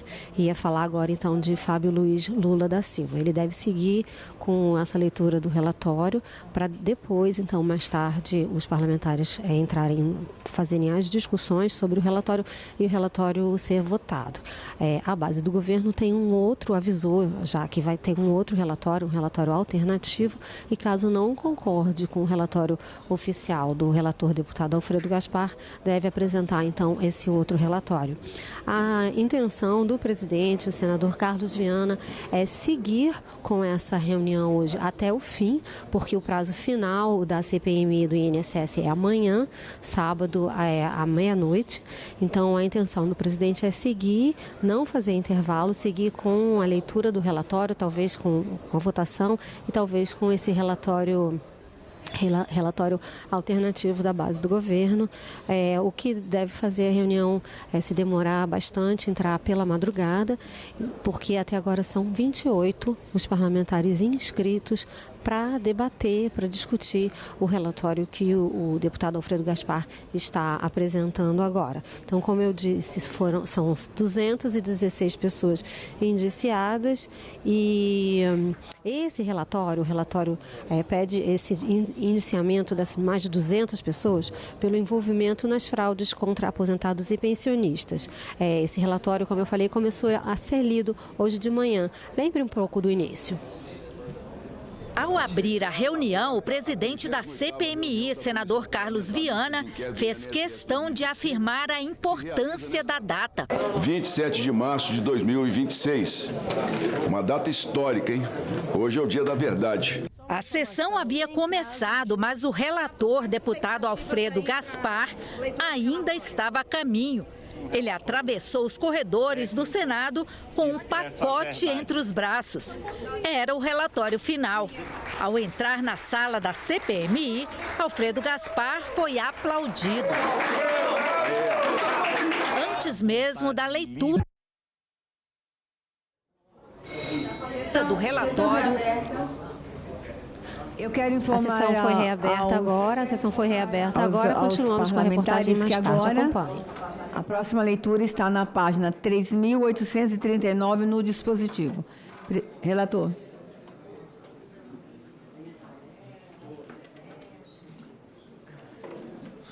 Senadora. Sim, relator. No intervalo, me consultaram se eu podia continuar relatando os fatos, porque fica só o corte de dizer o que é, em termos de tipicidade penal, dizendo que não está tendo fundamentação. Então, senador, para evitar problema, eu vou continuar a ler as fundamentações. Ninguém precisa ficar preocupado que em breve a gente acaba. Já chegamos na letra F. Tá, quando não for autoridade muito conhecida, aí eu leio só a metade. Ok, combinado. Fábio Luiz Lula da Silva. O indiciamento de Fábio Luiz Lula da Silva, conhecido publicamente como Lulinha, filho do atual presidente da República, Luiz Inácio Lula da Silva, fundamenta-se nos elementos probatórios colhidos ao longo dos trabalhos desta CPMI.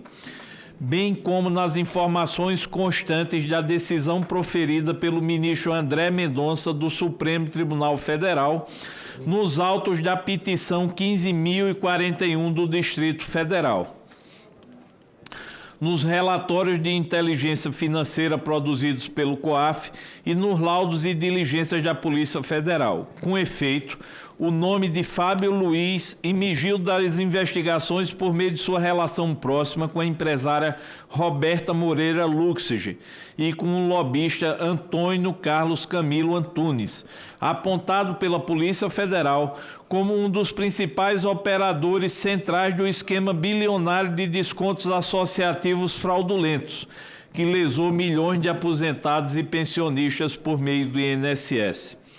Conforme será demonstrado a seguir, os indícios reunidos apontam que Fábio Luiz não foi um mero conhecido de Antônio Camilo, mas alguém que, valendo-se de seu prestígio familiar e de sua capacidade de trânsito em instâncias governamentais, teria atuado como facilitador de acesso e possível sócio oculto do lobista em empreendimentos cuja viabilidade dependia de decisões administrativas no âmbito do Ministério da Saúde e da Agência Nacional de Vigilância Sanitária, Anvisa.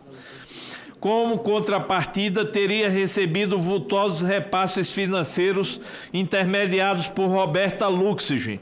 Abaixo detalha-se a sua participação nesse esquema criminoso. A investigação conduzida pela Polícia Federal demonstrou que Antônio Carlos Camilo Antunes cultivava uma relação de proximidade com Fábio Luiz Lula da Silva, que transcendia os limites de uma simples amizade de convívio social.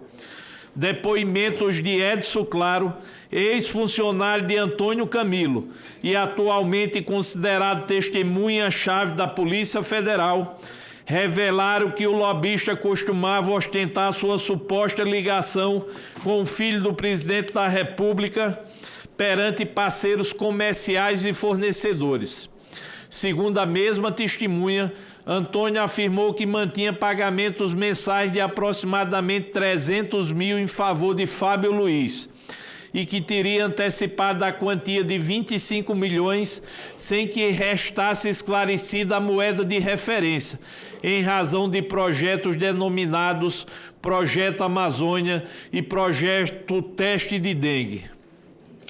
Roberta Moreira Luxig, amiga íntima de Fábio Luiz e herdeira de um ex-acionista do Banco Crédito Suíço, emerge no conjunto probatório como a principal ponte entre o indiciado e o lobista Antônio Camilo, petição 15.041.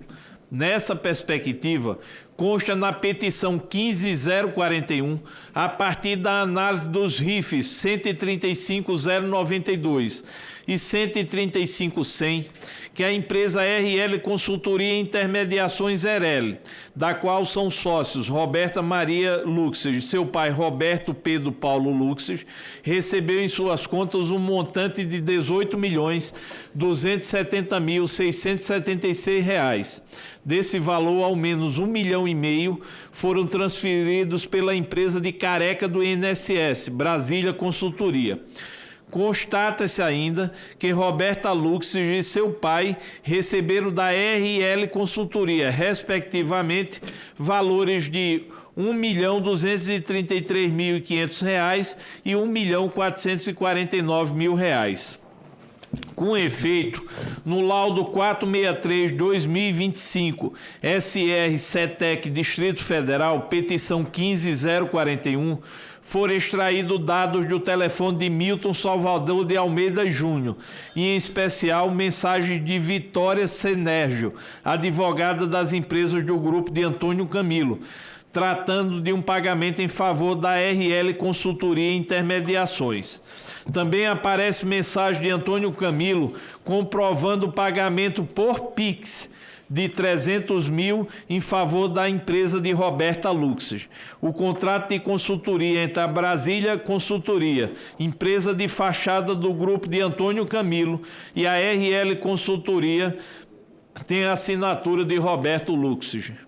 Nesse particular, a investigação da Polícia Federal, petição 15.041, detectou 5 pagamentos cada um no valor de 300 mil, em favor da empresa RL Consultoria e Intermediações, de propriedade de Roberta Luxer. Os valores foram demandados por Antônio Carlos Camilo Antunes, por meio da empresa Brasília Consultoria, e efetivados pelo diretor financeiro Milton Júnior, totalizando R$ 1.500.000. Referidos pagamentos foram lastreados em um contrato cujo objeto, denominado Projeto Energia, Projeto Esmagadoras e Projeto Hidrogênio, não guardavam qualquer relação com as atividades da Brasília Consultoria e cuja execução jamais foi comprovada por meio de mensagens, relatórios ou qualquer documento que atestasse a efetiva prestação de serviço. Um dos elementos mais contundentes escolhidos pela Polícia Federal consiste em uma troca de mensagens entre Antônio Camilo e seu funcionário Milton Salvador de Almeida Júnior, petição 15.041. Nessa conversa, Milton questiona Antônio acerca de quem seria o destinatário de um pagamento de 300 mil, ao que o Antônio responde de forma lacônica: o filho do rapaz. Na sequência, Milton encaminha a Camilo o comprovante de transferência de 300 mil para a empresa de Roberta Luxer. A Polícia Federal interpreta a expressão "o filho do rapaz" como referência a Fábio Luiz Lula da Silva. Essa interpretação é reforçada por outros elementos constantes dos autos. Petição 15.041, Supremo Tribunal Federal, em mensagem de 29 de abril de 25, logo após a deflagração da primeira fase da operação sem desconto, Roberta Luxer escreveu a Antônio Camilo a seguinte mensagem: "É só para você saber, acharam um envelope com o nome do nosso amigo no dia da busca e apreensão." Ao que Antônio respondeu demonstrando evidente preocupação: "Putz!" Na mesma data, Roberta envia mensagem dizendo: "Antônio, some com esses telefones, joga fora." A Polícia Federal identificou que durante o cumprimento do mandato de busca e apreensão em 2025, foi encontrado um envelope contendo ingressos destinados a Fábio Luiz para um evento de entretenimento. Além disso, em áudio enviado em 5 de maio de 25, a própria Roberta fez menção explícita a Fábio, afirmando: "Na época do Fábio, falaram de Friboi, de um monte de coisa, igual agora com você", numa alusão às acusações anteriores envolvendo o indiciado e a empresa JBS Friboi. As investigações conduzidas pela Polícia Federal e por esta CPMI revelam um padrão consistente de viagens coordenadas entre Fábio Luiz, Antônio Carlos Camilo Antunes e Roberta Luxer para a Península Ibérica, todas realizadas em assentos de primeira classe e durante o auge do esquema de descontos fraudulentos. Documentos da Polícia Federal evidenciam ao menos em 3 ocasiões em que estiveram simultaneamente em Lisboa e Madrid: junho de 24, setembro de 24 e novembro de 24. Essa parte eu já li, mas vou reler. Na primeira viagem, Fábio Luiz e Roberta partiram juntos de Guarulhos com destino a Lisboa, 13 de junho de 24. O lobista decolou do mesmo aeroporto para a capital portuguesa 4 dias depois, na poltrona 2H. Coincidentemente, ficaram em Lisboa entre os dias 17 e 18 de junho. Segunda ocasião, Madrid, onde Lulinha diz hoje que mora.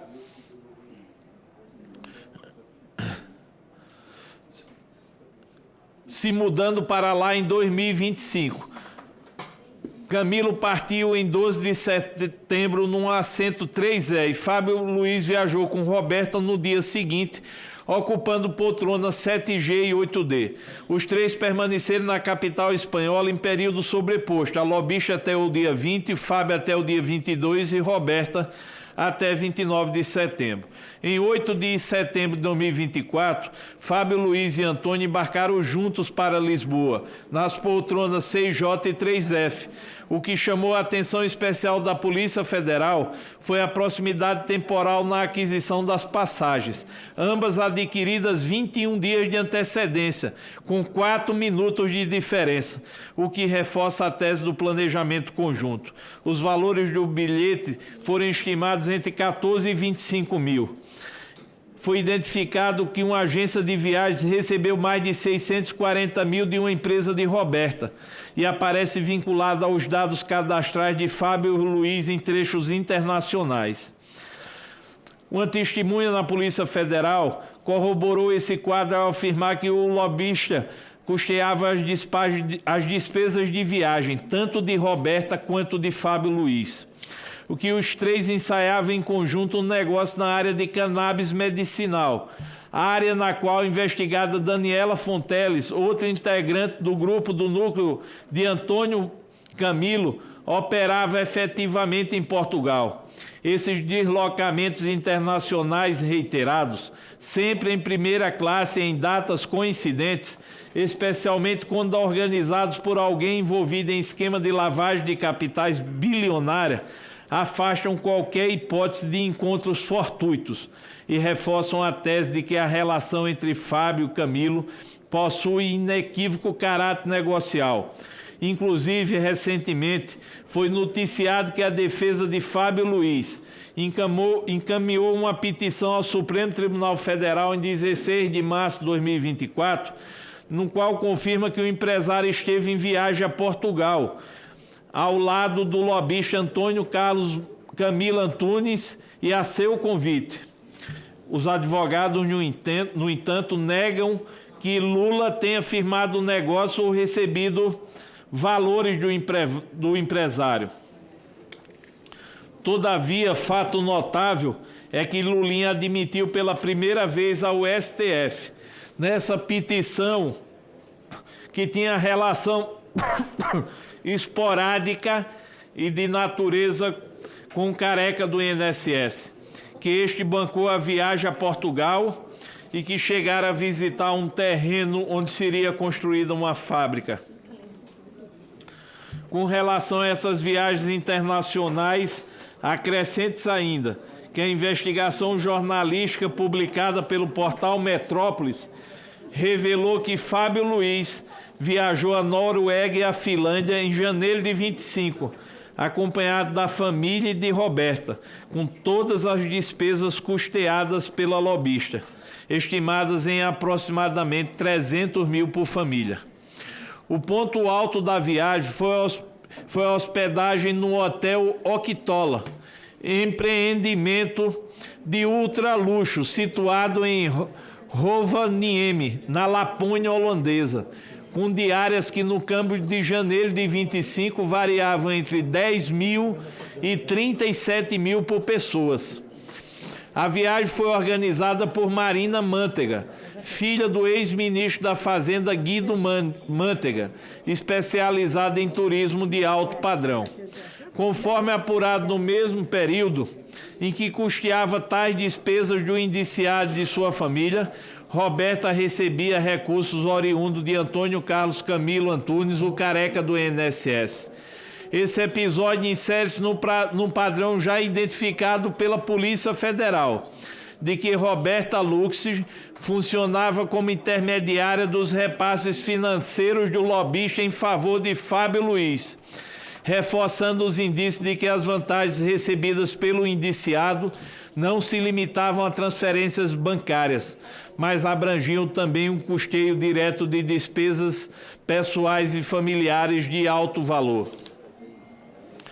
Um dos aspectos mais graves que emerge da investigação é a possibilidade de que Fábio Luiz tenha utilizado seu prestígio como filho do presidente da República para facilitar o acesso de careca do INSS e Roberta Luxig a órgãos do governo federal, notadamente o Ministério da Saúde e a Anvisa. Conforme apurado pelo jornal O Globo, a partir de registros obtidos pela Lei de Acesso à Informação, Antunes esteve 5 vezes no Ministério da Saúde, entre 24 e 25. Em uma delas, estava acompanhado de Luxig. Em nota, a defesa da empresária afirmou que os negócios se mantiveram apenas em tratativas iniciais e não chegaram a prosperar. E ressaltou que o caso não tem relação com as fraudes do INSS. Em 3 ocasiões, Antônio Camilo, careca, apresentou-se como diretor de uma empresa de telemedicina e em 2 como presidente da World Cannabis. Os pagamentos mensais de 300 mil referidos anteriormente teriam como contrapartida a facilitação do acesso de Antônio a ambientes institucionais. Aqui em Brasília, o nome de Fábio Luiz apareceu, inclusive, em agendas apreendidas com a anotação direta. Fábio, filho Lula, ao lado de credenciais de camarote, o que sugere que o indiciado era utilizado como cartão de apresentação pelo lobista, para conferir credibilidade e obter tratamento diferenciado. Os dados obtidos a partir da quebra do sigilo bancário, autorizado inicialmente por ministro do STF André Mendonça e posteriormente aprovado no plenário desta CPMI, revelaram que Fábio Luiz movimentou a quantia de 19,5 milhões entre janeiro de 22 e janeiro de 26, em conta mantida no Banco Brasil, embora a defesa do indiciado sustente que esses valores correspondem a rendimentos legítimos de empresas e investimentos. A dimensão do montante e a coincidência temporal com o período de maior intensidade das fraudes previdenciárias, cujos descontos saltaram de 706 milhões em 22 para mais de 3,3 em 2024, torna imprescindível o aprofundamento da análise sobre a origem e a compatibilidade desses recursos com as atividades declaradas por Fábio Luiz à Receita Federal. Cumpre destacar um conjunto de circunstâncias que reforçam os indícios de incompatibilidade na conduta de Lulinha com a alegada licitude das empresas de Fábio Luiz, conforme apurado pelo portal Metrópolis em reportagem de 7 de março de 26, as empresas LLF Tech Participações e G4 Entretenimento e Tecnologia Digital, registradas na Junta Comercial de São Paulo, em um edifício comercial na zona oeste da capital paulista, encontra com suas salas desocupadas há pelo menos 7 meses, sem qualquer estrutura operacional, funcionários ou equipamentos, e sequer constam num painel de inquilinos na recepção do prédio. Não obstante a inexistência de atividade empresarial visível, os registros obtidos pela quebra de sigilo bancário revelaram que a LLF Tech transferiu 2,37 milhões e a G4 Entretenimento repassou 772 mil a contas pessoais de Fábio Luiz entre 22 e 25. Período que coincide com o auge dos descontos associativos fraudulentos no INSS. A defesa alega que o endereço servia apenas para recebimento de correspondências e que a LLF Tech sempre teve como sede a residência do indiciado, alterada após a sua mudança para o exterior. Importa ressaltar que os dados bancários ora mencionados foram acessados durante as poucas horas em que a quebra de sigilo esteve vigente, antes de sua suspensão pelo ministro Flávio Dino, e refere-se a apenas 3 contas pessoais de Fábio Luiz, o que indica que o quadro financeiro completo pode ser significativamente mais amplo. Some-se a isso o fato de que, no início de dezembro de 25, quando vieram a público as primeiras menções ao seu nome nas investigações da CPMI, notadamente a partir da revelação em 4 de dezembro pelo portal 360, Poder 360, do depoimento da testemunha Edson Clara, a Polícia Federal, Fábio Luiz providenciou, nos dias 1º e 10 daquele mês, a transferência da administração de suas 3 empresas, G4 Entretenimento, BR4 Participações e LLF Tech para sua esposa, Renata de Abreu Moreira, que passou a deter os poderes para movimentar contas bancárias, comprar e vender bens e representar individualmente a sociedade perante a justiça, conforme os novos contratos sociais pela Junta Comercial nos dias 10 e 11 de dezembro. Embora a defesa classifique a medida como meramente burocrática, a coincidência temporal com o avanço das investigações parlamentares é, no mínimo, eloquente. Acrescente que, conforme noticiado pela Folha de São Paulo, em 18 de março de 26, Fábio Luiz constituiu em janeiro de 26 uma nova empresa, Sinapta, em Madrid, na Espanha, país para o qual se mudou, registrada sob a categoria genérica de atividades tecnológicas, sem registro de operações reais, configurando o que especialistas denominam empresa de fachada. Isto é uma estrutura jurídica formalmente existente, porém desprovida de atividade empresarial efetiva. Nesse sentido, foi noticiado que Fábio Luiz Lula da Silva conta como administrador único da empresa, que não teve nenhuma movimentação registrada desde sua abertura, exceto a nomeação do escritório de advocacia espanhol Monereu Maia Advogados e 5 de seus advogados como procuradores legais. Tal padrão de empresas sem operação real, ainda assim, que movimentam recursos vultosos ou são criados em momentos estratégicos, evidencia um modus operandi que demanda aprofundamento investigativo e que é consistente com práticas de ocultação patrimonial e lavagem de capital. Por fim, registro que a esposa de Fábio Luiz mantém relação de proximidade com a empresária Roberta Luxemburg, conforme amplamente noticiado, o que adiciona mais um elo entre o núcleo familiar e uma das principais investigadas no esquema, alvo de busca e apreensão na Operação Sem Desconto em 18 de 12 de 2025 e acusada de ter recebido R$1,5 milhão do lobista Antônio Camilo para integrar a organização criminosa. Contudo, resiste que o ministro do STF, Flávio Dino, por meio de decisão monocrática, em 5 de março de 26, nos autos do mandado de segurança 40781 do Distrito Federal, invalidou a votação em globo dos pedidos de segurança de quebra de sigilo bancário e fiscal realizados pela CPMI do INSS na sessão de 26 de fevereiro de 26.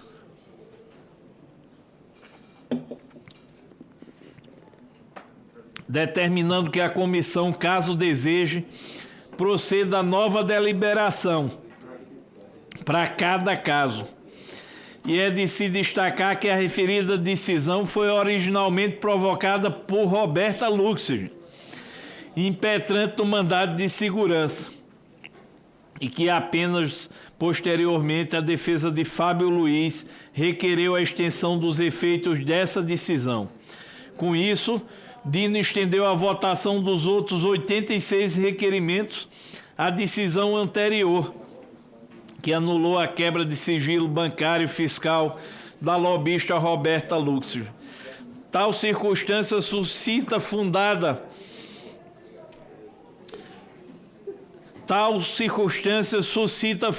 preocupação contra uma possível blindagem institucional, filho do presidente da República, uma vez que o ingresso tardio de Fábio Luiz como beneficiário da decisão contraria formalmente o disposto no parágrafo 2º do artigo 10 da Lei 12.016 de 2009, Lei do Mandado de Segurança, segundo o qual o ingresso de litisconsorte ativo não será admitido após o despacho da petição inicial.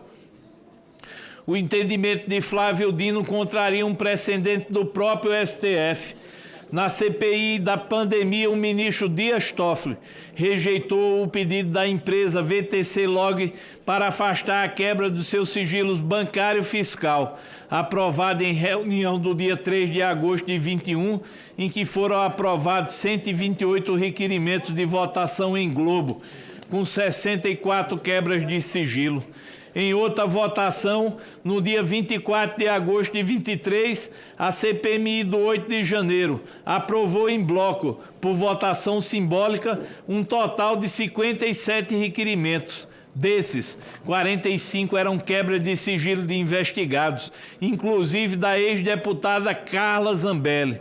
Dessa forma, a extensão dos efeitos da decisão a Fábio Luiz, sem que este tenha integrado a lide desde o início, configura irregularidade processual que, somada ao contexto político envolvido, reforça a percepção de tratamento privilegiado em benefício do investigado. É dever desta comissão registrar que a investigação ainda se encontra em curso e que os dados financeiros devem ser obtidos para que se realize um cruzamento detalhado com um fluxo de pagamentos identificados no âmbito dos descontos associativos. Relatório da Polícia Federal, revelado pelo jornal Estado de São Paulo, dia 17 de março de 26, apontou que a saída do Brasil de Fábio Luiz poderia ser uma evasão do país, fuga. Do ponto de vista investigativo, asseveramos que Lulinha viajou para o exterior, sem previsão de volta, o que denota possível evasão do país, considerando estar associada aos fatos associados ao principal operador das fraudes bilionárias, a milhões de aposentados do Brasil, diz o documento. Esse relatório da PF vai além de identificar a relação entre Lulinha e o Careca.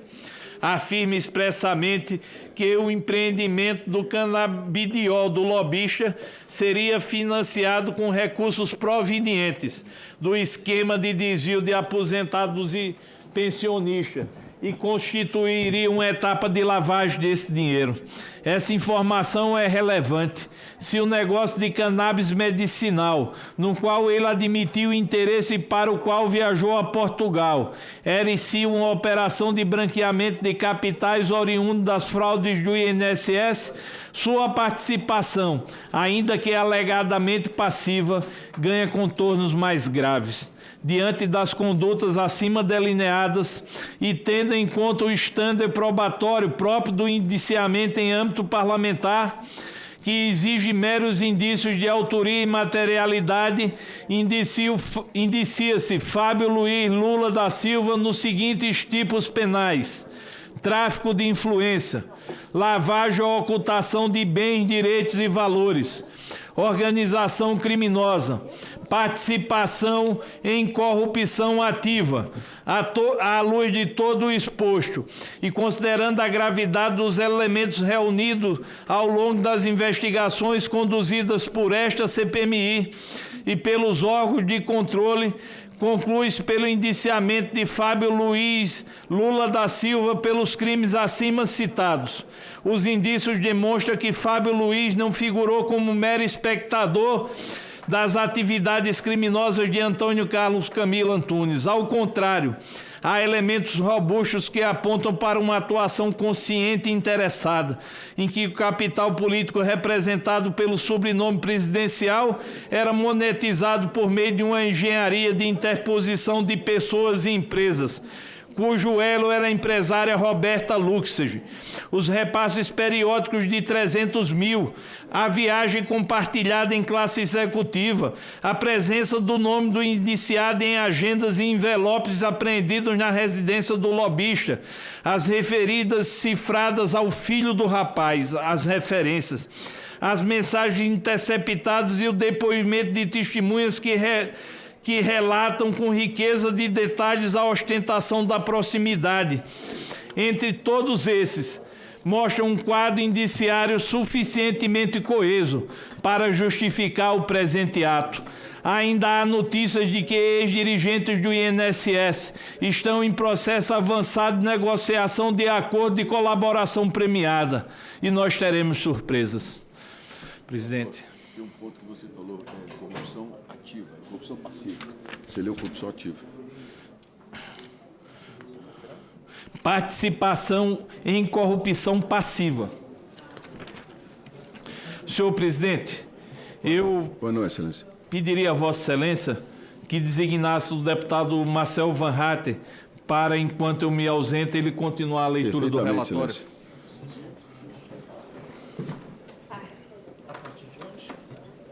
Daqui. Vai continuar do mesmo jeito? Por um tempo. Tem outras figuras. A partir de Vossa Excelência Felipe Macedo Gomes, o indiciado. Sim, presidente.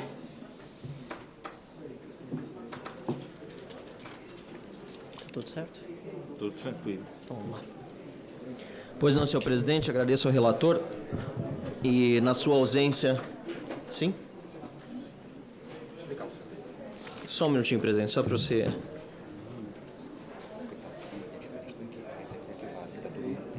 Essa aqui? 72, é isso? Ok, 72, senhor presidente. O indiciamento de Felipe Macedo Gomes fundamenta-se nas descobertas das investigações desta CPMI que confirmaram que o investigado não atuava de forma isolada, mas integrava uma estrutura centralizada que capturava associações para viabilizar descontos indevidos em larga escala. Felipe Macedo Gomes é empresário e ex-presidente da Associação Amar Brasil, sendo um dos articuladores centrais das fraudes nos descontos não autorizados em aposentadorias e pensões investigados nesta CPMI. É apontado como líder de um grupo que controla múltiplas entidades, como Masterprev, ANDAP e AASAP, e é investigado por fraudes que movimentaram cerca de 700 milhões de reais entre 2022 e 2024. A seguir, lista-se suas condutas identificadas no esquema criminoso. O investigado presidia a Associação Amar Brasil, ABCB, no período de solicitação do Acordo de Cooperação Técnica com o INSS em março de 2022, utilizando inclusive o e-mail de sua fintech, a Rendbank, para formalizar o pedido. Ele coordenava um esquema que envolvia a substituição deliberada de diretorias por familiares e prepostos, como seu primo Marco Aurélio Gomes e sua tia Solange Macedo, para manter o domínio de fato sobre as associações. Felipe Macedo Gomes exerceu comando direto sobre um grupo de 4 associações, ABCB, Amar Brasil, Masterprev, ANDAP e ASAP, que juntas arrecadaram R$ 714.834,04 entre 2022 e 2025. Tais entidades funcionavam como uma estrutura operacional única, compartilhando o mesmo endereço em Barueri, São Paulo, e o mesmo advogado, Daniel Dirani, responsável pela redação de estatutos sociais a todas as associações. O investigado utilizava empresas recém-constituídas para escoar o produto das fraudes. Sua principal empresa, a EMJC Serviços Limitado, Madem, recebeu R$ 56.147.390,21 diretamente da ABCB, valor do qual o próprio Felipe sacou R$ 10.802.760 em proveito pessoal. Água, por favor, é minha. Empresas sob controle de Felipe Macedo Gomes receberam recursos de associações. A ANDAP enviou R$ 19.400.000 para FAJC Gomes Consultoria Limitada e a ASAP enviou R$ 12.200.000 para MGJC Limitada sem a comprovação de serviços reais prestados. A investigação financeira comprovou que o grupo de Felipe remunerava parentes de dirigentes do INSS para garantir a blindagem institucional. Foram identificados contratos de entre aspas, assessoria com a empresa de Thaisa Hoffmann, esposa do ex-procurador-geral do INSS, Virgílio de Oliveira Filho, e repasses para a empresa Protected Soluções, de propriedade de Eric Fidelis, filho do ex-diretor de benefícios, André Fidelis. O indiciado mantinha um padrão de vida incompatível com seus rendimentos declarados, consolidando o proveito dos crimes em uma frota luxuosa, que incluía 16 veículos de luxo e motos aquáticas. Parte dos recursos foi transferida para a empresa Pixel Empreendimentos e Participações, de sua propriedade e de sua cônjuge, utilizada para a aquisição de bens de alto valor e fretamento de aeronaves. Em 2022, efetuou uma doação de campanha de R$60 mil para o então ministro da Previdência, Onyx Lorenzoni. Felipe Macedo Gomes colaborava com a empresa Solution Power BI, de Igor Delecrode, para a utilização de sistemas de biometria facial que produziam termos de adesão fraudulentos em massa. Auditorias da CGU demonstraram que na associação presidida por Felipe ABCB, 96,9%... Sim, presidente. É que tinha sido feito um acordo com o Alfredo Gaspar, ele pulou do 28º até o 71 em 30 minutos. E aqueles com mais evidência, como o Euclides e o Fábio Luiz Lula da Silva, ele foi mais específico, porque senão, pelos cálculos, se seguir assim vai demorar 25 horas para ler todos. Esse esteve conosco aqui. Agora, vai lendo enquanto o relator está ausente. Daqui a pouco o relator volta e retoma as questões todas. Pode continuar, Excelência. Sim. Ok. Orientação do relator, inclusive, se o presidente aqui continuasse a leitura, mas obviamente que se for outra a sua orientação, seguiremos. Felipe Macedo Gomes colaborava com a empresa Solution Power BI de Igor Delecrode para a utilização de sistemas de biometria facial que produziam termos de adesão fraudulentos em massa. Auditorias da CGU demonstraram que na associação presidida por Felipe ABCB, 96,9% dos aposentados declararam não ter autorizado qualquer desconto, evidenciando a fabricação sistêmica de filiações. Essas condutas de Felipe Macedo Gomes enquadram-se nos seguintes crimes pelos quais deve ser indiciado: organização criminosa, artigo 2º da Lei 12.850/2013, peço licença, presidente, para nos próximos não precisar ler o artigo, acho que já está claro só a tipificação, certo? Pela atuação estruturada e com divisão de tarefas para a prática de crimes contra aposentados e administração pública. Lavagem de dinheiro, pela ocultação e a dissimulação da origem de mais de 1,1 bilhão de reais através de empresas intermediárias e aquisição de bens de luxo. 3. Corrupção ativa, pelo oferecimento e pagamento de vantagens indevidas a servidores do INSS, diretamente ou por meio de familiares, para garantir a manutenção dos ACTs. 4. Falsidade ideológica, pela inserção de dados falsos e assinaturas fraudulentas em termos de filiação e autorização de descontos. 5. Furto eletrônico, pela subtração patrimonial a partir da inserção indevida de descontos não autorizados em lotes em sistemas de administração pública. 6. Fraude eletrônica, por suas condutas viabilizou a obtenção da vantagem ilícita em prejuízo de aposentados e pensionistas mediante o emprego de meios fraudulentos que permitiram descontos indevidos em benefícios administrados pelo INSS. 7. Uso de documento falso, pela apresentação ao INSS e à Dataprev de fichas de filiação e termos de autorização ilícitos. No dia 6 de novembro de 2025, o plenário da CPMI aprovou os requerimentos 2275 e 2313 de 2025, os quais requeriam representação pela prisão preventiva de Felipe Macedo Gomes. Com isso, indicia-se Felipe Macedo Gomes por ter tido papel central para a estruturação financeira da organização criminosa, ao capturar associações civis e convertê-las em dutos de arrecadação ilícita, ele promoveu o desvio de centenas de milhões de reais de segurados vulneráveis. Sua capacidade de articular o núcleo empresarial com o núcleo de servidores públicos, somada às manobras de lavagem de dinheiro por meio de empresa de consultoria de fachada, justifica seu indiciamento por esta CPMI. 73. Felipe Vasconcelos Pereira. O indiciamento de Felipe Vasconcelos Pereira fundamenta-se em sua atuação como procurador da AAPEN, Associação dos Aposentados e Pensionistas Nacional, também conhecida pela denominação anterior ABSP, Associação Brasileira dos Servidores Públicos. No dia 3 de abril de 2025, o indiciado recebeu procuração com amplos poderes outorgada pela atual presidente Francisca da Silva de Souza.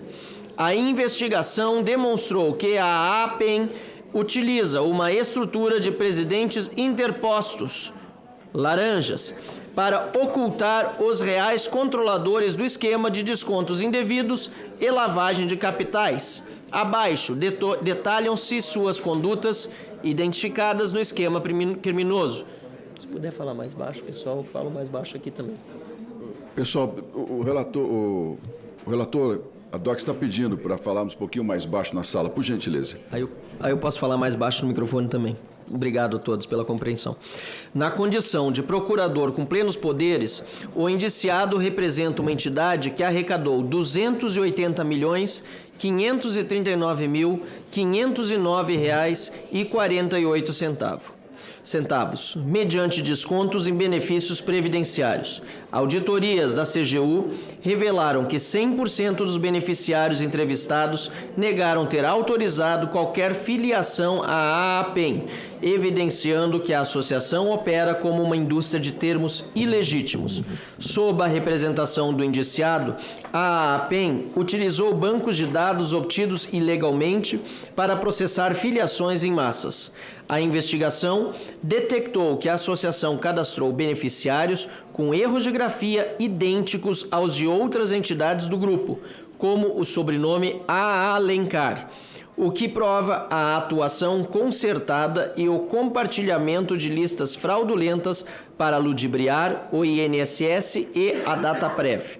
A AAPEN, sob o controle de seus procuradores, funcionou como um canal para a dispersão de recursos ilícitos. A entidade transferiu um montante total de R$ 93.366.258,41 diretamente para a empresa Pedro Queiroz Sociedade Unipessoal de Advocacia, visando a circularização de ativos e a ocultação do beneficiário final dos crimes.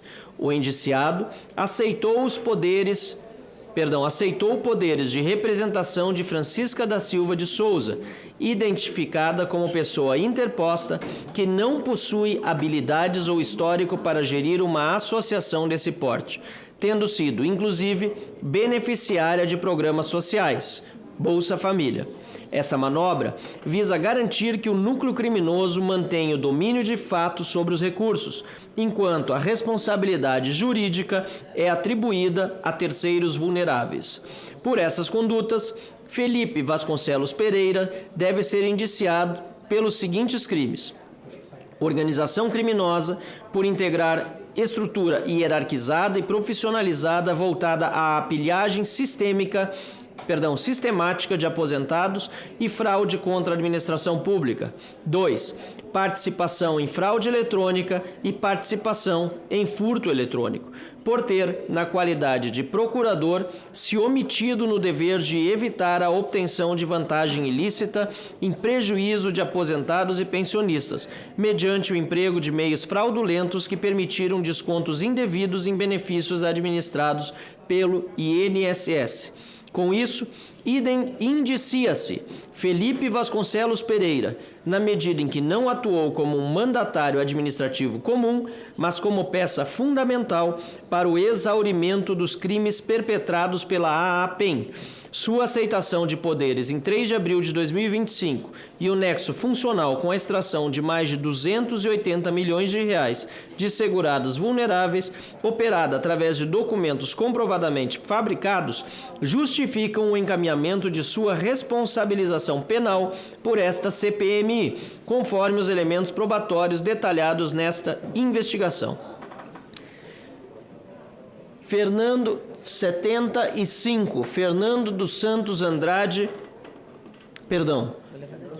Pereira dos Santos, número 74 na lista. O indiciamento de Fernando Pereira dos Santos fundamenta-se em sua atuação como operador de contas de passagem e peça do núcleo financeiro da organização criminosa, especificamente no braço vinculado à associação Unaspub. De acordo com as investigações, ele atuou na dispersão e ocultação do capital extraído de aposentados. Abaixo, detalham-se suas condutas identificadas no esquema criminoso. Fernando foi identificado movimentando em apenas 3 meses, outubro a dezembro de 2020, o montante de R$ 394.927,54 a crédito e R$ 389.052,34 a débito. Essas contas foram tecnicamente classificadas como, entre aspas, contas de passagem, utilizadas para transitar valores significativos entre os mesmos remetentes e beneficiários, sugerindo a movimentação em nome de terceiros para ocultar a origem real do dinheiro. O investigado utilizou o fracionamento de transferências, várias transações de menor valor no mesmo dia, tanto a débito quanto a crédito. Segundo o RIF 111.473, essa prática é uma tentativa deliberada de dificultar a identificação do valor total movimentado e burlar os mecanismos de controle do COAF.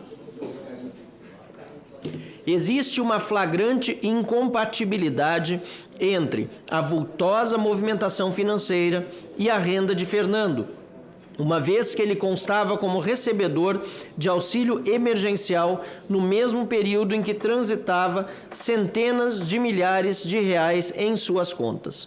O indiciado atuava em conjunto com sua mãe, Janete Pereira Lima, responsável de TI da Unaspub, e com Antônio Lúcio Caetano Margarido, na circularização de recursos provenientes das associações investigadas.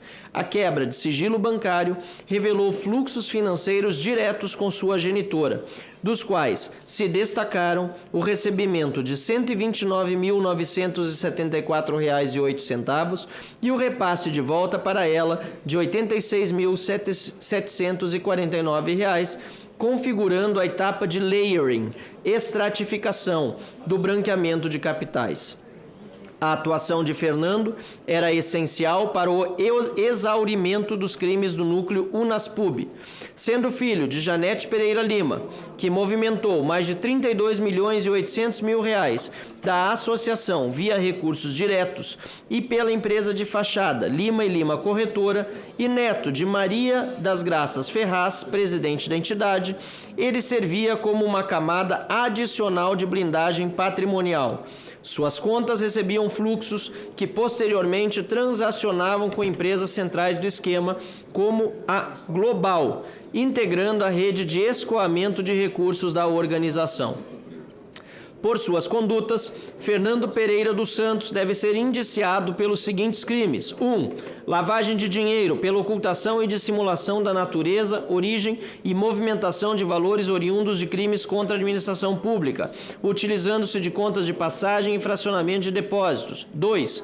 Organização criminosa por integrar com divisão de tarefas e em núcleo familiar coordenado uma estrutura profissionalizada voltada para a fraude previdenciária e branqueamento de capitais. 3. Falsidade ideológica pela prestação de informações falsas ao Estado para o recebimento indevido de auxílio emergencial, visando mascarar sua real condição financeira como operador da organização criminosa.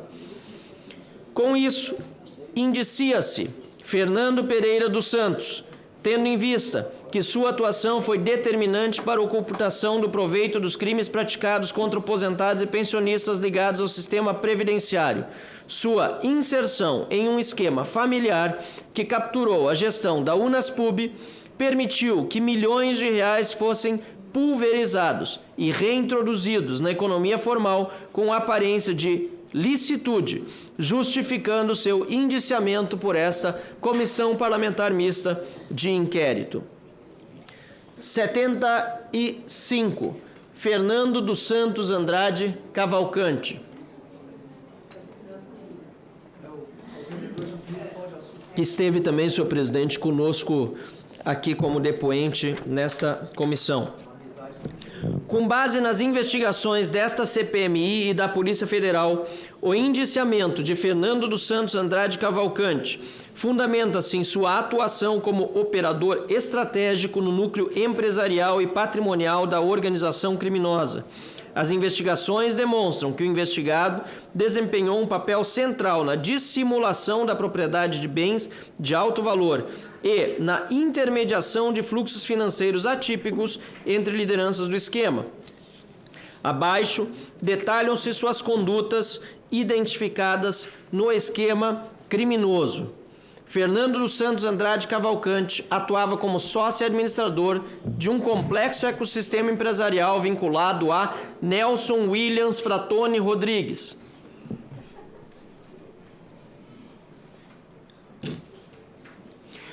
Por meio da empresa FC Participações Unipessoal Limitada, o indiciado detinha 20% do capital social da NW Group, enquanto os outros 80% pertenciam à NW Participações Unipessoal Limitada, ambas sob controle final de Nelson Williams. Adicionalmente, o investigado ocupava o cargo de administrador na NW Soluções e Recuperação de Crédito Limitada, consolidando sua posição como figura de extrema confiança na gestão das estruturas jurídicas do grupo. O indiciado utilizava a microempresa FAC, Negócios e Investimentos Unipessoal, como veículo para a propriedade formal de uma frota de 23 veículos, composta majoritariamente por automóveis de luxo. Durante a Operação Cambota, desdobramento da Operação Sem Desconto, a Polícia Federal identificou que uma Ferrari F8 Spider, avaliada em mais de 4 milhões de reais, além de modelos da marca Mercedes-Benz, estavam registrados em nome dessa empresa. A investigação constatou que nenhuma das entidades controladas por Fernando dos Santos Andrade Cavalcante possuía quadro de funcionários, o que indicava que tais estruturas funcionavam apenas como instrumentos de blindagem patrimonial para Nelson Williams. As investigações financeiras revelaram que o indiciado participava da coordenação de repasses financeiros entre Nelson Williams e Maurício Camisotti. Em depoimento a esta CPMI, Fernando dos Santos Andrade Cavalcante confirmou a existência de sucessivos contratos de empréstimos entre as partes, cujos valores chegaram a somar 28 milhões de reais. Relatórios do COAF apontaram que tais movimentações eram desprovidas de justificativa econômica plausível e ocorriam contemporaneamente à expansão das arrecadações indevidas das associações ligadas a Maurício Camisotti, como a Ambec. O investigado foi apontado como beneficiário de um possível vazamento de informações sigilosas relacionado à Operação Sem Desconto.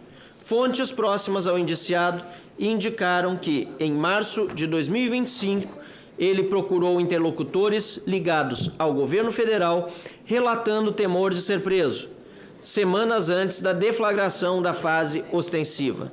Esse fato foi corroborado pela manobra de ocultação de veículos de luxo em estacionamentos privados, como o do Shopping Pier 21 em Brasília, visando esvaziar o alcance de futuras medidas de sequestro e bloqueio judicial.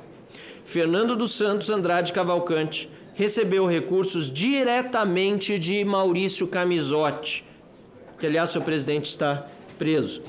Diante da robustez dos indícios de circularização de fundos e dissimulação de ativos, o ministro André Mendonça, do Supremo Tribunal Federal, determinou o bloqueio de R$ 24.147.066,69 das contas do investigado, visando garantir a reparação dos danos causados ao sistema previdenciário e a aplicação da lei penal. Por essas condutas, Fernando Cavalcante deve ser indiciado pelos seguintes crimes: 1. Lavagem de dinheiro, pela ocultação da origem ilícita de recursos através da aquisição de bens de luxo e do uso de estruturas societárias para dissimular a movimentação financeira. 2. Organização criminosa, por integrar de forma estruturada e com divisão de tarefas o núcleo de lavagem e influência da organização que fraudou o sistema previdenciário. Com isso, indicia-se Fernando dos Santos Andrade Cavalcante pelo seu papel essencial para a compreensão da engrenagem de lavagem de dinheiro da organização criminosa. Sua atuação permitiu que recursos extraídos de aposentados e pensionistas fossem integrados à economia formal sob a aparência de negócios lícitos e empréstimos jurídicos, ao mesmo tempo em que provia o suporte logístico para que os líderes do esquema usufruíssem de um patrimônio incompatível com seus rendimentos declarados. A responsabilização do indiciado é, portanto, indispensável para desarticular o braço financeiro que garantia a sustentabilidade e a impunidade do grupo investigado. Próximo indiciado, Francisco Holmes Rodrigues de Aguiar, número 76. O indiciamento de Francisco Holmes Rodrigues de Aguiar fundamenta-se em sua atuação estratégica como receptor de vultosas quantias desviadas de beneficiários do INSS através de sua empresa F. Holmes R. de Aguiar, EPP. O indiciado integrou a camada de estratificação financeira, layering, da rede criminosa liderada pela CONTAG. As investigações demonstram que sua estrutura empresarial serviu como um dos maiores dutos de escoamento para os recursos que a Federação Cearense FETRAEC recebia da Confederação Nacional CONTAG, conferindo uma aparência de transação comercial legítima a valores provenientes de descontos associativos não autorizados. Abaixo, detalham-se suas condutas identificadas no esquema criminoso. O indiciado, por meio de sua empresa de comércio atacadista de mercadorias e produtos alimentícios, recebeu o montante total de R$ 8.672.649,29 da Federação FETRAEC. Os repasses ocorreram em período contemporâneo à intensificação das fraudes operadas pela CONTAG, que movimentou mais de 3 bilhões e 800 milhões de reais entre as datas de 15 de janeiro de 2015 e 10 de setembro de 2025. A investigação financeira classificou a empresa de Francisco Holmes como o principal destino dos recursos escoados pela FETRAEC. A natureza da atividade da empresa, comércio de alimentos, é flagrantemente dissociada da finalidade estatutária das associações sindicais, defesa de trabalhadores rurais e aposentados, o que, somado à magnitude dos valores, caracteriza a utilização da pessoa jurídica como anteparo para a dissimulação do capital ilícito. Consta nos registros oficiais que a empresa do indiciado já foi destinatária de recursos públicos, reforçando o nexo de sua participação em esquemas que capturam verbas administradas por entes ou federações sob fiscalização da CGU e da Polícia Federal.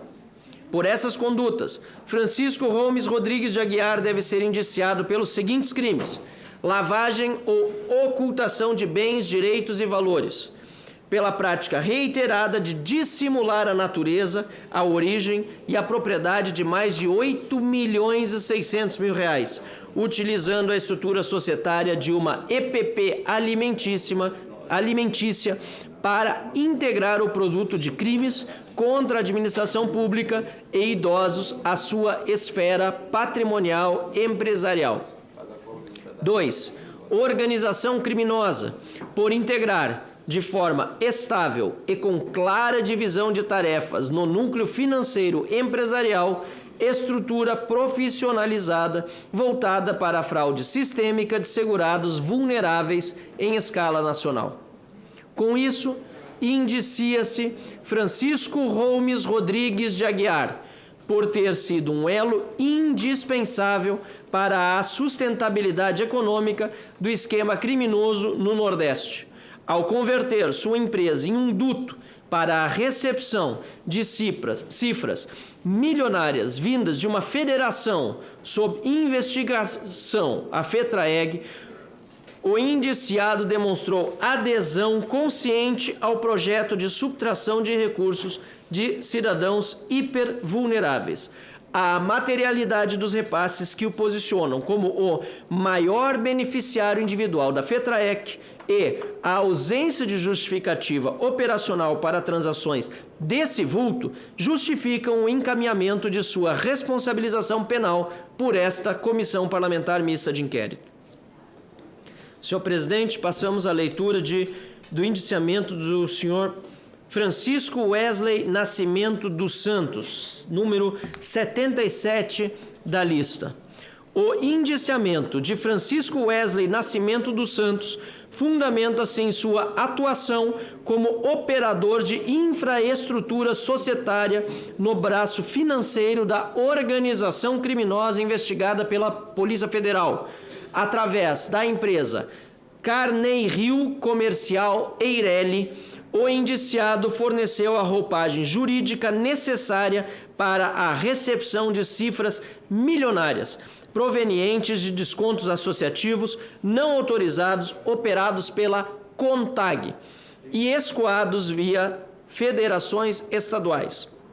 Sua participação é classificada como essencial para o processo de estratificação, layering, visando ocultar a origem ilícita dos ativos e dificultar o rastreio estatal. Abaixo, detalham-se suas condutas identificadas no esquema criminoso. O indiciado, na qualidade de sócio da Carneiro Comercial Eireli, foi destinatário do montante expressivo de R$ 6.059.795,70, provenientes da Federação Cearense FETRAEG. A referida federação recebeu, no mesmo período, mais de 102 milhões de reais da CONTAG, entidade que movimentou bilhões em arrecadações fraudulentas de segurados do INSS entre as datas de 15 de janeiro de 2015 e 10 de janeiro de 2025. Se me permite, senhor presidente, recordar aos presentes e a quem nos acompanha, lamentavelmente, o presidente da CONTAG viria a depor, não veio, e é um dos prejuízos desta comissão com o seu encerramento prematuro não poder tê-lo aqui como depoente nos nossos trabalhos. A investigação financeira classificou a empresa do indiciado como um dos principais destinos dos recursos escoados pela rede criminosa do Ceará. A ausência de justificativa operacional para transações desta magnitude, somada ao fato de a empresa possuir registros de recebimento de recursos públicos, reforça o indício de utilização da pessoa jurídica como anteparo para a dissimulação de capital ilícito. Francisco Wesley atuou em unidade de desígnios com seu sócio, João Milton Carneiro Neto, na gestão de uma empresa que serviu de depósito para recursos derivados de fraudes eletrônicas contra a administração pública e contra idosos. Por essas condutas, Francisco Wesley Nascimento dos Santos deve ser indiciado pelos seguintes crimes: 1. Lavagem ou ocultação de bens, direitos e valores, pela prática reiterada de dissimular a natureza e a origem de mais de 6 milhões de reais, utilizando uma estrutura comercial para integrar o produto de crimes contra o sistema previdenciário à economia formal. 2. Organização criminosa, por integrar com divisão técnica de tarefas no braço logístico financeiro a estrutura profissionalizada voltada para a extração sistêmica de patrimônio de segurados vulneráveis. Com isso, senhor presidente, caros membros dessa comissão, indicia-se Francisco Wesley Nascimento dos Santos por ter sido indispensável para a viabilidade econômica do esquema no Nordeste, ao gerir uma empresa que absorveu milhões de reais provenientes de uma rede de associações sob investigação. O indiciado demonstrou adesão consciente ao projeto de subtração de recursos de cidadãos hipervulneráveis, a materialidade dos repasses e o nexo de coordenação societária com outros operadores estratégicos do grupo justificam sua responsabilização penal por esta CPMI. Agora, senhor presidente, passamos a Giovanni Battistella Fassarella Spicker, na lista o número 78, que foi preso, inclusive, senhor presidente, na primeira fase da operação sem desconto, pela inserção de dados no sistema DataPrev sem autorização dos beneficiários e de forma ilegal e criminosa. Passamos, portanto, aos motivos do indiciamento de Giovanni Battista Fassarella Spicker.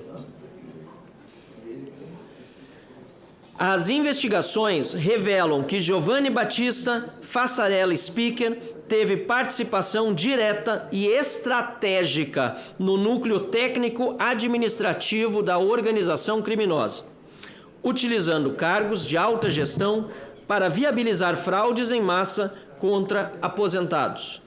Nessa posição estratégica, na cúpula do INSS, atuou para conferir, entre aspas, guarida técnica e operacional às entidades associativas, muitas vezes em substituição aos próprios funcionários destas. Abaixo, detalham-se as condutas identificadas relacionadas ao esquema criminoso. Enquanto exercia as funções de diretor substituto de benefícios e relacionamento com o cidadão, DIRBEM, e de coordenador geral de suporte ao atendimento, CGSAT, dentro do INSS, o indiciado enviava diretamente à DataPrev arquivos contendo listagens de supostos beneficiários para a implementação de descontos associativos.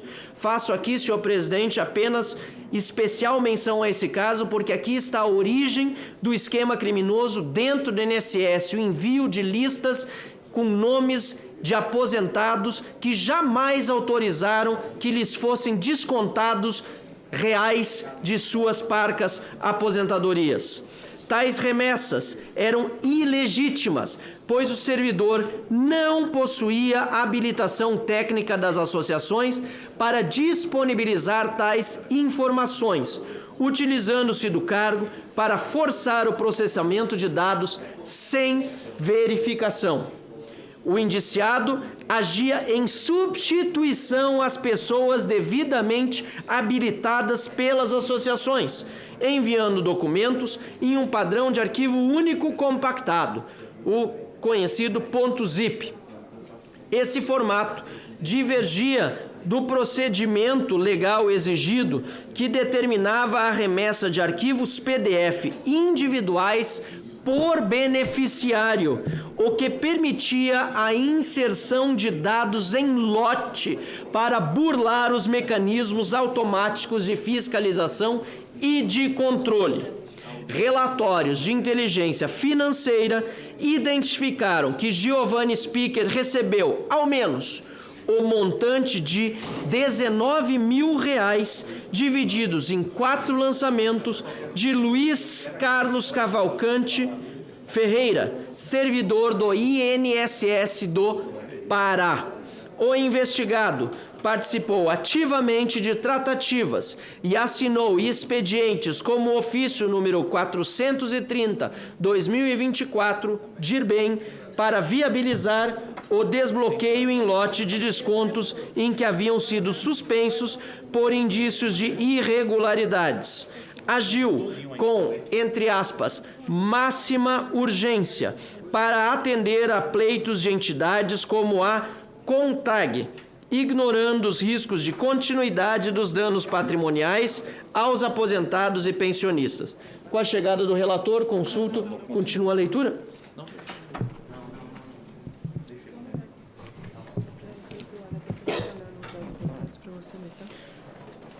Mas esse aqui.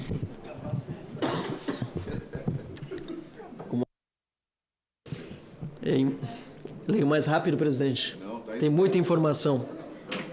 Vossa Excelência está indo muito bem. Obrigado, presidente, mas a assessoria aqui está fazendo uma análise eventual de alguns nomes mais importantes, mas Vossa Excelência decide se for para continuar lendo. Continuamos lendo e farei o menor número de observações possível. Só faço menção a esse caso específico, presidente, que bom que a gente deu uma parada, que a gente acaba baixando a voz, a gente não percebe que a voz foi se elevando em virtude dos ruídos de fundo. Porque eu lembro que quando chegamos à CPMI, nós tivemos acesso aos documentos da operação sem desconto, que Vossa Excelência, aliás, um momento muito bem cobrou do delegado que veio aqui depor, e eu os levei todo para casa. Tem uns cinco documentos dessa altura, e Giovanni Spicker realmente era um dos principais atores nessa fraude ocorrida dentro do INSS, que não poderia ter acontecido sem o auxílio de funcionários corruptos, como nós bem percebemos ao longo das investigações. Prossigo, portanto, senhor presidente. Em maio de 2021, o indiciado autuou em apartado o processo SEI número 35.014.157315/2021-96, referente ao acompanhamento da digitalização de termos de autorização, mas não disponibilizou tais informações à Controladoria Geral da União. Além disso, defendia perante os órgãos de controle que o INSS não deveria suspender descontos fraudulentos de ofício, transferindo o ônus da prova e da iniciativa de exclusão aos próprios idosos e aposentados beneficiários lesados. O indiciado operava em estreita coordenação com Reinaldo Carlos Barroso de Almeida, com quem compartilhava a inserção de arquivos ilegais na DataPrev, e sob a orientação política de Alessandro Stefanuto, ex-presidente do INSS, e André Fidelis, ex-diretor do DIRBEM, que conferiam a sustentação administrativa necessária para que as fraudes operadas pelas associações não fossem interrompidas. Devido à gravidade das evidências, o juízo da 15ª Vara Federal do Distrito Federal determinou o afastamento cautelar do cargo público de Giovanni Spicker, a suspensão imediata do acesso aos sistemas da autarquia e expediu mandados de busca e apreensão em seus endereços residencial, aqui em Brasília, e profissional. Com base no acervo probatório produzido nas investigações, Giovanni Spicker deve ser indiciado por organização criminosa, por integrar o braço institucional da estrutura que garantia a perpetuação dos descontos ilícitos. 2. Inserção de dados falsos em sistema de informação, pela conduta de alimentar os sistemas da DataPrev com listagens de filiações sabidamente inexistentes ou não autorizadas. 3. Corrupção passiva, em virtude do recebimento de valores de Luiz Carlos Cavalcante e da prática de atos de ofício, pareceres e ofícios que favoreciam diretamente as entidades da organização criminosa. 4.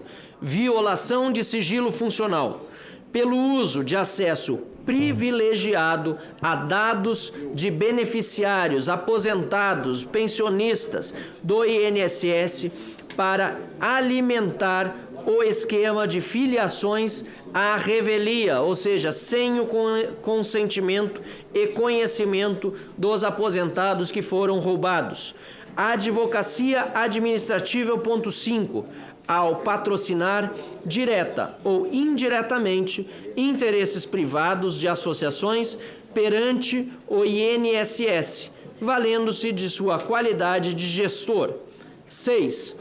Furto eletrônico a título de omissão imprópria, por ter, na qualidade de garantidor, se omitido no dever de evitar a subtração patrimonial a partir da inserção indevida de descontos não autorizados em lotes em sistemas da administração pública. 7. Fraude eletrônica a título de omissão imprópria, por ter, na qualidade de garantidor, se omitido no dever de evitar a obtenção de vantagem ilícita, em prejuízo de aposentados e pensionistas, mediante o emprego de meios fraudulentos que permitiram descontos indevidos em benefícios administrados pelo INSS.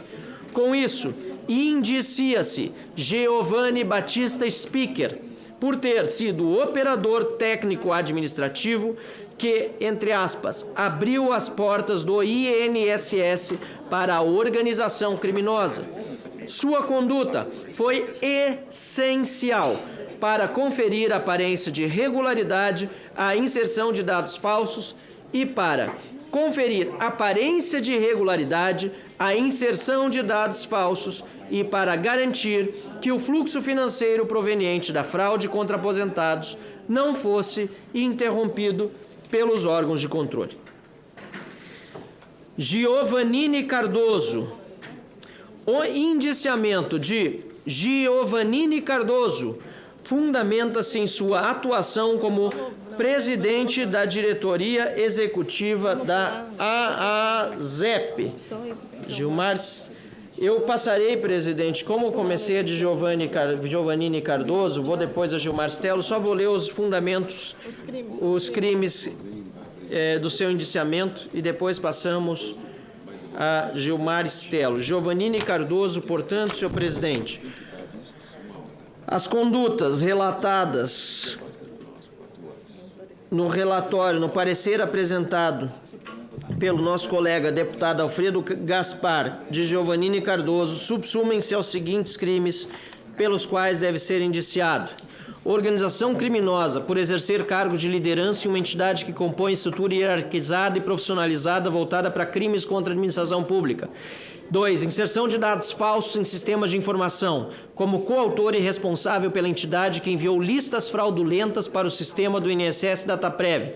3. Lavagem de dinheiro, pela recepção e posterior dispersão de mais de 51 milhões oriundos da fraude previdenciária através da rede de empresas do núcleo. 4.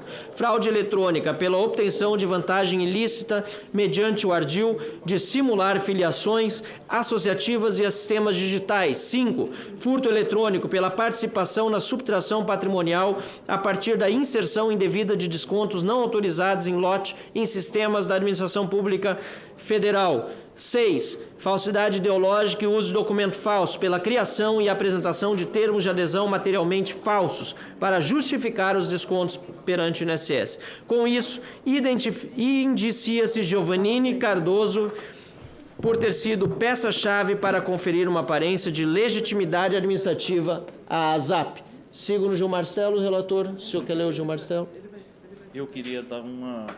O senhor lê muito bem, a população está pedindo para o senhor ficar, mas antes do senhor me tirar, eu queria dar... Eu não vou tirar o senhor jamais. Daqui a pouco eu chamo o senhor de volta. Sim, senhor relator, por gentileza. Parabéns, viu? Chamo já, viu? Senhor presidente, para poder, após a brilhante participação do senador Marcel, eu ia pedir a Vossa Excelência, todo o relatório está aqui, eu queria ser um pouco mais objetivo. E vou passar a ler nome e fatos tipificados para que a gente possa discutir e votar o relatório. Gilmar Estelo, incidindo nas condutas típicas de organização criminosa, lavagem de dinheiro, corrupção ativa. Glauco André Fonseca Vanburg, incidindo nos tipos penais de organização criminosa, prevaricação, participação em fraude eletrônica, participação em furto eletrônico. Glauco Daniel Ribas Santos, tipo penal, organização criminosa, lavagem ou ocultação de bens, direitos e valores, falsidade ideológica.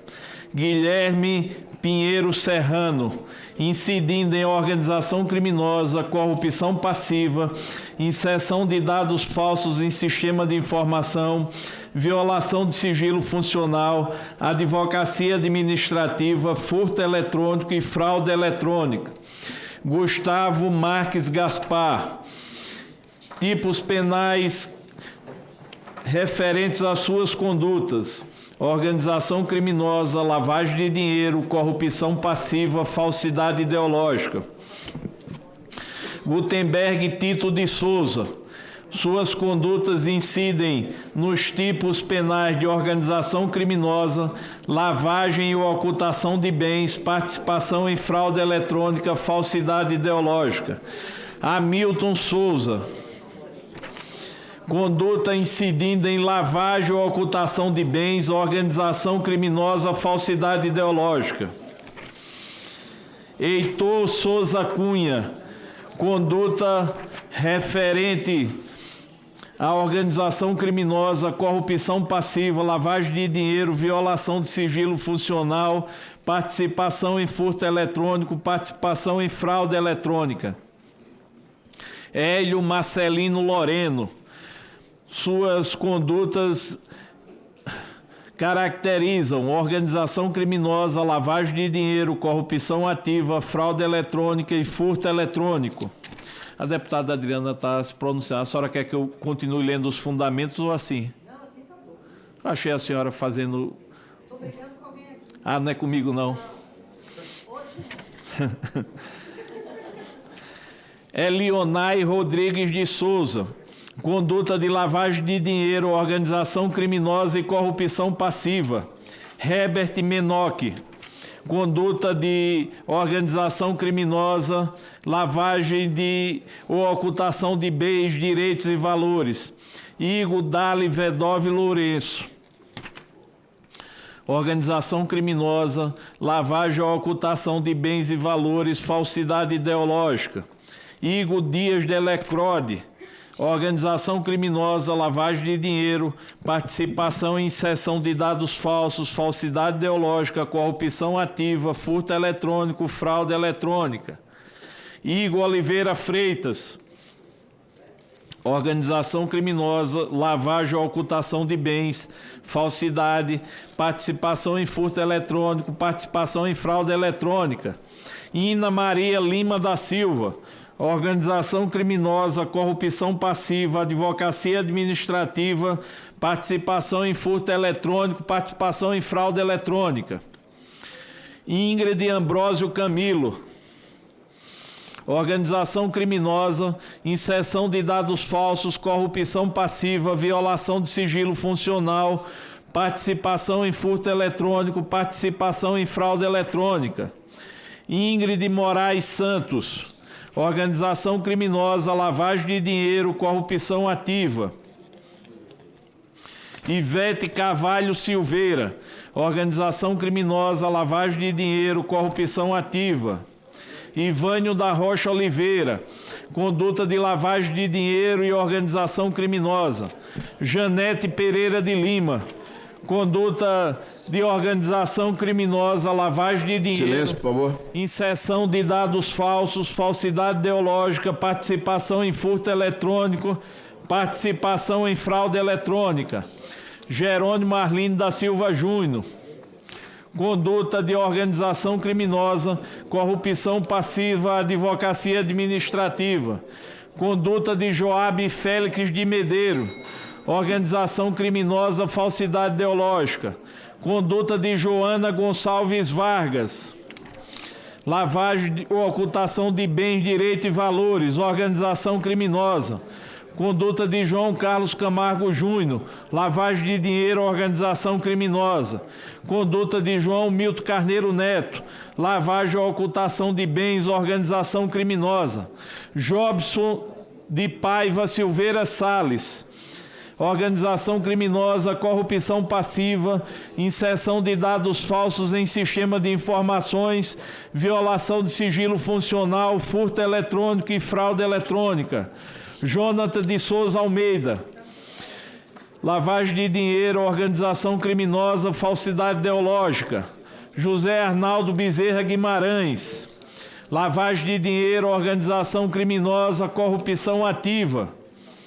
José Carlos Oliveira, Ahmed Mohamed Oliveira Andrade, corrupção passiva, organização criminosa, lavagem ou ocultação de bens, prevaricação, inserção de dados falsos, furto eletrônico, fraude eletrônica e crime de responsabilidade. José Cordeiro de Vasconcelos, organização criminosa, lavagem ou ocultação de bens, falsidade ideológica, participação em furto eletrônico, participação em fraude eletrônica. José Fernando Costa dos Santos, organização criminosa, lavagem ou ocultação de bens. José Laudenor da Silva, organização criminosa, lavagem de dinheiro, falsidade ideológica. José Lins de Alencar Neto, organização criminosa, lavagem de dinheiro, participação em inserção de dados falsos. Só um instante, relator. Gente, vou pedir mais, por favor, silêncio novamente na sala. Está interrompendo aqui, atrapalhando a leitura. Pois não, relator. Fraude eletrônica, furto eletrônico, falsidade ideológica. José Miguel Silva Júnior, organização criminosa, lavagem ou ocultação de bens, corrupção ativa, participação em inserção de dados falsos, participação em furto eletrônico, participação em fraude eletrônica. José Sarney Filho, lavagem de dinheiro. Jucimar Fonseca da Silva,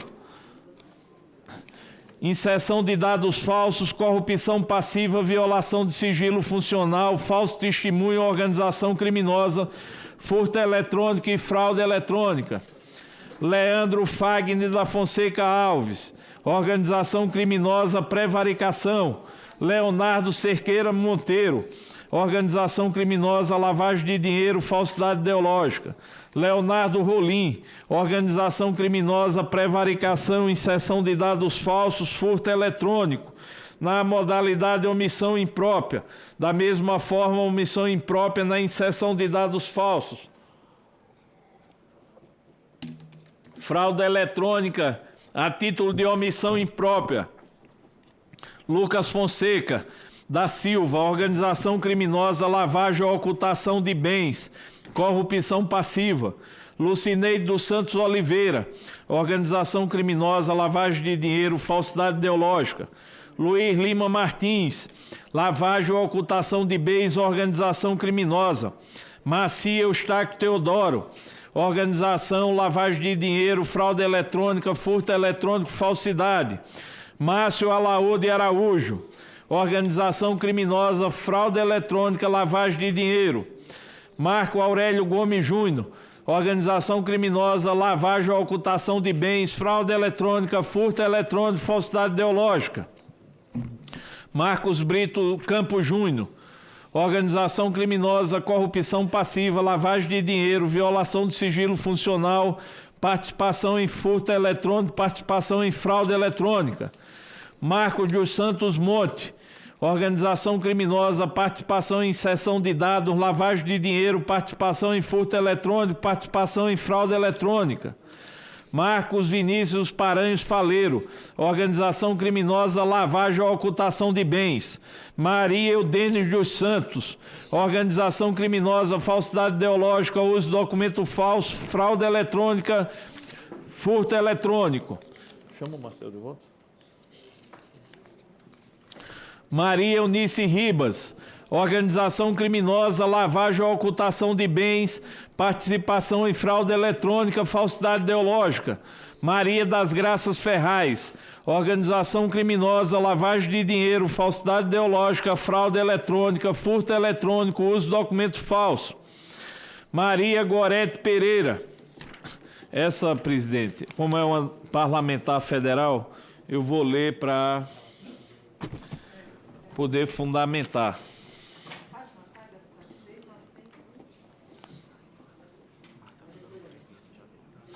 Maria Gorete Pereira.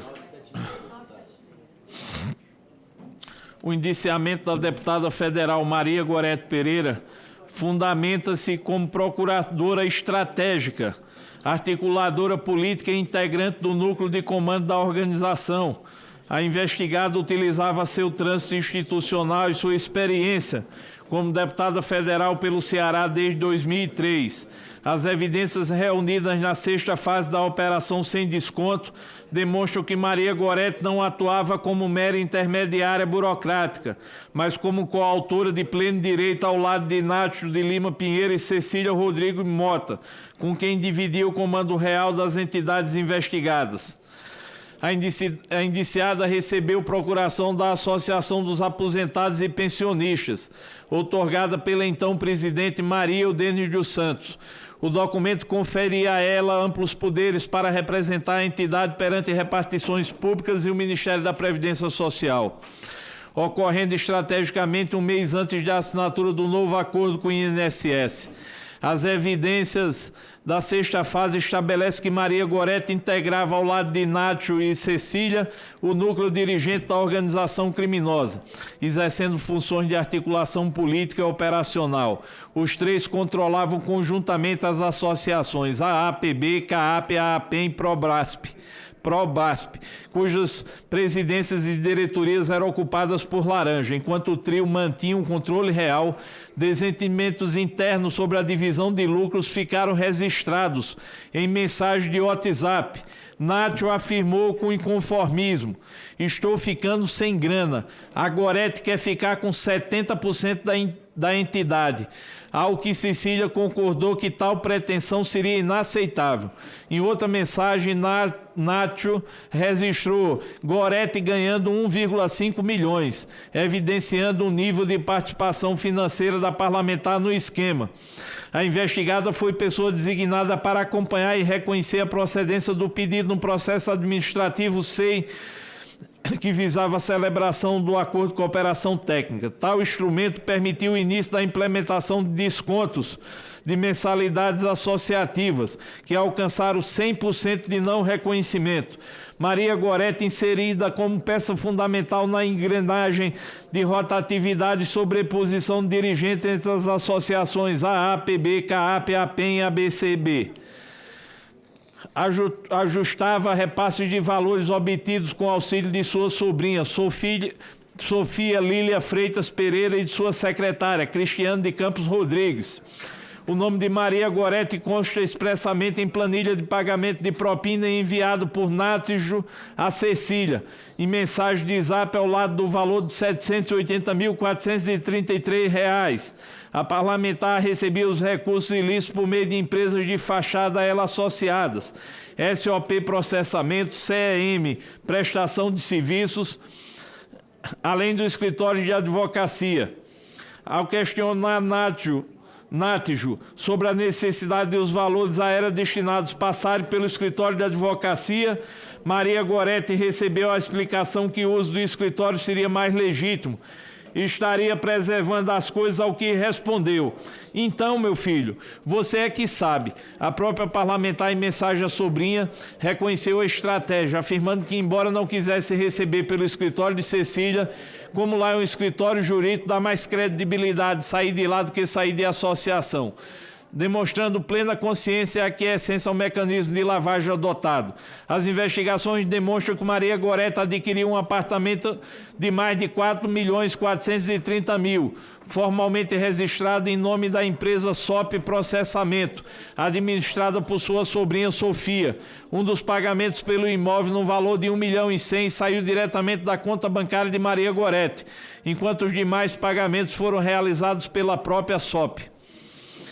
Em conjunto com a diretoria da APEN, a indiciada formalizava os trâmites administrativos que sustentavam a validade dos descontos. No dia 17 de março deste ano, a polícia deflagrou a 6ª fase da operação, Operação em Débito. Um dos alvos dessa operação foi justamente a deputada federal Maria Gorete Pereira. Nessa fase, a deputada foi alvo de um mandado de busca e apreensão e está sob uso de tornozeleira eletrônico. A Polícia Federal requereu a prisão preventiva dela, pedido que foi ratificado pelo Ministério Público Federal. Pode continuar, termina essa parte. Relator. Essa é a deputada? Senadora, perfeitamente. Senador Busetti, com a palavra, por favor. Não, eu só gostaria de deixar aqui registrado, eu estou senadora já há 3 anos, né, senador Carlos Viana, nós somos colegas, mas neste momento o ministro Carlos Fávaro foi exonerado para vir votar no meu lugar. O que eu gostaria de dizer é que o governo deve estar com muito medo, mas muito medo do seu relatório, digníssimo relator, que está sendo com detalhes, requintes de detalhes. O senhor, como presidente, só tenho a dizer que fiquei muito orgulhosa, saio de cabeça erguida, porque para mim não importa se o roubo foi no governo Bolsonaro ou no governo do Lula. Se o Lulinha tem algo a se explicar, que ele venha aqui se explicar, mas não ficar escondido atrás do papai. E é isso que ele está fazendo. Acho triste, porque quem rouba dinheiro de aposentados, minha gente, rouba dinheiro público. Não é o governo que está pagando. É o povo que está pagando mais uma vez o roubo dos aposentados. E isso é lamentável e muito triste. Muito obrigado a todos. Respeito a todos que estão aqui, mas eu acho que o governo está com... Acho não. Tenho certeza do medo, porque quem sentou aí nessa cadeira não foi nenhum santo. Eu sou empresária há mais de 40 anos com o mesmo CNPJ e sei da dificuldade que é manter um negócio e ter lucro para vir aqui os caras com bilhões que passaram e acham que não podem se explicar. Com o STF totalmente político. Lamento muito. Acho que o STF está envergonhando a justiça do Brasil. Muito obrigado. Obrigado, senadora Margarete Busetti.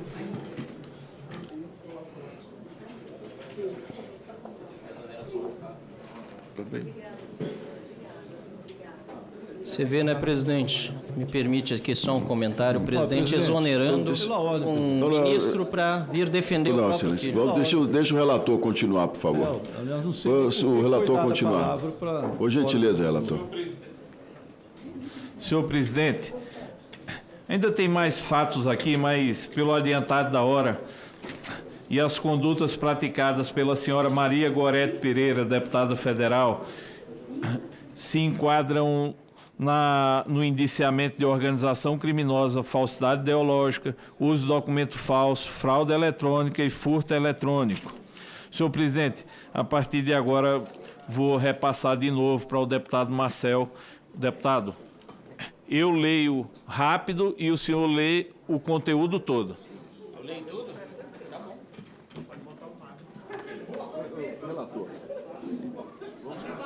Relator, vamos deixá-lo continuar na sequência só do... Relator, se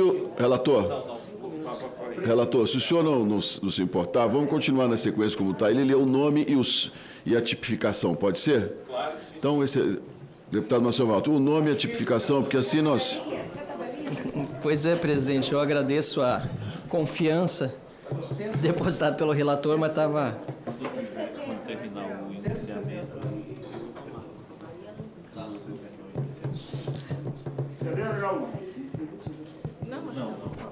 Vamos lá. Maria Luzimar Rocha Lopes. Vamos lá.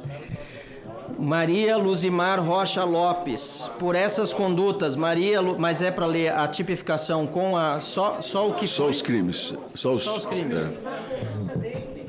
Maria Luzimar Rocha Lopes, indiciada por 1. Organização criminosa, 2. Lavagem ou ocultação de bens... Eu só vou pedir silêncio um pouco para eu poder continuar, presidente. Só um minutinho. Vamos lá. Continua? Não. 2. Lavagem ou ocultação de bens e valores. 3. Participação em furto eletrônico. 4. Participação em fraude eletrônica. 5. Falsidade ideológica. Indicia-se Maria Luzimar Rocha Lopes por ter sido indispensável para a sustentabilidade da rede criminosa investigada. Maria Paula Xavier da Fonseca Oliveira. As condutas subsumem-se aos seguintes crimes: 1. Lavagem de dinheiro. 2. Organização criminosa. 3. Corrupção passiva. O indiciamento de Maria Paula Xavier da Fonseca Oliveira ocorre em virtude de sua função estratégica na fase de integração... Senhores, silêncio, por favor. Obrigado, presidente. Baixar também um pouco a voz aí, ajuda todo mundo. O indiciamento de Maria Paula Xavier da Fonseca Oliveira ocorre em virtude de sua função estratégica na fase de integração do capital ilícito. Eu só não sei se o número está seguindo, presidente, mas eu vou... Está 133 aqui, é isso? Não preciso declinar o número, né? Maria do Socorro Veras dos Santos. Crimes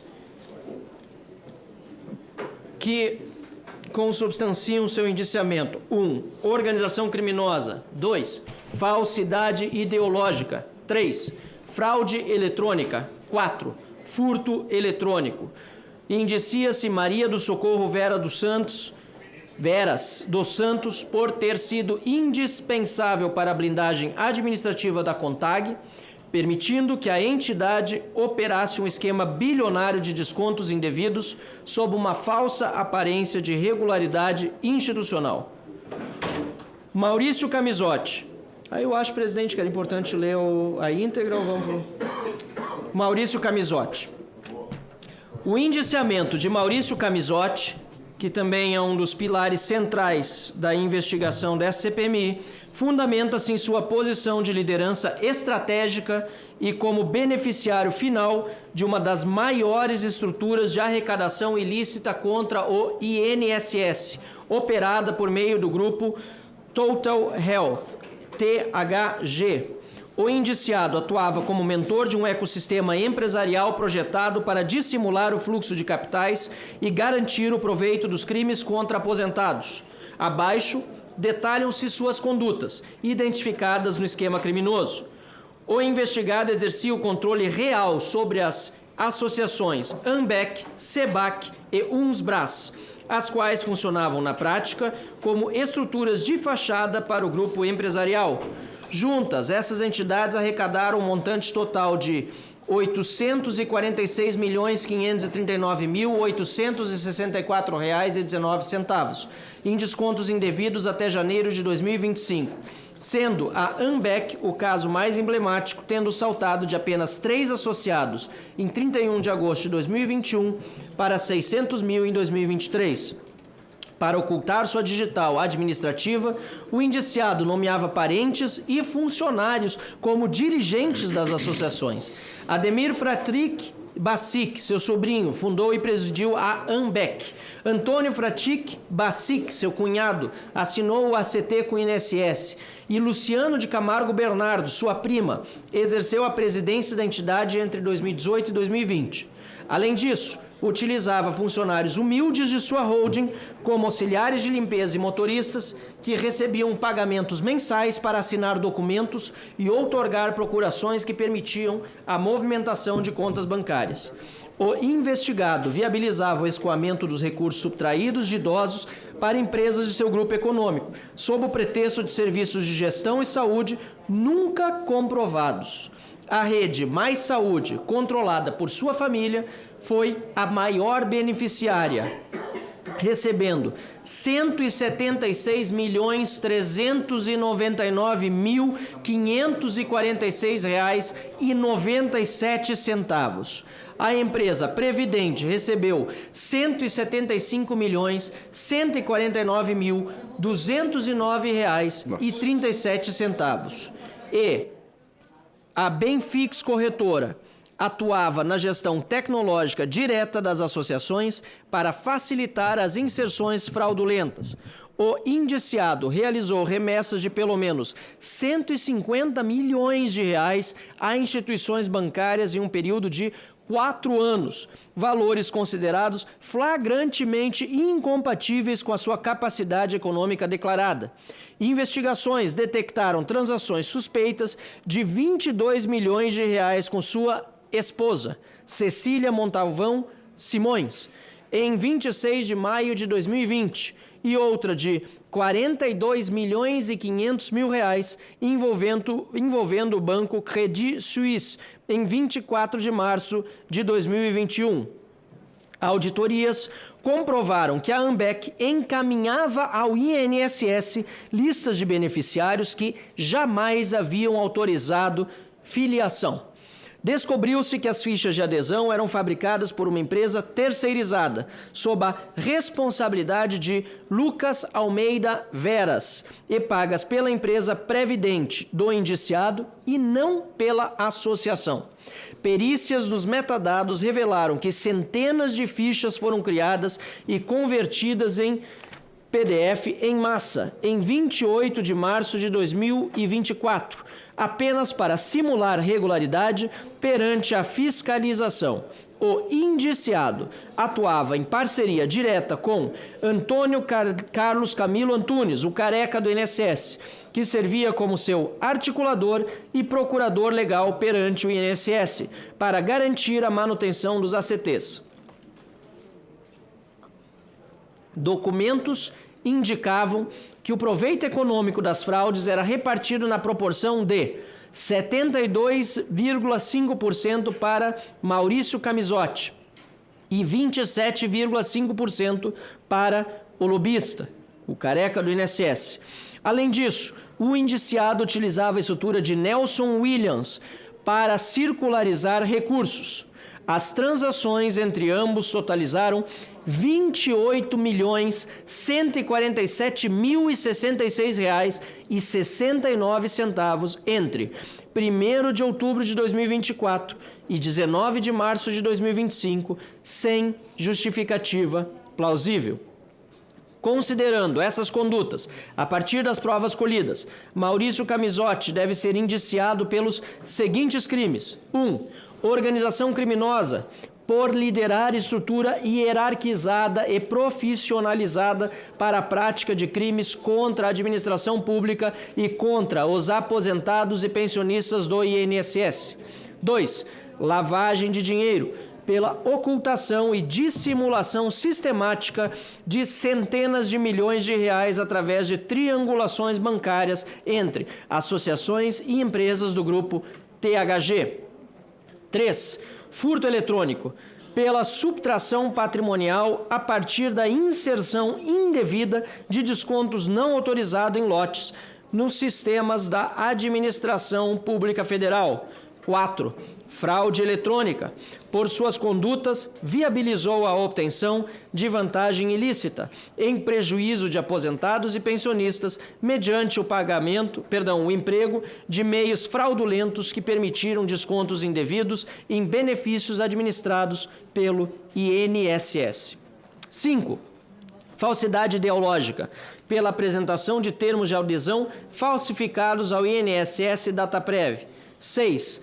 Corrupção ativa, pela participação no financiamento e operacionalização de propinas para funcionários da cúpula do INSS via Antônio Camilo Careca do INSS para manter o fluxo dos descontos. E 7. Participação em inserção de dados falsos em sistema de informações, ao ordenar e viabilizar a entrada de dados fraudulentos de filiação, incluindo falecidos, nos sistemas da autarquia. A atuação de Maurício Camisotti representou o centro de gravidade de uma das engrenagens mais predatórias contra o sistema previdenciário brasileiro, ao capturar associações inativas, aparelhá-las com familiares e laranjas e drenar centenas de milhões de reais para suas empresas privadas, o indiciado converteu a estrutura de assistência social em um mecanismo de enriquecimento ilícito. Sua responsabilidade é agravada pela escala bilionária dos danos e pela sofisticação do branqueamento de capitais, fundamentando o encaminhamento de sua responsabilização penal por esta CPMI. Com isso, indicia-se Maurício Camisotti por ter sido o autor intelectual e principal beneficiário econômico do núcleo AMBEC, Unsbras, CEBAP. Sua atuação transformou associações sem fins lucrativos em máquinas de captação ilícita de recursos de aposentado, utilizando-se de sua expertise empresarial para estruturar um complexo esquema de branqueamento de capitais e corrupção sistêmica no INSS. Senhor presidente, o próximo freguês da casa, leio todos. Só Mauro Palombo Concílio. Ele veio aqui, não foi? Ou foi convocado? Por isso digo. As condutas que são descritas no parecer do relator se enquadram nos seguintes tipos penais pelos quais deve ser indiciado: organização criminosa. 2. Lavagem de dinheiro. 3. Participação em corrupção passiva. 4. Participação em furto eletrônico. 5. Participação em fraude eletrônica. A participação de Mauro Palombo Concílio foi determinante para a perenidade da organização criminosa. E com isso, indicia-se Mauro Palombo por ter fornecido o arcabouço documental necessário para a lavagem de dinheiro e a aparência de legalidade das associações investigadas, sendo peça essencial para a execução da fraude bilionária. Micael Ferrone Alves Pereira. Condutas: 1.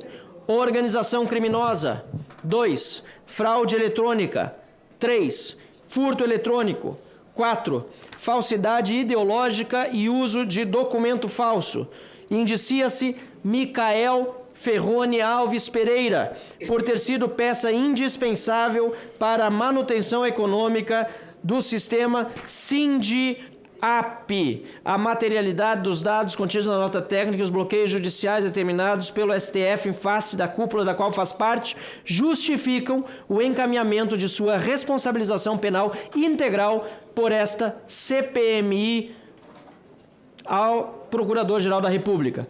Milton Cavalo, senhor presidente. Milton Baptista de Souza Filho. Faça a leitura integral, os tipos. Pode dar sequência. Milton Cavalo. Condutas: 1. Organização criminosa. 2. Fraude eletrônica. 3. Lavagem de dinheiro ou ocultação de patrimônio. 4. Furto eletrônico. 5. Falsidade ideológica. 6. Inserção de dados falsos em sistemas de informação. No dia 16 de outubro, a plenária do CPMI rejeitou o requerimento 2231-2025, apresentado pelo relator deputado Alfredo Gaspar, o qual requeria representação pela prisão preventiva de Milton Baptista. Indicia-se Milton Baptista de Souza Filho, pela necessidade de responsabilizar o topo da cadeia administrativa do SINDINAP. Milton Salvador de Almeida Júnior também depôs perante este colegiado. Condutas descritas: 1. Organização criminosa.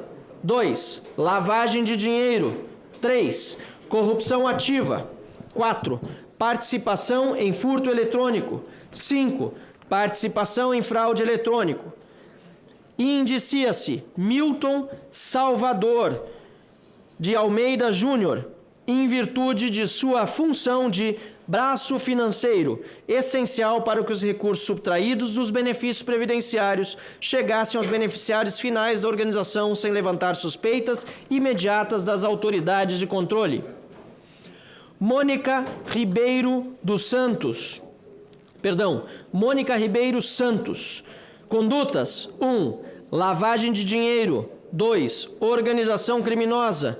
A participação de Mônica Ribeiro Santos foi essencial para a fase final do ciclo de lavagem de dinheiro da organização.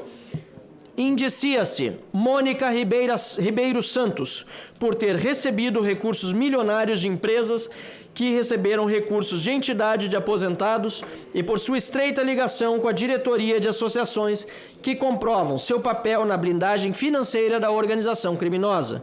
Natal Léo, presidente do Sindicato Nacional dos Aposentados, Pensionistas e Idosos da UGT, Sindiap UGT. Condutas: 1. Organização criminosa. 2. Fraude eletrônica. 3. Inserção de dados falsos em sistema de informação. 4. Falsidade ideológica. Indicia-se Natal Léo, na medida em que não foi apenas um gestor administrativo, mas o garantidor institucional de um esquema que drenou milhões de reais dos aposentados. Natal Léo Júnior, figura de gestão e operação no Sindicato Nacional dos Aposentados, Pensionistas e Idosos da UGT, Sindiap. Condutas: 1. Organização criminosa. 2. Fraude eletrônica. 3. Furto eletrônico. 4. Falsidade ideológica.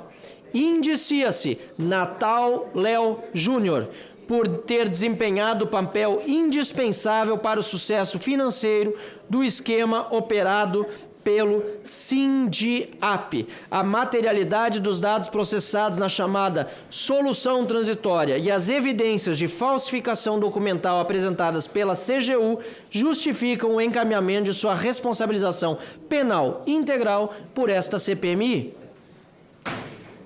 Nácio de Lima Pinheiro,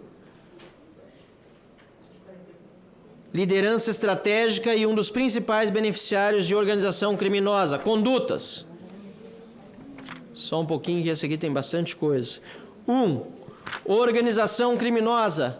2. Lavagem de dinheiro. 3. Fraude eletrônica. 4. Furto eletrônico. Indicia-se Nácio de Lima Pinheiro, tendo em vista que sua atuação não se limitou à extração predatória de proventos previdenciários, mas serviu como um duto financeiro para o crime organizado violento. Nácio usurpou a dignidade de milhões de segurados do INSS para sustentar um padrão de vida luxuoso e financiar estruturas ilícitas, configurando-se como operador de maior complexidade e risco dentro da organização, o que justifica o encaminhamento de sua responsabilização penal por essa CPMI. Neumar de Castro Batista, sócio-administrador da Paglo Serviços Financeiros e da ADF Intermediações. Condutas: 1. Organização criminosa. 2. Lavagem ou ocultação de bens, direitos e valores. Indicia-se Neumar de Castro Batista por ter sido indispensável para a sustentabilidade financeira do esquema investigado. Diante da gravidade das condutas, sua inclusão no rol de indiciados é medida impositiva. Senhor presidente, Nelson Williams Fratoni Rodrigues, se o senhor me permitir, creio que seria importante lermos. Perfeitamente, excelência.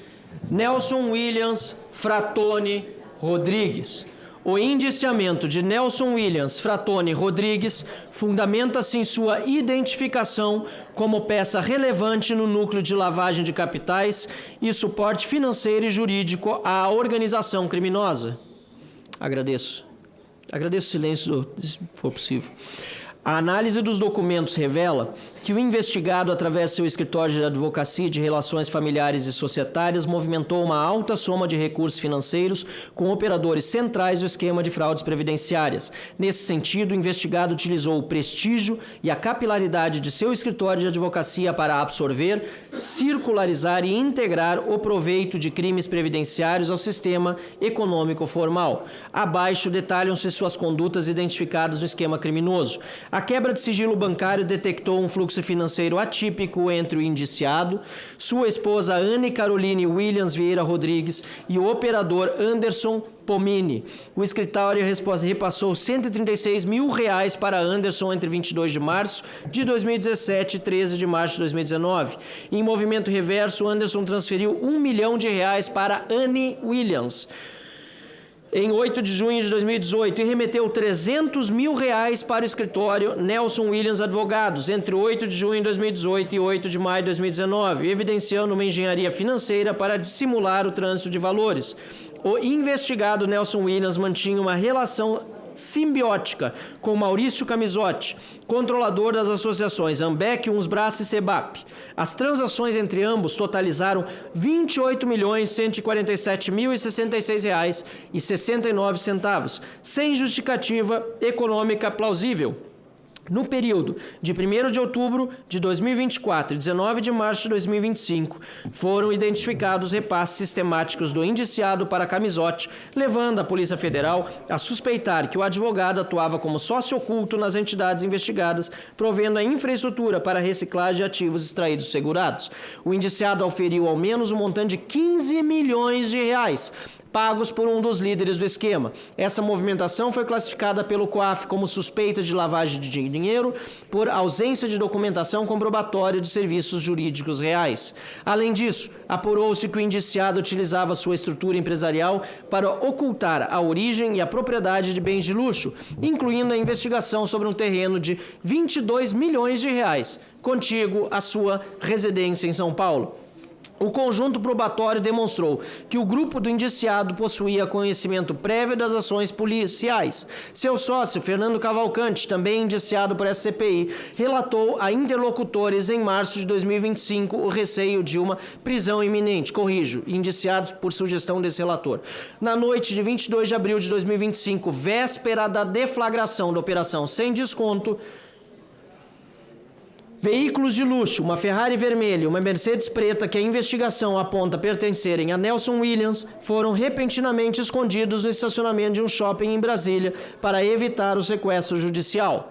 A Procuradoria-Geral da República consignou que Nelson Williams, Maurício Camisotti e Antônio Camilo, careca do INSS, atuaram de forma coordenada para neutralizar a eficácia das medidas judiciais, adotando expedientes de ocultação patrimonial logo após terem ciência prévia da deflagração da operação. Em novembro de 2020, Maurício Camisotti adquiriu uma mansão na Avenida Europa, São Paulo, por R$22 milhões, vizinha à residência de Nelson Williams.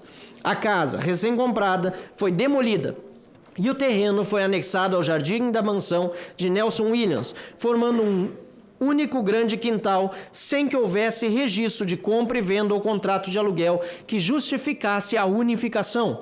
Até agosto de 2025, o imóvel continuava formalmente em nome de Camisotti, dissimulando a posse e a propriedade real. O inquérito policial número 2024-007 reforça que o investigado atuou na ocultação de bens com a finalidade de embaraçar a investigação envolvendo organização criminosa, bem como impedir a reparação do dano causado e a restituição dos valores desviados ilicitamente. Foi identificado uma teia de empresas ligadas direta ou indiretamente a Nelson Williams, além de sócios e parentes atuando em conjunto, estratégia clássica para pulverizar e lavar recursos ilícitos. Nelson Williams atuou juridicamente em benefício da Ambec, valendo-se da fachada de serviços jurídicos para dar aparência de licitude ao trânsito financeiro da organização criminosa. Relatórios de inteligência financeira e análises bancárias processadas nesta comissão revelaram que o escritório do indiciado movimentou cifras na ordem de 4 bilhões e 300 milhões de reais, sendo que deste total, 28 milhões 147.066,69 referem-se a transações diretas com Maurício Camisotti, líder da organização criminosa que assaltou os aposentados brasileiros. Tais movimentações são caracterizadas pela pulverização de recursos e ocultação de beneficiários finais, configurando técnica clássica de estratificação patrimonial. Essas condutas de Nelson Williams subsumem-se aos seguintes crimes, pelos quais devem ser indiciado: organização criminosa, por integrar estrutura profissionalizada que utilizava o braço jurídico e financeiro para sustentar a fraude sistemática contra aposentados, integrando a organização criminosa chefiada por Maurício Camisotti e Antônio Carlos Camilo Antunes, o Careca, do INSS. Lavagem de dinheiro, pela prática reiterada de ocultar e dissimular a origem de ativos provenientes das fraudes do INSS, utilizando-se de triangulações bancárias complexas e transferências milionárias para empresários do grupo. Ainda, por ter anexado de forma suspeita um terreno milionário em seu próprio quintal, mantido no nome do líder do esquema criminoso, Maurício Camisotti. Diante disso, indicia-se Nelson Williams Fratoni Rodrigues, tendo em vista que sua estrutura jurídica e empresarial foi utilizada como um canal de branqueamento de capitais, permitindo que milhões de reais subtraídos de idosos hipossuficientes fossem reintegrados à economia formal sob a aparência de honorários ou parcerias empresariais, contando inclusive com indícios de acesso a informações sigilosas sobre operações policiais. Newton Cláudio Carvalho Balsarena, operador estratégico no núcleo empresarial e financeiro da organização criminosa que utilizava a estrutura da ANAPS para desviar recursos. Condutas que devem levar ao seu indiciamento pelos seguintes crimes: 1. Organização criminosa. 2. Lavagem ou ocultação de bens, direitos e valores. 3. Falsidade ideológica. Com isso, indicia-se Newton Cláudio Carvalho Balsarena por ter sido peça fundamental para a sustentabilidade econômica do esquema ANAPS-ABRAPS.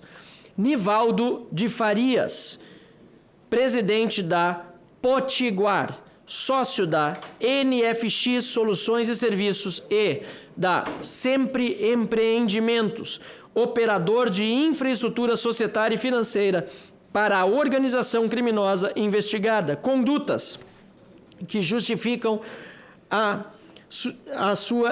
o seu indiciamento, de acordo com o relatório: 1. Organização criminosa. 2. Lavagem ou ocultação de bens, direitos e valores. 3. Participação em furto eletrônico. 4. Participação em fraude eletrônica. 5. Falsidade ideológica.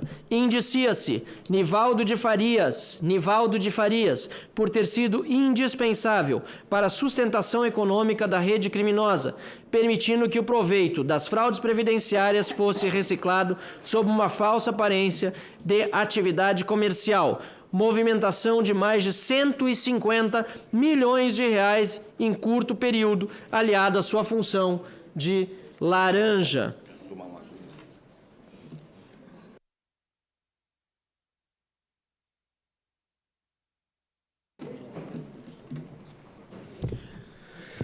Paulo Afonso Aguiar Regadas Neto, sócio administrador da Senap Serviços e da AAPEM Serviços Tecnológicos, atuação estratégica na camada de dispersão financeira e ocultação patrimonial da organização criminosa que operava fraudes sistêmicas do INSS. Condutas: 1. Organização criminosa. 2. Lavagem ou ocultação de bens, direitos e valores. 3. Participação em furto eletrônico. 4. participação em fraude eletrônica. 5. Falsidade ideológica. Indicia-se Paulo Afonso Aguiar Regadas Neto, por ter tido função indispensável para a sustentabilidade econômica da rede criminosa que operava no Ceará. A materialidade dos repasses, superando a marca de 37,5 milhões de reais, e a tentativa de apagar evidências operacionais em abril de 2025, provam o dolo e o papel central na logística de lavagem de dinheiro. Deputado, vamos dar um tempo, vou suspender a sessão por 15 minutos. Sim, senhor presidente.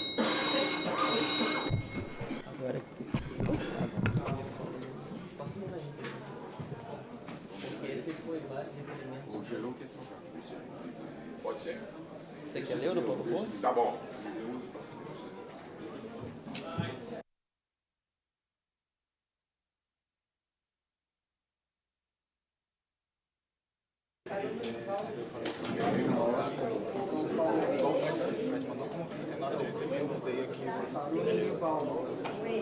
Já foi ela disse que se conseguir mandar para o seu colega, vai colocar a inscrição coletiva.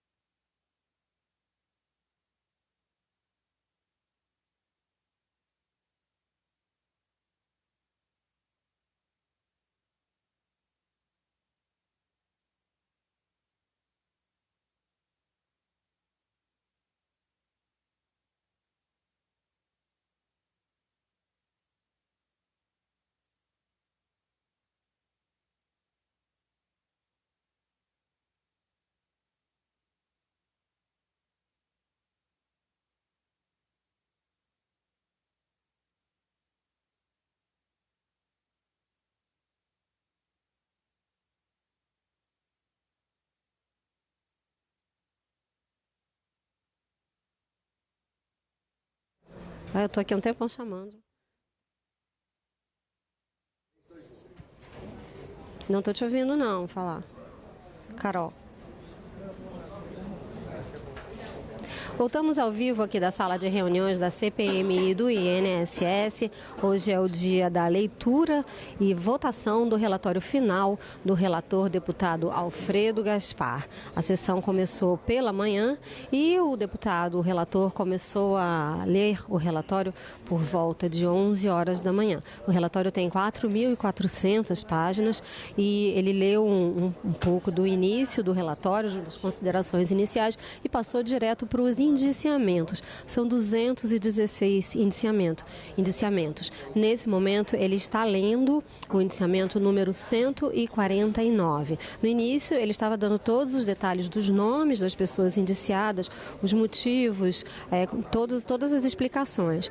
Aí, a pedido dos deputados, ele começou a resumir um pouco esses indiciamentos, essa leitura, porque calcularam que ia levar mais de 24 horas para ele ler todos os 216. Aí ele resumiu, o deputado Alfredo Gaspar resumiu um pouquinho a leitura, mas depois de uma certa hora ele voltou a ler por extenso todos os detalhes dos indiciamentos, principalmente quando são pessoas que eles escolhem que são mais conhecidas, mais importantes, mais influentes, que tiveram uma participação maior nas fraudes, segundo o relatório. Aí ele lê tudo por extenso. Uma certa hora que ele pediu a ajuda do deputado Marcel Van Hatten para sair um pouquinho, depois de tanto tempo lendo o relatório. Ele saiu um pouquinho e agora a gente vai acompanhar então a entrevista coletiva do deputado Paulo Pimenta, que é líder da bancada do governo aqui na CPMI do INSS. Acompanhe. Dos aposentados e aposentadas do país passou então a ser utilizado de forma criminosa por estas entidades que passaram a lançar de forma indiscriminada, sem autorização, descontos para milhões de aposentados e aposentadas que passaram a ser descontados sem que jamais tivesse autorizado, e na sua grande maioria por parte de entidades que ninguém sabia sequer aonde funcionavam, muitas delas não tinham sequer nenhum tipo de funcionamento. Neste período, há uma outra mudança importante, assinada na época pelo Onyx Lorenzoni, que foi também estender a possibilidade dos descontos para pensionistas. Nesse momento, havia aposentados e aposentadas, eles estenderam também para pensionistas. E a partir daí, então, nós vamos acompanhar uma escalada. Essa escalada, ela é acompanhada também por personagens que vão se sucedendo em funções importantes dentro do INSS, entre eles o ex-ministro Onyx Lorenzoni e principalmente José Carlos Oliveira, que era o superintendente do INSS em São Paulo, que vem para cá para a diretoria de benefícios, que depois vira presidente do INSS e no final do governo chega ministro da Previdência, sucedendo o Onyx Lorenzoni. Portanto, nós vamos demonstrar ao longo do nosso relatório de que maneira este esquema funcionou. Vamos demonstrar também que 9 grupos se organizaram de forma estrutural num esquema de corrupção institucional e endêmica dentro da estrutura do Estado. Nós vamos descrever cada um destes 9 núcleos. O núcleo do Careca do INSS, o núcleo da Conafer, o núcleo da CBPA. Nós vamos demonstrar, através de documentos e provas, cada um desses núcleos, quem eram as pessoas responsáveis, que entidades eles representavam, quem eram as pessoas envolvidas na operação fraudulenta, com quais servidores do INSS eles compartilharam a parceria criminosa, e vamos demonstrar também uma rede de entidades supostamente prestadoras de serviço que eram utilizadas por estas instituições para fazer a lavagem de dinheiro. E nós vamos observar de forma muito clara que este era um esquema que não teria como funcionar sem que existisse em funções de comando dentro do INSS e do Ministério da Previdência pessoas envolvidas nestas organizações criminosas. Vamos também demonstrar que já a partir de 2019 começaram a surgir denúncias junto ao PROCON de São Paulo. No dia 11 de abril de 2019 foi instalado o Grupo de Trabalho do Ministério Público Federal. Muitas denúncias surgiram e houve de forma deliberada por parte do governo Bolsonaro um conjunto de ações para que estas denúncias nunca fossem investigadas. Não teve nenhuma operação, nenhuma ação por parte da CGU, da Polícia Federal. Chegaram ao ponto de acabar com determinadas estruturas que haviam dentro do INSS para impedir a fiscalização e impedir que estas denúncias tivessem consequência e que pudessem, de alguma forma, fechar a torneira desta farra que, neste momento, já envolvia milhões de aposentados e aposentadas do país. É importante também a gente observar que 2022 é um ano em que mudanças muito significativas foram realizadas.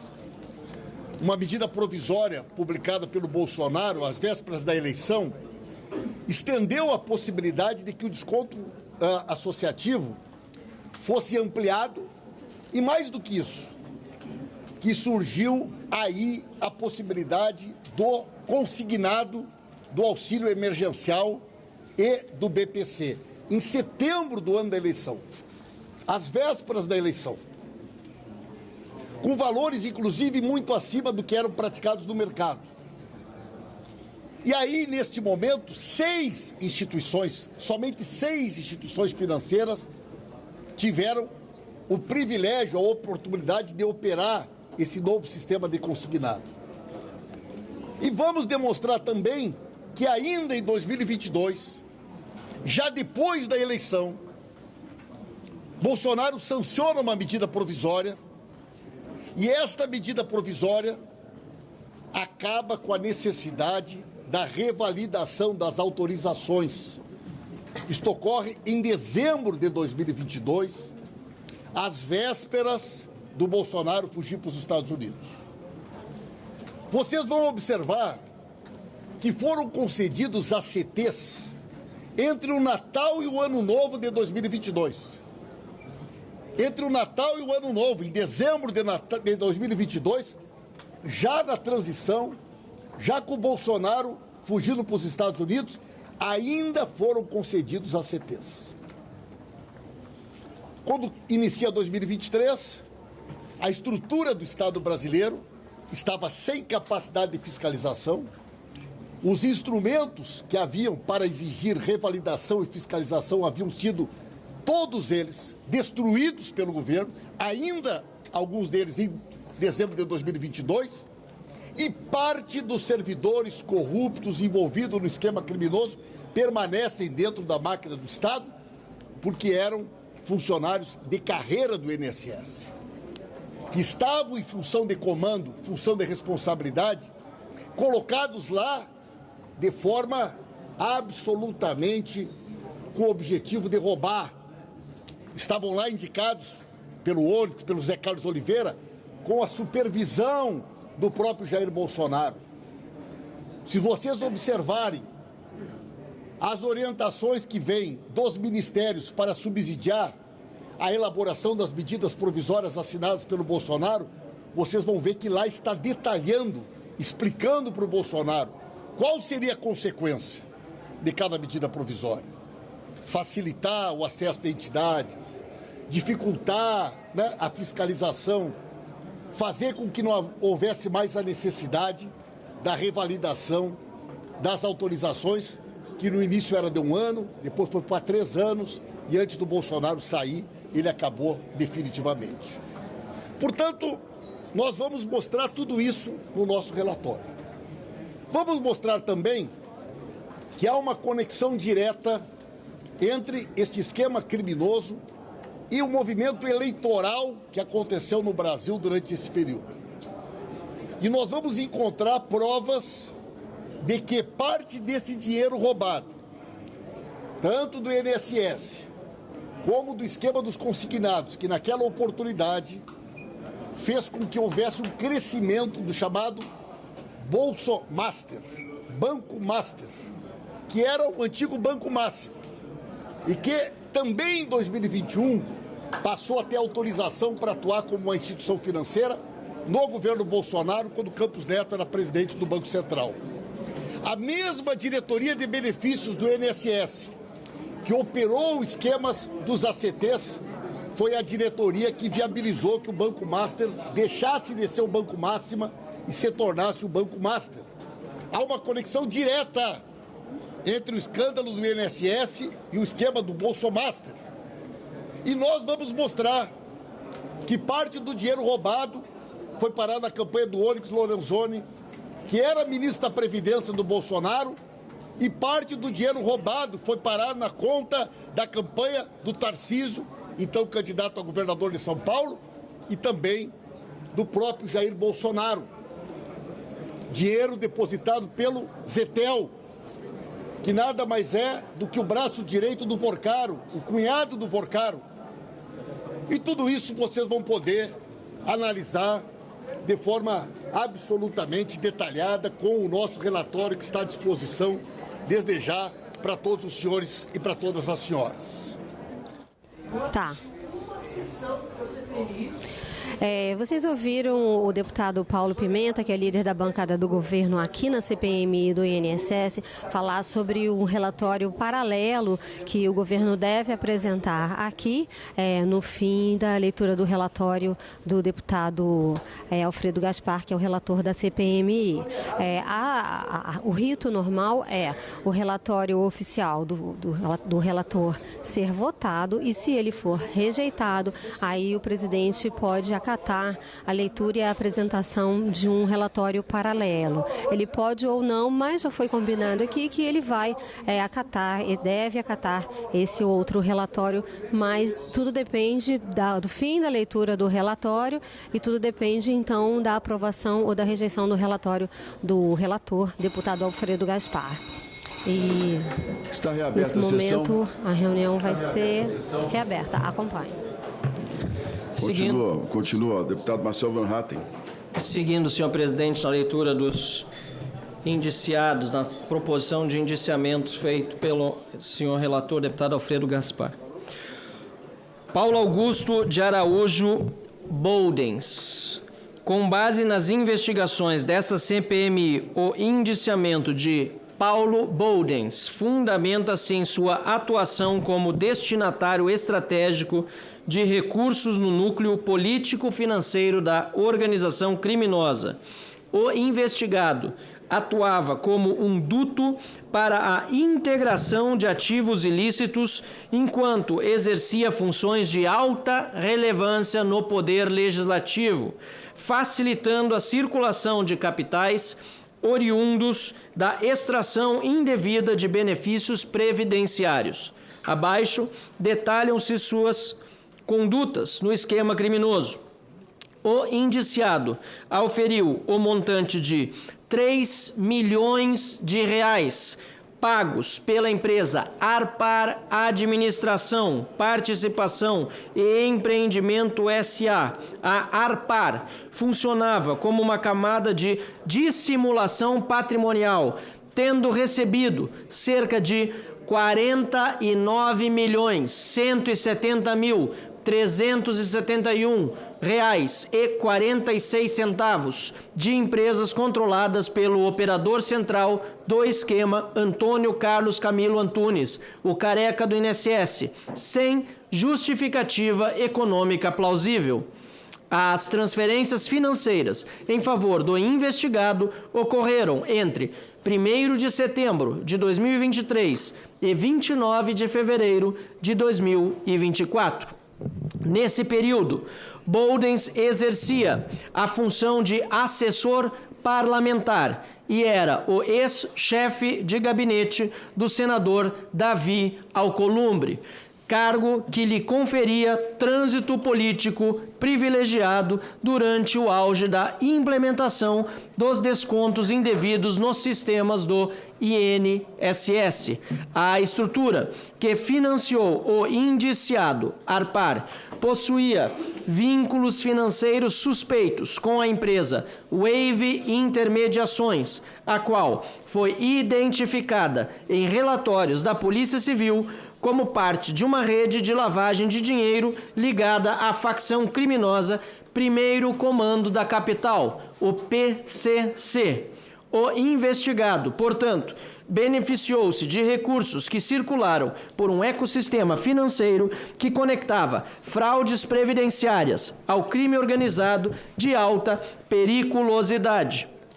A investigação demonstrou que a Arpar era utilizada como a principal empresa de Antônio Camilo Antunes para transferir recursos para terceiros. Ao receber valores vultosos desta estrutura, o indiciado concorreu para a dissimulação da origem dos recursos, uma vez que o capital extraído de aposentados era pulverizada por empresas de consultoria, Prospect, Brasília e ACA, antes de chegar às suas contas pessoais. Considerando essas condutas, Paulo Boldens deve ser indiciado pelos seguintes crimes: 1. Organização criminosa, por integrar o núcleo político-administrativo da estrutura hierarquizada, exercendo o papel de suporte e articulação institucional. 2. Lavagem de dinheiro, pela ocultação e dissimulação da natureza, origem e propriedade de recursos provenientes da fraude previdenciária, recebidos via transferências da Arpar sob a aparência de serviços de advocacia ou consultoria. 3. Corrupção passiva, na condição de funcionário público à época dos fatos, por receber vantagem indevida de entidade interessada em patrocínio político perante a administração federal. 4. Advocacia administrativa, por utilizar-se de sua posição em gabinete parlamentar para patrocinar, direta ou indiretamente, interesses privados de associações fraudulentas perante o INSS e o Ministério da Previdência.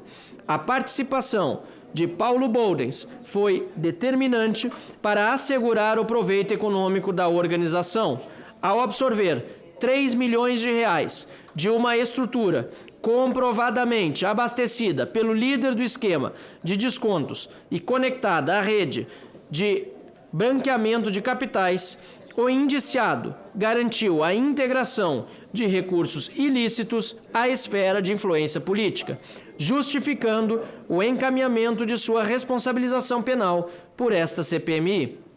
Com isso, indicia-se Paulo Boldens por ter sido um operador de influência política de alto nível. Seu indiciamento reflete a gravidade de sua conduta ao utilizar cargos de confiança no Legislativo para dar vazão e proteção a um esquema de fraude bilionária contra aposentados, justificando o aprofundamento das quebras de sigilo para mapear a extensão total de seu proveito econômico.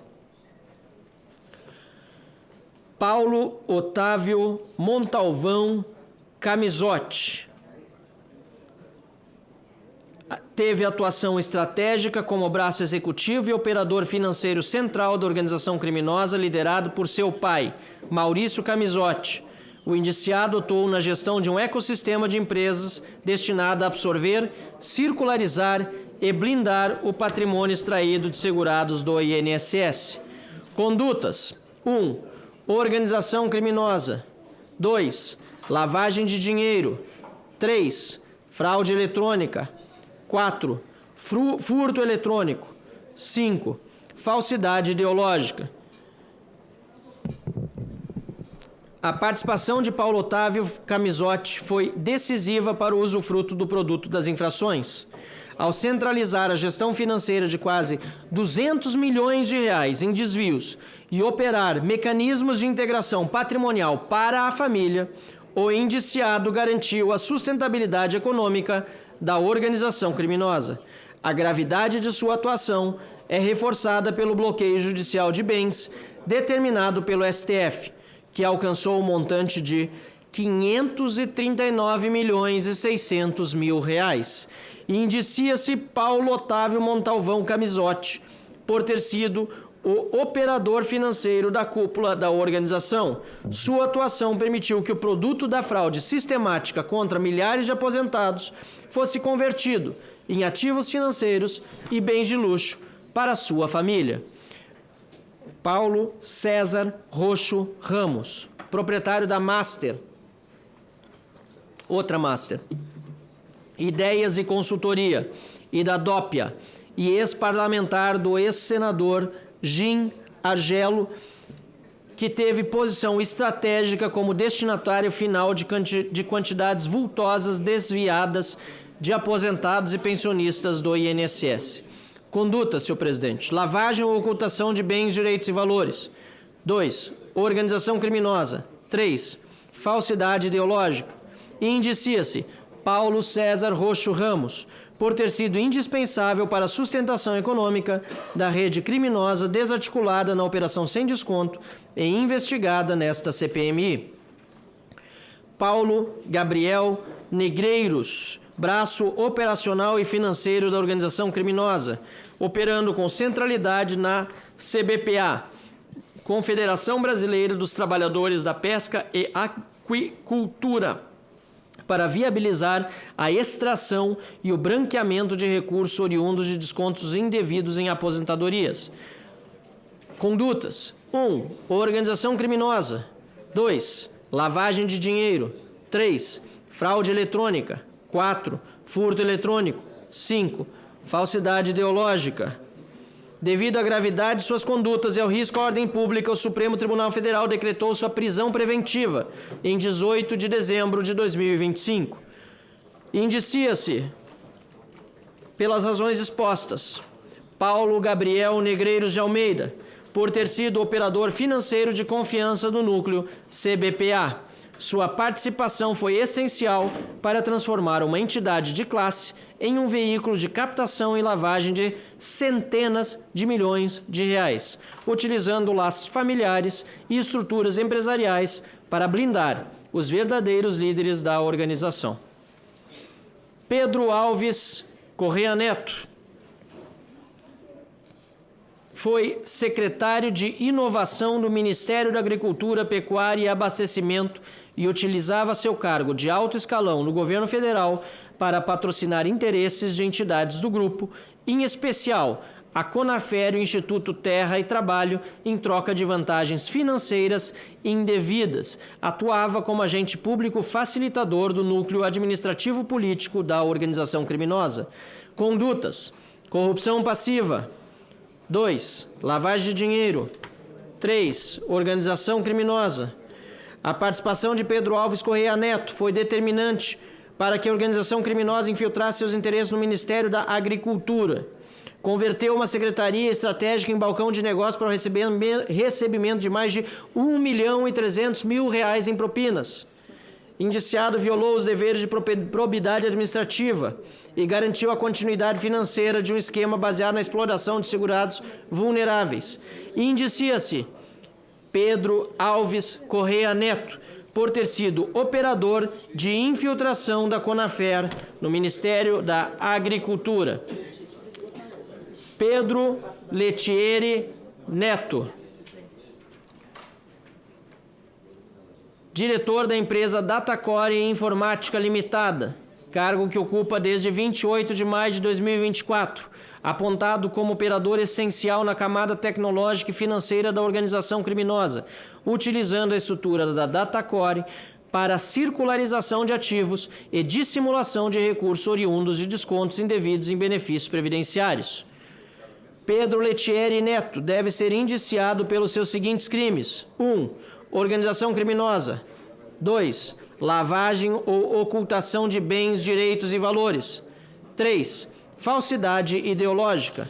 Indicia-se Pedro Letieri Neto, na medida em que não atuou como um executivo de tecnologia convencional, mas como garantidor da infraestrutura necessária para a dissimulação do capital subtraído de aposentados vulneráveis. A materialidade do recebimento de R$266 mil da empresa operadora do esquema ADS em sua conta pessoal, somada à gestão da Datacore IT como principal duto financeiro do núcleo Camisote, demonstra adesão consciente ao plano criminoso.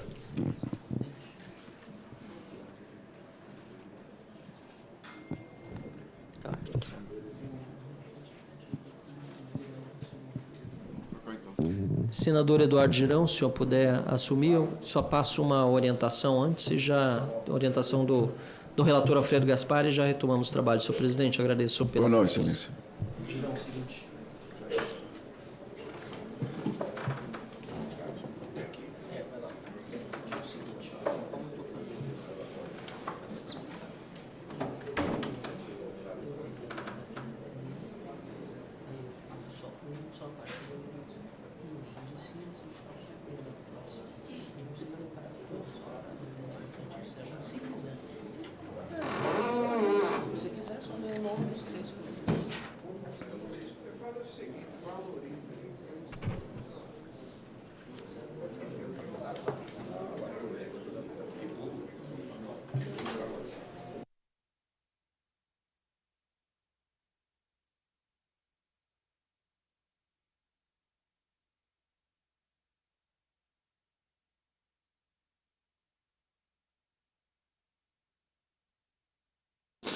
Ok, perfeito.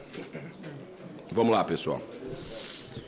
O indiciamento do senhor Pedro Lucas Félix Canuto fundamenta-se em sua atuação com elo societário estratégico em estruturas de fachada destinadas ao branqueamento de capitais da organização criminosa.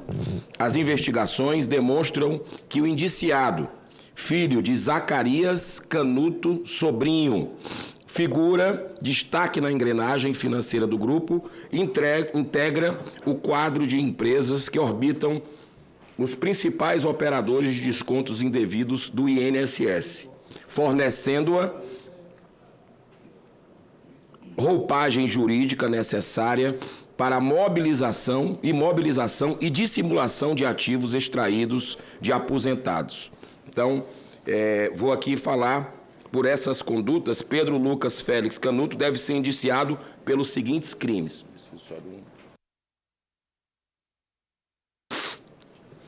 Lavagem ou ocultação de bens, direitos e valores, artigo 1º da Lei nº 9.613, de 1998.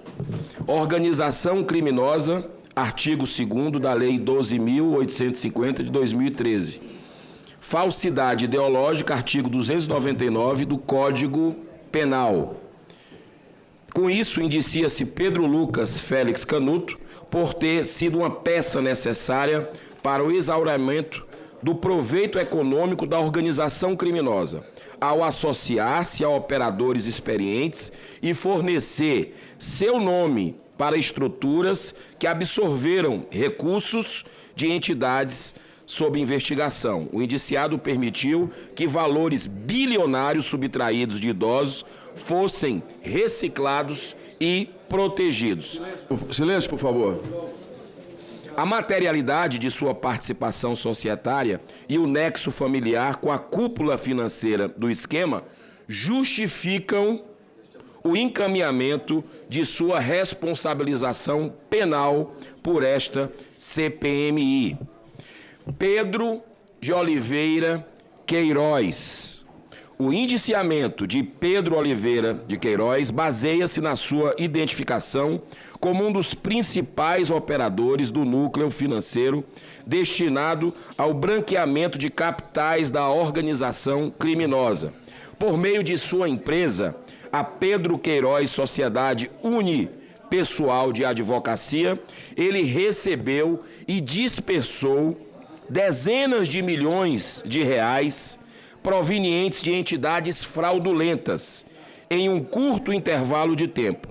Com as investigações, identificou-se as seguintes condutas de Pedro Queiroz no esquema criminoso: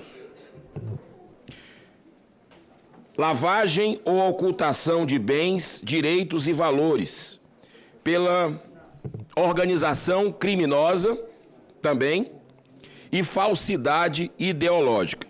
A participação de Pedro Oliveira de Queiroz foi determinante para o êxito financeiro da organização criminosa, ao converter seu escritório de advocacia em uma engrenagem de processamento de mais de 147 milhões de reais subtraídos de segurados vulneráveis.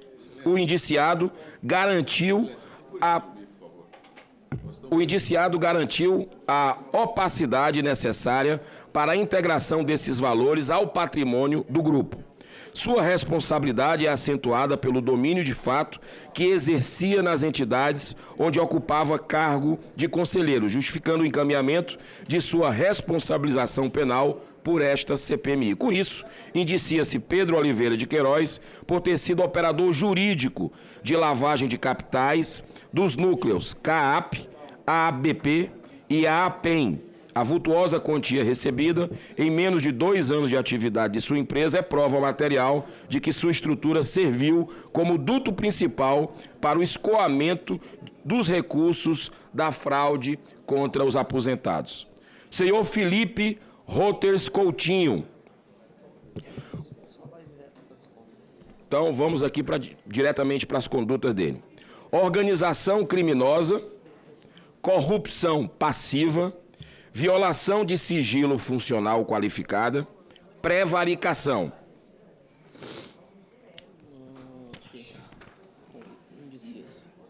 Com isso, indicia-se Felipe Roters Coutinho por ter sido operador de blindagem e logística policial da organização. Sua conduta foi fundamental para garantir o trânsito seguro e discreto de líderes do esquema por eixos aeroportuários estratégicos, convertendo a autoridade da Polícia Federal em ferramenta de proteção para crimes contra o INSS. Senhor Felipe André Lemos Sizimanovski, organização criminosa, lavagem ou ocultação de bens, direitos e valores. Com isso, indicia-se Felipe André Lemos Sizimanovski por ter sido indispensável para a sustentação econômica do esquema criminoso, ao converter sua estrutura empresarial em um duto para o trânsito de dezenas de milhões de reais, subtraído de aposentados e manter conexões diretas com a cúpula financeira da organização, o indiciado demonstrou adesão plena ao projeto delitivo. A materialidade dos repasses e a ausência de lastro operacional para as transações justificam o encaminhamento de sua responsabilização penal por esta CPMI. Senhor Rafael Henrique Candelotti, o indiciamento da Confia, Tecnologia e Informação, e BP, Participação e Projetos. Lavagem e ocultação de bens, direitos e valores, organização criminosa. Com isso, indicia-se o senhor Rafael Henrique Candelotti por ter sido um elo sofisticado na engrenagem financeira investigada, fornecendo a infraestrutura societária internacional necessária para o branqueamento de capitais. A materialidade dos repasses comprovados aparentes de autoridades e a manutenção de estruturas no Panamá sem justificativa econômica plausível revelam um dolo voltado à blindagem de ativos ilícitos. Diante da robustez dos relatórios de inteligência financeira e do nexo causal entre suas empresas e o fluxo de propinas, o encaminhamento de sua responsabilização penal por esta CPMI é medida imperativa para a responsabilização do núcleo financeiro e empresarial da organização. Senhor Rafael Maciel Snoek, ele que é da Brasil Consultoria e ex-presidente da ATAPS, organização criminosa, lavagem ou ocultação de bens, direitos e valores, participação de furto eletrônico, participação de fraude eletrônica, participação em inserção de dados falsos em sistemas de informações e falsidade ideológica. Com isso, indicia-se Rafael Maciel Snoek por ter sido eixo operacional indispensável para a manutenção do esquema investigado no seu núcleo de atuação, ao converter associações em instrumentos de captura de dados e extração de valores e utilizar sua estrutura empresarial para blindar o lucro de infrações, o indiciado demonstrou dolo em lesar o sistema previdenciário e milhares de cidadãos vulneráveis. A materialidade das fraudes e as evidências de circularização de ativos justificam o encaminhamento de sua responsabilização penal por esta CPMI. Raima Belmonte Riela. Rayama Belmonte Riela. Lavagem ou ocultação de bens e valores. Organização criminosa. Falsidade ideológica. A participação de Rayama Belmonte Riela foi essencial para o exaurimento do ciclo de lavagem de capitais do núcleo Cecília Mota, entre aspas, ao converter-se em canal de circulação para mais de 10 milhões de reais e utilizar empresas de construção sem lastro operacional, a indiciada garantiu a manutenção financeira da estrutura criminosa que lesou milhares de brasileiros aposentados aposentados brasileiros, justificando o encaminhamento de sua responsabilização penal por esta CPMI. Com isso, indicia-se Rayama Belmonte Riela por ter movimentado milhões de reais em triangulações bancárias, enquanto simultaneamente recebia recursos desviados de aposentados. Reinaldo Carlos Barroso de Almeida, da Diretoria de Benefícios, a DIRBEM.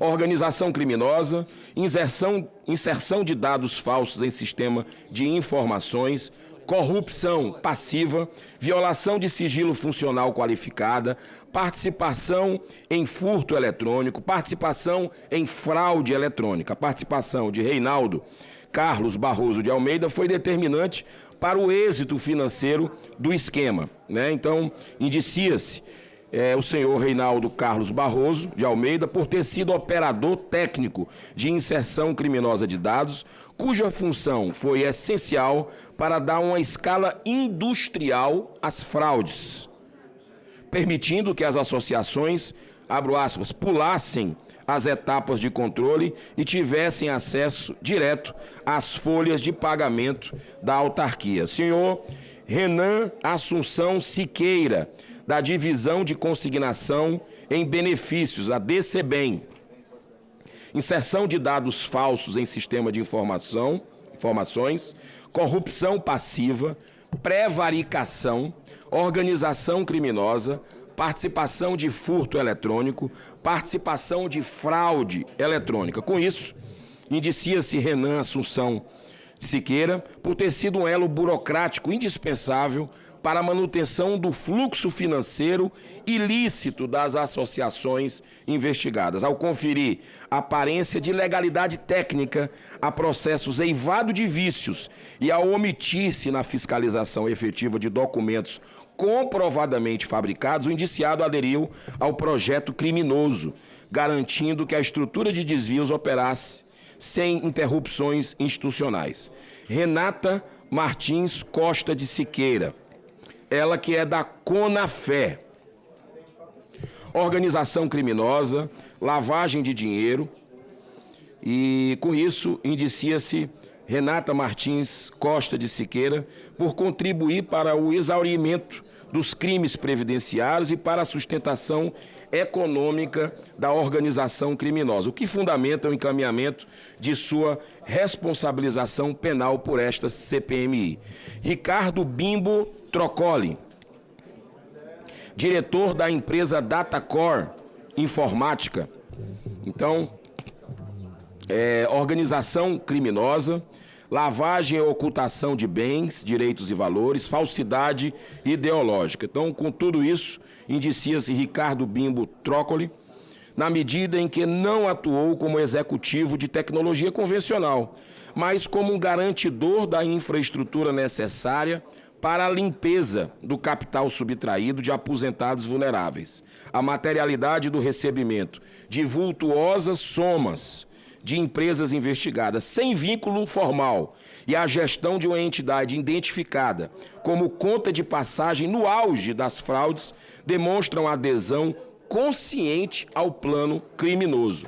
Sua posição estratégia na Datacor, TI, e a coordenação com outros operadores do esquema justificam sua plena responsabilização penal nos termos desse indiciamento. Senhor Ricardo Vinícius Campelo de Sá. Organização criminosa, lavagem ou ocultação de bens, direitos e valores. E com isso indicia-se Ricardo Vinícius Campelo de Sá por ter desempenhado o papel de operador de limpeza de capital, sendo uma peça indispensável para a manutenção econômica do esquema investigado, ao acolher em sua conta pessoal cifras milionárias flagrantemente incompatíveis com a sua realidade financeira, declarada proveniente de associações que lideram o ranking de reclamações por descontos indevidos. O indiciado demonstrou plena adesão ao projeto criminoso da organização, a materialidade dos repasses e o nexo funcional com os líderes do esquema justificam o encaminhamento de sua responsabilização por esta CPMI. Vou fazer aqui o último, e aí já passo para para Adriano. Tem que ler, né? Então vamos lá. Roberta Moreira Luxinger. Com base nas investigações desta CPMI, nos relatórios de inteligência da Polícia Federal e nas decisões do Supremo Tribunal Federal, o indiciamento de Roberta Moreira Luxinger justifica-se por sua atuação estratégica no núcleo político da organização criminosa liderada por Antônio Carlos Camilo Antunes. Roberta é apontada como peça essencial para a ocultação de patrimônio e circulação de recursos ilícitos, atuando em sociedade de fato, entre aspas, com o líder do esquema para capturar estruturas estatais. Abaixo, detalham-se suas condutas identificadas no esquema criminoso. Roberta Moreira Luxinger é comprovadamente amiga íntima de Fábio Luiz e herdeira de um ex-acionista do banco Credit Suisse. Emerge em conjunto probatório como a principal ponte entre o indiciado e o lobista Antônio Camilo. Nessa perspectiva, consta na PET, a partir da análise dos RIFs, número 135.092 e 135.100, que a empresa RL Consultoria e Intermediações, da qual são sócios Roberto Moreira Luxinger, seu pai Pedro Paulo Luxinger, recebeu em suas contas um montante total de R$ 18.270.676,55. Desse valor, ao menos R$ 1,5 milhão de reais foram transferidos pela empresa Brasília Consultoria Empresarial, pertencente a Antônio Carlos Camilo Antunes. Constata-se ainda que Roberta Luxinger e seu pai, Roberto Luxinger, receberam da RL Consultoria, respectivamente, os valores de R$ 1.233.500 e R$ 1.449.000. Com efeito, no laudo 463 de 2025, foram extraídos dados do telefone de Milton Salvador de Almeida Júnior e, em especial, mensagens de Vitória Senérgio, advogada das empresas do grupo de Antônio Camilo, tratando de um pagamento em favor da RL Consultoria Intermediações Limitada.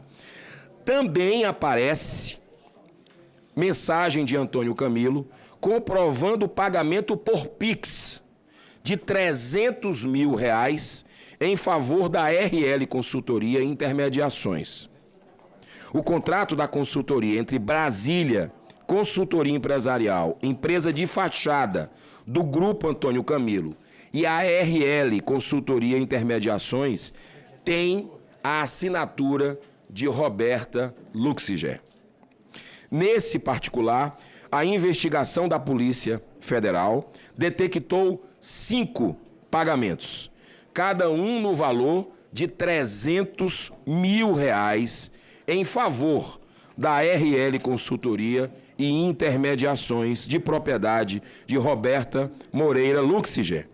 Os valores foram demandados por Antônio Carlos Camilo Antunes, por meio da empresa Brasília Consultoria Empresarial e efetivados pelo diretor financeiro Milton Júnior, totalizando R$ 1.500.000. Referidos pagamentos foram lastreados em um contrato cujos objetos, denominados, abro aspas, Projeto Energia, fecho aspas, Projeto Esmagadoras e Projeto Hidrogênio, todos com aspas, não guardavam qualquer relação com as atividades da Brasília Consultoria e cuja execução jamais foi comprovada por meio de mensagens, relatórios ou qualquer documento que atestasse a efetiva prestação de serviço. Dessa forma, Roberta foi beneficiária de pagamentos baseados em contratos de consultoria cujos serviços eram inexistentes. Foram identificadas notas fiscais emitidas para projetos que fugiam por completo do objeto social da Brasília Consultoria. A fraude é reforçada pela incompatibilidade temporal. A primeira parcela foi paga imediatamente após a assinatura. E a quarta parcela foi quitada em 26 de fevereiro de 2025, com apenas 23 dias de intervalo em relação à terceira, paga em 3 de fevereiro de 2025. Um dos elementos mais contundentes colhidos pela Polícia Federal consiste em uma troca de mensagem entre Antônio Camilo e o seu funcionário Milton Salvador de Almeida Júnior, que nessa conversa Milton questionava Antônio acerca de quem seria o destinatário de um pagamento de R$300 mil, ao que Antônio responde de forma lacônica, abro aspas, o filho do rapaz, fecho aspas. Na sequência, Milton encaminha a Camilo o comprovante de transferência de R$300 mil para a empresa de Roberta Luxinger. A Polícia Federal interpreta a expressão, abro aspas, o filho do rapaz, fecho aspas, como referência velada a Fábio Luiz Lula da Silva. Essa interpretação é reforçada por outros elementos constantes nos autos da PET, em mensagem de 29 de abril de 2025, logo após a deflagração da primeira fase da operação sem desconto. Roberta Luxinger escreveu a Antônio Camilo a seguinte mensagem, abro aspas, e só para você saber, acharam um envelope com o nome do nosso amigo no dia da busca e apreensão, fecho aspas. Ao que Antônio respondeu, demonstrando evidente preocupação, abro aspas, putz, fecho aspas. Na mesma data, Roberta envia mensagem dizendo, abro aspas, e Antônio, some com esses telefones, joga fora, fecho aspas. A Polícia Federal posteriormente identificou que durante o cumprimento dos mandatos de busca e apreensão em abril de 2025, foi encontrado um envelope contendo ingressos destinados a Fábio Luiz para um evento de entretenimento. Além disso, em áudio enviado em 5 de maio de 2025, a própria Roberta fez menção explícita ao nome, abro aspas, Fábio, fecho aspas, afirmando, abro aspas, na época do Fábio, falaram de Friboi, de um monte de coisa, o maior, igual agora com você, fecho aspas, numa alusão às acusações anteriores envolvendo o indiciado e a empresa JBS Friboi. Passando agora diretamente para os crimes. Dos tipos penais imputados. Organização criminosa da senhora Roberta Luxinger. Lavagem de dinheiro. Partícipe em corrupção passiva. Falsidade ideológica. Tráfico de influência. Então, o indiciamento de Roberta Moreira Luxinger é imperativo para a responsabilização do núcleo do suporte político do esquema, ao converter sua empresa em duto para a circulação de mais de 18 milhões de reais e atuar diretamente na destruição de evidências. A indiciada assegurou a manutenção de uma estrutura voltada ao prejuízo sistemático de segurados vulneráveis, justificando o encaminhamento de sua responsabilização penal por esta CPMI. Com isso, indicia-se Roberta Moreira Luxinger por ter sido operadora estratégica de influência e lavagem de capitais. Sua participação permitiu que a organização criminosa transcendesse a fraude no INSS e tentasse se infiltrar em outros ministérios. Diante da tentativa de destruição de provas e do risco de fuga, o STF já determinou contra ela a medida de monitoração eletrônica tornozeleira e a proibição de ausentar-se do país. Presidente. Muito obrigado, Excelência. Eu agradeço. O relator reassume. Nosso competente relator.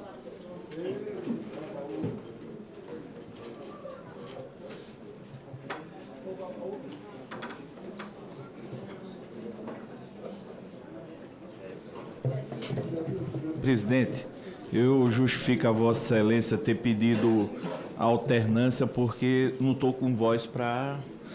Mas eu irei, presidente, como Vossa Excelência me alertou, eu irei ler nome de indiciado e tipo penal, todo o conteúdo está disponível no relatório. Próximo indiciado, Roberto Marinho Luiz da Rocha. Tipos penais que ele está inserido: organização criminosa, lavagem ou ocultação de bens, fraude eletrônica, furto qualificado mediante fraude, falsidade ideológica. Rodrigo Alves de França. Conduta se insere em organização criminosa, lavagem ou ocultação de bens, falsidade ideológica, evasão de divisas. Rodrigo Ortiz Dávila Assunção. Conduta imputada, inserção de dados falsos em sistema de informação, organização criminosa, participação em furto eletrônico, participação em fraude eletrônica, violação de sigilo funcional, prevaricação. Rodrigo Moraes. Esse é um tópico importantíssimo, que é quem movimentou por meio da ARPAR, mais nessa rede aproximadamente 40 bilhões de reais. Mas diante do apelo, presidente, eu vou seguir a sua orientação. Rodrigo Moraes, organização criminosa, lavagem de dinheiro, falsidade ideológica, fraude eletrônica, furto eletrônico. Rogério Soares de Souza.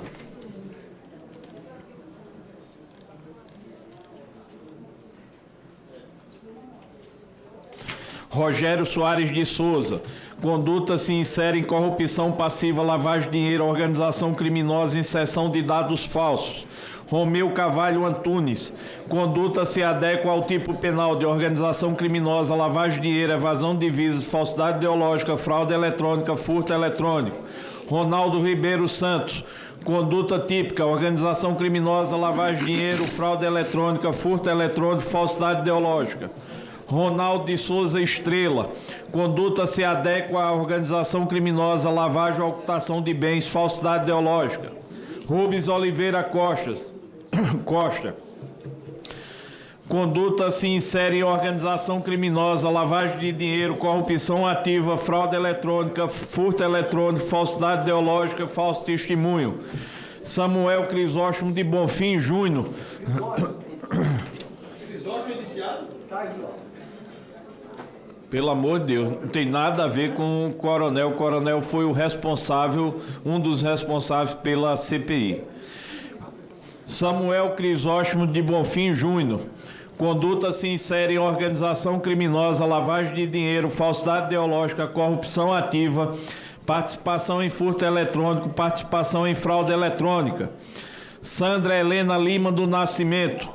Conduta se insere em organização criminosa, inserção de dados falsos, corrupção passiva, participação em furto eletrônico, participação em fraude eletrônica. Sandro Temer de Oliveira. Conduta se adequa à organização criminosa, lavagem de dinheiro, falsidade ideológica, corrupção ativa, participação em inserção de dados, fraude eletrônica, furto eletrônico. Sebastião Faustino de Paula. Conduta se insere em corrupção passiva, organização criminosa, artigo 313-A, que é a inserção de dados falsos, furto eletrônico, fraude eletrônica. Sérgio Schecker Bernardo. Conduta se adequa à prevaricação, advocacia administrativa, organização criminosa, inserção de dados falsos, participação em furto eletrônico, participação em fraude. Silas Bezerra de Alencar. Conduta se adequa à lavagem e ocultação de bens, organização criminosa. Silas Costa Vaz. Conduta se insere em organização criminosa, lavagem de dinheiro, falsidade ideológica. Silvanete de Jesus Ribeiro, conduta adequada à organização criminosa, lavagem de dinheiro, fraude eletrônica, furto eletrônico. Silvio Roberto Machado Feitosa, conduta se adequa às figuras típicas da organização criminosa, lavagem de dinheiro, corrupção ativa, participação em furto, participação em fraude eletrônica. Sueli Ribeiro dos Santos, conduta relacionada à organização criminosa, lavagem de bens, falsidade ideológica. Taline Nunes Campos Neves, conduta adequada à organização criminosa, lavagem e falsidade ideológica. Tânia Carvalho dos Santos, conduta típica de lavagem de dinheiro, organização criminosa, falsidade ideológica, participação em furto e fraude eletrônica. Tereza Raquel Barbosa, conduta se adequa à organização criminosa, fraude eletrônica, furto eletrônico, falsidade ideológica. Thaisa Hoffman Jonasson, conduta típica de organização criminosa, lavagem de dinheiro, corrupção passiva, falsidade ideológica, uso de documento falso. Thaís Daniela Silva Carvalho do Nascimento, organização criminosa, lavagem ou ocultação de bens, falsidade ideológica. Tamires Januário Snock, organização criminosa, lavagem ou ocultação de bens, participação em furto eletrônico, participação em fraude eletrônica, falsidade ideológica. Tamires Maia de Oliveira Ramos, conduta típica de organização criminosa, lavagem de dinheiro, falsidade ideológica. Tiago Henrique Paranhos Carvalho. Cabo Gilberto, quer que eu leia o conteúdo, é?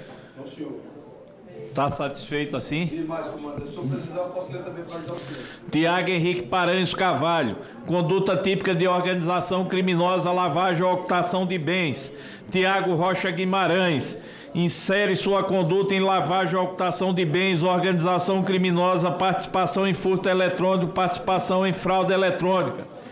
Tiago Abraão Ferreira Lopes, conduta típica de organização criminosa, participação em inserção de dados em sistema, lavagem de dinheiro, falsidade ideológica, participação em furto eletrônico, participação em fraude eletrônica.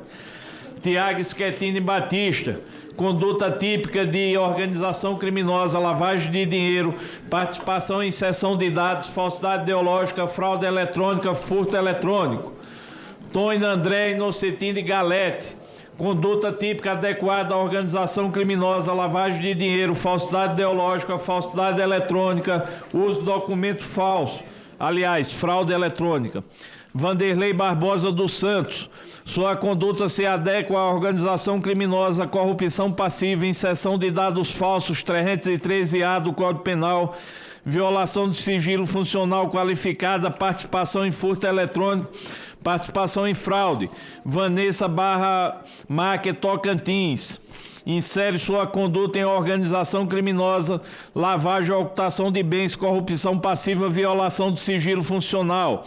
Vitor Infante Aiello, conduta de organização criminosa, lavagem de dinheiro, corrupção ativa. Vinícius Faleiros Martins, conduta inserida em organização criminosa, lavagem ou ocultação de bens. Vinícius Ramos da Cruz, conduta adequada à organização criminosa, lavagem de dinheiro, corrupção ativa, falsidade ideológica. Vigílio Antônio Ribeiro de Oliveira Filho, conduta típica de organização criminosa, corrupção passiva, lavagem de dinheiro, inserção de dados falsos, violação de sigilo funcional, participação em furto eletrônico, participação em fraude eletrônica. Vitor Luiz Spila Antiveri, conduta típica de organização criminosa, fraude eletrônica, furto eletrônico, falsidade ideológica. Vladimir Augusto de Oliveira Formiga, conduta inserida em organização criminosa, inserção de dados falsos, corrupção passiva, advocacia administrativa, falsidade ideológica, participação em furto eletrônico, participação em fraude eletrônica. Wagner Ferreira Mota, insere sua conduta em organização criminosa e lavagem ou ocultação de bens. Valdemar Monte Neto, conduta típica de organização criminosa, lavagem ou ocultação de bens, fraude eletrônica e inserção de dados falsos. Walter Cardoso Lima Júnior, Conduta típica de organização criminosa, lavagem de dinheiro, corrupção passiva. Senador Weverton Rocha Marques de Souza. Conduta típica de organização criminosa, corrupção passiva, lavagem de dinheiro, advocacia administrativa. Wilson Alexandre Sartim Panacione. Conduta típica de organização criminosa, lavagem de dinheiro, corrupção ativa. Wilson de Moraes Gabi. Conduta típica de corrupção passiva, violação de sigilo funcional, inserção de dados falsos, organização criminosa, participação em furto eletrônico, participação em fraude eletrônica. Yasmin Ahmed Oliveira. Conduta típica de organização criminosa e lavagem de dinheiro. Zacarias Canuto Sobrinho. Conduta adequada às figuras típicas de organização criminosa, lavagem ou ocultação de bens. Participação em furto eletrônico, participação em fraude eletrônica, falsidade ideológica. Senhor presidente, esses são os nomes dos indiciados. Eu só queria registrar que eu estava lendo indiciada a indiciado, não apenas nome e figura típica. Estava lendo toda a fundamentação. Presidente Damares estava aí no lugar de Vossa Excelência. Foi feito um apelo por alguns deputados, Adriana Ventura e Evaí, para eu ler nome e tipo penal, para poder adiantar diante da previsão de passar aqui quase 48 horas. Presidente, agora vem uma parte muito importante, que é das instituições financeiras. E eu não vou ter como deixar de ler, porque é a segunda parte das nossas investigações, em que pese termos tido uma abrupta interrupção. Perfeitamente, relator. O senhor é quem decide. O senhor manda e eu sigo com muito orgulho. No que se refere ao núcleo financeiro, o escopo desta CPMI foi definido a partir de dados oriundos da Secretaria Nacional do Consumidor, Senacom, por meio dos quais foram identificadas as 10 instituições na previsão do nosso escopo, com a evolução mais crítica. Tivemos o Banco C6, o PicPay, o Banco Santander, o Banco Crefisa, o Banco BMG, o Banco Agibank, o Banco Deicoval, o Banco Pan, o Banco Master e a Facta. Eu quero dizer uma coisa aqui muito clara. Quando dei uma olhada no sistema financeiro, por conta da falta de tempo, nós não pudemos fazer o escrutínio das instituições financeiras todas, 87. Mas quase todas apresentam problemas muito parecidos. Portanto, acredito que o sistema precisa ser bastante melhorado. Estamos falando de recursos nesses últimos 5 anos de ordem de mais de 450 bilhões de reais em empréstimos consignados. Então, o que foi que encontrei relacionado a todas elas e fiz um apanhado dessas instituições? Então, trata-se de instituições financeiras habilitadas a operacionalizar o sistema e-consignado, aptas a disponibilizar serviços específicos de averbação e manutenção, dentre os quais se inclui operações online, averbação de empréstimo consignado, averbação de RMC, suspensão, reativação, exclusão, inclusão e exclusão de desconto de cartão, consulta de empréstimo consignado e averbação do RCC. Então, empréstimo pessoal 35%, RMC 5% e RCC 5%. Com base no acervo probatório amealhado, e aí tudo também com base em dados da CGU e do Tribunal de Contas da União, relatórios de fiscalização do Banco Central e informações da Senacom, além de nossas próprias investigações, esta comissão identificou fortes indícios de violações à moralidade, à legalidade, aos direitos fundamentais e à segurança do sistema financeiro no que se refere aos consignados. Pela gravidade e renitência, podem configurar crimes previstos no Código Penal. Do exame documental apurado e então recebido pelas instituições, é possível verificar, recebido sobre tais instituições, é possível verificar um padrão sistêmico de irregularidades na concessão de crédito consignado, com exploração da hipervulnerabilidade de aposentados e pensionistas vinculados ao INSS. Notadamente idosos, pessoa com baixa renda e com perfil de endividamento de risco, cujo potencial danoso alcança cifras bilionárias. Nessa perspectiva, há a suspeita de que as instituições estruturaram como modelo negocial uma engrenagem institucional predatória, com insuficiência deliberada de controles e ajustes, moldada para garantir esquemas sistêmicos de abusos.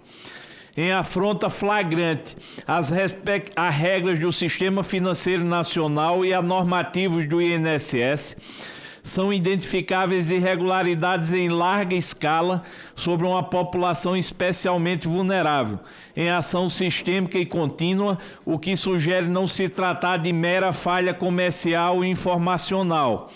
Em realidade, há suspeita de um sistema de exploração pré-determinada de falhas de controle e fragilidade nos consignados do INSS. Tanto é que, em muitos casos, ainda que apontadas e notificadas irregularidades ao banco, vícios básicos na contratação persistem. Senhor presidente, eu vou fazer en passant os tópicos. Panorama das fraudes identificadas de forma geral. Falhas de documentação de contratação. 90% das instituições em amostra de auditoria da CGU apresentarem conformidade na averbação de empréstimo pessoal consignado.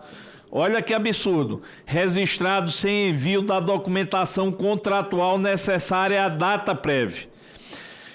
Estou cortando para ficar bem rápido. Irregularidade na comprovação de autorização do contratante. A mesma coisa, muitas vezes, das entidades associativas. Olha, averbações de empréstimo pessoal consignado, reiteradamente registradas e aceitas, sem comprovação de autorização da consignação, com score negativo, sem que o reconhecimento biométrico confirmasse a identidade do segurado nas bases governamentais. Esse é o maior absurdo que eu encontrei nos consignados. Cobrança indevida de custos e seguros. Venda casada. Os documentos examinados indicam como prática generalizada das instituições financeiras venda casada. O que é venda casada? Para falar para o aposentado e pensionista, você está precisando de um empréstimo de R$1.000, chega lá precisando desse dinheiro para comer, pagar conta, comprar remédio e já sai contratado um seguro de vida, auxílio funerário e por aí vai. Ou seja, vai para pegar 1.000, sai de lá com 300, 400, 500, 600 e não sabe nem o que contratou. É uma realidade num país, isso não pode continuar. Cobrança de juros acima do teto normativo também é algo que não tem fiscalização. Fiscalização muito frágil. Existe no Conselho Nacional de Previdência Social, existe um acordo para o teto dos juros, seja lá do empréstimo consignado, se eu não me engano, 1,85. Ou seja, burla isso aí e causa um grande problema para aqueles que contratam. Averbações irregulares e benefícios inelegíveis. O que é benefício inelegível? que já está cessado, está suspenso, a pessoa morreu. Assédio comercial e uso ilegal de dados pessoais. Qual foi o aposentado e pensionista que nunca recebeu um telefonema para empréstimo pessoal, para empréstimo consignado? O cidadão está em casa e quando menos espera, você recebe uma chamada, você não quer atender, não sabe quem é, aquele telefone toca o dia inteirinho ou direciona para você, lhe assediando. Falta de punição também no país. Deficiência de transparência, informações incompletas em escala massiva. Compliance deficiente. Todo mundo tem compliance, é um nome muito bonito. Senador Moro, que conduziu a Operação Lava Jato, a Lava Jato provocou no Brasil uma onda de compliance. Eu nunca vi nessas páginas aqui tanta entidade que faz compliance em cima de ética, moral, dignidade e, na prática, são os primeiros a descumprirem. Descumprimento de condições e limite de gastos permitido num cartão de crédito. Portanto, com base de forma genérica, eu vou direto para as instituições. Teve instituição que eu arrumei elementos para indiciar os presidentes, que são os CEOs. Teve outras, diante da interrupção de nossos trabalhos de investigação, que eu não ia cometer uma arbitrariedade, mas tem elementos para continuar a investigação. Então, Banco Pan, André Luiz Calabro. As irregularidades do Banco Pan na operação de empréstimos consignados e operações com cartão de crédito vinculada a benefícios previdenciários foram tratadas no processo SEI, número tal 2021, instaurado pelo INSS, tomando como marco multa de R$ 8.800.000 aplicada pela Senacom. Constam dos documentos amealhados pela CPMI a existência de... Presidente, pede só um... Pedir, por favor, silêncio, porque aí não há necessidade de levantar a voz. A existência de condenações judiciais do banco por descumprimento do Código de Defesa do Consumidor e da Instrução Normativa 28/2008 INSS, nas seguintes situações: cartão de crédito consignado com desconto mínimo em folha, tornando a dívida impagável em razão do decréscimo ínfimo do saldo devedor, nulidade de contratos firmados entre o banco e beneficiários, por ausência de instrumento contratual assinado, apresentação de contrato em branco, inexistência de autorização válida para desconto, falta de clareza quanto ao valor, número de parcelas, termo final de dívida e ambiguidade sobre a correspondência entre pagamento mínimo da fatura e a parcela do empréstimo. Com efeito, as práticas potencialmente abusivas na oferta e operacionalização de consignados e cartão de crédito consignado pelo banco concentram sobretudo na falta de informação clara da contratação, implementação de desconto mínimo que perpetua o endividamento, nulidade de contratos por ausência de assinatura ou autorização válida. A auditoria realizada pela CGU aponta outro problema crítico envolvendo o PAN, no que se refere à inconsistência grave nos registros de cartão. Segundo a nota de auditoria 1752268/02, foi identificado contrato em que o saldo do cartão aumentou de forma relevante, sem utilização correspondente, contrariando a lógica esperada entre valor utilizado, valor descontado e saldo do limite. Na mesma linha, apontou-se que o banco concentrou o maior número de registros de utilização de cartão acima de 1,6 o valor do benefício, com 296.678 casos, além da prática de operação com valor utilizado de 8.398,21 diante do benefício de R$ 1.320. Já na nota 175226803, o banco acumulou 97.928 operações sem documentação entre 5/23 e 9/25. E 1.073.539 operações sem formalização.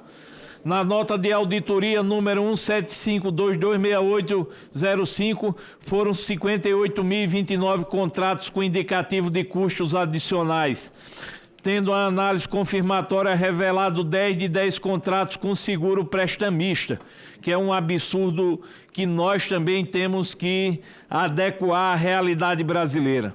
Por fim, a nota 175226804 registrou 499.486 averbações em período sem ACT vigente, o que agrava o quadro de risco e inconsistência. Relator, vou suspender a sessão por 15 minutos, por favor. O que foi? Diga aqui. Você tem que dizer.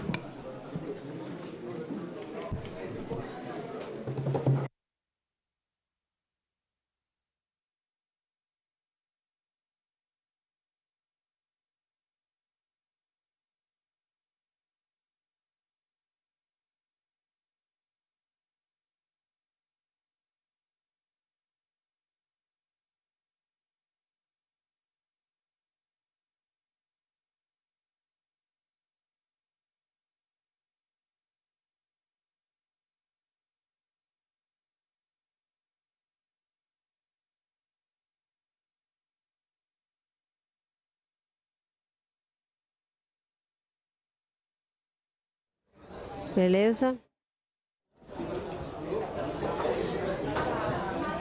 Olá, voltamos ao vivo aqui da sala de reuniões da CPMI e do INSS. O relator, deputado Alfredo Gaspar, segue lendo o relatório final da CPMI, que tem prazo para amanhã, à meia-noite, esse sábado, para se encerrar, já que ela não foi prorrogada depois de um julgamento ontem pelo plenário do Supremo Tribunal Federal, como todos acompanhamos. Então, o prazo final da CPMI é amanhã, sábado, à meia-noite. Por isso, o relator está lendo agora o relatório final. Ele está lendo esse relatório desde as 11 horas da manhã, agora são 18h53, são 216 pessoas indiciadas.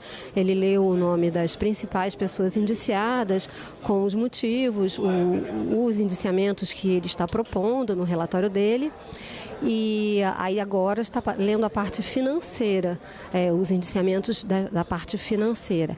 Logo em seguida, depois que ele terminar a leitura do relatório, deve ter um debate entre os parlamentares participantes aqui, que já são 31 parlamentares inscritos para debater o relatório. Lembrando que cada parlamentar tem 10 minutos para falar e os parlamentares que não são membros da comissão têm 3 minutos. Mas até agora são 31 inscritos para comentar. Desses 31, apenas 2 não são membros da comissão. Então, calculamos aí mais ou menos quase 5 horas de debate. Aí tem a votação do relatório final e se esse relatório for rejeitado, aí então a base do governo deve apresentar um relatório paralelo que o presidente da CPMI, senador Carlos Viana, decide se vai colocar em votação. Mas pelo que ele disse até agora, ele deve acatar. Se o relatório do relator Alfredo Gaspar for rejeitado, deve deixar a base do governo apresentar esse relatório paralelo. Então, essas são as informações até agora. No intervalo passado, nós mostramos ao vivo uma entrevista coletiva do líder da base do governo aqui na CPMI, deputado Paulo Pimenta, e agora nós vamos mostrar uma entrevista coletiva da oposição, porque nós sempre fazemos isso, mostramos tanto o lado do governo como o lado da oposição. Então, como nós mostramos já a entrevista coletiva da base do governo, com o deputado Paulo Pimenta, agora vocês vão acompanhar a entrevista coletiva da oposição e logo em seguida voltamos e esse intervalo agora tem 15 minutos, segundo determinado pelo presidente da CPMI, senador Carlos Viana. Então, acompanhe a coletiva. Essa queixa-crime, certamente nós sabemos qual será o fim e onde vai chegar ou onde não vai chegar. Nós e a imprensa sabemos. O PGR faz parte desse consórcio que hoje fala o que fala, solta, prende, gente despida de qualquer moral para julgar, para apontar, despidos de qualquer autoridade por conta do seu próprio comportamento. O que o decano fez ontem, atacando o parlamento, foi uma tentativa de blindar quem está dando cano. Quem está dando cano no Brasil, dando cano na economia, dando cano nos aposentados, dando cano em todos os sentidos. Um grupo de... Vamos interromper um pouco essa coletiva para você acompanhar a entrevista ao vivo do presidente da CPMI, senador Carlos Viana. Acompanhe. Posso, mas aí eu quero que todo mundo fale, para não ter reclamação de... Já falou de 6 meses. Vamos eleger um de cada partido. Seria bom, mas não. Gente, estou à disposição, vamos lá. Agora, terminado o relatório, nós colocaremos à disposição dos líderes a possibilidade de vistas. Não havendo necessidade ou solicitação por parte de cada um dos lados de um período maior, daremos início às discussões sobre o relatório. Os inscritos são muitos, se todos falarem, nós vamos ter aí de 3 a 4 horas e logo depois nós vamos para a votação do relatório. Presidente, então... Não, a minha determinação e a minha vontade é de que a gente termine de hoje para amanhã, na madrugada, se for necessário, a votação do relatório e entreguemos uma solução e o fim da CPMI para todo o país. O que eu estou bastante preocupado é que hoje tem sido um dia de muitos ataques, especialmente ataques na questão pessoal, ataques que não contribuem nada para, inclusive, a imagem do parlamento. Há uma tentativa muito grande de se denegrir a imagem de pessoas, a honra de pessoas, e isso, infelizmente, dentro do que nós fizemos, 6 meses de uma investigação profunda, grande, transparente, dando respostas aos brasileiros, a meu ver, não contribui. Então, vou tentar, de todas as maneiras, fazer um apelo aos membros da comissão de que a gente se mantenha firmes naquilo que é o nosso propósito, que é entregarmos uma investigação transparente, séria, correta ao país, gente. Presidente, há a possibilidade do relatório do deputado Alfredo Gaspar ser rejeitado? Pois não. No caso de socorro, o senhor vai designar um relator da maioria para fazer a leitura do novo relatório já apresentado pelos governistas, ou o senhor prefere que a CPMI acabe sem um relatório votado? Bem, o governo pode, naturalmente, por meio do regimento, solicitar a indicação de um novo relator. Mas a decisão, se sim ou se não, é do presidente da comissão e eu vou avaliar a resposta no momento oportuno, depois de buscarmos entender, buscar um consenso, quem sabe, em termos de texto, não de retirada de indiciamentos, porque isso aí já está muito claro, não vai ser feito, mas buscar um consenso, quem sabe, na área de redação, para que a gente possa votar um relatório. Isso não acontecendo, vamos para o voto. Aí é a hora da verdade. Nós vamos saber como cada parlamentar nesse país vai colocar ali a sua digital. Se vai para o indiciamento, para a justiça naqueles que roubaram os aposentados, nós vamos ter uma blindagem geral com um relatório rejeitado. Mas o senhor prefere que termine sem relatório votado ou que pelo menos tenha o relatório votado por parte do governo? Não, eu como presidente vou seguir o que a maioria do colegiado decidir. A minha função aqui é colocar em votação e seguir o regimento. Se os parlamentares decidirem, na sua maioria, pela rejeição do requerimento, essa vontade será respeitada. O meu desejo é de que a gente finalizasse a CPMI com um relatório robusto como está. É um relatório com mais de 4.000 páginas, muito bem detalhado, muito bem feito, como vocês estão vendo. Deixa todas as questões de indiciamento muito claras, facilita o trabalho da Justiça, acompanha as investigações da Polícia Federal. Seria muito ruim para o país que esse relatório fosse rejeitado e que nós não tivéssemos efetivamente uma solução para a Justiça, o indiciamento das pessoas. Mas eu tenho confiança e quero dizer a todos os brasileiros, os mesmos elementos que nós temos no relatório que está sendo apresentado estão com a Polícia Federal e com o ministro André Mendonça. Se nós aqui não conseguirmos fazer o indiciamento por questões internas dos partidos, eu tenho muita confiança de que ninguém ficará impune, porque mais cedo ou mais tarde, a culpa de cada um, os crimes que foram cometidos, serão colocados a limpo nessa investigação paralela da Polícia Federal e no inquérito que será finalizado pelo Supremo Tribunal Federal. Volto a dizer, não haverá impunidade, seja no relatório da CPMI, seja no relatório do ministro André Mendonça. Todos os envolvidos no roubo aos aposentados brasileiros estão identificados e serão levados às barras da Justiça. Senador, você acha que dá tempo de votar hoje? Sim, a minha ideia é votar assim que nós terminarmos a discussão, no final da noite, início da madrugada, e terminarmos os trabalhos da melhor maneira possível. Ok? Obrigado, gente. Muito obrigado, presidente. Nós estávamos acompanhando a entrevista coletiva do presidente da CPMI e do INSS, senador Carlos Viana, e agora você volta a acompanhar a entrevista coletiva da oposição. Veja.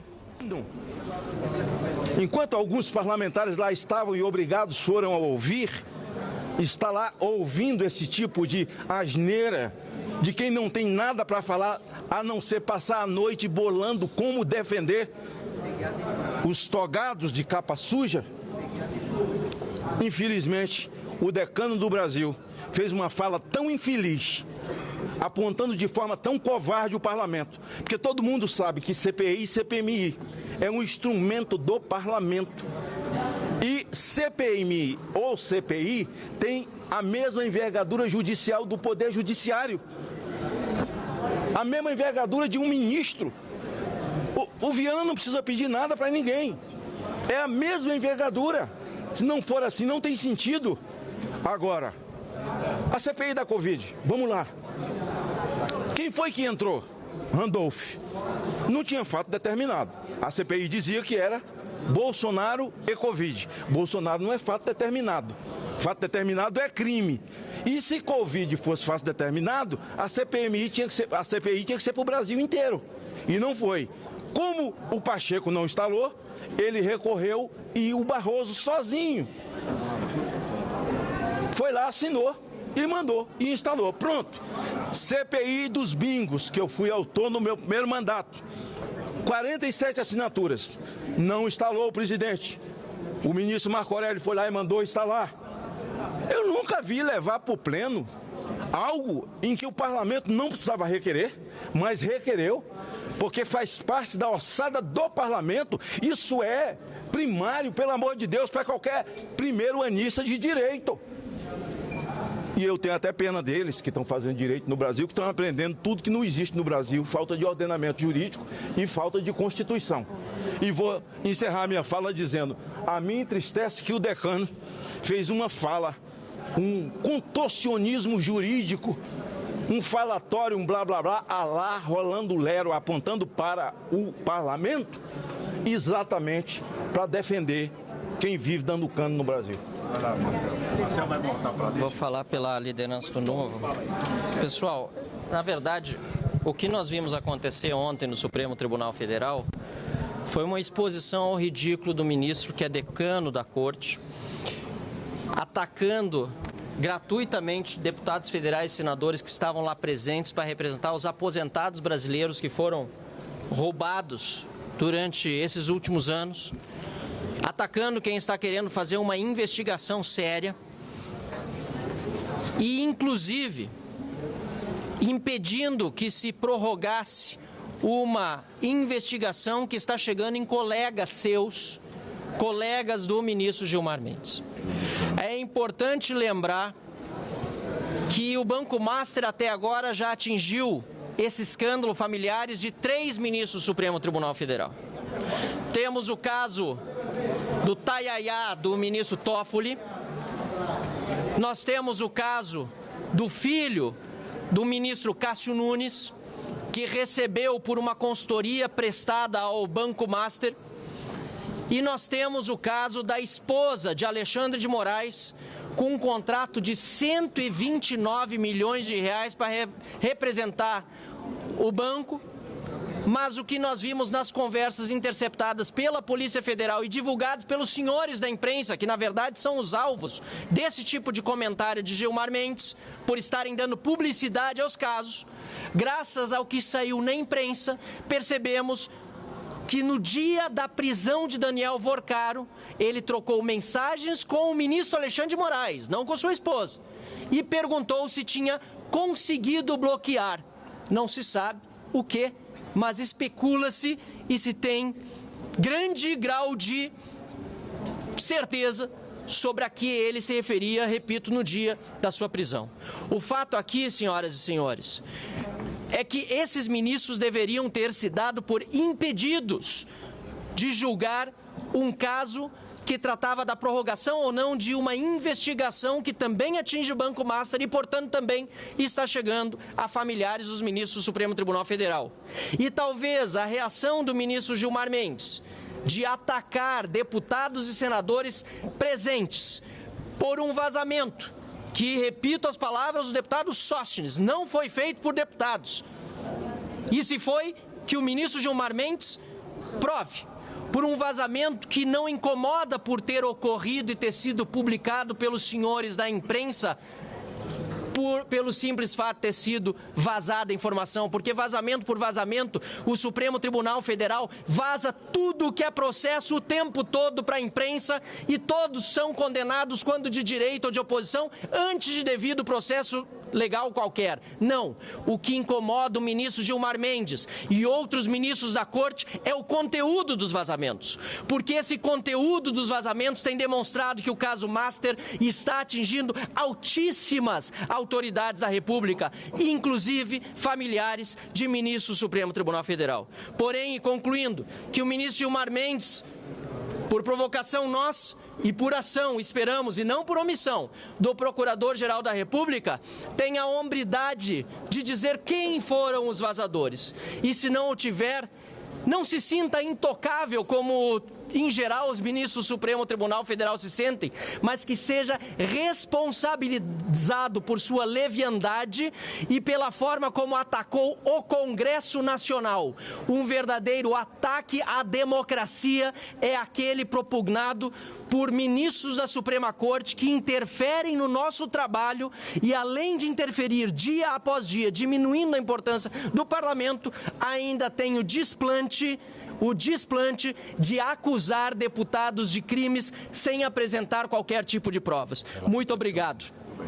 Deixa eu só falar rapidamente aqui, agradecer a presença da imprensa e dizer o seguinte: a regra da boa convivência é o respeito. E ontem nós tivemos uma série de impropérios, uma verborragia seletiva do ministro Gilmar Mendes, completamente naquele momento destemperado, que a gente teve que agir com relação, não à decisão do seu voto, que a gente tem que respeitar, apesar de ser contraditório. Não em relação ao que ele disse ali das votações em bloco, que ele também falou aqui do parlamento, que ele anulou um processo de um colega, uma quebra de sigilo da Maridit, que é do Toffoli e dos seus irmãos. E, efetivamente, a gente teve, a partir desse cancelamento, uma série de problemas aqui dentro. Está reaberta a sessão. Retomada a sessão, acompanhe. Presidente. Sim, senhor.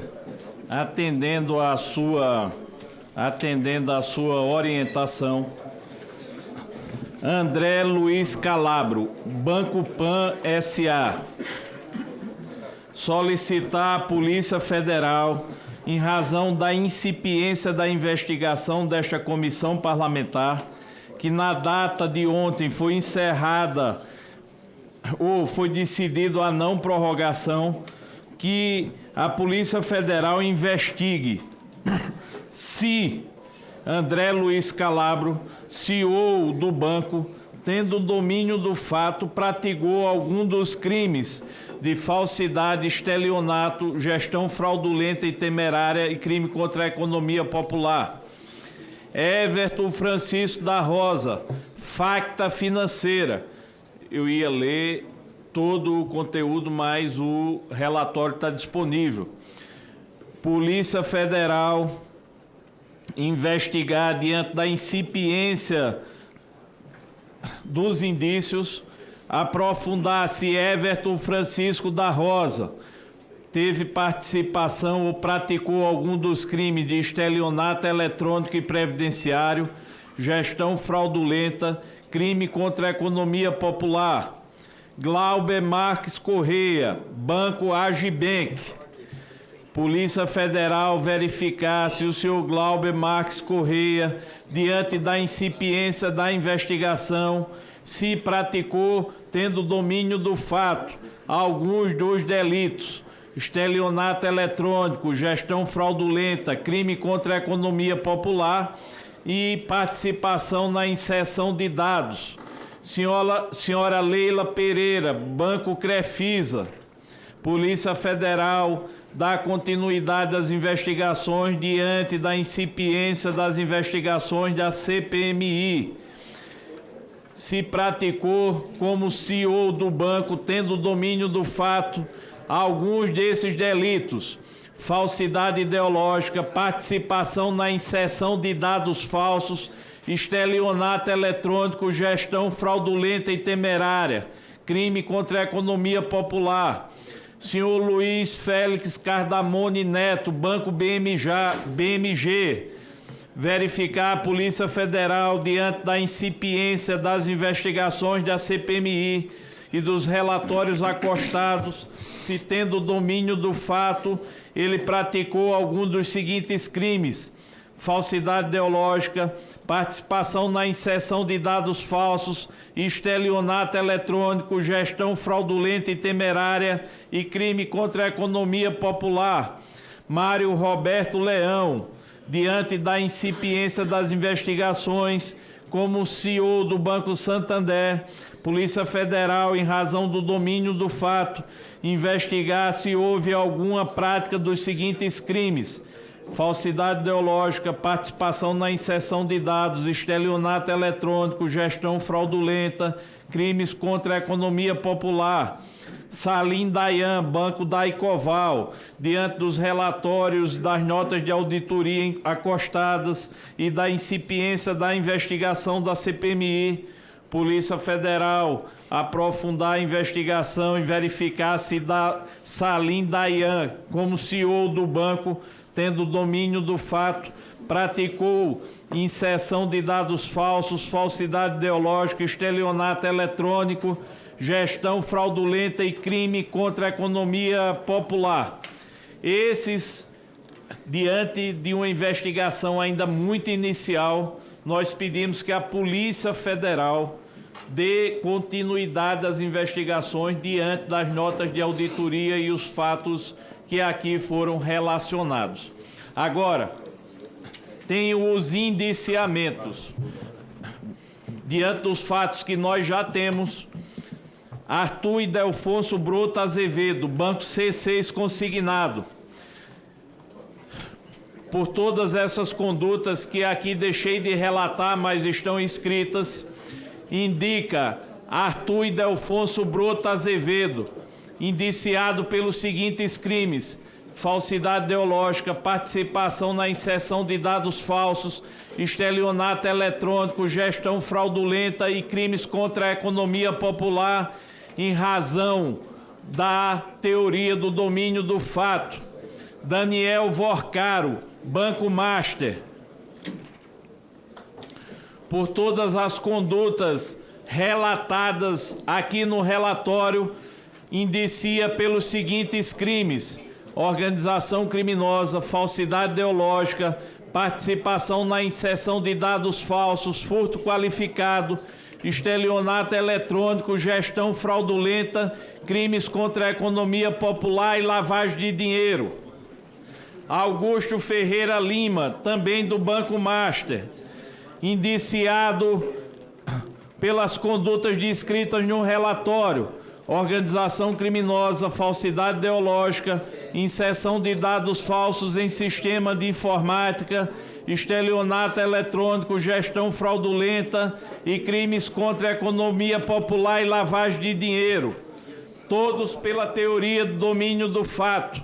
Eduardo Chedid, PicPay Bank, também pela teoria do domínio do fato, participação na inserção de dados falsos, furto qualificado mediante fraude, estelionato eletrônico, gestão fraudulenta, crime contra a economia popular, corrupção ativa, organização criminosa.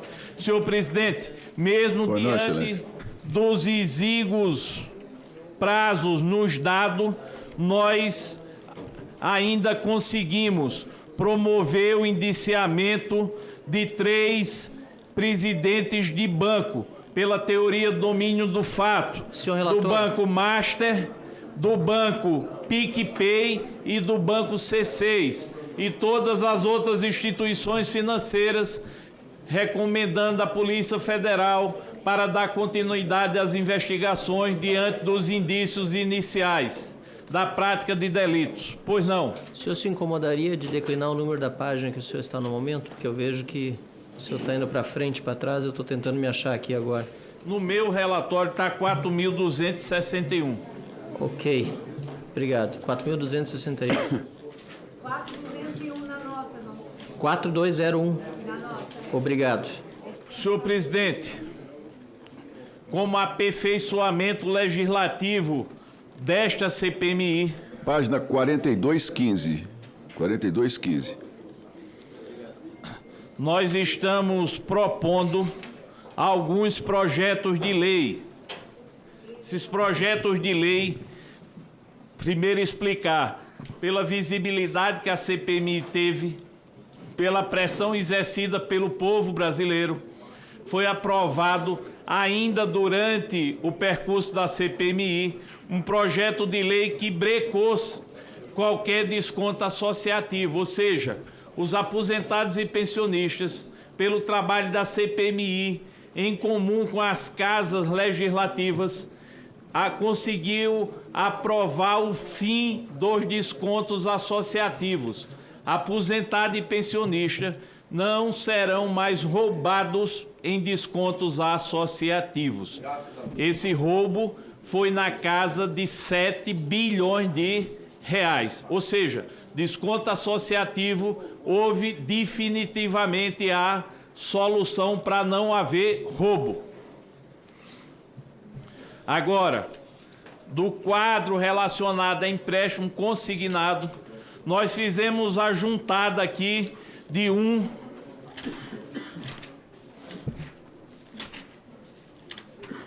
2, 3, 4, 5 projetos de lei que tratam sobre melhoria no sistema, para que nós possamos regular o sistema de empréstimo consignado, protegendo não os bancos, mas os aposentados e pensionistas. Como fruto desse trabalho da CPMI, tem aqui 5 projetos de lei.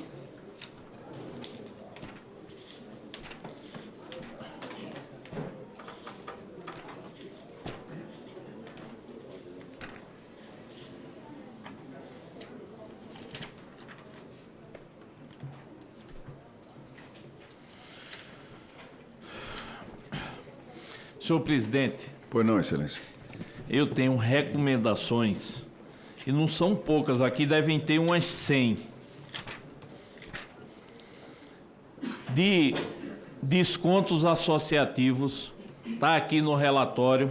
Nós temos exatamente 42 recomendações a diversos órgãos, a diversas instituições. Eu deixarei de ler para que nós possamos fazer a análise deste relatório. Da mesma forma, nos empréstimos consignados, nós temos aqui aperfeiçoamento normativo que eu faço 42 recomendações também, sobre esses tópicos fundamentais para aperfeiçoamento e segurança do sistema de empréstimo consignado para aposentado e pensionista. Mas peço o vem na Vossa Excelência para que também não precise fazer a leitura. Também tenho recomendação sobre a apuração de possíveis práticas ilícitas envolvendo familiares de integrantes do Supremo Tribunal Federal. Me refiro à recomendação à Polícia Federal, ao Ministério Público Federal, para que examine os contratos de honorários advocatícios firmado por Henrique de Abreu Lewandowski com o Banco Master, um dos maiores fraudadores de empréstimo consignado, a fim de verificar se existem indícios da prática do crime de tráfico de influência, considerando os vínculos familiares com o ex-presidente do Supremo e ex-ministro de Justiça, Ricardo Lewandowski. Recomendo ao Senado Federal para que analise o contrato de honorários advocatícios firmado por Viviane Bastos de Moraes, cônjuge do ministro Alexandre de Moraes, também com o Banco Master, um dos maiores fraudadores de empréstimo consignado para aposentados e pensionistas do INSS. Da mesma forma, analisar se os elementos disponíveis indicam qualquer prática de crime de tráfico e influência, tendo em vista a posição do ministro como integrante ativo do Supremo Tribunal Federal. Isso são recomendações. Recomendação ao Senado Federal para verificar se existe alguma prática de crime sobre o relacionamento entre o ministro Dias Toffoli e Daniel Bueno Vorcaro, que é um dos maiores fraudadores de empréstimo consignado. Os elementos disponíveis, incluindo os debates havidos nesta comissão, indicam indício de prática ilícita no contexto verificar se existem indícios de práticas ilícitas. Fortalecimento de órgãos de combate à corrupção. Também fiz uma série de anotações. Senhor presidente,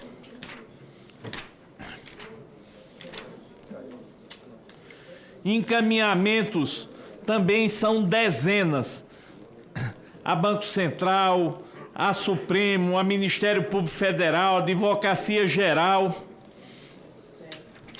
Mas eu estou pedindo a Vossa Excelência para, com a aprovação desse relatório, nós podermos encaminhar os autos e os elementos de prova para Procuradoria-Geral da República, Ministério Público Federal, Polícia Federal, Supremo Tribunal, Controladoria e Tribunal de Contas. Requisitar a advocacia do Senado Federal, que representa as autoridades judiciárias competentes pelo sequestro de bens e bloqueio de valores de todos os indiciados neste relatório, em razão dos fortes indícios de que os bens identificados têm proveniência ilícita, visando assegurar a reparação dos danos causados às vítimas e ao erário. Requisitar a advocacia do Senado, que representa as autoridades judiciárias competentes, pela decretação da prisão preventiva de todos os indiciados que ainda não se encontram presos, em razão da extensão dos danos causados. Requisitar a advocacia do Senado Federal, que represente as autoridades judiciais, a prisão de Fábio Luiz Lula da Silva, para garantia da aplicação da lei penal, já que há indícios veementes da prática de evasão do distrito de culpa para o exterior após terem sido descobertas essa relação entre ele, Roberta Luxig e Antônio Carlos Camilo.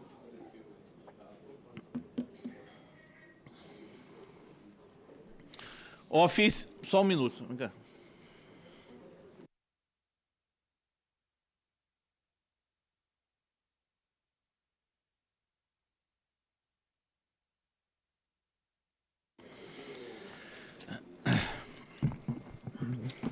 Oficiar a Polícia Federal e ao Ministério Público Federal para adiante do material probatório inconclusivo, aprofundar investigações com relação às seguintes pessoas: deputado federal Silas Câmara, Milena Câmara, André Machado Valadão, César Belucci do Nascimento, Onyx Lorenzoni e Ivone Queiroz. Oficiar a Polícia Federal e ao Ministério Público Federal para aprofundar as investigações apontando irregularidades das instituições financeiras, Banco Agibank, Deicoval, Banco Pan, Facta, Santander e Crefisa. Encaminhar o presente relatório e o acervo probatório ao Ministério Público e à Polícia Federal para que avalie a instauração de investigações destinadas a apurar a conduta das instituições financeiras que operam crédito consignado junto ao INSS. Senhor presidente, peço aqui na conclusão e direto à leitura final.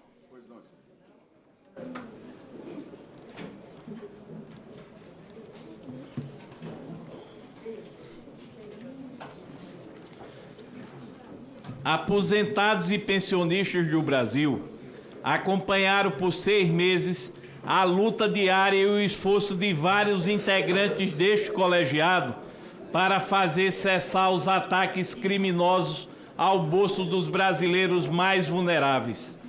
As organizações criminosas desvendadas nesta investigação tomaram de assalto as funções mais importantes da Previdência Social brasileira, atingindo milhares de cidadãos hipossuficientes e causando bilhões de reais de desvios. A criminalidade, silêncio, por favor, composta por políticos, empresários, dirigentes sindicais, associativos e funcionários públicos, apoderou-se do sistema previdenciário brasileiro, estendeu tentáculos, angariou apoios e conseguiu o feito trágico de ceifar o sustento de milhões de pessoas fragilizadas pelas dificuldades da vida. O roubo aos aposentados e pensionistas vem de décadas.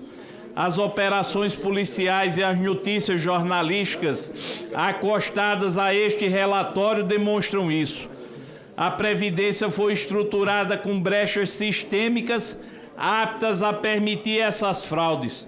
O roubo começou muito antes do lapso temporal investigado, 2015 a 2025, mas foi no governo de Luiz Inácio Lula da Silva que os desvios alcançaram níveis estratosféricos, saindo da casa de milhões para bilhões de reais.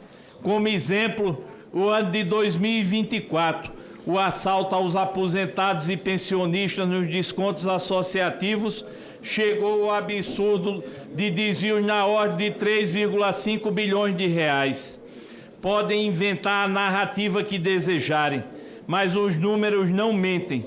No atual governo, as organizações criminosas se sentiram livres para aperfeiçoar suas técnicas e ocupar cargos-chave de gestão previdenciária. Sem limites, cooptaram inclusive o filho do presidente da República, Fábio Luiz. Era a certeza da impunidade. Esta comissão ousou devolver a esperança ao cidadão de que podemos ter um Brasil justo e sem corrupção, enquanto o sistema teimava em nos calar, blindando os poderosos de sempre. Resolvemos resistir, arriscando nossas vidas e nossas liberdades. Bem sabemos, a vingança em nossa direção não tardará. Os encastelados nos poderes não hesitarão em nos perseguir. De fronte erguida, em defesa do brasileiro simples, aqui encontrarão homens e mulheres honrados, sem medo de fazer o certo e lutar por justiça. Nosso trabalho abraçou os 3 poderes, alcançou os 3 poderes da República.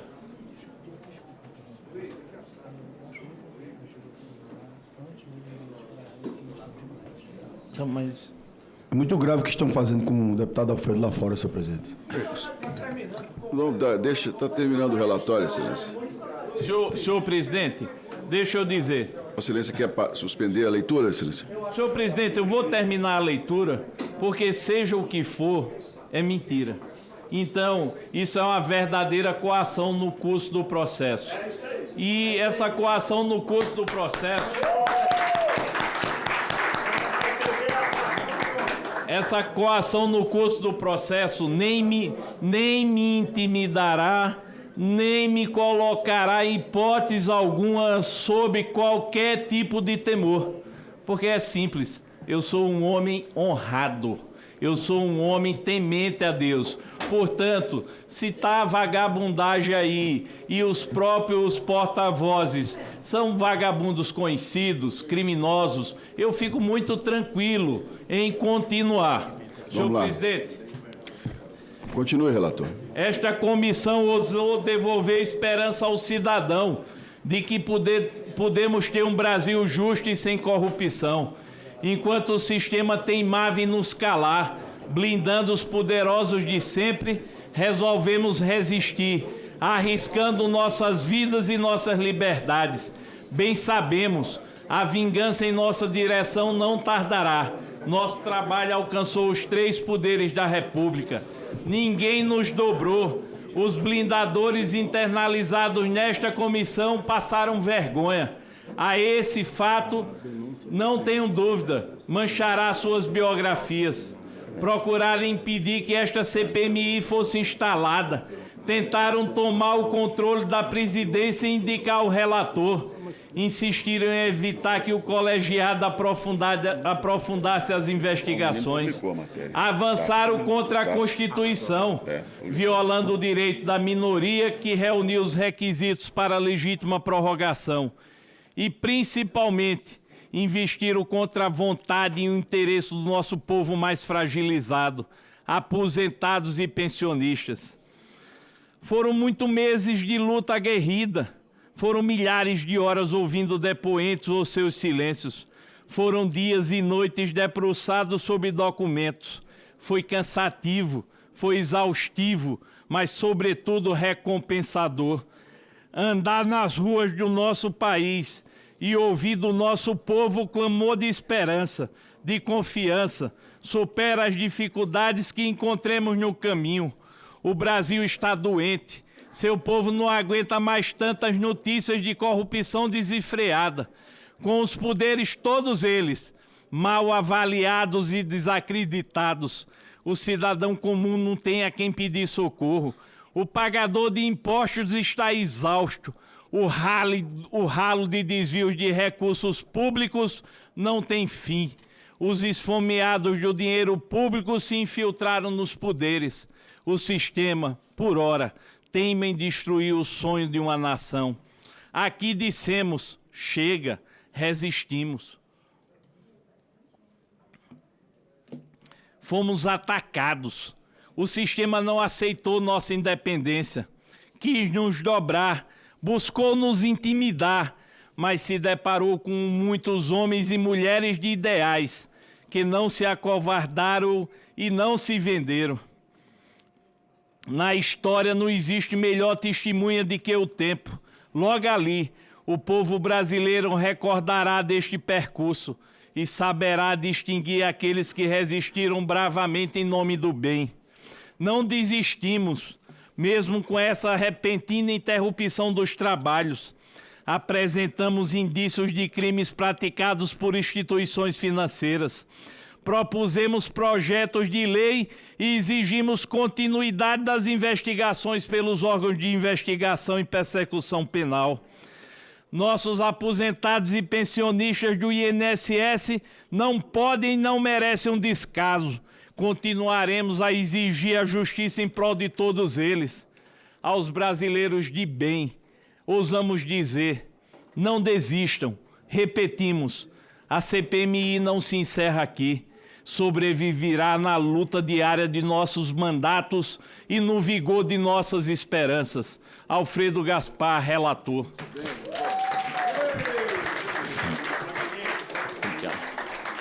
Senhor presidente, Muito obrigado, mas eu preciso...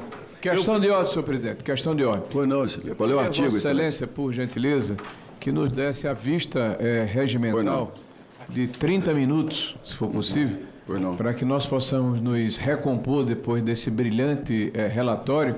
Em seguida, voltaremos aqui para começar a discussão, se Vossa Excelência permitir. Concedo os 30 minutos de vista ao líder Marinho. A sessão está suspensa. Senhor presidente, eu gostaria de fazer um pronunciamento, me permita. Eu acho esse pronunciamento importantíssimo. Eu estou sendo atacado. Neste momento, eu tenho... Vossa Excelência, só não. Nós estamos sendo atacados. Neste momento, enquanto não me dobrei, assim como Vossa Excelência e os bravos companheiros, não me dobrei ao poder, não me dobrei às pressões, não me dobrei àqueles que meteram a mão no dinheiro do povo mais sofrido. Eu sabia que o ataque viria, mas jamais esperei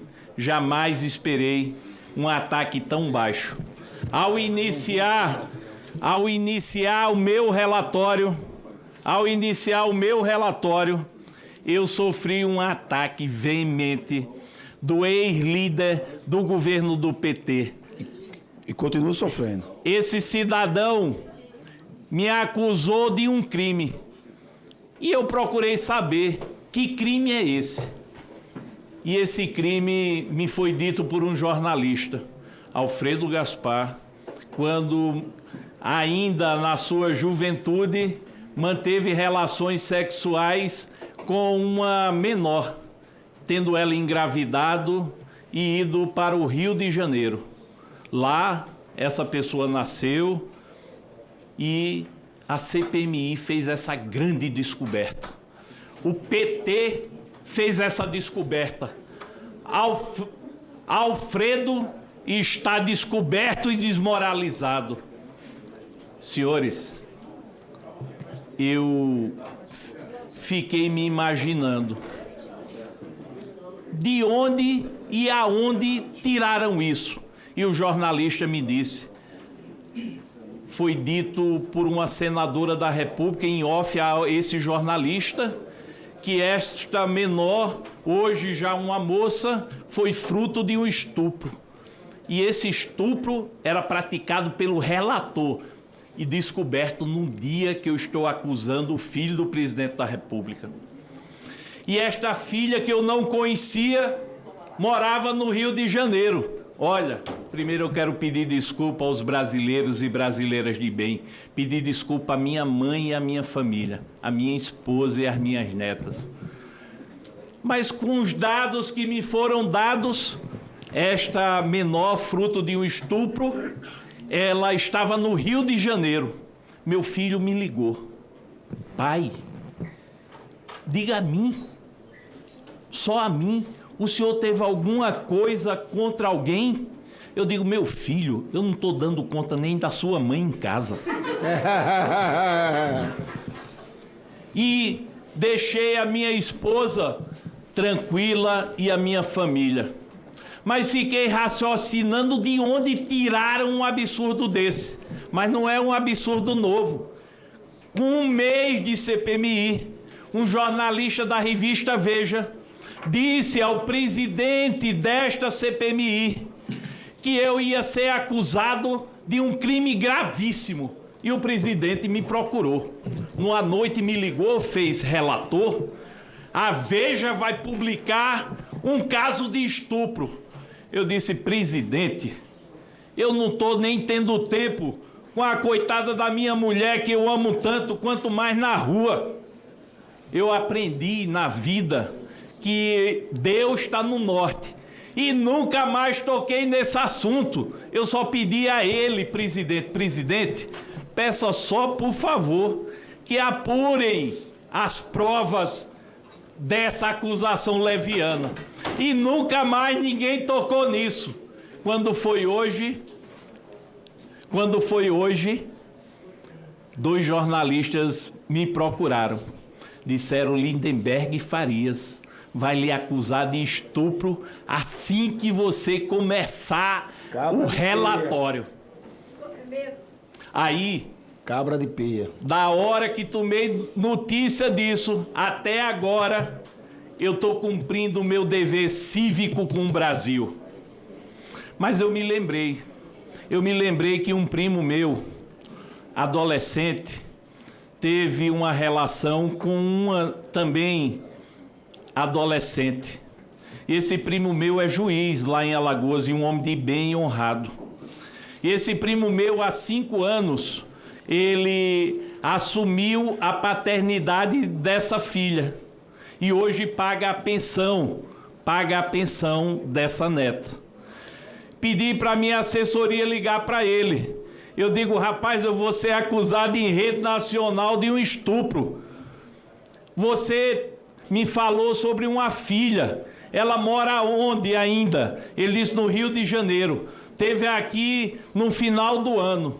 Eu digo, você pode pedir a ela para gravar um vídeo? Ele disse, claro. Você pode me mandar documentos que você é o pai? Claro. E eu vou mostrar agora ao Brasil. Suspenso por 30 minutos. Não, Excelência. Gaspar. Não. Presidente. Por favor, presidente. Por favor. A acusação é muito grave, presidente. Presidente, a acusação Não é muito deixa grave. eles surfarem, presidente. Isso não é É objeto muito da grave, CPMI. presidente. É muito grave a acusação, presidente. Presidente, objeto é...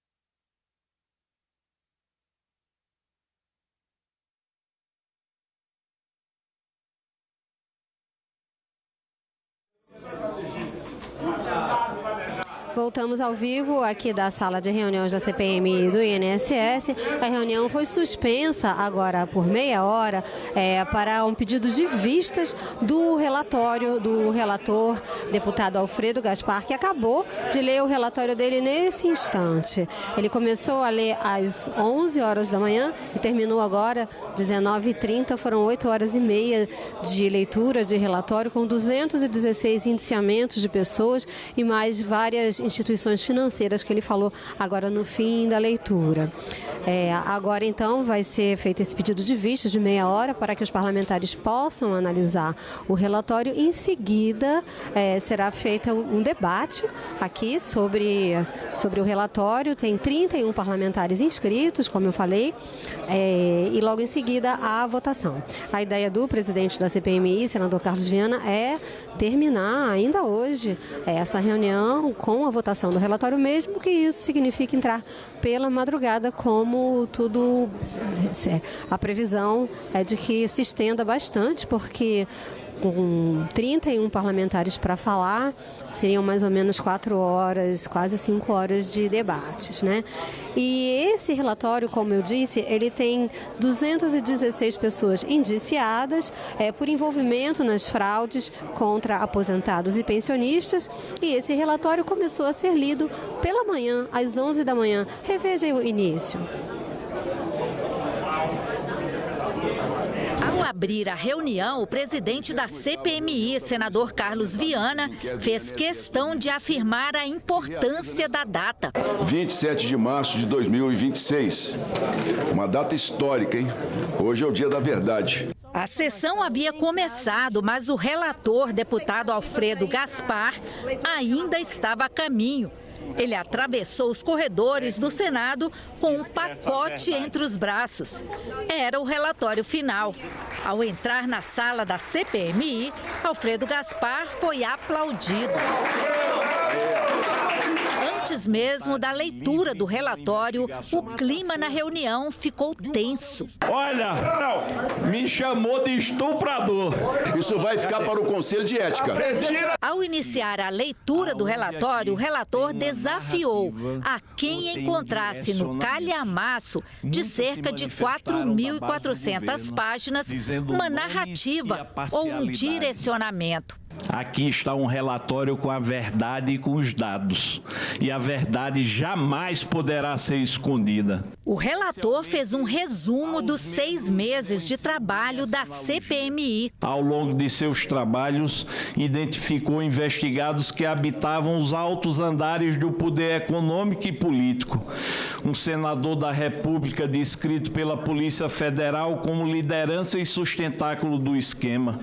Ministros de Estado que ora incentivavam, ora encobriam o assalto aos aposentados, presidentes do INSS e diretores de benefício, cujos nomes aparecem em planilhas de propina de operadores financeiros, deputados federais, demais dirigentes e servidores do INSS que negociavam percentuais sobre o produto do crime, enquanto assinavam atos administrativos com aparência de plena regularidade.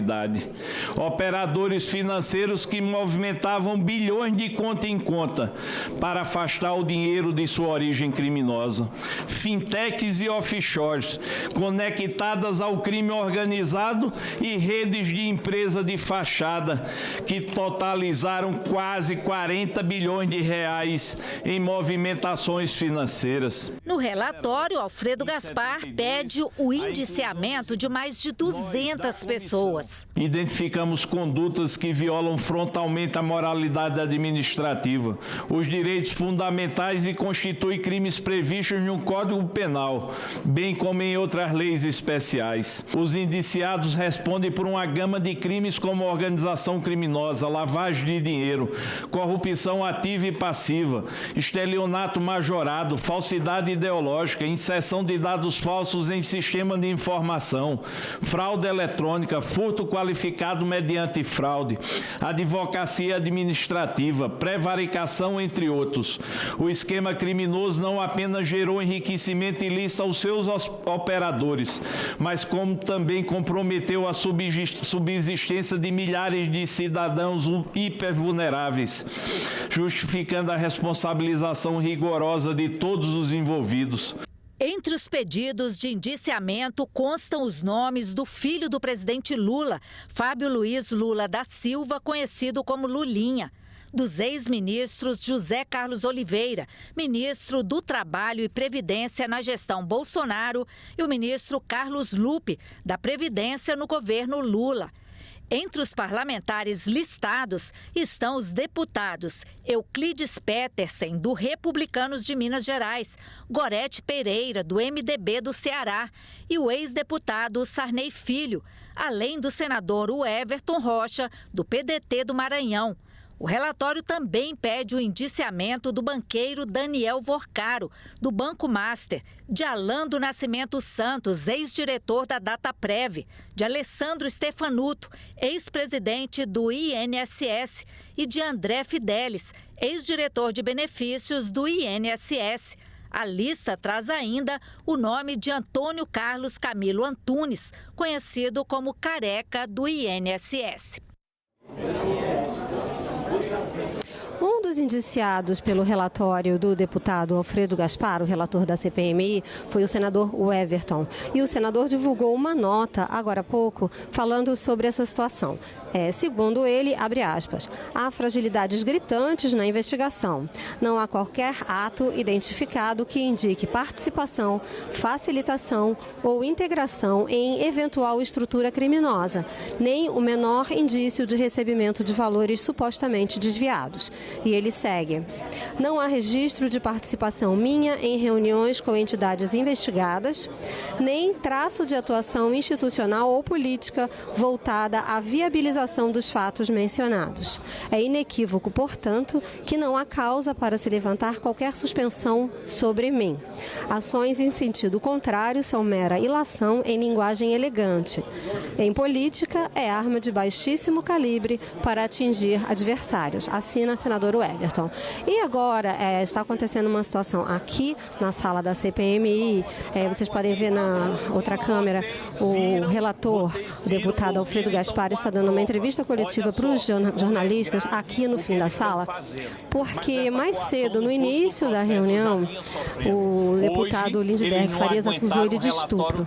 O relator já disse que vai, processar ele, mas você pode acompanhar a coletiva, ele está se defendendo agora. Eu vou dar uma palavra aqui para vocês que eu acho que é muito importante. O que está acontecendo aqui é modus operandi, está no DNA do Partido dos Trabalhadores. Há um desespero, inclusive configurado com o fato de que hoje o ministro Fávaro foi retirado da posição que ele se encontrava para que ele estivesse aqui um voto a mais, porque há um desespero na aprovação do relatório que, de forma textual, de uma forma muito bem feita, mostra a relação do PT com o crime do INSS. A narrativa que eles fazem o tempo todo é que o governo do Bolsonaro montou um esquema fraudulento dentro do INSS para proporcionar facilidades para a esquerda, para sindicatos de esquerda, para a CONTAG, para a CUT, para Lula, para Lulinha e para o filho dele e para o irmão dele.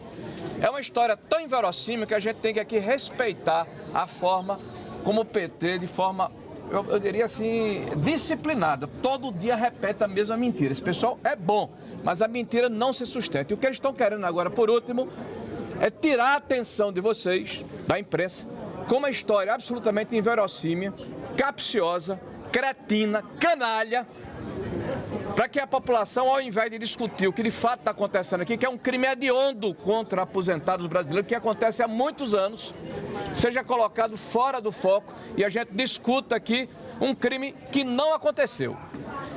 Então é importante que a sociedade brasileira saiba o nível que chegou o PT. Aliás, que chega o PT há muitos anos. São capazes de qualquer coisa para destruir a reputação e desviar a atenção e desviar o foco. Mas não vão conseguir. Tá? A população já entendeu o que está acontecendo aqui. E eu espero que vocês possam transmitir a verdade. Porque isso é o tipo de situação que é intolerável. Eles já perderam há muito tempo o senso de moral, de ética. Mas não se cansam de fazer sempre a mesma coisa, destruir as pessoas que têm a ousadia de denunciar os desmandos e os maus feitos do PT. Mas então, ao relator, minha solidariedade. Obrigado. Olha, só um minuto. Olha, vamos só esclarecer o que vocês querem esclarecer para poder ficar, tá bom? Você já acionou na justiça tá. o Lindbergh Farias? Não, eu não tive, eu estava lendo o relatório, eu acionei no Conselho de Ética, através da advocacia. Mas você queria me fazer uma pergunta? É porque me pareceram, não entendi ainda. Deixa eu lhe explicar. Não, casos diferentes não. Uma criança teria 8 anos. É a filha. É a neta. Você não tá... Não. Moça, deixa eu lhe dizer uma coisa. Eu estou aqui para fazer DNA do mundo inteiro. Tenho 3 filhos. Um está no céu, uma está no céu e 2 estão em Alagoas. Eu não tenho mais filho fora. Segundo, essa moça que falou, ela tem uma filha de 8 anos, que é neta desse meu primo. Ela é filha do meu primo. O meu primo teve uma relação com a mãe dela há muitos anos atrás, quando ele ainda era muito jovem, e ela também. É isso que estão querendo imputar a mim. Trocaram de nome. E ela disse que o meu primo não praticou nenhum fato sexual forçado, nem relacionado a estupro. Podem me perguntar mais. Então, o que acontece? A gente deu para entender. Se trata da avó da menina de 8 anos. Exatamente. Então, o que eles estão querendo dizer é que o senhor teria estuprado essa menina de 21. Eu nem conheço, como é que eu vou estuprar? Pelo amor de Deus. Moço, pelo amor de Deus. Veja. Olha só. Enquanto isso, Lulinha recebeu 300 mil de mesada e ninguém quer falar. Então, eles falam que a filha dessa moça que é da relação Olha, a casada, deixa eu dizer uma coisa. Vocês deviam pedir vocês deviam pedir o nome. Deviam o áudio que ele está dizendo que tem. O áudio, deviam pedir as provas. Outra coisa, tragam o sangue para o DNA ou algo, uma condição... Saliva, cabelo, o que for. Sei lá, genética, que eu sei do meu. Agora deixa eu dizer uma coisa, eu jamais seria homem para ter um filho longe de mim. Não se preocupem com isso. Vocês têm um homem honrado na frente de vocês. Agora vocês têm uma quadrilha na presidência da República e na base do governo aqui. Muito bem. Relator.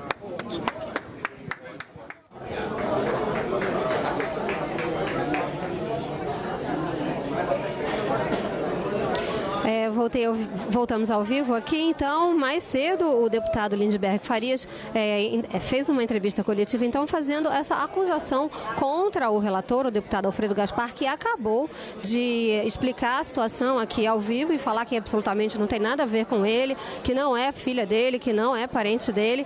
Ele acabou de explicar, ele disse que tem as provas, que tem os vídeos, mas vamos mostrar, então, a acusação agora para você entender. Reveja.